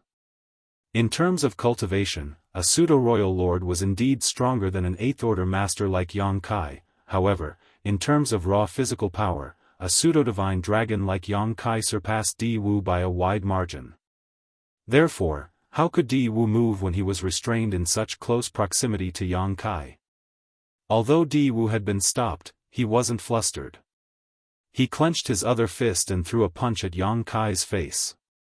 Before his fist could reach its target though, it too was seized by Yang Kai. A pseudo-royal lord and a pseudo-divine dragon were now standing face to face at arm's length from one another, locked in mortal combat. Martial Peak, Chapter 5640, Sun and Moon Divine Seal. Di Wu was entirely at a disadvantage because Yang Kai had the absolute upper hand when it came to physical strength. The excruciating pain coming from Di Wu's wrist was something he had never experienced before. "Next time, don't make others wait so long," Yang Kai bellowed before headbutting Di Wu. The aggressive force was like the whole world was coming at him, making Di Wu feel dizzy and almost disperse the black ink strength he had gathered inside him. The sudden change rendered the 4 territory lords dumbfounded. Originally, they thought that this would be an easy kill for Di Wu, but the results shocked them. In their flustered state, the territory lords didn't have time to think about anything else and quickly attacked Yang Kai with their secret techniques, trying to save Di Wu. A series of explosions sounded across the ancestral land. Since the light barrier protecting Yang Kai had been torn open by Di Wu, Yang Kai had to take on consecutive attacks from the territory lords with his own body. Although he had his own layer of protection from his world force, resisting the attacks was difficult. His body was instantly battered, and he kept spitting out golden blood. "Are you done? I've been enduring you all for too long," Yang Kai roared. Suddenly, a pair of bright but also strange patterns appeared on the back of Yang Kai's hands. They were the great sun and moon marks. An extremely mysterious force appeared from within the marks, which then began permeating out across the ancestral land. In an instant, tiny wisps of light flew out from the small stone race corpses. Those lights were either pure yellow or blue. When they first began appearing, there weren't that many at a glance, but in the blink of an eye, the ground and sky were densely packed with a sea of blue and yellow covering the entire battlefield. Some 3 million small stone race soldiers had died in this vast land over the past few days, and if Di Wu had observed carefully enough, he would have noticed that these small stone race soldiers had two different characteristics. There were even numbers of Great Sun small stone race and Great Moon small stone race. Big Brother Huang and Big Sister Lan had spent years painstakingly nurturing these special beings with their power, and with the small stone race's nature of devouring and refining resources to grow themselves and breed new clansmen, it could be said that they were now living yellow and blue crystals, although less pure than the real ones. They had the purest form of yang and yin energy contained inside them. Despite being smashed, this pure energy hadn't dissipated, and if other small stone race members came across this place, they could devour the corpses of their fallen brethren to continue growing stronger. These 3 million small stone race soldiers weren't sacrificed in vain. Since deciding to summon the small stone race, Yang Kai had been planning for this very moment. Never would the Black Ink clan have thought that the dead small stone race could still have such great power even after death. After all, there were only a dozen or so divine spirits who had the great sun and moon marks, and none of them had shown such mysterious techniques before on the battlefield. Di Wu thought he had been careful enough, but the reality was that he would never be able to understand just how cunning humans could be. When he recovered from his dizzy state, the two-tone lights he saw around him made alarm bells ring in his head, and he was once again reminded of the time when Yang Kai trashed the no-return pass. The black ink strength inside Di Wu surged madly as he desperately wanted to escape from Yang Kai's grasp. At the same time, he yelled, "Let go!" Too late. Yang Kai snarled while using all his strength to activate the two marks on the backs of his hands. At that instant, the yellow and blue lights merged, causing the two colors to disappear instantly and transform into the purest white light.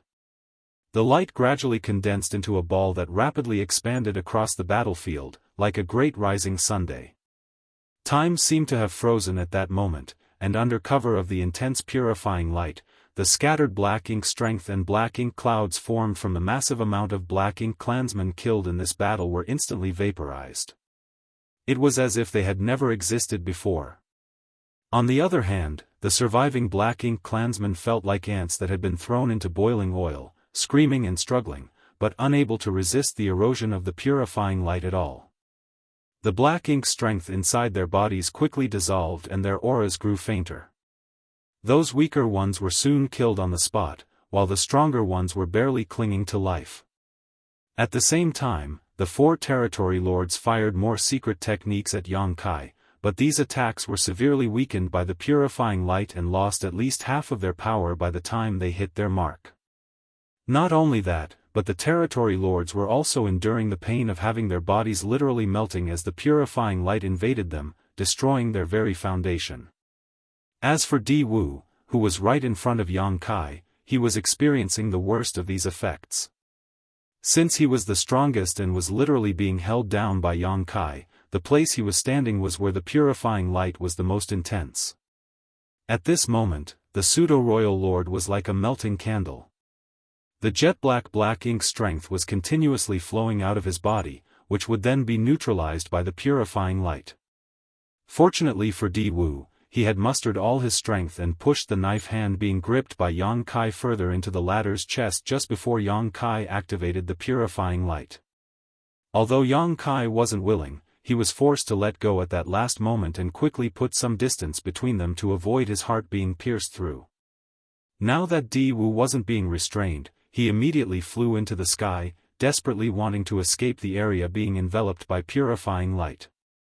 At that moment, space suddenly became extremely viscous and simultaneously felt like it was being stretched out infinitely.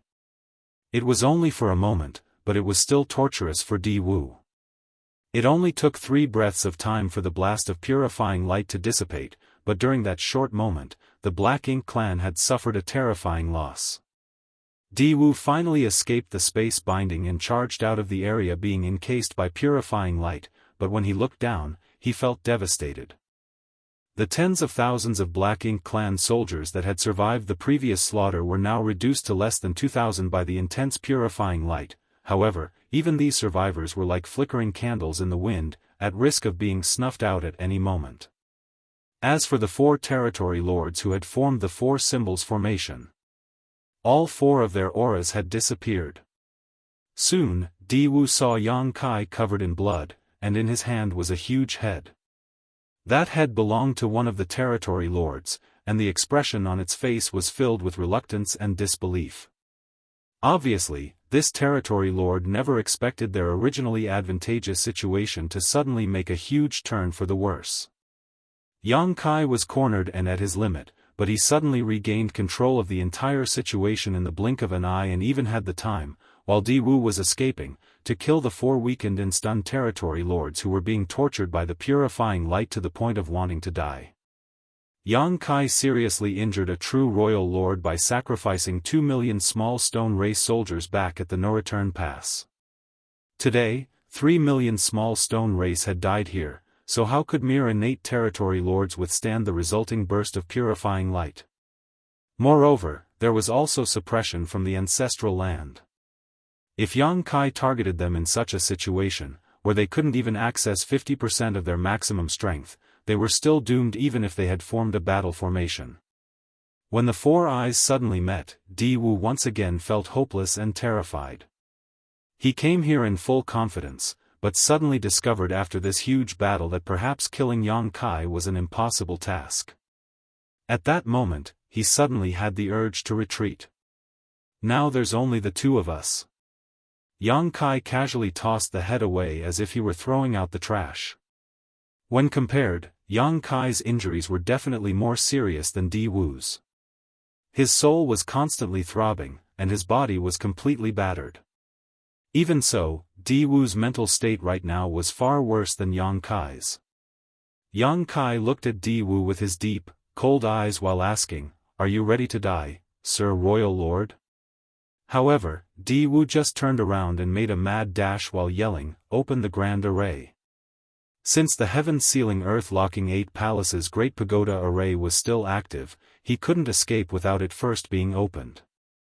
Once he gave the command, a crack appeared on the Grand Array, and Di-Wu immediately charged at it like lightning. But when it came to speed, none could match Yang Kai.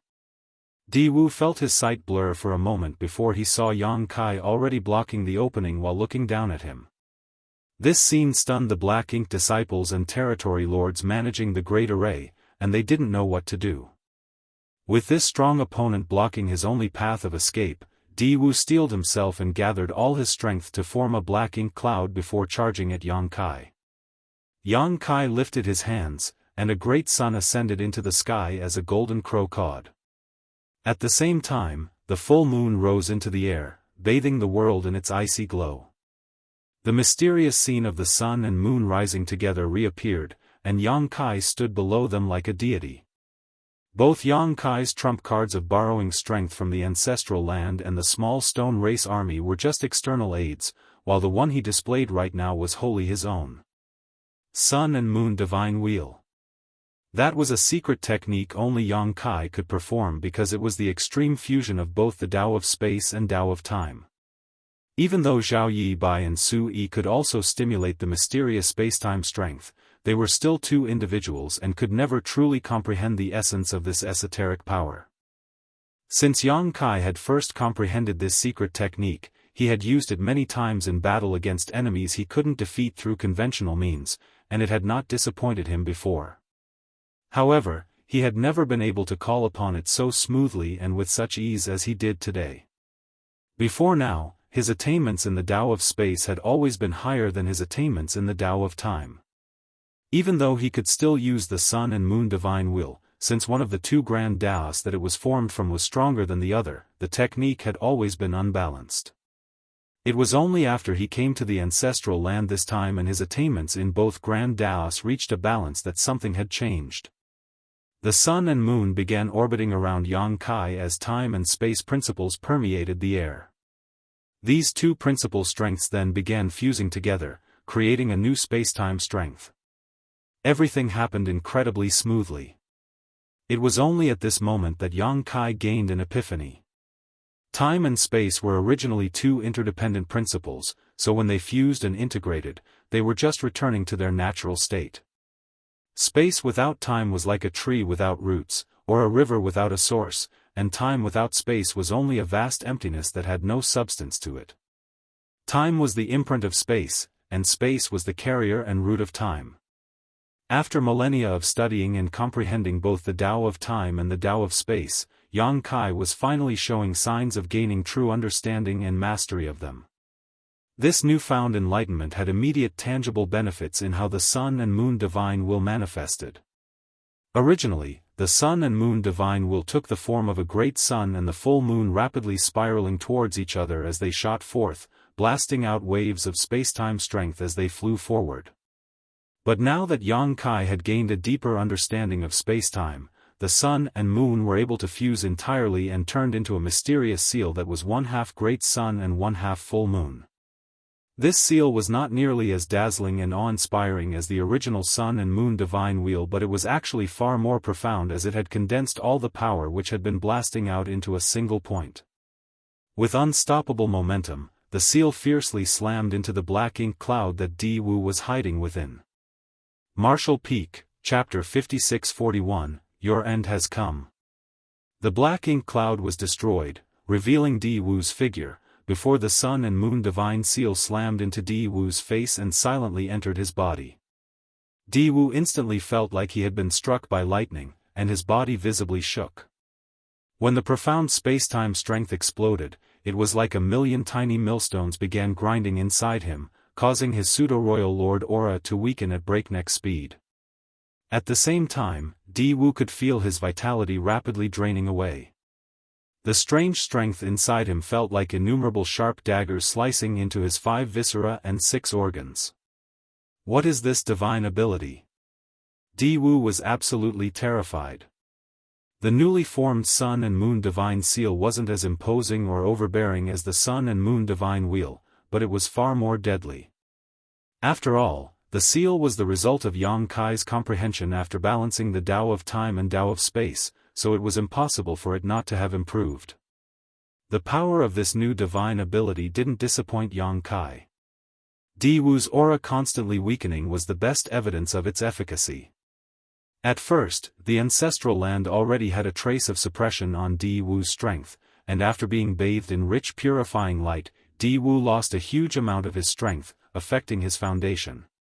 He was not a real royal lord, but a pseudo-royal lord that was created through the source fusion technique. Previously, at the no-return pass, the royal lord had been struck by a similar blast of purifying light, and although he was injured seriously and had 10% of his heritage wiped away, his foundation remained stable. It was a different case for Di Wu because once his pseudo-royal lord foundation, which was already unstable, was affected, there was a huge possibility that he would fall back into the innate territory lord realm. He couldn't accept that, and the royal lord wouldn't forgive him if that happened.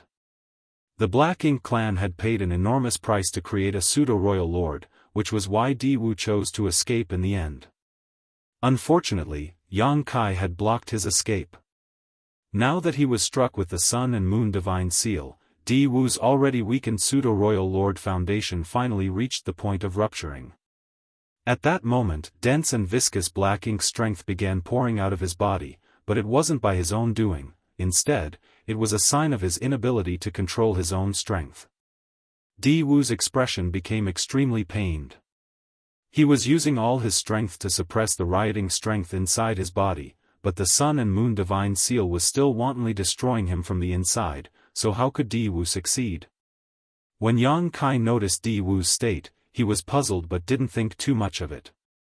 He summoned the Azure Dragon Spear again and stared coldly at Di Wu. "Sir Royal Lord, your end has come, suffer death." Those words Di Wu had spoken before were returned to him. Who would have thought that their situations would make a complete turnaround after just a few days? Once those words were spoken, Yang Kai thrust his spear at Di Wu.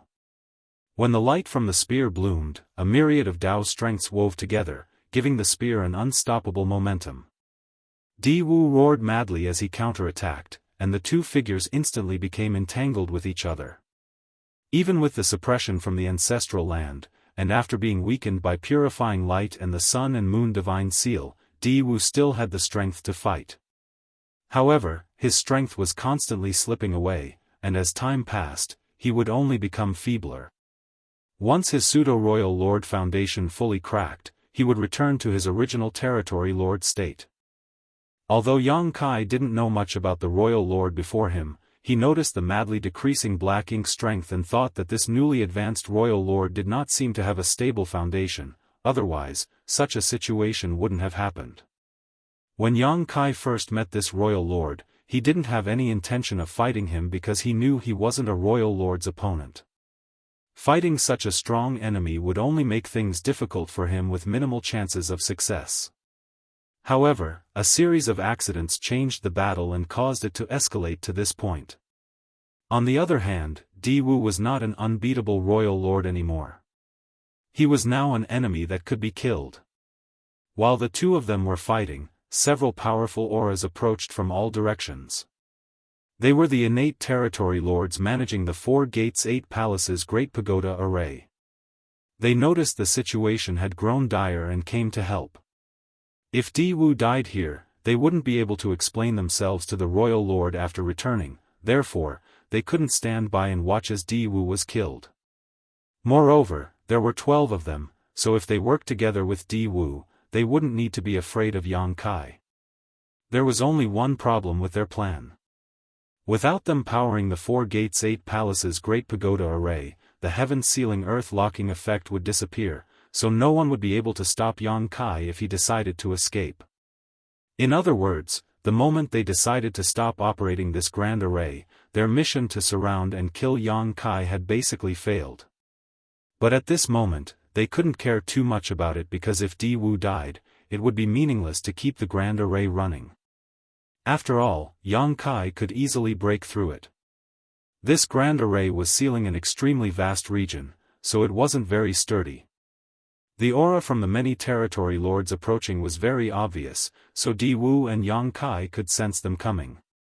Di Wu's flustered expression calmed down slightly, probably because he thought he had a chance to survive, but at the same time, he felt a little humiliated. He was a pseudo-royal lord, and he led so many innate territory lords here to kill Yang Kai, but still failed. Not only did he lose 1,000,000 soldiers and 8 innate territory lords, but he was also heavily injured to the point of his foundation almost rupturing. In the end, he still had to rely on the other territory lords to come to his rescue. Now, he didn't even know how he would explain himself to the royal lord after returning to the no-return pass. It seemed like he didn't need to explain anything. Just as his expression calmed down, it changed again because a small universe portal suddenly appeared behind Yang Kai and a large number of 1,000-meter-tall figures leapt out one after another. Small stone race masters. In an instant, nearly 300 of these 1,000-meter-tall small stone race masters appeared, each of them radiating extremely imposing auras that made it obvious they had the strength of 8th Order Open Heaven Realm Masters. Of course, since they didn't have much sentience and acted entirely out of instinct, their combat capabilities were far lower than 8th Order Masters. Moreover, ordinary 8th Order Masters were weaker than innate territory lords. However, none of that mattered with this kind of advantage in numbers. 300 small stone race masters was an enormous lineup. All the remaining Black Ink clansmen were thoroughly shocked because, from what they knew, the small stone soldiers were a very special race that was difficult to nurture.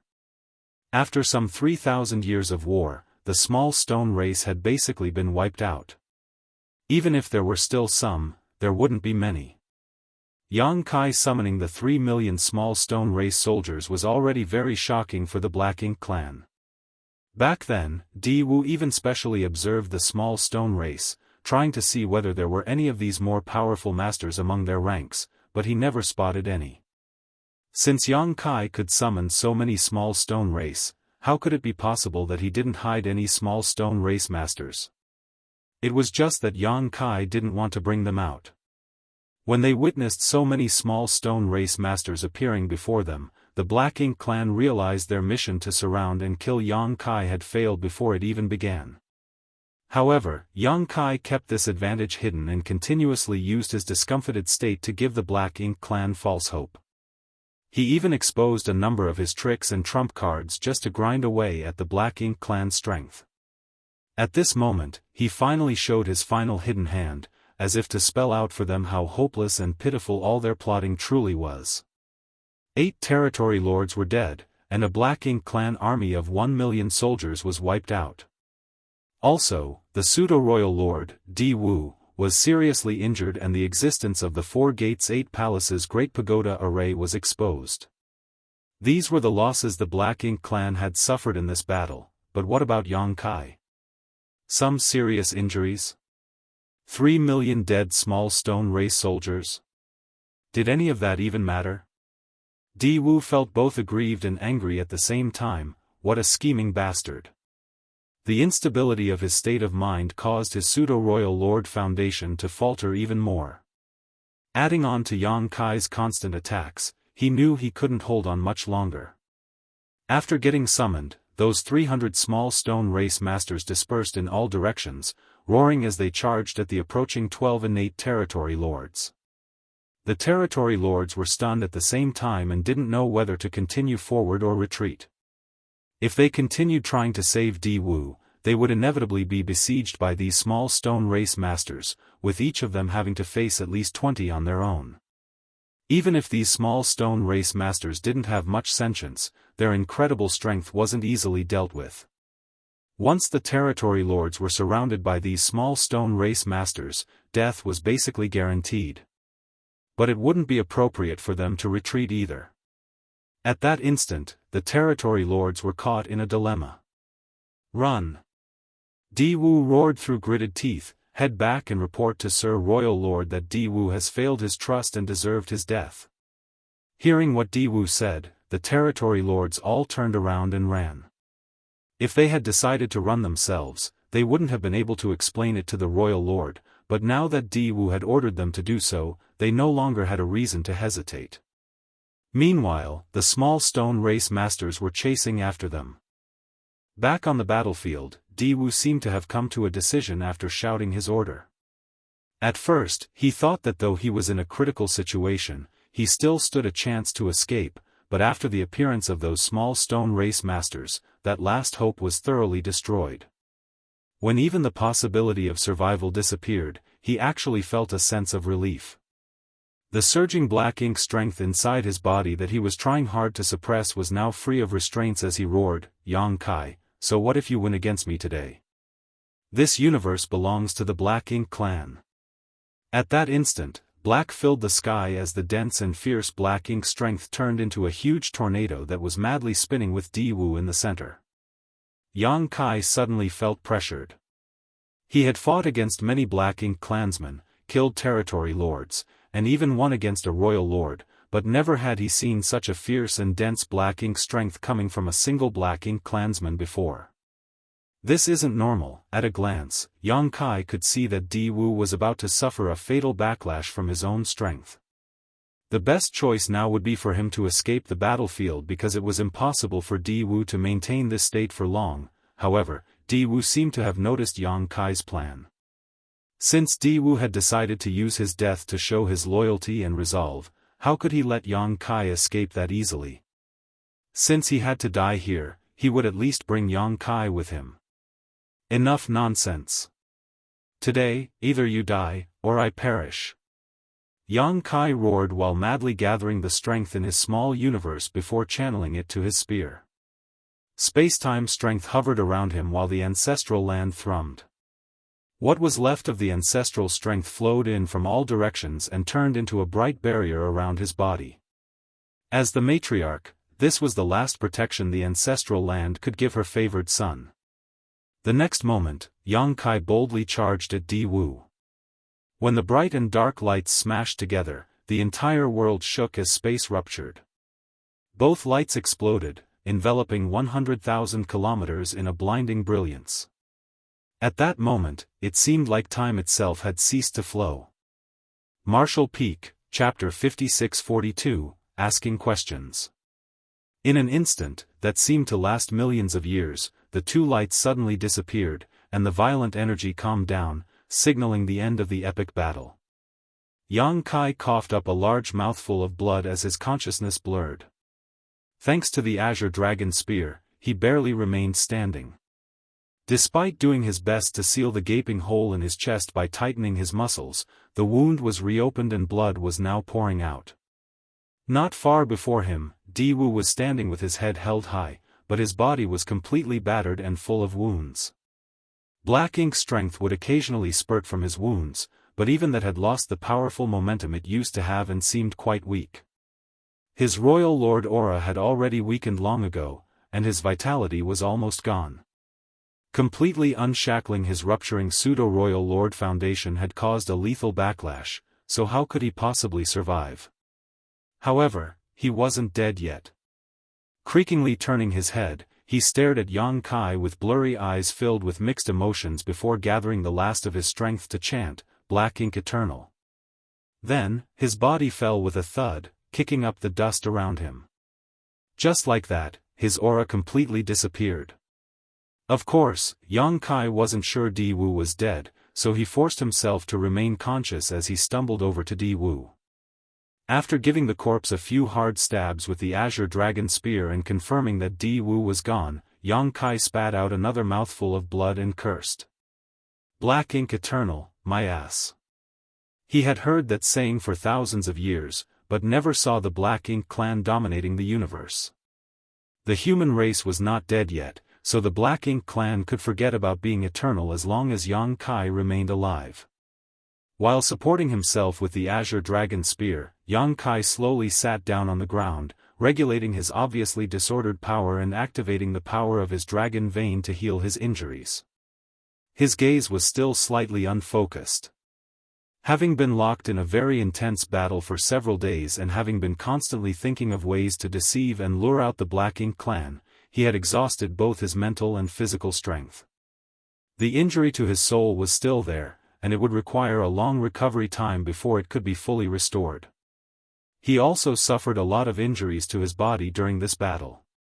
At that instant, he seemed to have forgotten why he came to the ancestral land in the first place.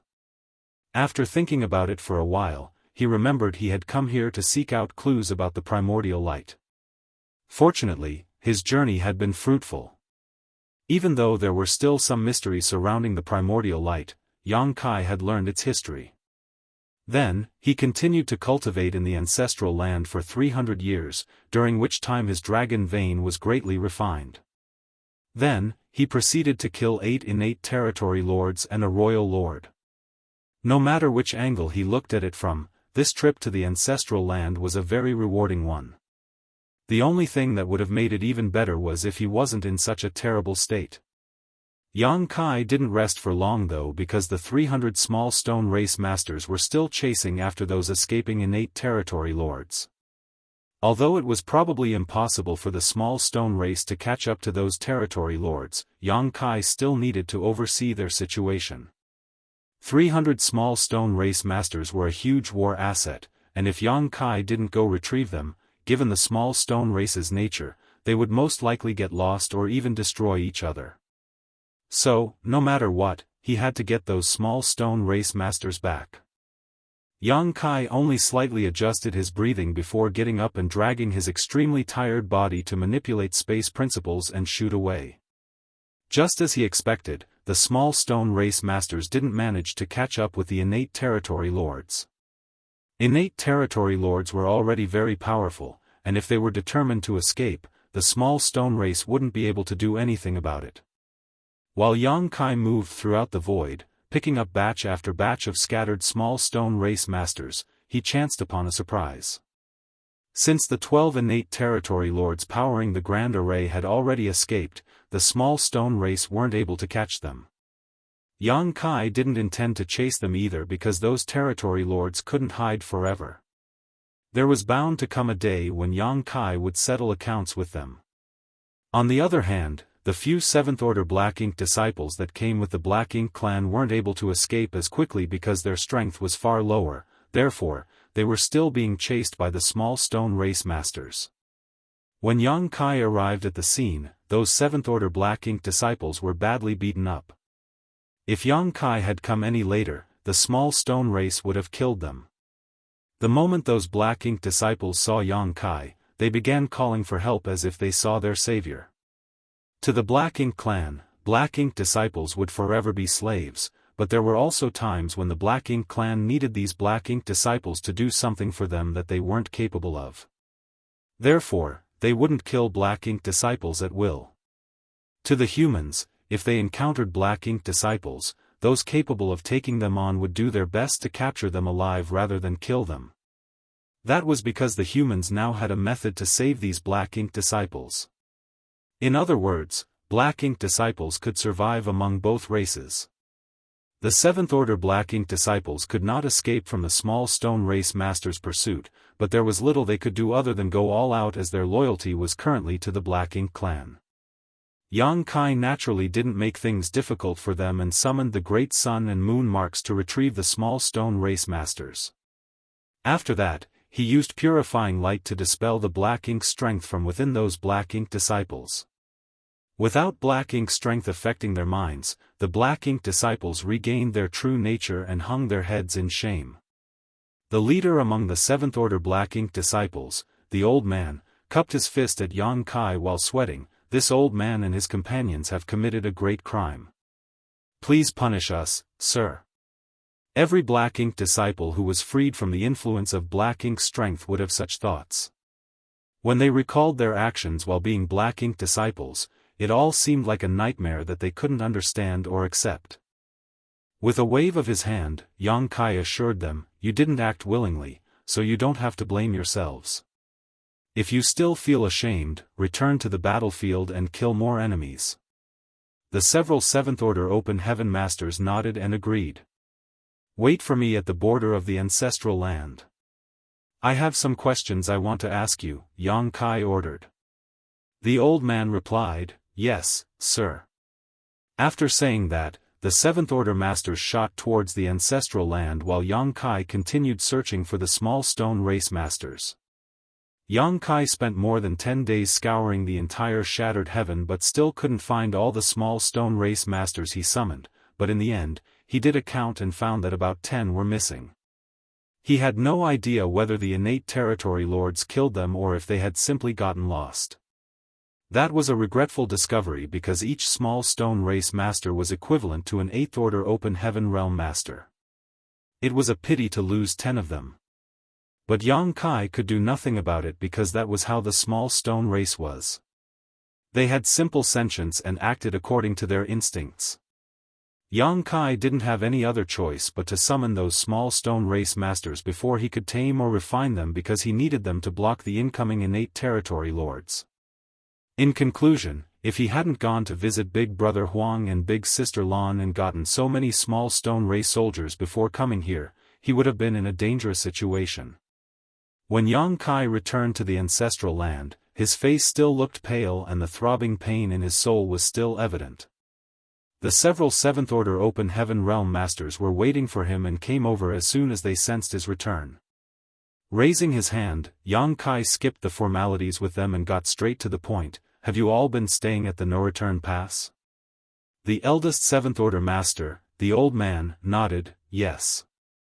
We all had some talent in the Tao of Spirit arrays, so we were specially sent to the no-return pass after being corrupted. The Black Ink clan there seemed to be particularly interested in humans like us." After a short pause, the old man elaborated shamefully, "The heaven-sealing earth-locking 4 gates 8 palaces Great Pagoda array was also created by us. After Sir made a name for yourself on the profound Nether Territory battlefield back then, the Royal Lord ordered us to come up with a heaven-sealing earth-locking grand array that could be used to deal with you. Previously, there were some Black Ink clansmen who reported to the Royal Lord that you were in the ancestral land and seemed to be immersed in cultivation. Therefore, the Royal Lord thought it was a good opportunity and ordered several innate territory lords to bring us here to set up the grand array." Yang Kai nodded lightly. Even though he didn't get a chance to carefully investigate the so-called 4 gates 8 palaces Great Pagoda array, he could sense that it had many rough patches. If it wasn't for Di Wu pestering him, Yang Kai was confident he could have broken the grand array and eliminated its heaven-sealing earth-locking effects in short order. More importantly, 12 innate territory lords were needed to power this grand array, which was another sign that this wasn't a high-end grand array. If that was the case, these 7th Order Open Heaven Realm Masters had limited attainments in the Tao of Spirit Arrays and might even have lower attainments than Yang Kai himself.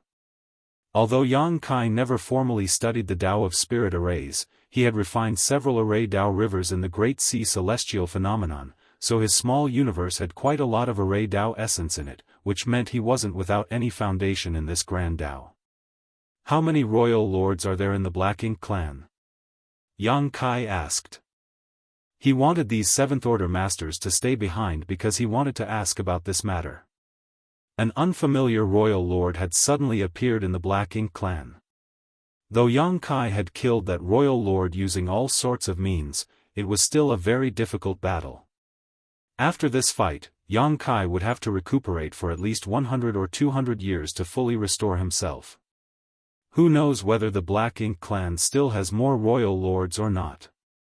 The previously Black Ink disciples looked at each other before the old man replied with a frown, "I know what Sir is worried about, but according to our knowledge, the Black Ink clan has only ever had one royal lord."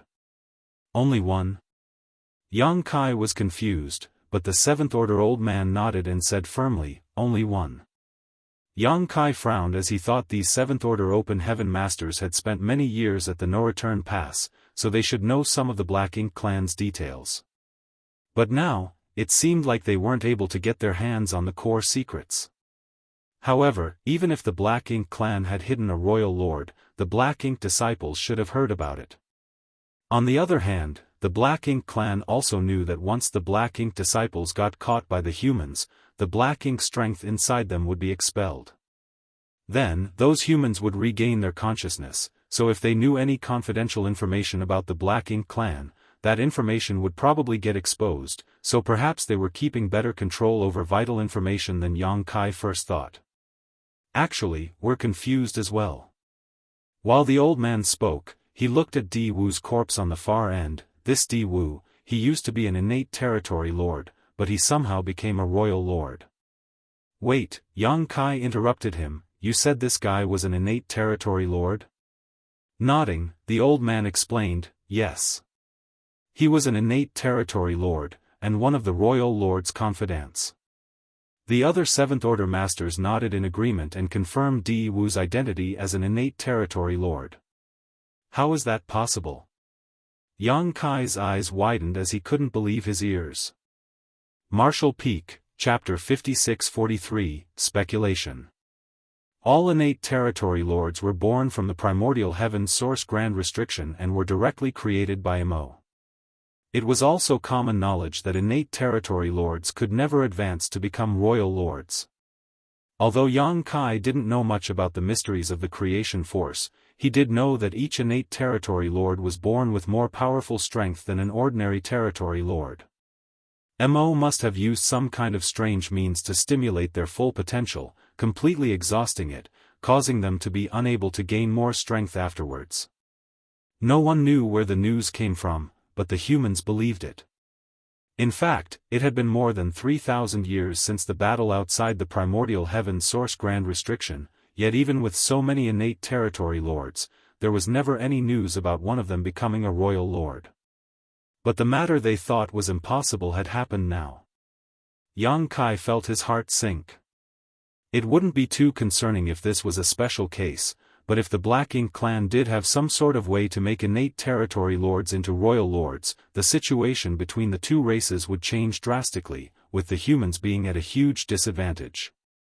Also, he didn't believe the 7th Order Open Heaven Realm Masters standing in front of him were lying because, as fellow humans, there was no need to joke about such things. Just as he was thinking about this matter, the 7th Order old man added, "Sir, you don't have to worry too much about this." According to this old man's observations, while the Black Ink clan has a way of making innate territory lords into royal lords, it must not be easy to accomplish. There must be a huge price to pay. Why would you say that? Yang Kai was taken aback. The old man thought back on his memories before explaining, about 300 years ago, I recall something strange happening at the No Return Pass, but we weren't allowed to roam freely, so I couldn't go and investigate. Over about a month or so, a large number of innate territory lords entered one specific high-rank Black Ink nest, but never came back out. It was like they vanished from existence. Di Wu was the last one to enter that black ink nest. After that, we were ordered to come here together with 20 territory lords and arrange the heaven-sealing earth-locking array. However, 2 years later, Di Wu appeared here as a royal lord. Although these 7th Order Open Heaven Realm Masters didn't know about the Black Ink Clan's source fusion technique, there was quite a commotion when the innate territory lords were performing this technique, so they naturally sensed something was happening. However, as Black Ink disciples, they had no right to pry, otherwise, they would have known a lot more. When Yang Kai heard what the old man said, he frowned. It seemed like there was a sudden change in the Black Ink Clan that the humans didn't know about, or in other words, the Black Ink Clan possessed some kind of technique unknown to the humans that they had never used before. In addition, this technique allowed an innate territory lord to become a royal lord. That was enough to make alarm bells ring in Yang Kai's head. There was only Di Wu this time, but if there had been another royal lord, Yang Kai might not have been able to win despite all his powerful trump cards. How many innate territory lords entered that high-rank Black Ink nest back then? Yang Kai asked. The old man replied, at least a dozen. Another 7th Order Master interrupted them, if I'm not mistaken, before Di Wu, there should have been 13. If we include Di Wu, it would make 14. Frowning, Yang Kai exclaimed, 14. Calming down, Yang Kai began thinking about the situation more carefully. After a long time, he spoke up, if what you said is true, could the Black Ink Clan have some sort of technique that is similar to a sacrificial ceremony, using the high-rank Black Ink nest to gather the strength from many innate territory lords to create a royal lord? Even though Yang Kai's estimations weren't entirely correct, he wasn't far from the truth. Technically speaking, the source fusion technique and sacrificial ceremonies were still different. It was just that the more innate territory lords performing the source fusion technique inside a high-rank Black Ink nest, the greater the chances of success. The 7th Order old man nodded, that is what this old man thinks too. Then, Yang Kai suddenly realized something, no wonder. Before, he kept having the feeling that Di Wu's performance as a royal lord was underwhelming. Di Wu clearly had the raw power of a royal lord, but he wasn't able to utilize it smoothly, resulting in him only being able to display about 70% to 80% of his full strength.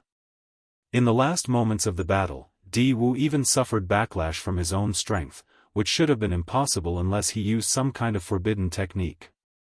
Yang Kai originally thought that Di Wu's condition was because he was a new royal lord and wasn't familiar with controlling his new strength, but what if the truth was like what he had just guessed? Di Wu didn't become a royal lord through his own cultivation, but through some strange technique. He had suddenly gained a massive increase in strength, but that strength didn't belong to him, which was why he had difficulty using it. If that were true, the situation might not be as bad as Yang Kai feared.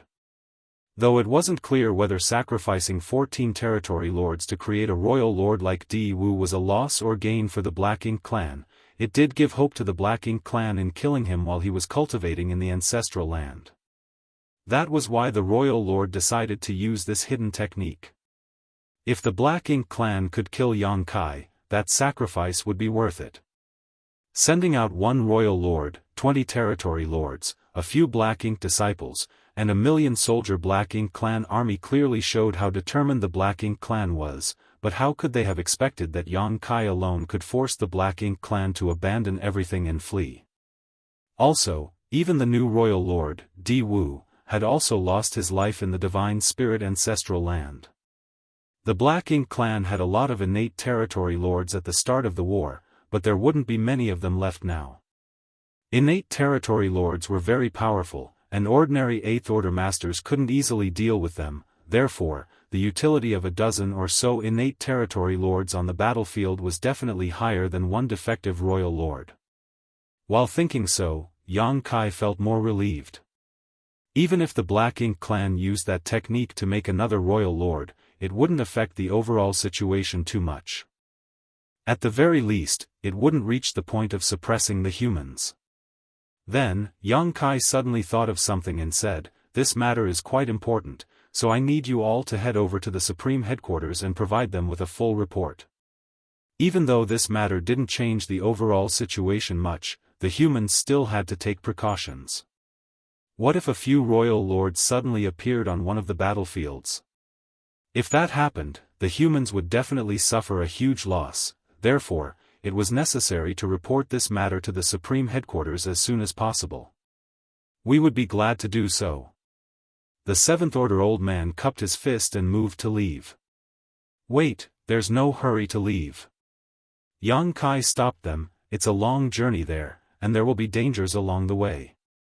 Although the two races are still abiding by the peace agreement, there's no telling whether the Black Ink clan will make a move after this incident. If they do decide to break the treaty, there would be nothing restricting them. I'll give you all a small stone race master each so that you can refine them and use them for protection. While saying so, he waved his hand and summoned a few small stone race masters. Since the great sun and moon marks were inhibiting them, the few small stone race masters remained docile for the moment. The Seventh Order Open Heaven Realm masters were ecstatic and thanked Yang Kai. Then, they each found one small stone race master and began taming them.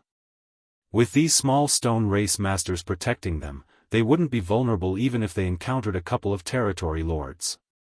Actually, Yang Kai could personally make the trip to the Supreme Headquarters and bring the Seventh Order masters with him, but his injuries hadn't recovered yet, therefore, he had to treat them immediately. Moreover, he suffered a huge loss after being ambushed by the Black Ink clan, so how could he be willing to let this matter slide? Even though the Black Ink clan suffered a huge loss in the end, that was because Yang Kai had many trump cards. If Yang Kai was unlucky this time, he might already be dead. Since the Black Ink clan dared to offend him, they should be ready for his retaliation. While the Seventh Order Open Heaven Realm Masters tamed the small stone race masters, Yang Kai adjusted his breathing and began healing his injuries. After the battle, the ancestral land had returned to its former peaceful state. However, Yang Kai could sense that the heritage accumulated by the ancestral land over many millennia was almost depleted because of him. First, it was because he had been cultivating here for 300 years, constantly absorbing massive amounts of ancestral strength, which helped his dragon form grow to 99,999 meters long. After that, he engaged in a massive battle with the Black Ink clan and borrowed strength from the ancestral land, further exhausting the ancestral strength. To the ancestral land, who resembled a kind and gentle matriarch, Yang Kai was like a black sheep son who spent almost all her wealth in a short time. But Yang Kai also knew that this was inevitable because, during that life-or-death situation, the ancestral land's full support allowed him to use the ancestral strength as constant protection to block off the bulk of the powerful attacks he faced. Without the protection from the ancestral strength, he wouldn't have been able to withstand such a protracted battle against such powerful enemies. Fortunately, this situation didn't greatly affect the ancestral land. The birth of the ancestral land was because the primordial light had landed here. When that happened, the originally ordinary continent became the source of all divine spirits. Therefore, this land would be forever indestructible. With enough time, the ancestral land could restore its heritage. It might need thousands, tens of thousands, or even millions of years for that to happen, but it would eventually happen. There would be a time when the ancestral land would be restored to its former glory, but all of that hinged on the human race defeating the Black Ink clan. If the humans failed, the ancestral land would no longer exist. 2 months later, the Seventh Order Open Heaven Realm Masters finished refining their small stone race companions.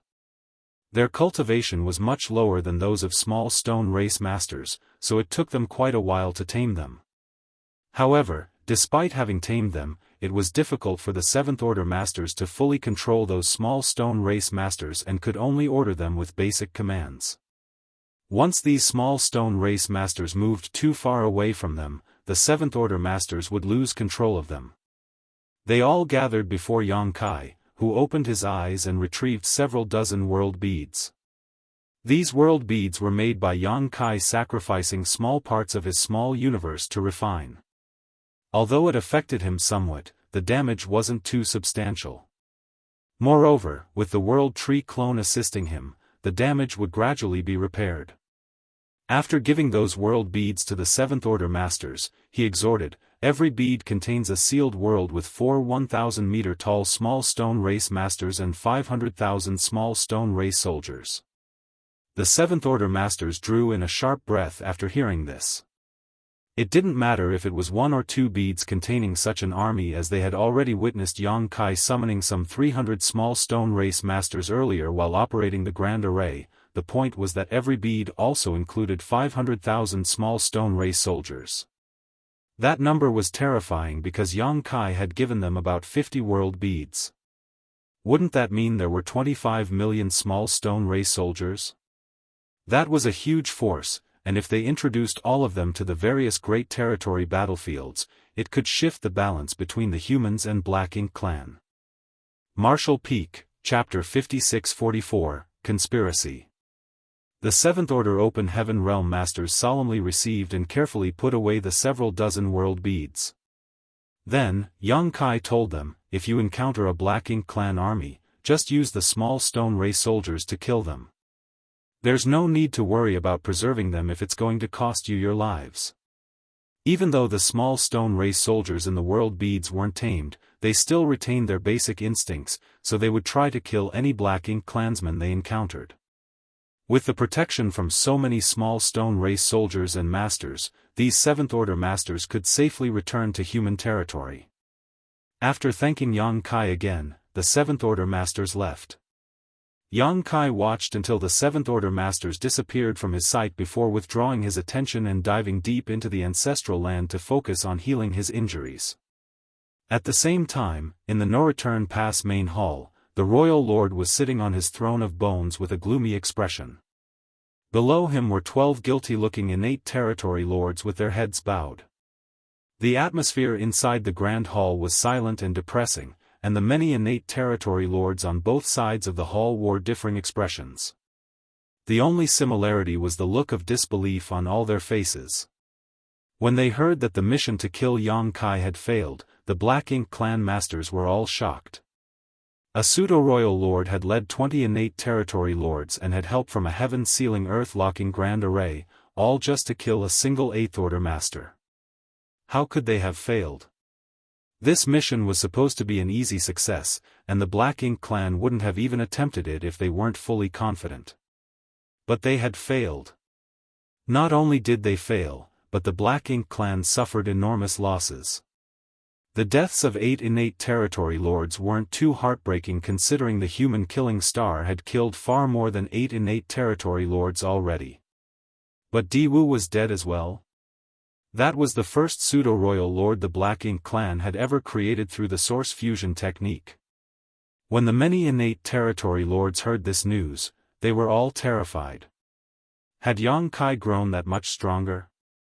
At that moment, the territory lords were worried as they wondered if even a pseudo-royal lord wasn't enough to deal with Yang Kai anymore. If that was true, did it mean that the royal lord would have to take action personally for there to even be a chance at success? The depressing atmosphere was like an approaching storm, causing the territory lords to feel suffocated.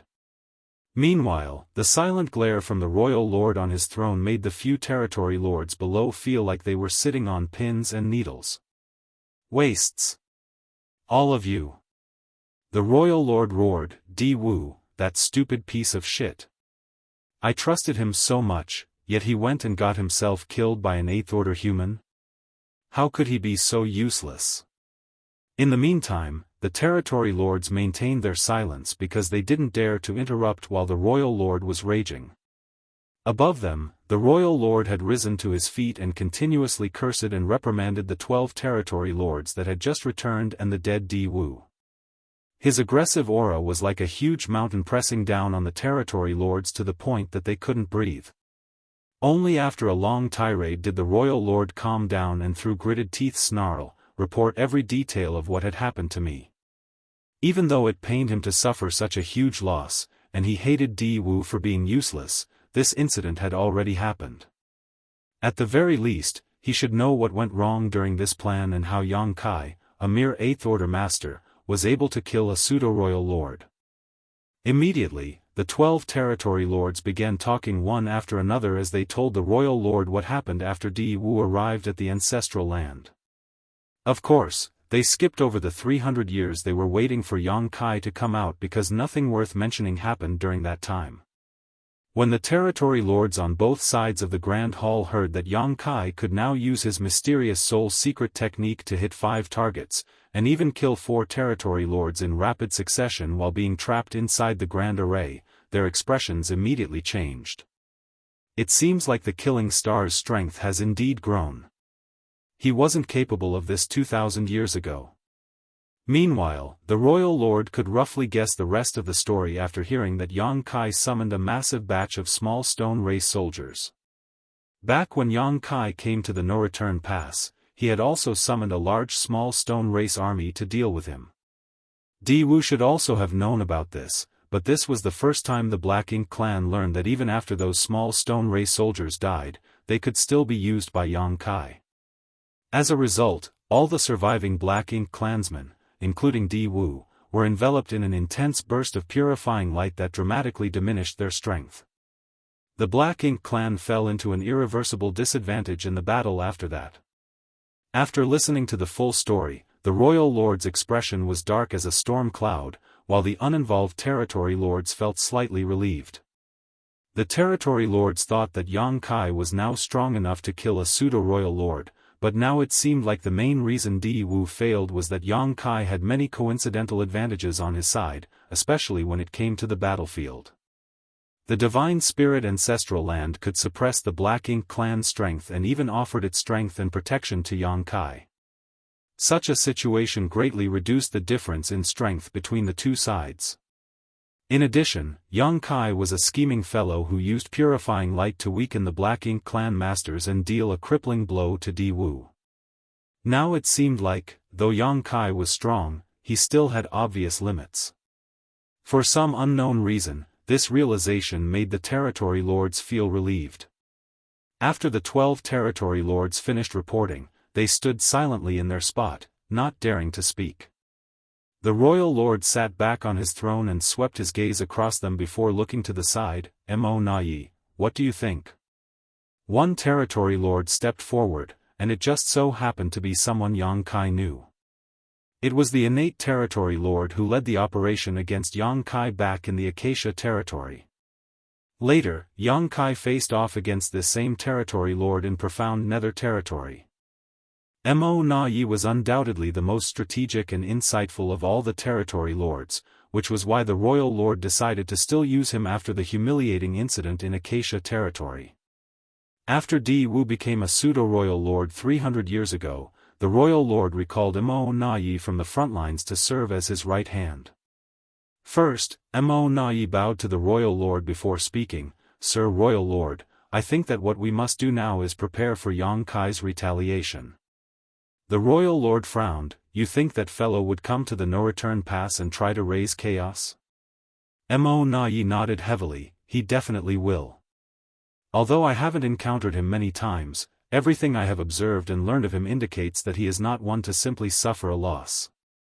The Black Ink clan planned to deal with him in the Divine Spirit Ancestral Land while the agreement between our two races was still in effect, so he definitely won't let this matter slide. The human race needs to maintain this current situation, so he wouldn't openly break the agreement. On top of that, he knows that we will not just let him go around killing territory lords. In such a situation, his only real option to gain revenge is to attack the No Return Pass. Slightly angered, the royal lord bellowed, he dares. He was personally overseeing the No Return Pass. Even though it happened before, if Yang Kai caused a scene here again, it would mean that Yang Kai had disregarded him, a royal lord, completely. Mo Nai added, he has always been a reckless risk-taker.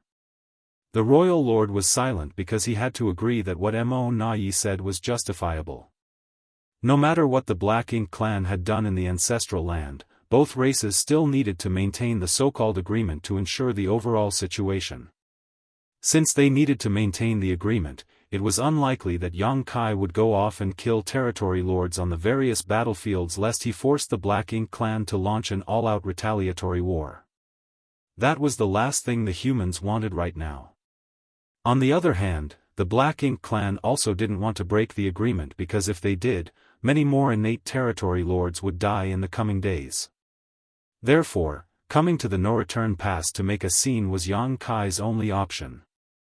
"When do you think he will come?" the royal lord asked. Mo Na Yi replied, "Within 200 years. On what basis?" Back in profound nether territory, Yang Kai would make a move every 2 years to kill territory lords. I'm guessing that the reason he took that long in between attacks was he needed time to deal with the huge backlash of using his soul-injuring technique. Every time he used it, he would need a long period to recuperate. However, this time, in the ancestral land, Yang Kai not only overused his soul technique, he also suffered numerous severe physical wounds. Although humans have an advantage when it comes to healing rate compared to our Black Ink clan, he must need at least 100 to 200 years to recuperate. After listening to the explanation, the royal lord nodded as his gloomy eyes showed appreciation. If all the innate territory lords had the same intelligence as Mo Na Yi, he wouldn't be so troubled. Unfortunately, most of the territory lords didn't have sharp minds, while the humans seemed to have plenty of cunning people. "Sir Royal Lord, please take the necessary precautions early. The humans might already have a new Ninth Order master," Mo Na Yi added. Hearing that, the royal lord turned solemn. "Is this news reliable?" Mo Na Yi shook his head. "The humans have established extremely strict control over any such news, and only a few higher-ups would know whether a new Ninth Order master has been born. The low-level Black Ink disciples we have converted have no way of knowing about these things. However, according to the reports I have received from the front lines, a few prominent Eighth Order masters have completely disappeared from the battlefields. Without mentioning anyone else, Xianxia has been missing for nearly 1,000 years now. No one knows where he is, but if he has not shown up in so long, it must be because he's trying to break through to the Ninth Order. In the worst case, he may have already succeeded and is simply remaining hidden because it is still not the time for Ninth Order masters to appear." The royal lord's expression became far gloomier when he heard this. Even though the Black Ink clan had always prided themselves as the mightiest army with the finest arms, never having suffered a true defeat on any of the great territory battlefields, they were constantly wary of some Eighth Order masters breaking through to become Ninth Order, as even one such master could alter the course of the war. Among those humans, the one they were most wary of was Xianxia. Even their worries about Yang Kai were dwarfed in comparison. After all, Yang Kai's limit was the Eighth Order Open Heaven realm. Yang Kai was destined to come to the no-return pass and cause a ruckus, and Mo Na Yi just happened to mention a possible new Ninth Order master. All of that made the royal lord think about a lot of things. Many years ago, Yang Kai had come to the no-return pass alone, and though the Black Ink clan injured and repelled him, he still managed to kill a number of territory lords and destroy several high-rank Black Ink nests, which made the royal lord fly into a rage. In fact, the royal lord was still secretly frustrated about this incident even after so many years. 2,000 years later, Yang Kai had definitely become much stronger than before, and even managed to kill a pseudo-royal lord while borrowing some external aids. Yang Kai alone would be tricky to deal with, but if a new Ninth Order master came along with him, how could the no-return pass stop them? If the Black Ink clan lost a few more Black Ink nests, they would quickly find themselves at a huge disadvantage. The royal lord soon realized that he alone was not enough. He needed a helping hand. Di-Wu was a good adjutant, one who was loyal and listened to orders, but unfortunately, a dead helper was worthless.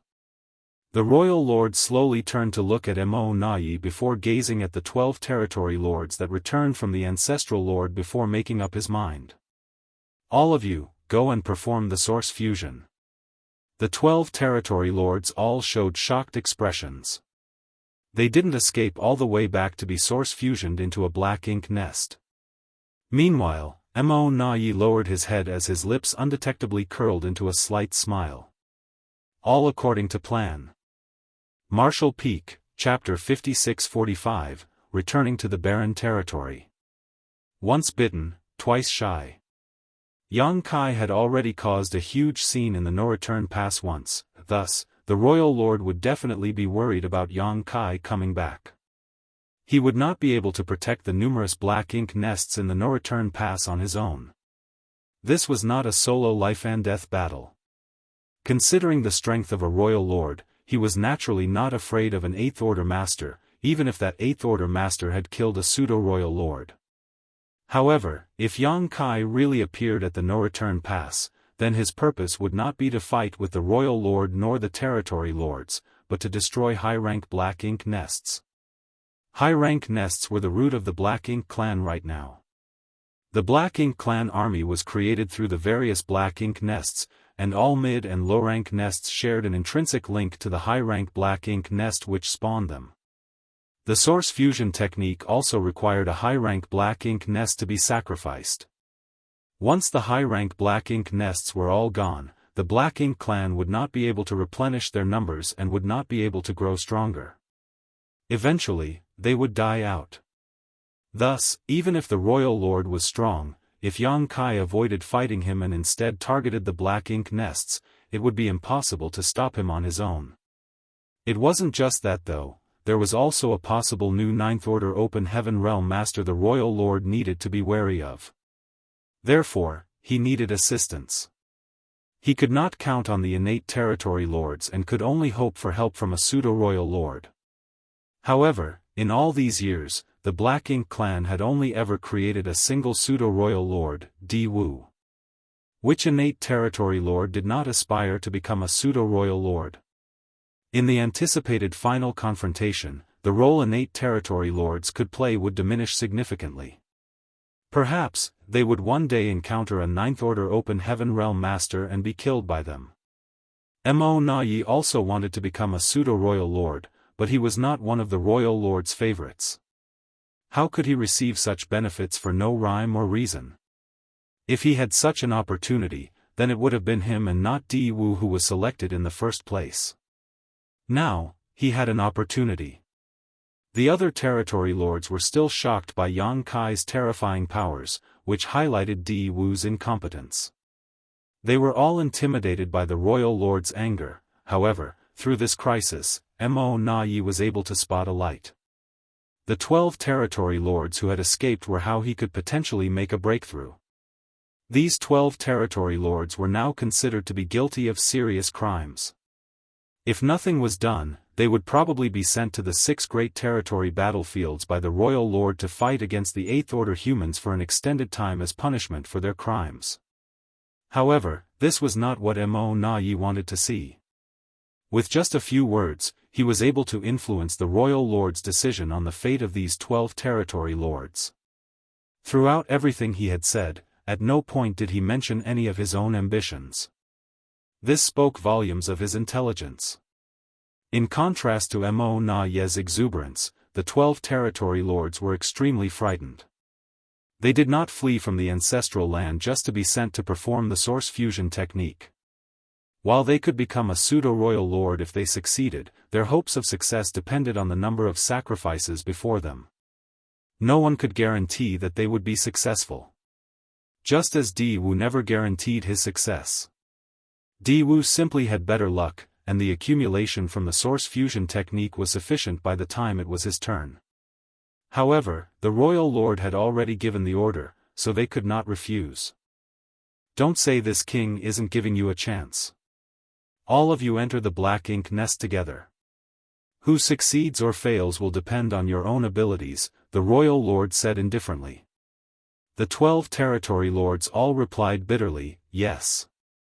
The last time the source fusion technique was performed, their 13 territory lords were sacrificed in a row before Di Wu succeeded.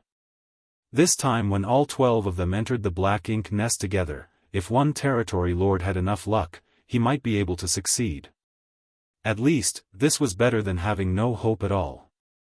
The 12 territory lords left the Grand Hall together and found a high-rank Black Ink nest and entered it. Soon, many auras merged and a lot of commotion came from within the Black Ink nest. Half a day later, the auras began to disappear one by one until finally, 22 days later, the last one faded away. Many territory lords in the Grand Hall now appeared excited.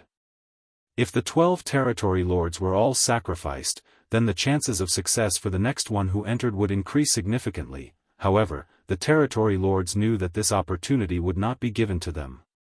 Many pairs of eyes looked towards Mo Nai, who had gained the royal lord's favor. It was most likely that the royal lord would choose him. As expected, the royal lord turned his head towards him and said, Mo Nai. Mo Nai stepped forward as he suppressed the excitement within him and replied calmly, Sir. If you were to perform the source fusion technique next, what do you think are your chances of success? Mo Nai pretended to ponder for a moment and then replied, 70%. The royal lord frowned slightly. Although 70% was fairly good, there were still some risks. Such a wise and resourceful territory lord like Mo Nai was incredibly rare. It would be a pity if he died trying to execute the source fusion technique. As such, the royal lord called out, Who is willing to perform the source fusion technique? As soon as he said that, a group of territory lords became excited and all of their eyes lit up and were about to answer, but Mo Nai did not give them a chance as he quickly cupped his fist and said, Sir Royal Lord, please allow me to try. The royal lord frowned and said, But there is still some risk. If you die from the source fusion technique. Mo Nai interrupted the royal lord and quickly said, If I am too afraid to try when I have a 70% chance, then what use could I possibly be to Sir Royal Lord in the future? Even if I were to fail, I can still lay the foundation for my other comrades to succeed, so I will die with no regrets. Sir, please give me a chance. This was a tactful statement. Originally, the other territory lords were upset with Mo Nai for not letting them speak out. However, after hearing this and seeing Mo Nai's sincerity, their resentment quickly dissipated. They now felt that Mo Nai's dedication to the Black Ink clan's great cause was both respectable and admirable. Please allow me, sir. Mo Nai pleaded again.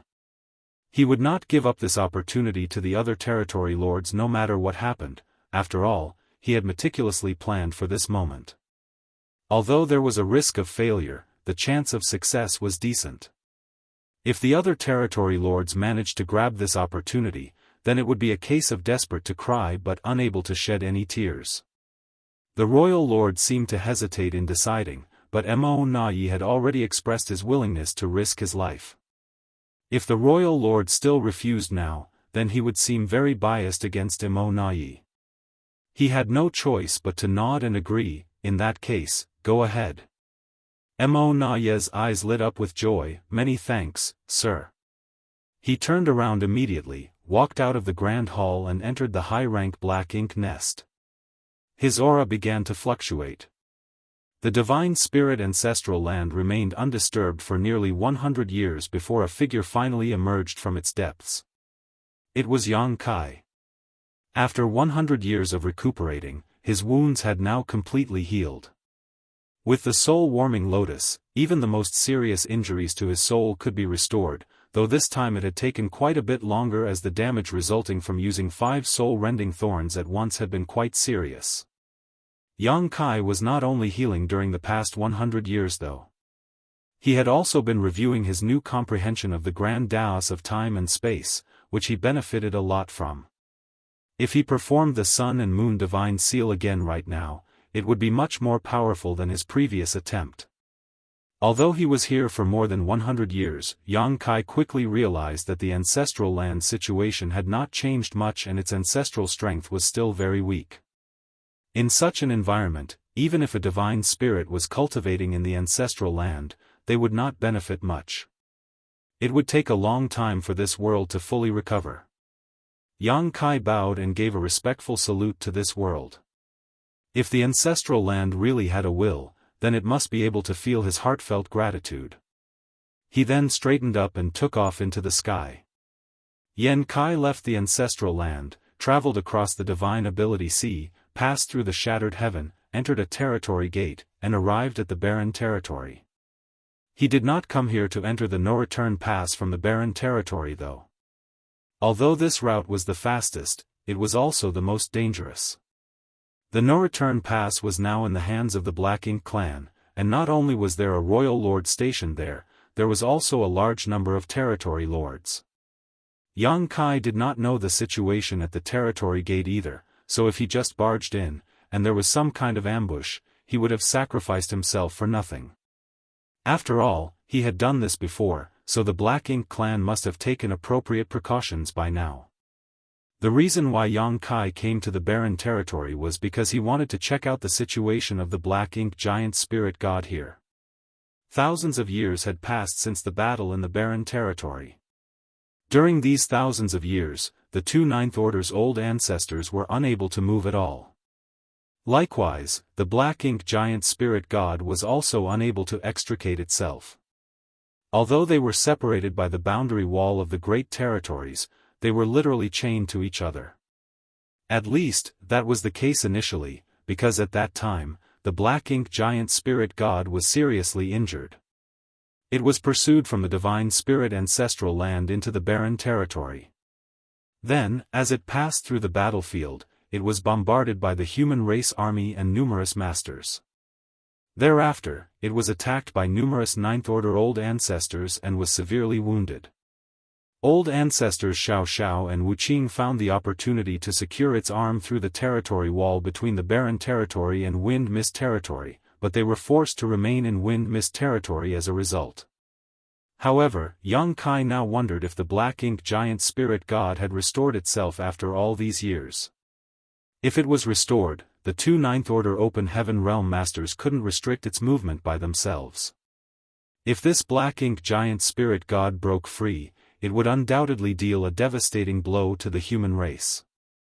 The human race was currently incapable of resisting a Black Ink giant spirit god. Yang Kai was amazed by how quiet the barren territory was when he entered. The last time Yang Kai came over, giant spirit god Air and the other, unshackled Black Ink giant spirit god, were locked in a brutal battle that shook the entire great territory, so it was odd that everything was so calm right now. Yang Kai used his divine sense and very soon, didn't know whether to laugh or cry. He saw that in a vast void, these two giant spirit gods, who had been fighting for thousands of years, were now entangled in a physical stalemate, one of them body-locking the other, while the other headlocked the first. There was no telling when they ended up in this grappling hold, but it was clear that both had fought viciously as there were wounds all over their bodies. There were even big chunks of their flesh drifting about, looking like asteroids in the void. Martial Peak, Chapter 56-46, Collect some interest. This battle had been going on for thousands of years, its two combatants evenly matched. The only one who could stand up to a Black Ink giant spirit god was a true giant spirit god. From what Yang Kai saw, these two giant spirit gods, who had been fighting for many years, would simply fight on for the rest of eternity if no external factors were introduced. Yang Kai watched them silently for a while, but did not bother them. Then, he turned his attention to the other Black Ink giant spirit god. This Black Ink giant spirit god was seated and slightly hunched over. Its lofty figure obscured the large void with one of its arms poking through the boundary wall. This arm was being locked down on the Wind Mist territory side by the two Ninth Order's masters, rendering it immobile. Originally, it had many wounds caused by the human masters and the Dragon and Phoenix clan leaders during the barren territory battle. Black Ink strength oozed like thick mucus from those wounds. However, after all these years, the wounds on its body had been healed significantly and were no longer such a gory sight. Its injuries were slowly recovering. Yang Kai was astonished. All Black Ink clansmen, even royal lords, had to enter a Black Ink nest to recover from serious injuries, but it seemed the Black Ink giant spirit gods were exceptions to this rule. Although the speed of healing looked slow, it was indeed healing. Supreme Masters clearly could not be judged using common knowledge. When this Black Ink giant spirit god was being suppressed and sealed in the divine spirit ancestral land, its aura had been completely wiped away by the omnipresent ancestral strength. A few years after it resurrected, when Yang Kai saw it next after he sent off Wu Kuang, this Black Ink giant spirit god's aura had clearly decreased again after suffering the final attacks of the top human and divine spirit masters. Now, however, there were no longer any severe injuries on its body and its aura was stronger. It was clear that this strange creation could heal itself. Seemingly sensing Yang Kai's prying eyes, the black-ink giant spirit god, who had its eyes shut to recuperate, suddenly opened them and turned its head to look at him. Invisible oppression instantly weighed down heavily on Yang Kai's shoulders, causing him to feel dwarfed by the giant. The cultivation of an eighth-order open heaven realm master was a far cry from that of a giant spirit god. This was not the first time Yang Kai found himself in such a situation. When this black-ink giant spirit god was revived in the divine spirit ancestral land, Yang Kai had tried to outmaneuver it. He even tried to sink it into the void, but ultimately, he was powerless to do anything to it. Yang Kai steeled himself before he started organizing something in his small universe. In the distant void, the black-ink giant spirit god seemed to snicker lightly before it stopped paying attention to him. To it, this insect was no more dangerous than a common fly, there was no need to pay any attention to it. What was an eighth-order master? It did not even bat an eyelid about ninth-order old ancestors and could only be restrained by 20 such masters. Yang Kai slowly closed his eyes. Moments later, they opened again and he shouted loudly, "Greetings, old ancestors." His voice reached old ancestor Xiao Xiao and Wu Qing, who were sitting in wind mist territory, the arm of the black-ink giant spirit god trapped between them like a wall. Old ancestor Xiao Xiao quickly called out, "Yang Kai, you're in the barren territory?" "Yes." Yang Kai replied as he opened his small universe portal and began to summon a small stone race army. When he was in the ancestral land, he had given several former black-ink disciples some 25 million small stone race soldiers, but he still had a few million left within him. However, those small stone race soldiers that he had retained did not include any of the 1,000-meter masters. They were all ordinary small stone race soldiers who could not play too big a role in a battle against top masters. However, for him, they were still the best assistants available. "What are you doing over there?" Old ancestor Xiao Xiao asked curiously, "What is the situation of the human race right now?" Yang Kai continued to summon more small stone race soldiers and was soon surrounded by a vast army, all while communicating, "The situation is quite stable, old ancestors do not need to worry about anything. I'm here, to collect some interest from the Black Ink clan." "Collect interest?" Wu Qing asked curiously. Yang Kai bellowed, "Two old ancestors, please be careful. What are you going to do?" In wind mist territory, Wu Qing suddenly had a bad premonition. He glanced at old ancestor Xiao Xiao, and both of them became alert and raised their guard. In the barren territory, the black ink giant spirit god also frowned and watched Yang Kai's movements closely. Yang Kai raised his arm, before swinging it down. Afterwards, a 2 million strong small stone race army swarmed towards the black ink giant spirit god like locusts.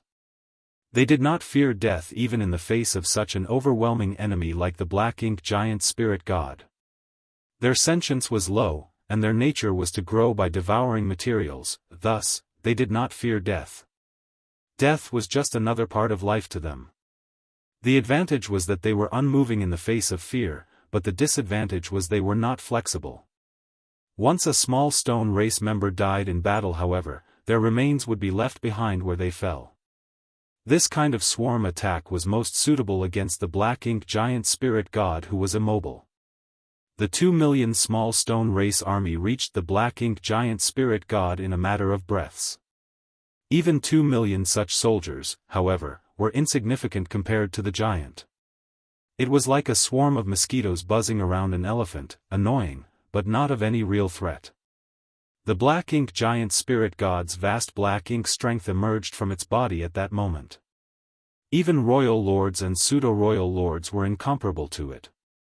The black ink giant spirit god did not know what Yang Kai was up to, but it would not let him just sit there and let him do whatever he pleased. The rich black ink strength enveloped the small stone race army like a tidal wave, and in the blink of an eye, receded again to reveal all 2 million small stone race soldiers had perished without a single injury. Even Yang Kai did not know how the Black Ink Giant Spirit God killed them. "That's it?" Black Ink Giant Spirit God finally asked smugly. The 2 marks on the back of Yang Kai's hand began to heat up and he said fiercely, "No, this is." The Black Ink Giant Spirit God's smile instantly froze. The marks glowed yellow and blue, filled the void and then mingled with each other. The black ink tide, which had just receded, surged outwards again, this time in a much more aggressive manner. In the blink of an eye, a pure white light began to bloom into a huge white sundae. This mass of pure white light was 10 times more intense than the one Yang Kai tossed out in the divine spirit ancestral land. The light not only enveloped the void, but it also enveloped the huge body of the Black Ink Giant Spirit God. The sacrifice of a mere 2 million small stone race soldiers naturally could not achieve such results. When Yang Kai was in the divine spirit ancestral land, he sacrificed 3 million, but the result was less than 10% of the current power. The reason for this huge difference was that Yang Kai had made preparations this time. He distributed a massive amount of yellow and blue crystals to the small stone race members before summoning them. This time, the sacrifice was not only the residual power of the fallen 2 million small stone race soldiers, but also a literal mountain of yellow and blue crystals. In one move, Yang Kai had consumed 40% of the supplies Big Brother Huang and Big Sister Lan had prepared for him this time. With such a huge amount of materials invested, the results were remarkable. The Black Ink Giant Spirit God was soon engulfed and the purifying light began seeping into its body. Black ink strength was quickly dispersed and vaporized both inside and outside of it. The Black Ink Giant Spirit God roared in a rage and struggled violently. In Wind Mist territory, Xiao Xiao and Wuqing finally understood why Yang Kai warned them to be careful. The 2 of them had been stuck here for around 3,000 years and had been working together to pin down one of the Black Ink Giant Spirit God's arms with a joint secret technique.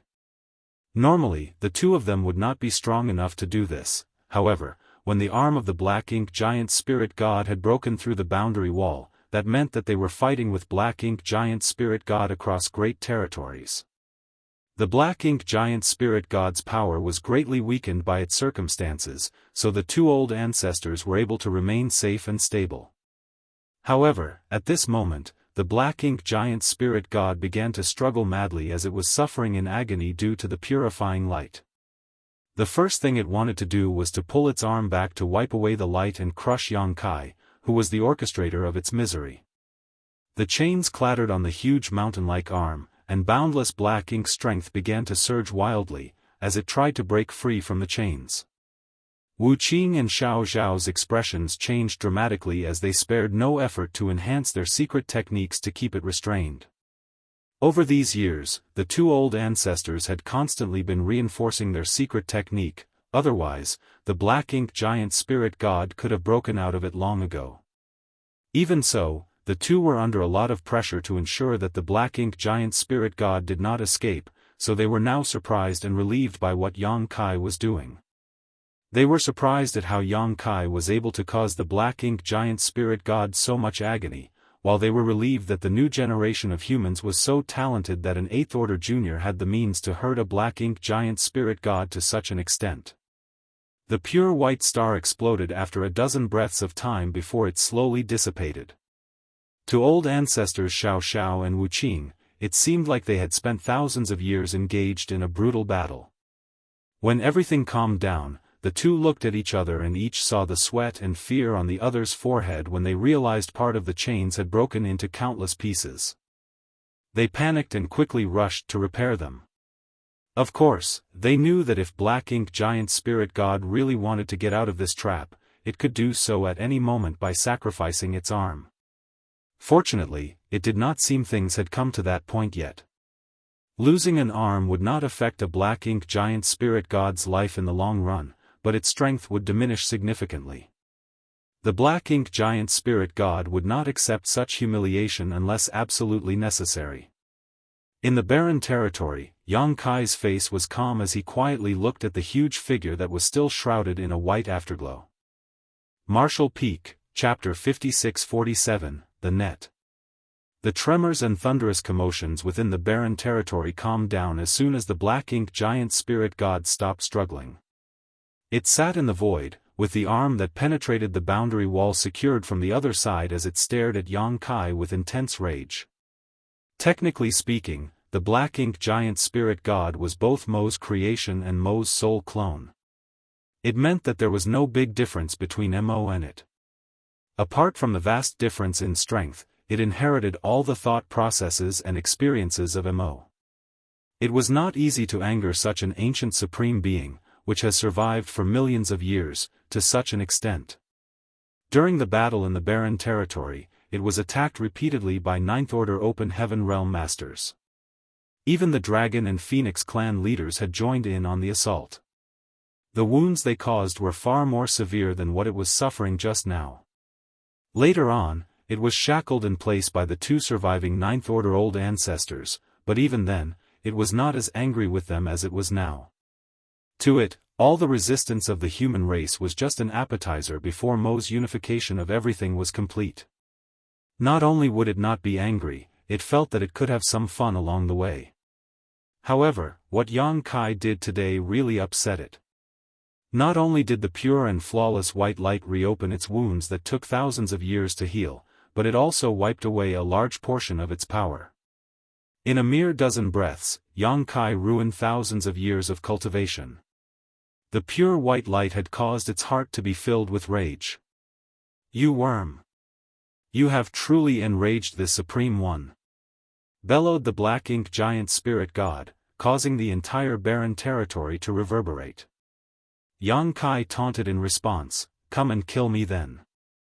In Wind Mist territory, Xiao Xiao and Wuqing were immediately put on edge. There was nothing they could do if the black-ink giant spirit god was willing to sacrifice its arm in order to get out of their restriction.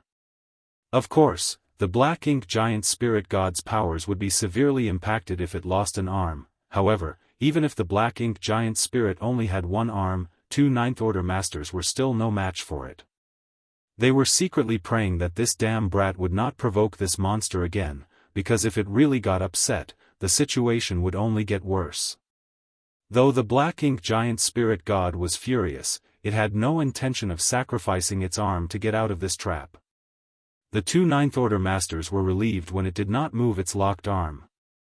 Yang Kai, however, did not stop provoking it. When he saw that black-ink giant spirit god was not moving, he increased his taunts. "It looks like you are all talk. If you don't kill me today, I will kill you in the future. Not only will I kill you, but I will also go to the primordial heaven source grand restriction to destroy your lair and slaughter your true body." The two old ancestors who had just heaved a sigh of relief were now anxious again. They wanted to yell at Yang Kai to shut the hell up. Worse, Yang Kai's threats were the most shameless of boasting. Instead of getting more upset though, the black-ink giant spirit god calmed down considerably and, after sizing up Yang Kai, said, "I'll look forward to the day when you can say that in front of my true body." It was as if he had heard something very interesting and wanted to witness it with his own eyes. Yang Kai nodded his head very seriously and replied, "Hope you meant what you've said." After saying that, he bowed at the boundary wall that the arm pierced and said, "Many thanks for your efforts, old ancestors. This junior will take his leave now." Turning around, he shot away towards the territory gate. He had achieved the purpose of this trip. He said that he was here to collect some interest, but that was only part of the reason. Yang Kai was aware of the possible consequences of attacking the black-ink giant spirit god with purifying light. If he was just here to collect some interest, then how was it possible for him to do something so risky?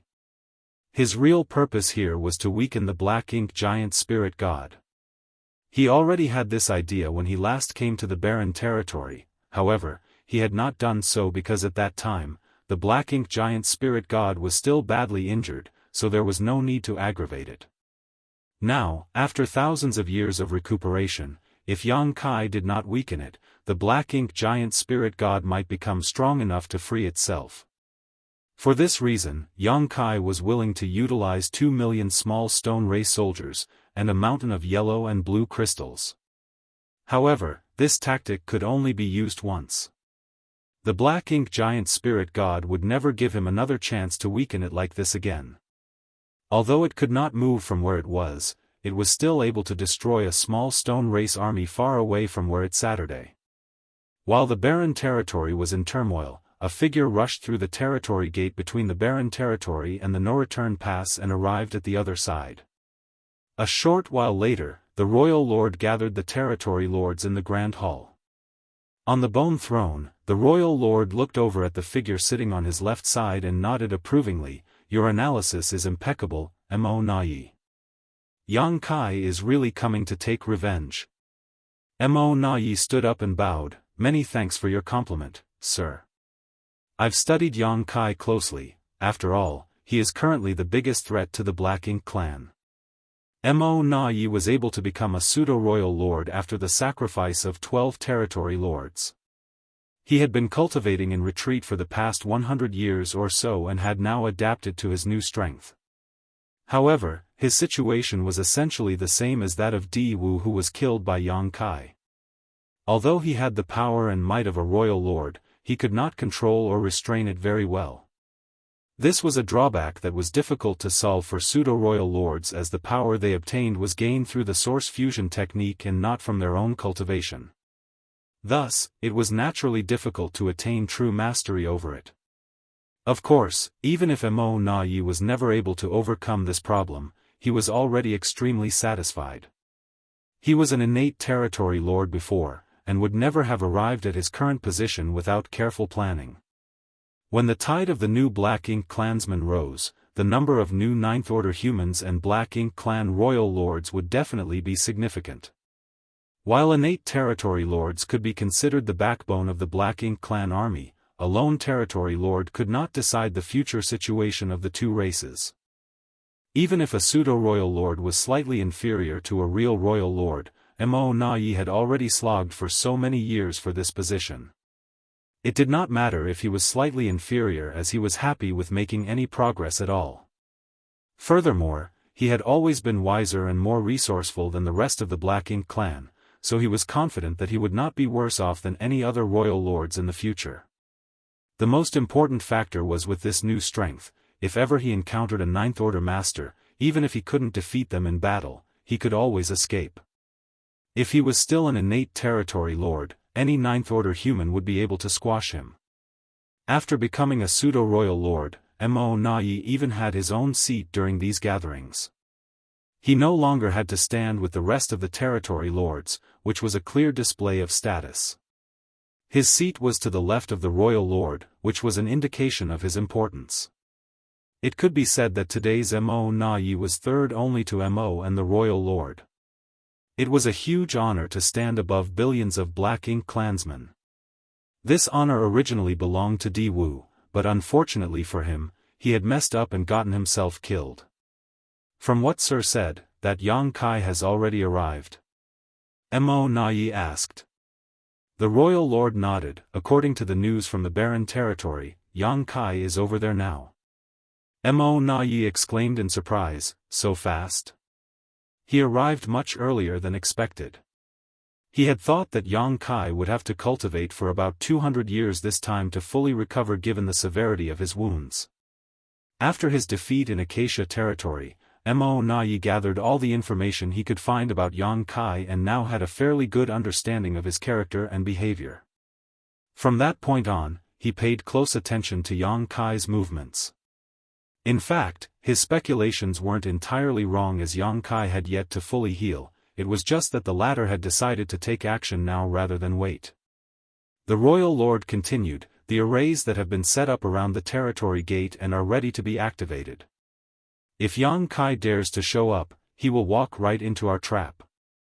Mo Nai, this time, I will leave the task of capturing this nuisance to you. I hope that you will not let me down." Mo Nai rose again and bowed. "Rest assured, sir. If Yang Kai dares to show up this time, he will not be able to go back." The royal lord nodded with satisfaction. "I will remain here and only enter the battlefield if Yang Kai enters our net." Mo Nai was relieved to hear what the royal lord said. He was not eager to repeat Di Wu's mistakes, where he fell in the ancestral land along with 8 territory lords. Although the results were unexpected, it was obvious that the Black Ink clan had severely underestimated Yang Kai's means. This time was different. The no-return pass was the base of the Black Ink clan with a true royal lord, a pseudo-royal lord, and 100 territory lords that could be mobilized. If Yang Kai rushed in through the territory gate and fell into their prearranged array, he would have no hope of escape unless he was a Ninth-Order master.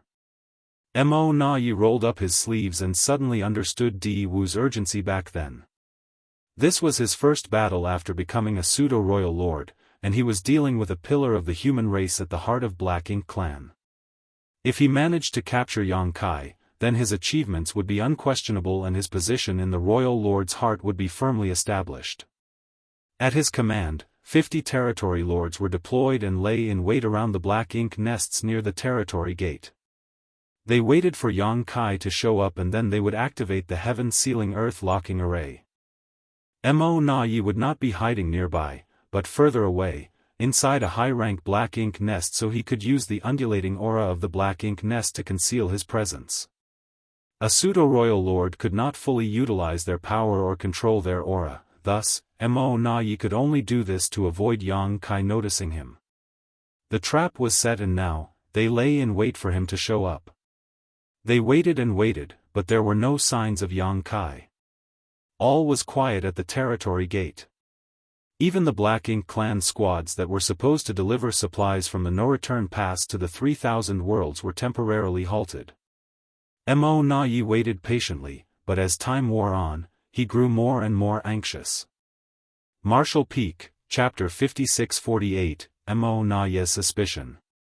What is Yang Kai doing? With his speed, he should be able to arrive at the no-return pass within hours after entering the barren territory. After waiting for another month, Mo Na Yi could not stand it anymore. Thus, he sent a territory lord to the barren territory to find out what was happening. He was surprised to hear that Yang Kai was no longer in the barren territory. He struck and wounded a Black Ink giant spirit god, and then left.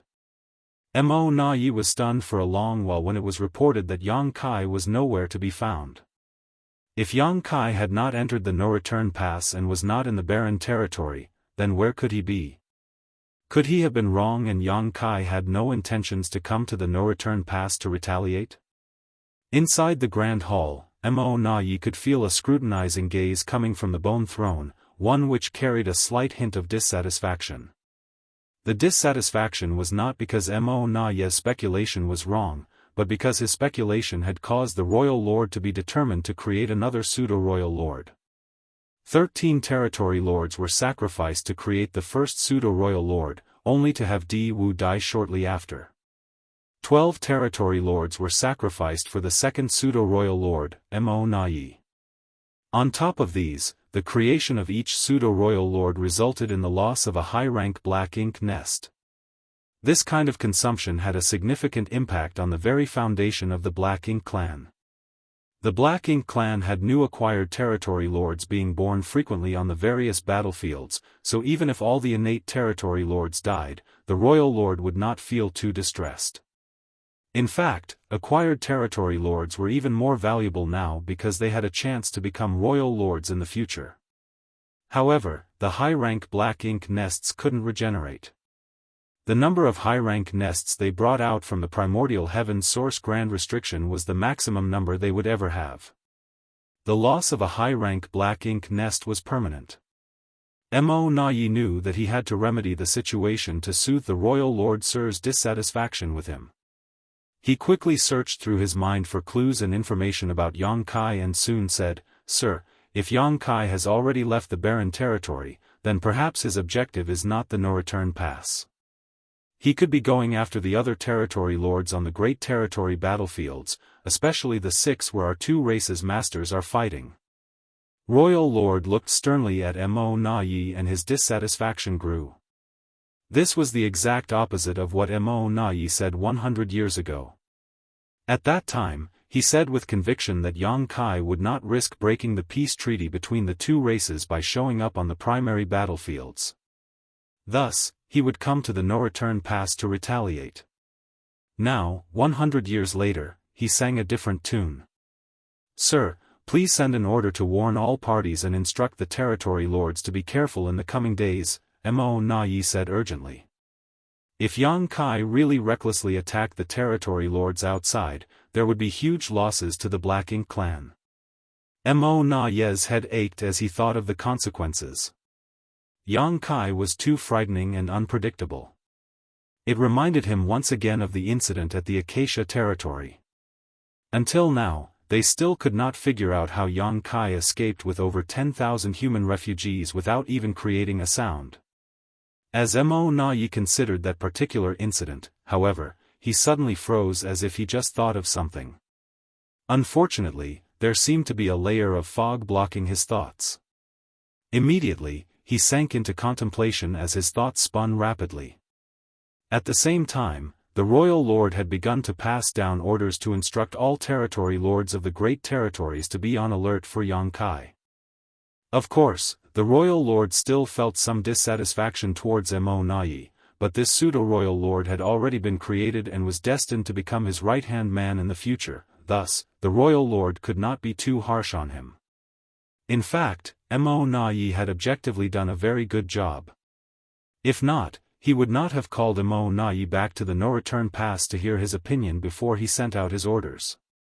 The orders were sent down and soon were disseminated through the high-rank Black Ink nests to all parties.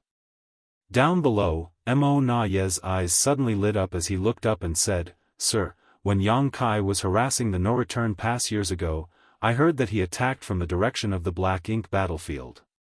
Although Mo Na Yi did not experience it personally as he was in charge of some affairs in another great territory during Yang Kai's assault, he had heard some information about the incident from the other territory lords.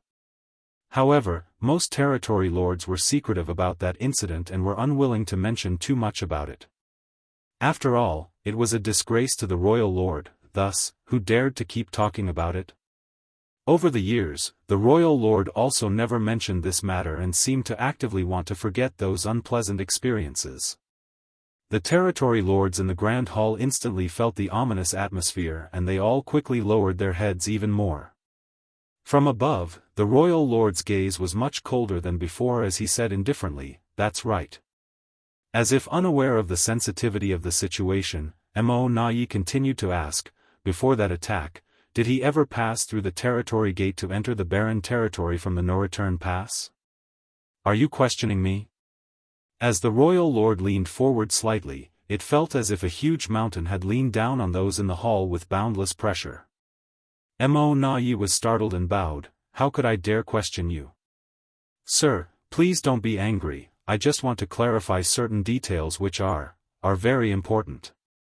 The royal lord stared sternly at Mo Na Ye's eyes.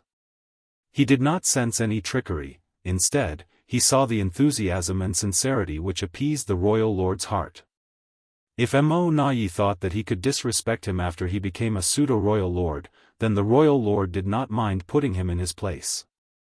However, it really seemed that Mo Na Yi was trying to figure something out. Thus, even though he was ashamed of that incident and was unwilling to revisit it, he swallowed his pride and answered, "No."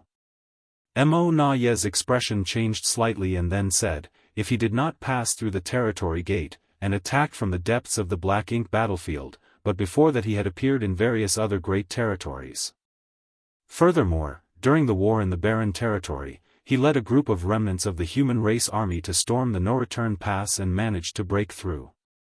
However, he returned alone to rescue the dragon clansmen before escaping into the depths of the Black Ink battlefield.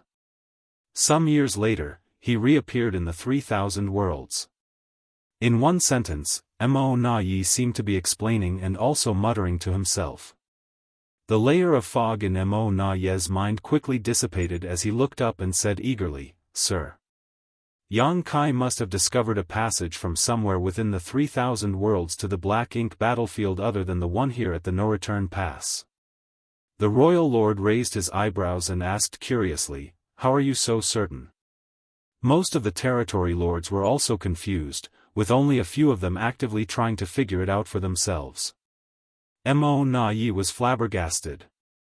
He had already made it so clear, so why was everyone here unable to figure it out?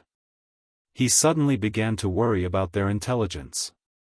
However, this was the sad reality of creations like the Black Ink clan, which were not regular living beings and had instead been spawned by Black Ink strength.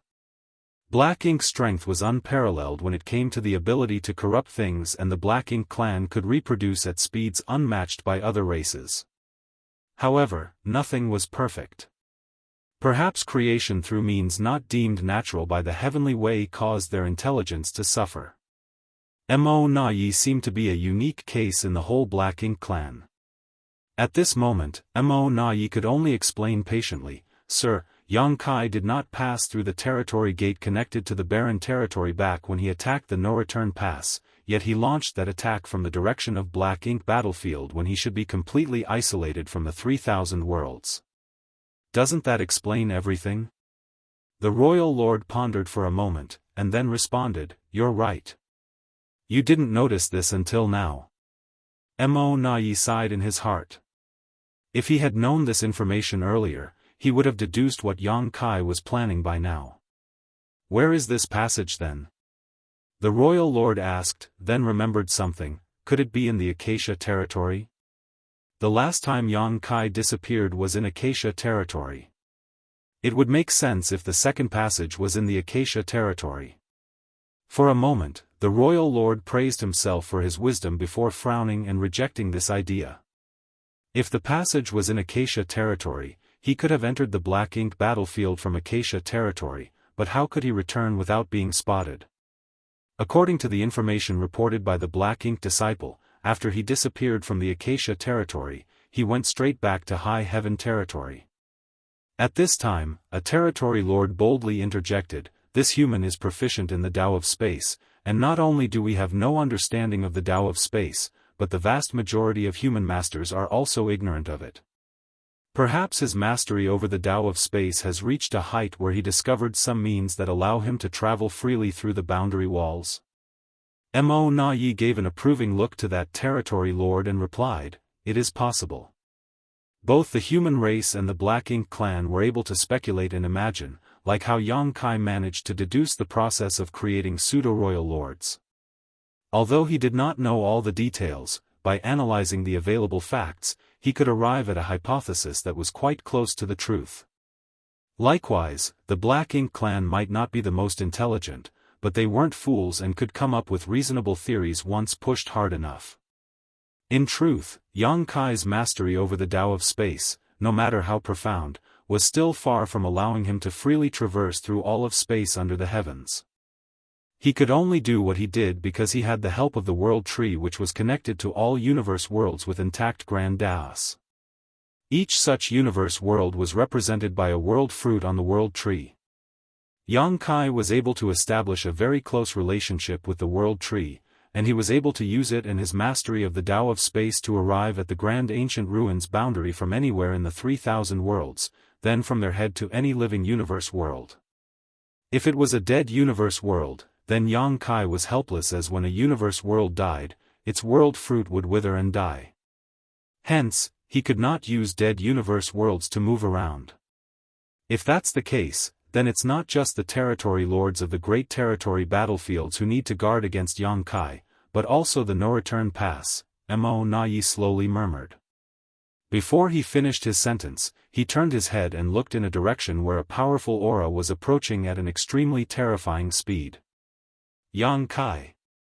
The royal lord stood up from his bone throne.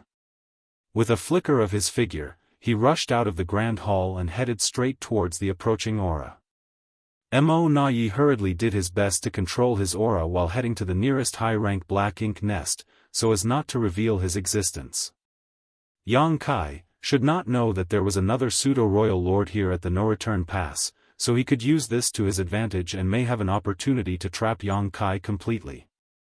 A few moments ago, Yang Kai lurked in the void at a place 1,000,000 kilometers outside of the no-return pass, staring at it as a sense of unease in his heart grew stronger.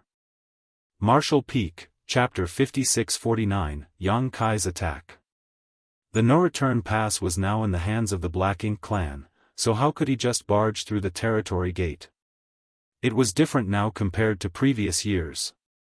During the battle between the human race and the Black Ink clan in the barren territory, the corpse of the old ancestor of Azure Void Pass was distracting the royal lord's attention.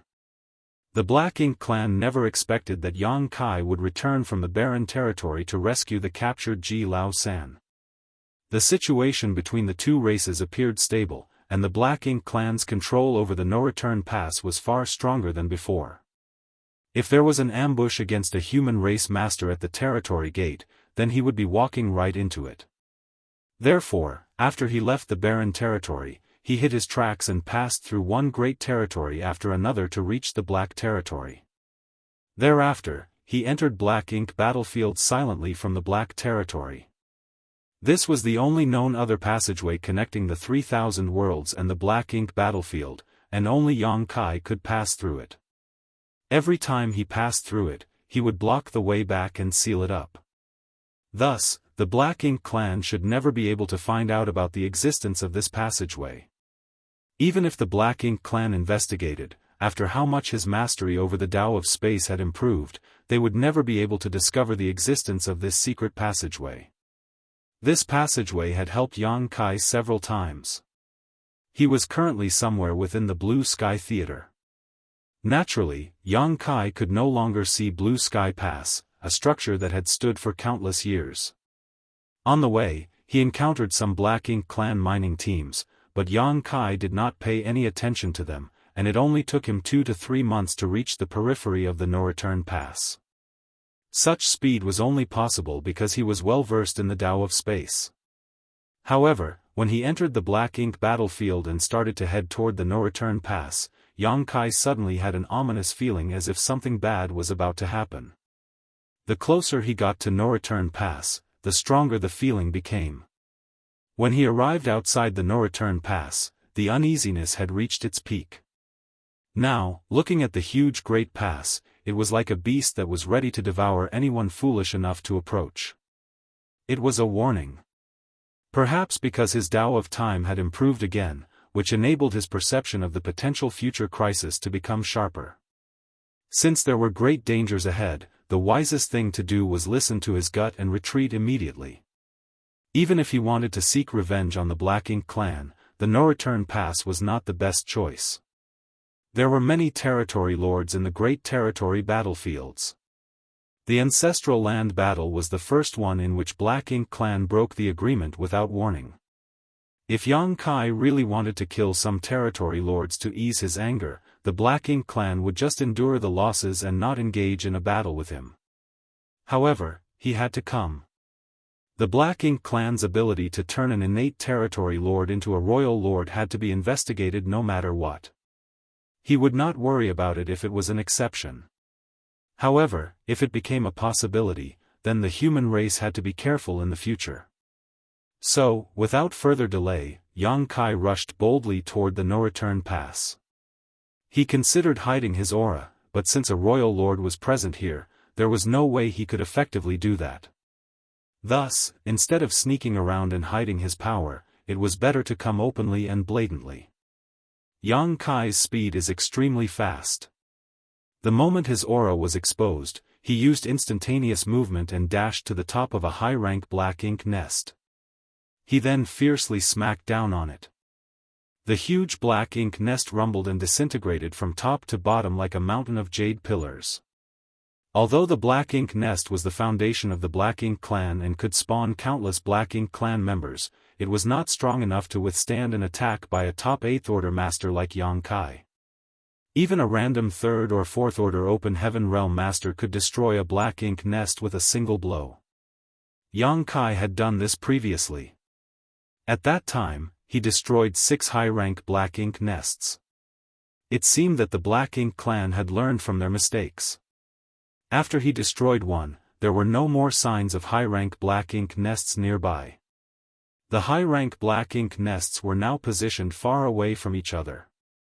Thus, even if Yang Kai could destroy one of them, he would need time to destroy the second one. The moment the high-rank Black Ink nest was destroyed, a figure emerged from the ruins, but it was a territory lord.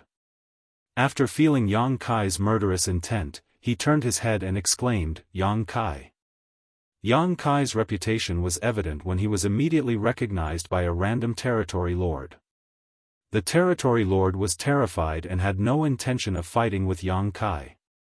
He turned around to run away, but the void suddenly froze and his vision dimmed. When he looked up, he saw a huge palm descending from the sky to slap his head down. The territory lord was using black ink strength like mad, but it was difficult for him to resist the terrifying power of this palm, and was directly slapped. Yang Kai withdrew his hand. He was slightly stunned that this territory lord was far too weak. It soon dawned upon him that this was not an innate territory lord, but an acquired territory lord. He had been hiding in the black ink nest to cultivate but had suffered an untimely death. Killing the innate territory lord or the acquired territory lord did not make much difference to Yang Kai. But if he had to choose, he would rather kill the acquired territory lord. This was not because the acquired territory lords were weaker and easier to kill, but because acquired territory lords had the potential to become royal lords. By killing more acquired territory lords, he could prevent them from ever becoming royal lords. Exterminating the black ink nests and killing the territory lords seemed to be tedious, but in fact, it was extremely fast. However, at that moment, he sensed a powerful aura. The royal lord is here. Yang Kai was not surprised. The royal lord was always here at No Return Pass. Since he came to cause trouble, it was natural that he came out. The moment he manipulated space principles, his chi fluctuated violently, and in a flash, the void was like a lake that had a boulder thrown into it. The void rippled and Yang Kai's body swayed. Although the instantaneous movement was successful, his position was vastly different from where he was supposed to be. It was too late to reposition himself. The royal lord came from the depths of the No Return Pass with a terrifying power and appeared close to him in the blink of an eye. His voice thundered. "Die!" He raised his hand and brought his palm down at Yang Kai. The power of this palm turned heaven and earth upside down.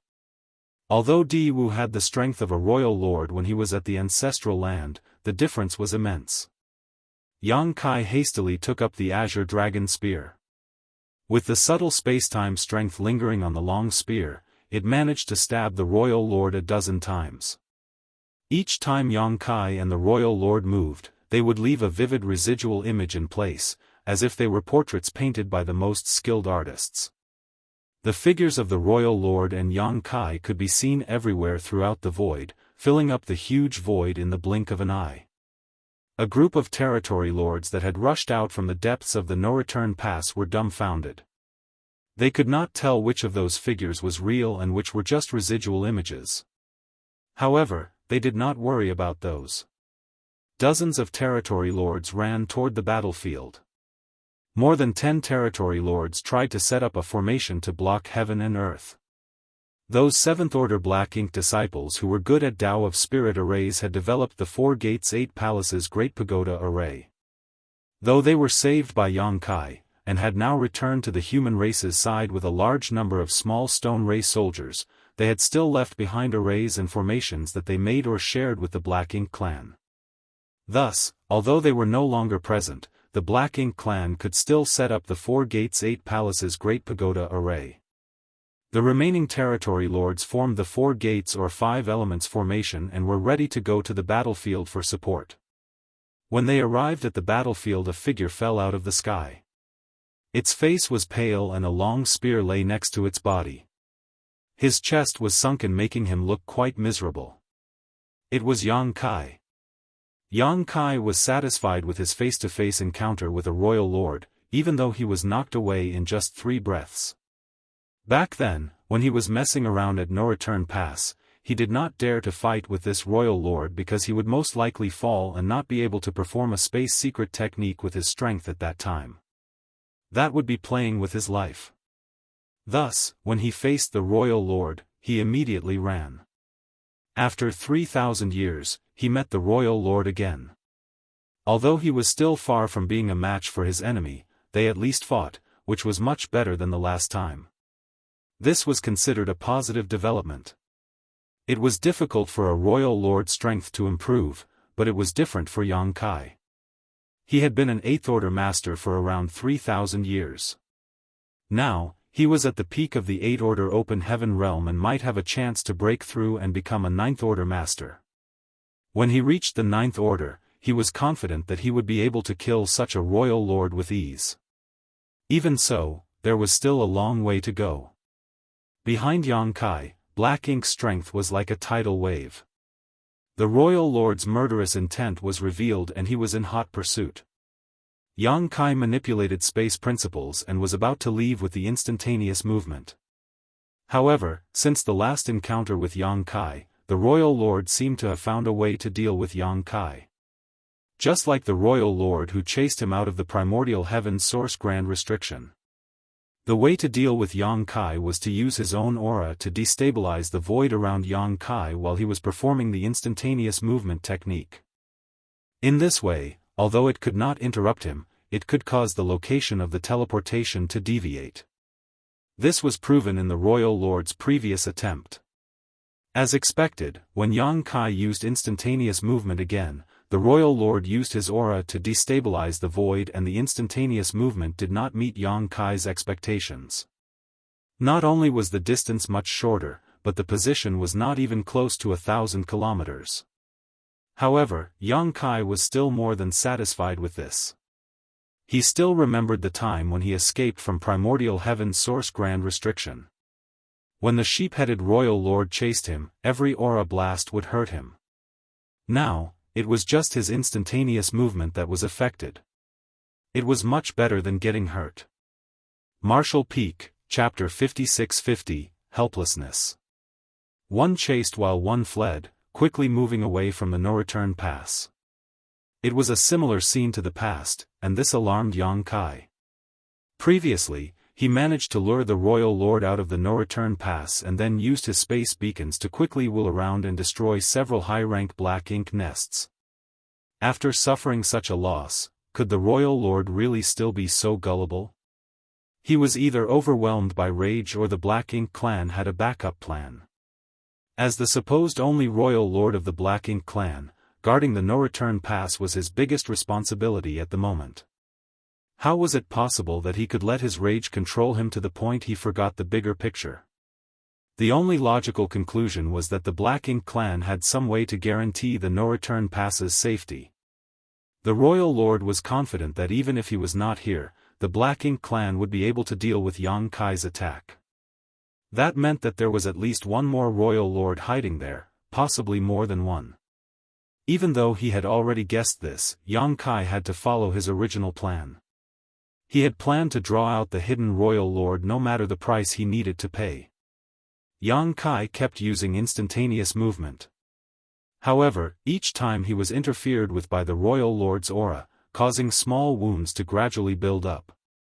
Although his strength was far superior to last time, Yang Kai could not keep this up forever. The two gradually moved further away from the no-return pass. The territory lords behind wanted to chase after them, but Mo Na Yi sent an order in time to stop them. Mo Na Yi sighed slightly as he looked in the direction the royal lord disappeared.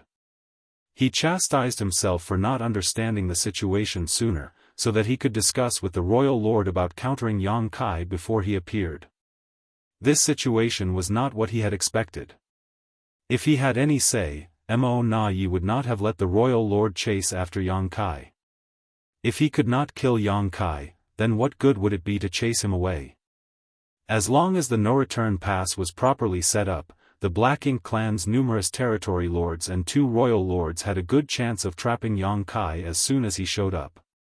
As long as the territory lords were able to get into position in time and seal Yang Kai off, then the two royal lords could join forces and slaughter him.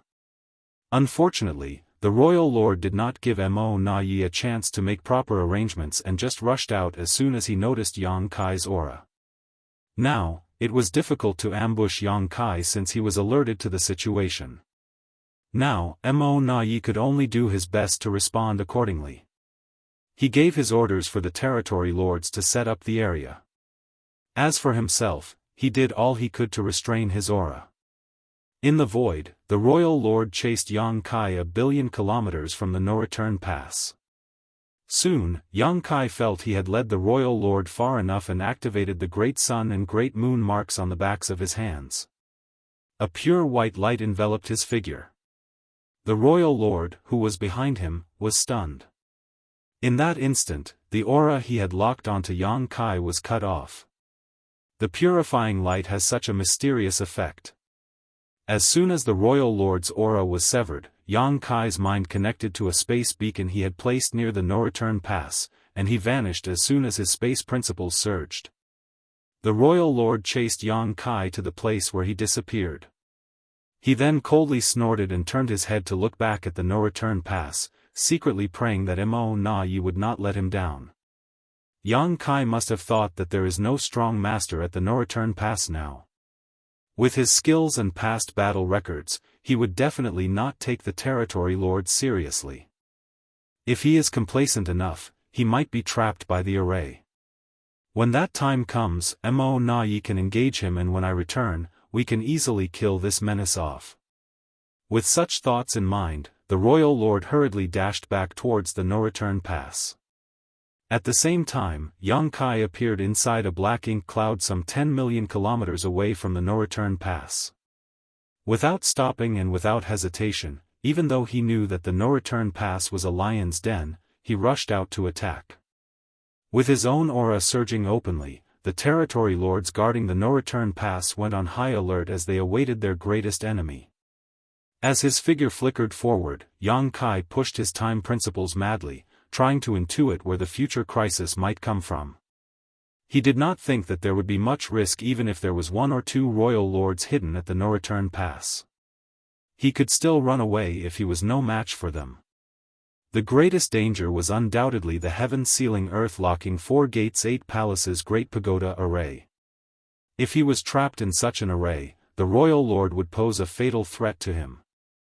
Thus, Yang Kai had to look out for the locations where this array might appear. The array needed a certain number of territory lords in order to be activated, so in fact, he only needed to take note of the location of those territory lords. It was a pity that there were too many black ink nests around. Not only were there around 100 high-rank black ink nests, there also were thousands of mid-rank black ink nests. The aura of each of the black ink nest was so strong that Yang Kai could not detect any territory lord hiding inside. The only thing he could use was the faint sense of crisis he felt, but unfortunately, he could not do anything about it. Thus, he could only use time principles to try to peer into his future. Soon, Yang Kai closed in on the no-return pass, but instead of attacking, he began circling the perimeter. He could clearly sense the divine senses of numerous black ink clansmen probing him from the black ink nests below, which allowed him to determine which ones were occupied. Mo Na Yi did not intend to engage Yang Kai as he hid in one of the high-rank black ink nests. He just sat like a rock while reigning in his aura. With the information transmitted through the black ink nests, he was able to monitor Yang Kai's movements without actively searching for him. Naturally, he became alarmed by Yang Kai's movements. Since Yang Kai had already lured the royal lord away, this should have been his best opportunity to go on a rampage and create a huge mess. If Yang Kai wanted to, with his current strength, destroying several high-rank black ink nests was entirely possible. If he did that though, the black ink clan would have a chance to trap him during the chaos. However, Yang Kai did not do that. Instead, he kept circling the no-return pass. What keen instincts! Mo Na Yi definitely did not reveal his presence. However, Yang Kai's experience in the ancestral land must have made this killing star wary of the Black Ink clan. Perhaps, he could guess that there was still another royal lord lurking at the no-return pass. Mo Na Yi was both excited and worried. He was excited because it was more to his liking to fight such an enemy. He felt such clashes were far more interesting than simple head-to-head battles. However, he was worried about this enemy being so difficult to handle. Even with all his arrangements, they might not be sufficient. Outside the no-return pass, Yang Kai's eyes suddenly narrowed before retreating immediately. Before he arrived at the no-return pass, he already had a very strong ominous feeling. Now that he was here, that feeling spiked tremendously. This undoubtedly meant that he was in extreme danger. If he attacked the no-return pass from this direction, he might fall into the Black Ink clan's ambush. Is it a royal lord? Or is it the 4 gates 8 palaces Great Pagoda array? Yang Kai could not be certain. After silently calculating the time, Yang Kai continued to circle the no-return pass without slowing down before coming to certain conclusions. 3 locations caused him to feel especially uneasy, indicating they were particularly dangerous. There were some aura fluctuations in those locations, but the differences were not that great. It now appeared that his mastery over the Tao of Time was quite useful in detecting future threats. He had just thought of trying this out and planned to practice it more frequently from now on. Time was running out as the royal lord whom he lured away should be back soon if he came back at full speed. After a brief hesitation, Yang Kai decided on a direction and swooped down, summoning the azure dragon spear as a golden crow cawed. A great sun manifested at the tip of his spear before flying straight down towards a certain black ink nest.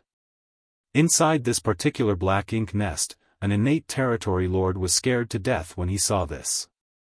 He had never met Yang Kai head-on, so this was the first time he was feeling such a terrifying presence. Although he had heard of the horrifying reputation of this killing star, it was only today that he realized just how powerful he was. He swore and cursed at Yang Kai, thinking there were more than 100 high-rank black ink nests at the no-return pass distributed over a vast area, yet this killing star just had to target the one he was hiding in. It was a better than 100 to 1 chance, yet he was that unlucky one. In the face of Yang Kai's attack though, he could not even escape. He had to do whatever he could to protect the high-rank black ink nest. If he dared to run now, then he would definitely be the first one to perform the source fusion technique the next time. With a roar, the territory lord rushed out of the black ink nest and headed straight for the great sun with a defiant look on his face. In the face of death, this territory lord managed to summon his courage. At the moment the aura of one of the hidden territory lords was revealed, many nearby territory lords linked their auras to form a battle formation and shot towards Yang Kai. In the black ink nest where Mo Na Yi was hiding, he could not help but sigh and had no choice but to lunge out. Yang Kai knew that danger was waiting for him at the no-return pass, and yet he still came. Even though Mo Na Yi knew he would not be able to trap Yang Kai if he showed himself right now, the moment the enemy attacked, he could not hide any longer. It would be difficult for the territory lords to stop Yang Kai from destroying the black ink nests, so if Mo Na Yi did not move, the damage would surely be catastrophic. Sometimes, even a powerful master like a royal lord was helpless. Mo Na Yi surged his royal lord might towards Yang Kai, hoping to frighten him off.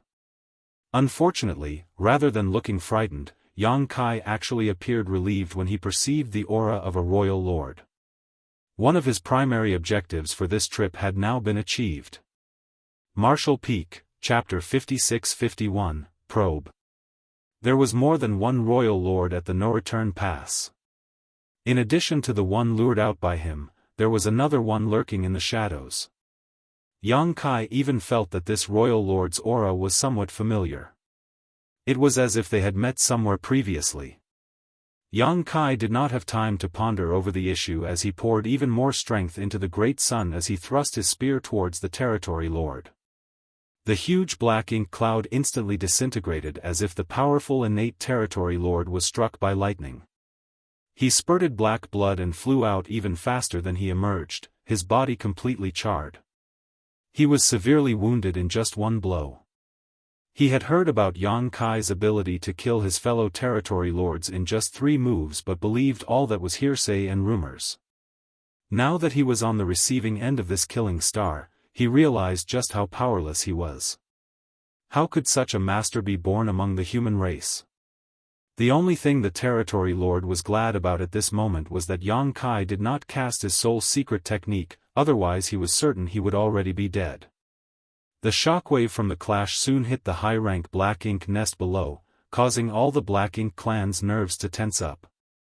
However, the impact was not too powerful, and the black ink nest remained unharmed. Nearby territory lords who had formed a four symbols formation rushed towards Yang Kai while the royal lord's aura was also approaching rapidly. He would be in grave danger if he was to engage four territory lords and a royal lord. Furthermore, the moment he attacked the black ink nest, he sensed that more than 10 territory lords were flying over from all directions, each holding an array banner in their hands. From the way they positioned themselves, it was obvious that they were going to set up the heaven-sealing earth-locking array. The Black Ink clan's response was truly swift, as if they had rehearsed it countless times. No matter which direction Yang Kai attacked from, he would be vulnerable to this trap. Yang Kai knew that this was no time to dwell on the territory lords who had formed a battle formation. He had no way to deal with them quickly unless he activated the soul-rending thorns. However, that would only damage his soul and force him to withdraw for an extended time. It would be suicidal if he lost control again, like what happened back in the ancestral land. Thus, he made a quick decision and thrust his spear fiercely at the black ink nest below before immediately surging space principles to leave using instantaneous movement. The four territory lords who had formed the battle formation had already sprinted to the fight, but Yang Kai still disappeared right before their eyes. Mo Na also stopped in place and stared in disbelief. The territory lords who were holding up the array banners were still getting into position as they had yet to notice Yang Kai had already escaped. Only the territory lord who was wounded by Yang Kai's golden crow casts the sun, roared angrily. Disregarding his own serious injuries, he rammed himself at the spear shadow that Yang Kai left behind. This spear shadow would surely hit the high-rank black ink nest if he did not block it with his body. His heart was filled with grief and rage, but there was nothing more he could do. He barely managed to condense a black ink cloud before being run through. He had already absorbed a killing strike from Yang Kai, and now was forced to take a second. No territory lord was unluckier than him today, and he finally understood why it was said that innate territory lords could be killed by Yang Kai in just 3 moves. He might have lasted longer if he was in a direct fight with Yang Kai and there were no distractions, but the result would not have been much better. With such an injury, it would take him at least a few hundred years of hibernation and recuperation to recover. Stop him! Mo Na suddenly roared in a certain direction. Though Yang Kai disappeared using instantaneous movement, he did not move too far away. Instead, he appeared on the opposite side of the no-return pass where another high-rank black ink nest lay and launched an attack. There were also territory lords guarding these nests, so when they heard Mo Na-ye's order and felt Yang Kai's aura, they did not hesitate, rushing out from their hiding place as their auras quickly linked together. Yang Kai did not even look at them, and just as he had previously done, he summoned a spear, raised the great sun as the golden crow shrieked, and blasted it towards the high-rank black ink nest. This time, no territory lord was rushing out of the black ink nest to block it. The great sun flew towards the black ink nest while Mo Na, who was rushing over, instantly roared furiously, courting death. He ordered the 4 territory lords nearby, protect the nest. The 4 territory lords hastily activated their secret techniques to intercept the great sun and managed to land some impacts on the great sun, causing its light to dim and its course to be thrown off. It was just in time as the great sun broke apart and, though the black ink nest shook a few times, it remained safe and sound. All from the black ink clansmen heaved a sigh of relief as Mo Na dashed towards Yang Kai as fast as he could.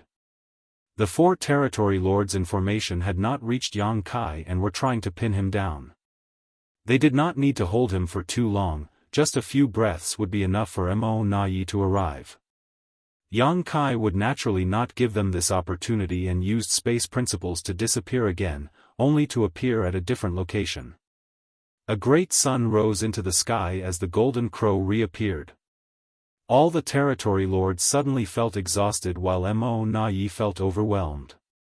Facing such an unpredictable opponent, they found they could not restrict his movements and trap him regardless of how many experts they had. All the territory lords were basically like puppets that Yang Kai could manipulate at will. When Yang Kai went east, all of them headed east. When Yang Kai went west, all of them went west. Furthermore, Yang Kai was so strong that the territory lords had to form a four symbols formation before they even dared to take him on. Time and time again, Yang Kai flickered around the no-return pass, summoning one great sun after another and causing huge explosions wherever he went. Each time he tried to destroy a black ink nest though, his attack would be intercepted or disrupted by the nearby territory lords. This could not be helped as there were just too many territory lords in the no-return pass. No matter which direction he went, there were always territory lords to block him. Mo Na Yi also played a big role by coordinating them. However, Yang Kai's purpose had already been achieved. These multiple attempts to destroy high-rank black ink nests were not just about trying to cause damage but were also to check if there were other royal lords hidden here. The answer was no. If there really was a third royal lord, he would not be able to resist coming out to fight Yang Kai after he repeatedly attacked so many black ink nests. If there was another royal lord, when supplemented by the many territory lords, they would have a far better chance to take him down. Thus, Yang Kai's previous assumptions about the Black Ink clan's creation of royal lords were not too far off. The Black Ink clan indeed had some means to create royal lords, but the price to pay was far too great, so, under normal circumstances, they would refrain from doing this unless absolutely necessary. Over the years, the Black Ink clan did not use such means and only created Di Wu as Yang Kai had been in a kind of trance as he cultivated in the ancestral land. Now, the Black Ink clan had created another one for some reason, perhaps to guard against Yang Kai causing trouble at the no-return pass. The royal lord he lured out should be returning soon, so there was no time for Yang Kai to dwell on the issue. This time, Yang Kai did not disappear immediately after launching his initial attack. Instead, he rushed towards a high-rank black ink nest with his spear. Mo Na Ye's pupils suddenly constricted and he yelled from afar, "Yang Kai, you dare?" Yang Kai laughed and roared, "Open your eyes and see if I dare." The four nearby territory lords were so dumbfounded that Yang Kai easily slipped around their battle formation and reached the top of black ink nest. "Kill him!" Mo Na Yi yelled again. The four territory lords reacted almost on instinct and each blasted Yang Kai with their secret techniques. The void was violently shaken by the intense power and the majestic black ink nest disintegrated from the subsequent explosion. The faces of the Black Ink clansmen turned pale as they looked at the crumbling black ink nest in disbelief. Mo Na Yi raged furiously until his eyes were bloodshot and he used a special technique to boost his speed. Yang Kai stood amid the collapsing black ink nest as blood trickled from the corner of his lips. He was injured by the four territory lords' attacks. Before he could steady himself though, a beam of black ink strength furiously shot at him from afar. Yang Kai's body was now covered with fine dragon scales, so he did not panic in the face of this terrifying attack. Drawing world force from his small universe to protect himself, he thrust out his spear. The explosion and shock waves spread out. Yang Kai rode the shock waves out as his fine dragon scales bristled in a golden light, though they quickly dimmed and he spat out a mouthful of golden blood. His defense was barely able to absorb the royal lord's angry blow. Yang Kai was lucky that his dragon form had become far more powerful than before and was just a step away from becoming a divine dragon. His physique was far more resistant to such attacks than previously.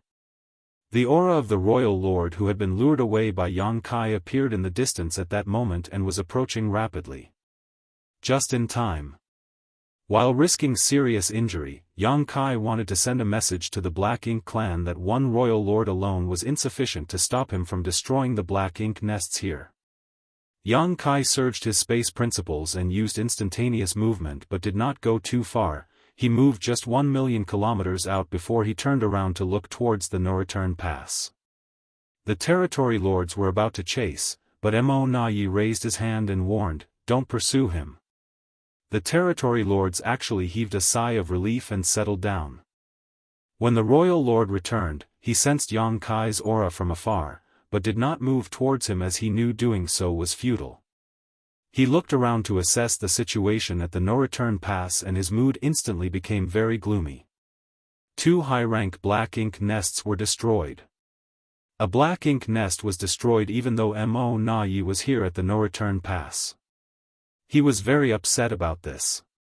He expected to see Mo Na Yi and the territory lords besieging Yang Kai when he returned, but it turned out to only be wishful thinking. Sensing the royal lord's displeasure, Mo Na Yi could only bow and apologize for what had happened. The royal lord did not say a word, as although he was very angry, he still understood Mo Na Yi had done his best. Facing an enemy like Yang Kai, even he was not certain he could have done better under the circumstances. Martial Peak, Chapter 56-52, Threatening with Violence. Mo Na Yi and the royal lord communicated with each other for a while at the no-return pass. Yang Kai only saw the royal lord looking troubled and occasionally looking at him and nodding slightly.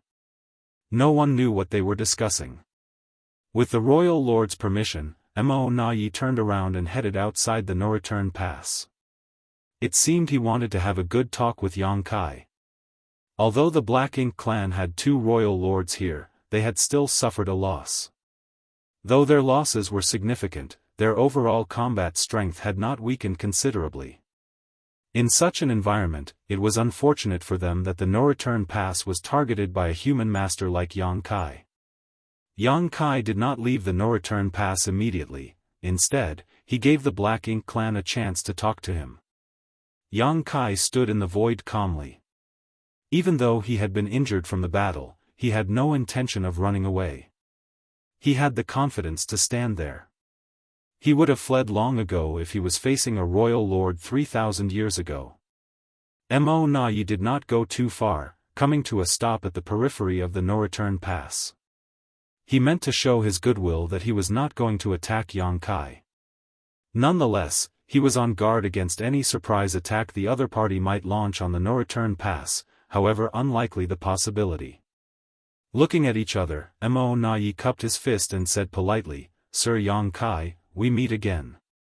Mo Na Yi, Yang Kai greeted him and narrowed his eyes slightly. Yang Kai felt that familiar aura and then recognized who he was. Yang Kai had dealt with this Black Ink clansman several times previously. Among all the information that the human race had on the Black Ink clan, Mo Na Yi was one of the individuals that they most focused on. Not only because he was among the strongest of the innate territory lords, but also because he seemed far more intelligent than the others. Every time he was sent to a great territory battlefield to act as commander, he showed incredible aptitude in positioning troops and launching attacks. He was responsible for severe human losses. He was also the Black Ink clan's primary negotiator during the peace talks between the 2 races. Yang Kai did not expect to see him at the no-return pass, and certainly not as a pseudo-royal lord. Based on the encounter they just had, Yang Kai knew that Mo Na Yi was difficult to handle. Not only due to his strength, but also due to his tactical and strategic acumen. It was clearly Mo Na Yi who organized the territory lords in advance at the no-return pass, a major factor in disrupting his efforts to destroy Black Ink nests. Yang Kai judged that he was dealing with an intelligent and dangerous opponent. Mo Na Yi smiled and respectfully, "It's an honor that Sir Yang remembers my name." It was as if the previous battle had never happened and they were old friends catching up. He's even adept at politics and diplomacy. Yang Kai thought and frowned. In response, Yang Kai scoffed and said, "I hope you will feel honored when I kill you one day." Mo Na Yi laughed and said, "Sir Yang really has a great sense of humor. It is well known that you have no hope of becoming a 9th order while I, Mo Na Yi, have already become a royal lord. Sir Yang Kai, how do you intend to kill me?" This was true. Although he could not do anything to Yang Kai, the opposite was also true. He used to be afraid of Yang Kai when he was an innate territory lord, but now he no longer was, and that feeling was only reinforced after he witnessed Yang Kai scurry around and avoid him during their battle instead of engaging him directly. This was also the reason why Mo Na Yi went to great lengths to become a pseudo-royal lord. If he was still just an innate territory lord, he would not have the courage or capital to stand and talk to Yang Kai, as there would always be a risk of being killed when he spoke directly to this killing star. Wasn't Diwu a royal lord? Yang Kai said with a sneer. Mo Na Yi was instantly dumbfounded when he realized that he had forgotten all about this point and cursed Diwu in his heart for being such a fool and bringing shame to the Black Ink clan. Mo Na Yi became impatient with their exchange and fumed that he had to continue talking with Yang Kai. This was not something that the Black Ink clan was good at. The human race had always been better at verbal sparring and outwitting the Black Ink clan. Finally, Mo Na Yi lost his patience and shouted, "Sir Yang, you came to the no-return pass to kill our territory lords and destroy our Black Ink nests even when we still have an agreement between our races. You have violated the terms of the agreement, and yet your excellency is so blatant about it. Don't you think that you have gone too far?" Yang Kai almost laughed. He did not expect Mo Na Yi to lose his cool from just a little prodding. So what? Yang Kai raised his chin and said arrogantly, "You cannot stop this king from sweeping through the great territory battlefields and killing all of your territory lords. You dare?" The real royal lord of the Black Ink clan roared furiously from the no-return pass. "Just wait and see." As Yang Kai said that, he turned around and the void started to ripple around him as he surged his space principles. "Don't leave, Sir Yang. Listen to what I have to say first." Mo Na Yi shouted at the top of his lungs. Yang Kai turned his head to look at him and said coldly, "What?" Mo Na Yi cupped his fist respectfully, signaling him to wait a moment. He then turned to bow towards the no-return pass and communicated with the royal lord to calm him down. This caused Yang Kai's eyes to narrow slightly, and he found the situation rather interesting. The Black Ink clan did not care about seniority or etiquette. While the royal lord of the no-return pass had done a great service to the Black Ink clan for many years, Mo Na Yi was now also a royal lord who was almost on par with him, thus, there was no need for Mo Na Yi to be that respectful of him. Looking at Mo Na Yi's actions though, he still seemed to be a subordinate to the royal lord. Thus, it must be related to their strength. Although Mo Na Yi was now a royal lord, he didn't seem to be a true royal lord. Just like Diwu, he could only use some 70% to 80% of the strength a royal lord should be able to produce. Yang Kai had now decided to address a being like Mo Na Yi as pseudo-royal lord to differentiate them from the real royal lords. Moments later, Mo Na Yi ended his conversation with the royal lord, who was clearly extremely disgruntled. He wanted so much to join forces with Mo Na Yi to capture Yang Kai right now, but Mo Na Yi was right. Without the heaven-sealing earth-locking array set up, the chances of them capturing Yang Kai were basically zero, even if they combined forces. Worse, as soon as they completely fell out with Yang Kai here, he would no longer have to restrain his actions, which was not what the Black Ink clan wanted. The reason they had to negotiate peace with the human race on a large scale was because the territory lords were all at serious risk of being killed by Yang Kai, otherwise, Black Ink clan would not have restricted themselves when they had the advantage. It was difficult to describe just how frustrating it was that one person managed to influence the Black Ink clan's plan to unify everything under the heavens. Moreover, he was even more powerful than before and could now kill territory lords essentially effortlessly. So, no matter how unwilling he was, he could not let Yang Kai leave, even though Mo Na Yi knew that Yang Kai was just pretending to leave.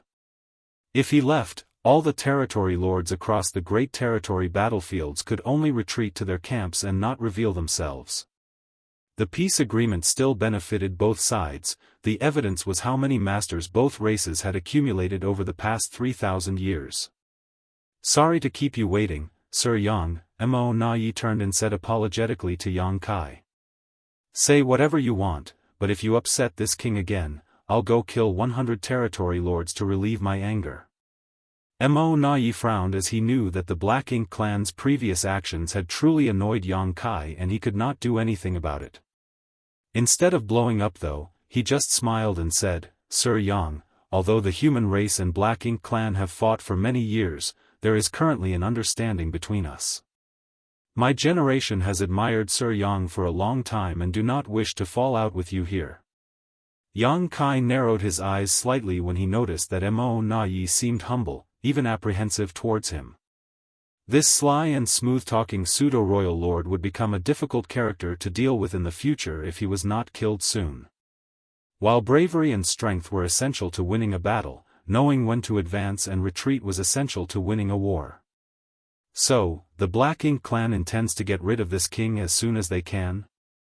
Yang Kai questioned in a deep voice. Mo Na Yi immediately appeared solemn and sighed, so, Sir Yang Kai is really here because of this. He looked as if he had expected this and also appeared sad. Mo Na Yi, wish to provide an explanation to your excellency regarding the recent unpleasantness. Go ahead. I'm all ears, Yang Kai grinned, interested to see where the conversation would lead and how Mo Na Yi intended to resolve this situation. Mo Na Yi continued, earlier at the Divine Spirit Ancestral Land, a faction of my Black Ink clan saw an opportunity and acted impulsively, completely without authorization. Please believe me when I say that they were acting on their own and not on orders of Sir Royal Lord. During that time, Sir Royal Lord was in retreat and entrusted all outside affairs to Di Wu, who was killed by you in the Divine Spirit Ancestral Land. It was always convenient to blame the dead. Yang Kai was naturally not a fool to be manipulated by Mo Na Yi with such words.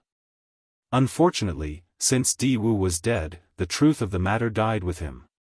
Mo Na Yi continued, Di Wu had always been aggressive and prone to using force to solve problems, but in this case, he has caused trouble and undermined the peace agreement between our two races, sullying the Black Ink clan's honor in the process. Thus, his death is not worth pitying. Sir Yang has done us all a great favor by killing him. If he hadn't died in the Divine Spirit Ancestral Land, Sir Royal Lord would have taken his life as punishment for provoking the humans and your excellency. Yang Kai barely contained his urge to laugh out loud. If someone uninformed heard this speech, they might have thought that the Black Ink clan was some kind of benevolent race who treated others with honesty and respect. Mo Na Yi swallowed both his dignity and pride to speak with Yang Kai like this. It would be impossible to find another pseudo-royal lord who was willing to act so humbly to an Eighth Order Open Heaven Realm Master. Martial Peak, Chapter 56-53, Conditions.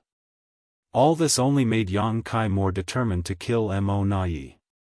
He had to seize any opportunity to eradicate this pseudo-royal lord as soon as possible. Mo Na Yi was undoubtedly a Black Ink clansman on the inside, but on the outside he was as shameless and cunning as any human. In short, this guy was very difficult to deal with. Di Wu is now dead, and the territory lords who went to the ancestral land were also killed by you. So, it is the Black Ink clan who suffered a heavy loss. Mo Na Yi sighed. Yang Kai snarled in return, why shouldn't I have killed Di Wu and those 8 territory lords? Should I have stuck out my neck to let them chop my head off instead? That's not what I meant, Mo Na Yi waved his hand, I just want to say that their death isn't worth us fighting over. I just hope that their death can also calm your anger and allow this matter to rest. What do you say? What do I say? Yang Kai turned furious and then snapped, if this is what you want to tell me, then save it. I will go back to the 3,000 worlds and kill 100 territory lords to vent my fury. Very well, Mo Na Yi smiled bitterly and said, if it were me, I would not let this issue rest either. We both know that the peace treaty cannot be torn up right now, so let us see if we can come to some kind of arrangement. Sir Yang is undoubtedly unrivaled on the external battlefields as my Black Ink clan does not have enough royal lords. Many territory lords would indeed die at your hands, however, once an all-out war breaks out, the future of your Eighth Order masters will be equally perilous. I believe that this is not the outcome the human race wants to see. Threatening me is meaningless. Yang Kai coldly snorted, if a war is what you want, then that is what you will get. We'll see whether your territory lords or our Eighth Order masters are wiped out first. Regardless of the outcome, I know I won't be the one to die. Mo Na Yi was dumbfounded. Indeed, with Yang Kai's methods, no matter what kind of war broke out, the chance of being killed was minute, unless the Black Ink clan created a few more pseudo-royal lords to corner him. However, right now, the number of Black Ink clan innate territory lords could hardly support the creation of more pseudo-royal lords. The acquired territory lords could certainly perform the source fusion techniques, but these seedlings were the future hope of the Black Ink clan to produce true royal lords, so how could they be willing to sacrifice them? Sir Yang, why don't you state your request openly? Mo Na-yi gave up trying to negotiate with Yang Kai as it was clearly not working. The Black Ink clan could not emerge unscathed from this, it seemed. Yang Kai had already prepared for this and said indifferently, those who are responsible should be punished. Diwu and 8 territory lords who attacked me that day may be dead, but there were 12 other territory lords who escaped. Where are they now?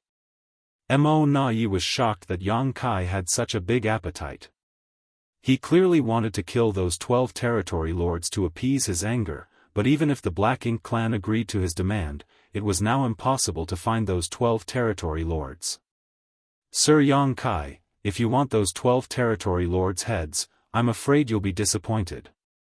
Mo Na-yi sighed. After they escaped, Sir Royal Lord ordered them to be executed as a sign of his determination to uphold the agreement between the two races. Executed? Yang Kai was a bit stunned, but when he thought back on the earlier battle, he realized that he had not detected any of those 12 territory lords' auras. He was not familiar with the 12 territory lords who fled, however, he encountered all of them when he probed the 4 Gates 8 Palaces Great Pagoda array in the ancestral land. For a master like him, once he met a territory lord, it was impossible to forget their aura after a mere 100 years. In their recent battle, all the territory lords at the No-Return Pass had to have been deployed to fight. The 12 territory lords couldn't be hiding from him. As for the claim that the royal lord executed those 12 territory lords just to maintain the peace between the two races, Yang Kai would be a fool to believe Mo Na-yi. The royal lord couldn't do such a thing to weaken his forces and their morale. At most he would send them to the 6 great territory battlefields as a punishment to redeem themselves. Yang Kai's brow twitched and swept his eyes over to look at Mo Na-yi. According to the information he got from the 7th Order Open Heaven Realm Masters, 13 innate territory lords were sacrificed so that Diwu could attain the rank of pseudo-royal lord. At that time, there should not have been a second pseudo-royal lord at the No-Return Pass. Now, Mo Na-yi had become a pseudo-royal lord, and the 12 territory lords who had escaped from the ancestral land were missing. Yang Kai suddenly realized how Mo Na-yi became a pseudo-royal lord, and was now curious about how the Black Ink clan turned an innate territory lord into a pseudo-royal lord. Although he had a lot of information now and it was assumed that it was done by some means of sacrifice, the in-depth details were still unknown. He also doubted the Black Ink clan would just tell him the truth. Perhaps. I can try. What if I get something out of it? Yang Kai thought. While Yang Kai was thinking, Mo Na-yi nodded his head and replied, "It's true that they were executed. I know that you don't believe me, but there is no need for me to lie to you about this." Yang Kai said, "It does not matter. If they are dead, then let other territory lords take their place. 12 territory lords, I don't care who they are. I'll behead 12 and be on my way. If you can't bear to lose 12 territory lords, then let me destroy 12 high-rank Black Ink nests. That's right, I've already destroyed 2. Just give me 10. After all, you were the one who asked me to state my demands," Yang Kai sneered. Mo Na-yi was barely able to maintain his smile as he replied, "Your Excellency, your demands are rather unrealistic. I'm afraid they could not be met. Whether it was territory lords or high-rank Black Ink nests, they were not assets the Black Ink clan could afford to sacrifice. If Yang Kai insisted on these, then there was no point in continuing the conversation. It was you, the Black Ink clan, who attacked me first," Yang Kai said frostily. Mo Na-yi could not help but sigh as that was an indisputable fact. If this was a negotiation between two equal parties, logic and reason would allow them to reach a compromise. However, Yang Kai was currently a nightmare to all territory lords and had no reason to be reasonable. Mo Na silently cursed the dead Di Wu. If he had gone to the ancestral land to preside over that incident, things would not have deteriorated to this extent. Di Wu and the others were indeed at fault, but they were either killed by you or executed by Sir Royal Lord. Isn't that enough to quell your anger? 10 high-rank black ink nests or 12 territory lords, no bargaining. Yang Kai's was relentless. Mo Na frowned and said, you know that this is impossible. If you insist, then I can only assume that you have no intention of maintaining the peace agreement between our two sides. It will not be beneficial to either of our races for things to collapse here. I would like to suggest resolving this matter. Are you willing to consider it? Go ahead. It is true that you were attacked and have suffered losses, Mo Na said, but then paused. When he thought about it, it was the Black Ink clan who had suffered losses. Yang Kai killed a pseudo-royal lord, 8 territory lords, and his rampage at the No-Return Pass had destroyed 2 high-rank black ink nests. These losses were extreme, and yet Yang Kai refused to let the matter rest. Still, Mo Na could not quibble about things here and simply said grudgingly, perhaps the Black Ink clan can compensate you with a large amount of resources to calm your anger. How much is a large amount? Yang Kai raised an eyebrow. Mo Na said with a silent sigh, it will definitely satisfy your excellency. Yang Kai stroked his chin and pondered. Although he came to the No-Return Pass looking for some revenge, his main goal was to find out the internal situation of the Black Ink clan.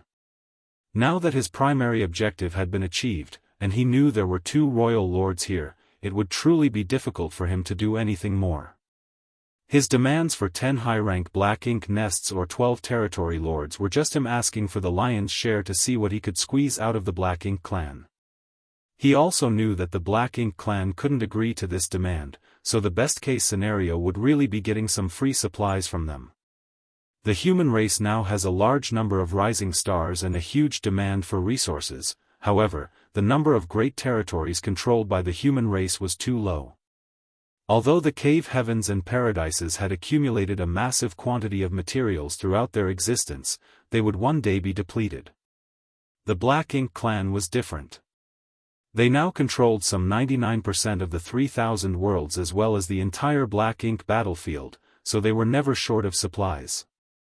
This was also the reason why there were many human race hunters who plundered the Black Ink clan in the great territories outside the main battlefields. So, Mo Na-Ye's proposal to use resources to solve this situation was acceptable. However, Yang Kai couldn't dismiss this incident so easily. From the battle at the ancestral land, it was clear that the Black Ink clan wanted to kill him. He was lucky that he had a geographical advantage and coincidentally had a massive small stone race army from Big Brother Huang and Big Sister Lan on hand. Otherwise, he would have faced a deadly situation. Since the Black Ink clan wanted him dead, they could not blame him for shaving off several kilos of flesh. Yang Kai said, I have 2 conditions.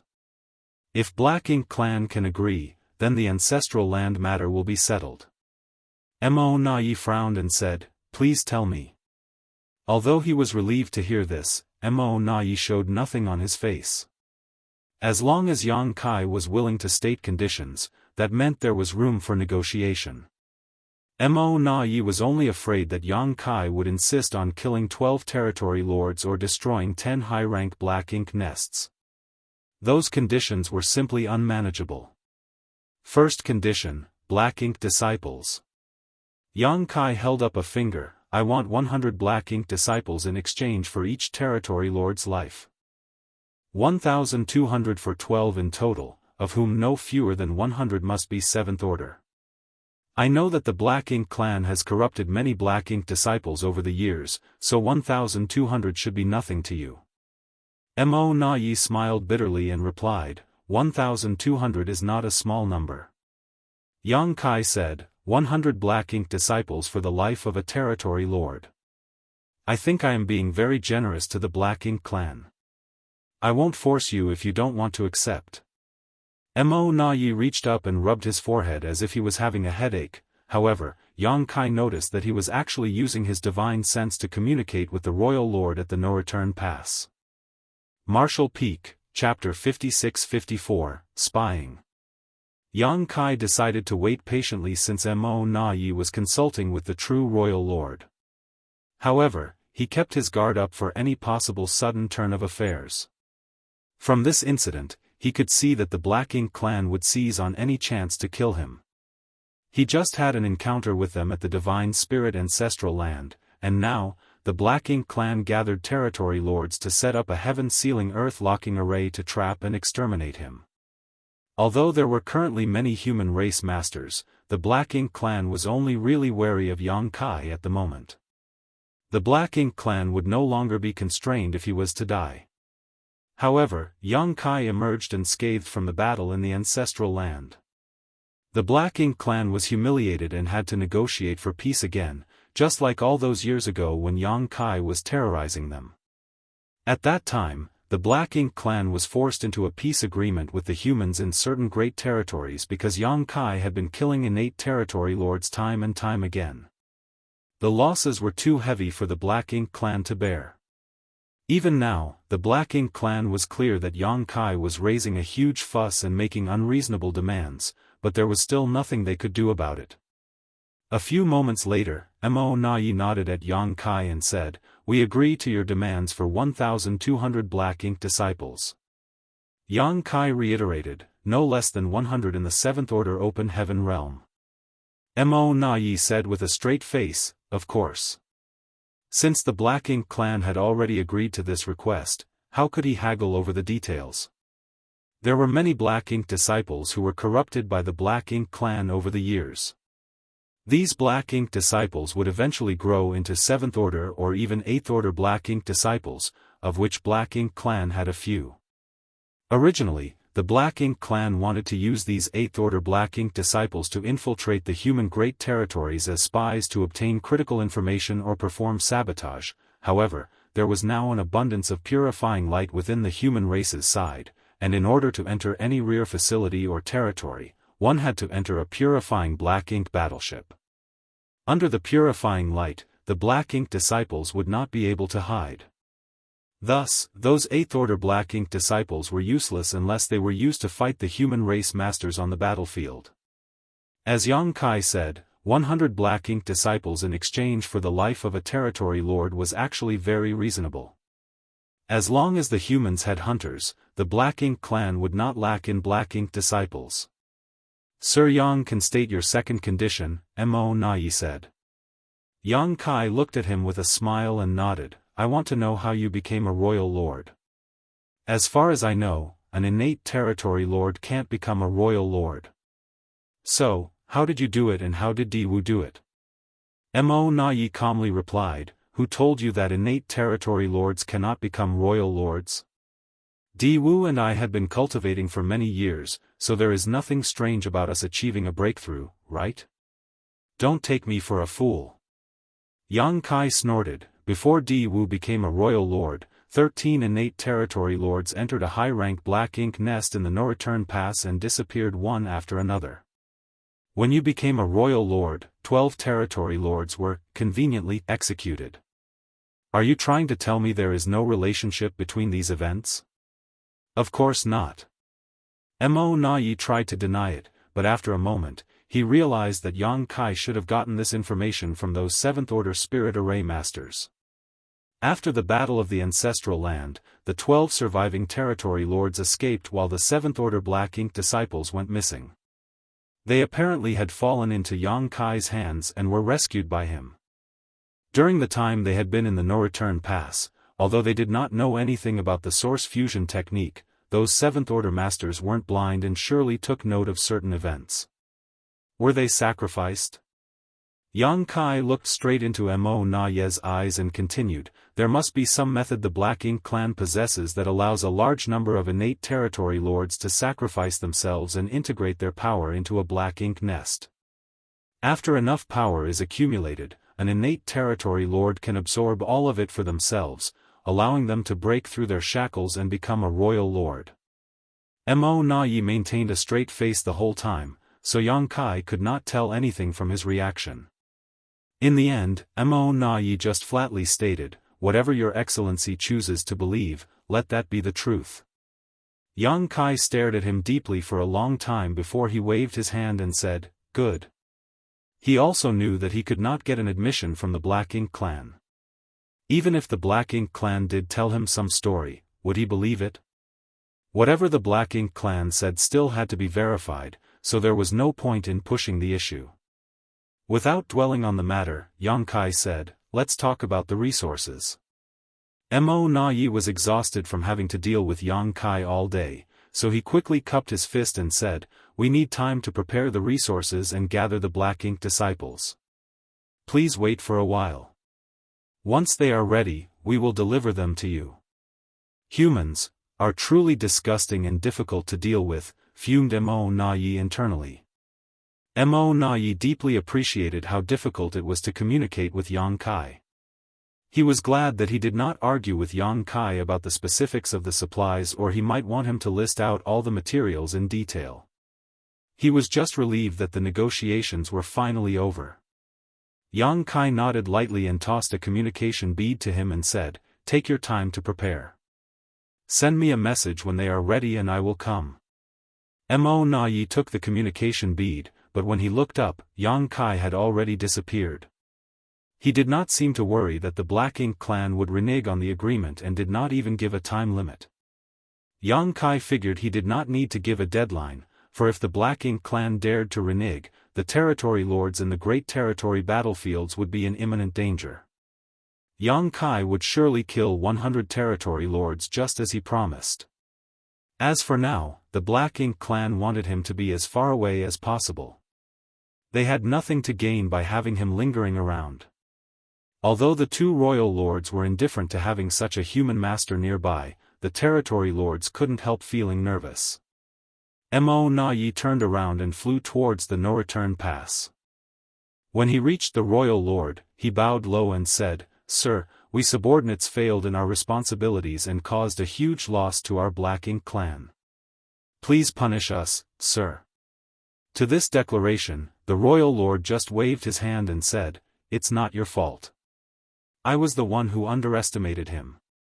He originally thought that everything would be safe with Mo Na Yi guarding the no-return pass, but the growth of this human had vastly exceeded his expectations and caught him off guard.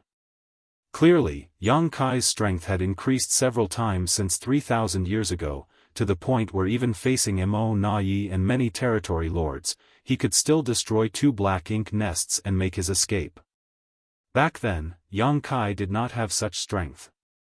After calming down, the royal lord concluded that even if he was also here at the no-return pass, he might not be able to protect the high-rank Black Ink nests unless he could find a way to kill Yang Kai in one blow.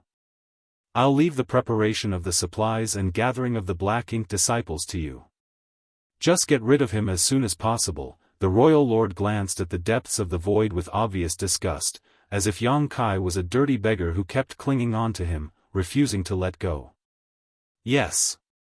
Mo Na Yi replied respectfully. As orders were passed down through the Black Ink nests, teams with supplies and Black Ink disciples from the various great territories began to converge at the no-return pass. Some 50 million kilometers away from the no-return pass, Yang Kai retracted his aura while hiding inside a small universe fragment while he began adjusting his breathing and healing his wounds. Fortunately, he did not sustain any serious injuries this time, so it did not take much time to recover. Yang Kai had not received any contact from Mo Na Yi, but he was not in a hurry. He just silently studied the grand Daoist of time and space. With the recent refinement of his dragon vein, his attainments in the Tao of time had grown to the same level of mastery as his Tao of space. Yang Kai's understanding of the space-time strength was also much clearer and more intuitive than before. Even so, he still had a long way to go. At least, in his own assessment of the Grand Tao mastery, whether it was the Tao of time or the Tao of space, he had yet to reach the highest level, shocking history and dazzling the present. Yang Kai had a feeling that if his 2 Grand Taoists reached the highest level one day, his space-time strength would experience a dramatic change. Additionally, it was just about time for him to make a trip to the primordial heaven's source grand restriction. Wu Kuang agreed to guard the primordial heaven source grand restriction, while Yang Kai promised to check in on him after 3,000 years. It was about time. Wu Kuang made a bold statement that 3,000 years would be enough for him to become a Ninth Order master. Yang Kai did not know if he succeeded, but still, Wu Kuang was the reincarnation of Shi, the original creator of the heaven-devouring battle law, and the possessor of the flawless purifying golden lotus. As long as there was enough power for him to devour, Wu Kuang would grow at a speed that no one could match. Inside the primordial heaven source grand restriction was the true body of Mo, whose black ink strength was immense. To cultivate the heaven-devouring battle law, Wu Kuang was practically devouring black ink strength without any limit. Guarding the primordial heaven source grand restriction might have been a chore for others, even for the original Tsang and his compatriots, but it was actually a joy for Wu Kuang. It had been more than 3,000 years since the primordial heaven source grand restriction war and the collapse of the human race grand army. Mo was struck by Mu's secret technique at the last moment and fell into a deep sleep, with no one knowing when it would wake up. Once it woke up, it would be disastrous if the human race still did not have the means to deal with it. Yang Kai felt a sense of powerlessness. The cultivation of the Eighth Order open heaven realm was still too weak in front of the rising tide of the universe. He hoped that he would not be disappointed with the three-self source reconstitution art that Wu Kuang had given him. 3 months later, Yang Kai, who was meditating, suddenly felt something and took out the communication bead. When he infused his divine sense to look into it, it was Mo Na-yi who had sent a message that informed him that the supplies and 1,200 black ink disciples were ready for him. They were now waiting for Yang Kai to return to the no-return pass to settle the grudge over the ancestral land ambush. It seemed that the Black Ink clan had not been dragging their feet since he left that day. Yang Kai would not go to the no-return pass so easily though. That was the Black Ink clan's stronghold, with countless Black Ink clansmen gathered there. If he fell into the heaven-sealing earth-locking array again, then Yang Kai would be in great trouble. Thus, he pondered a little and then sent a message. At the no-return pass, Mo Na-yi gripped the communication bead and was dumbfounded when he looked at it. What? The royal lord stood up and asked in a deep voice. Mo Na-yi shook his head and said, "This human is very cautious. He doesn't want to come to the no-return pass to receive the supplies, so he specified another location." Just as expected. The royal lord coldly snorted, "Go on then. Do not miss this opportunity." Mo Na-yi was surprised by the royal lord's persistence to kill Yang Kai. Although he did not think it was appropriate to provoke Yang Kai anymore, he had no choice but to agree.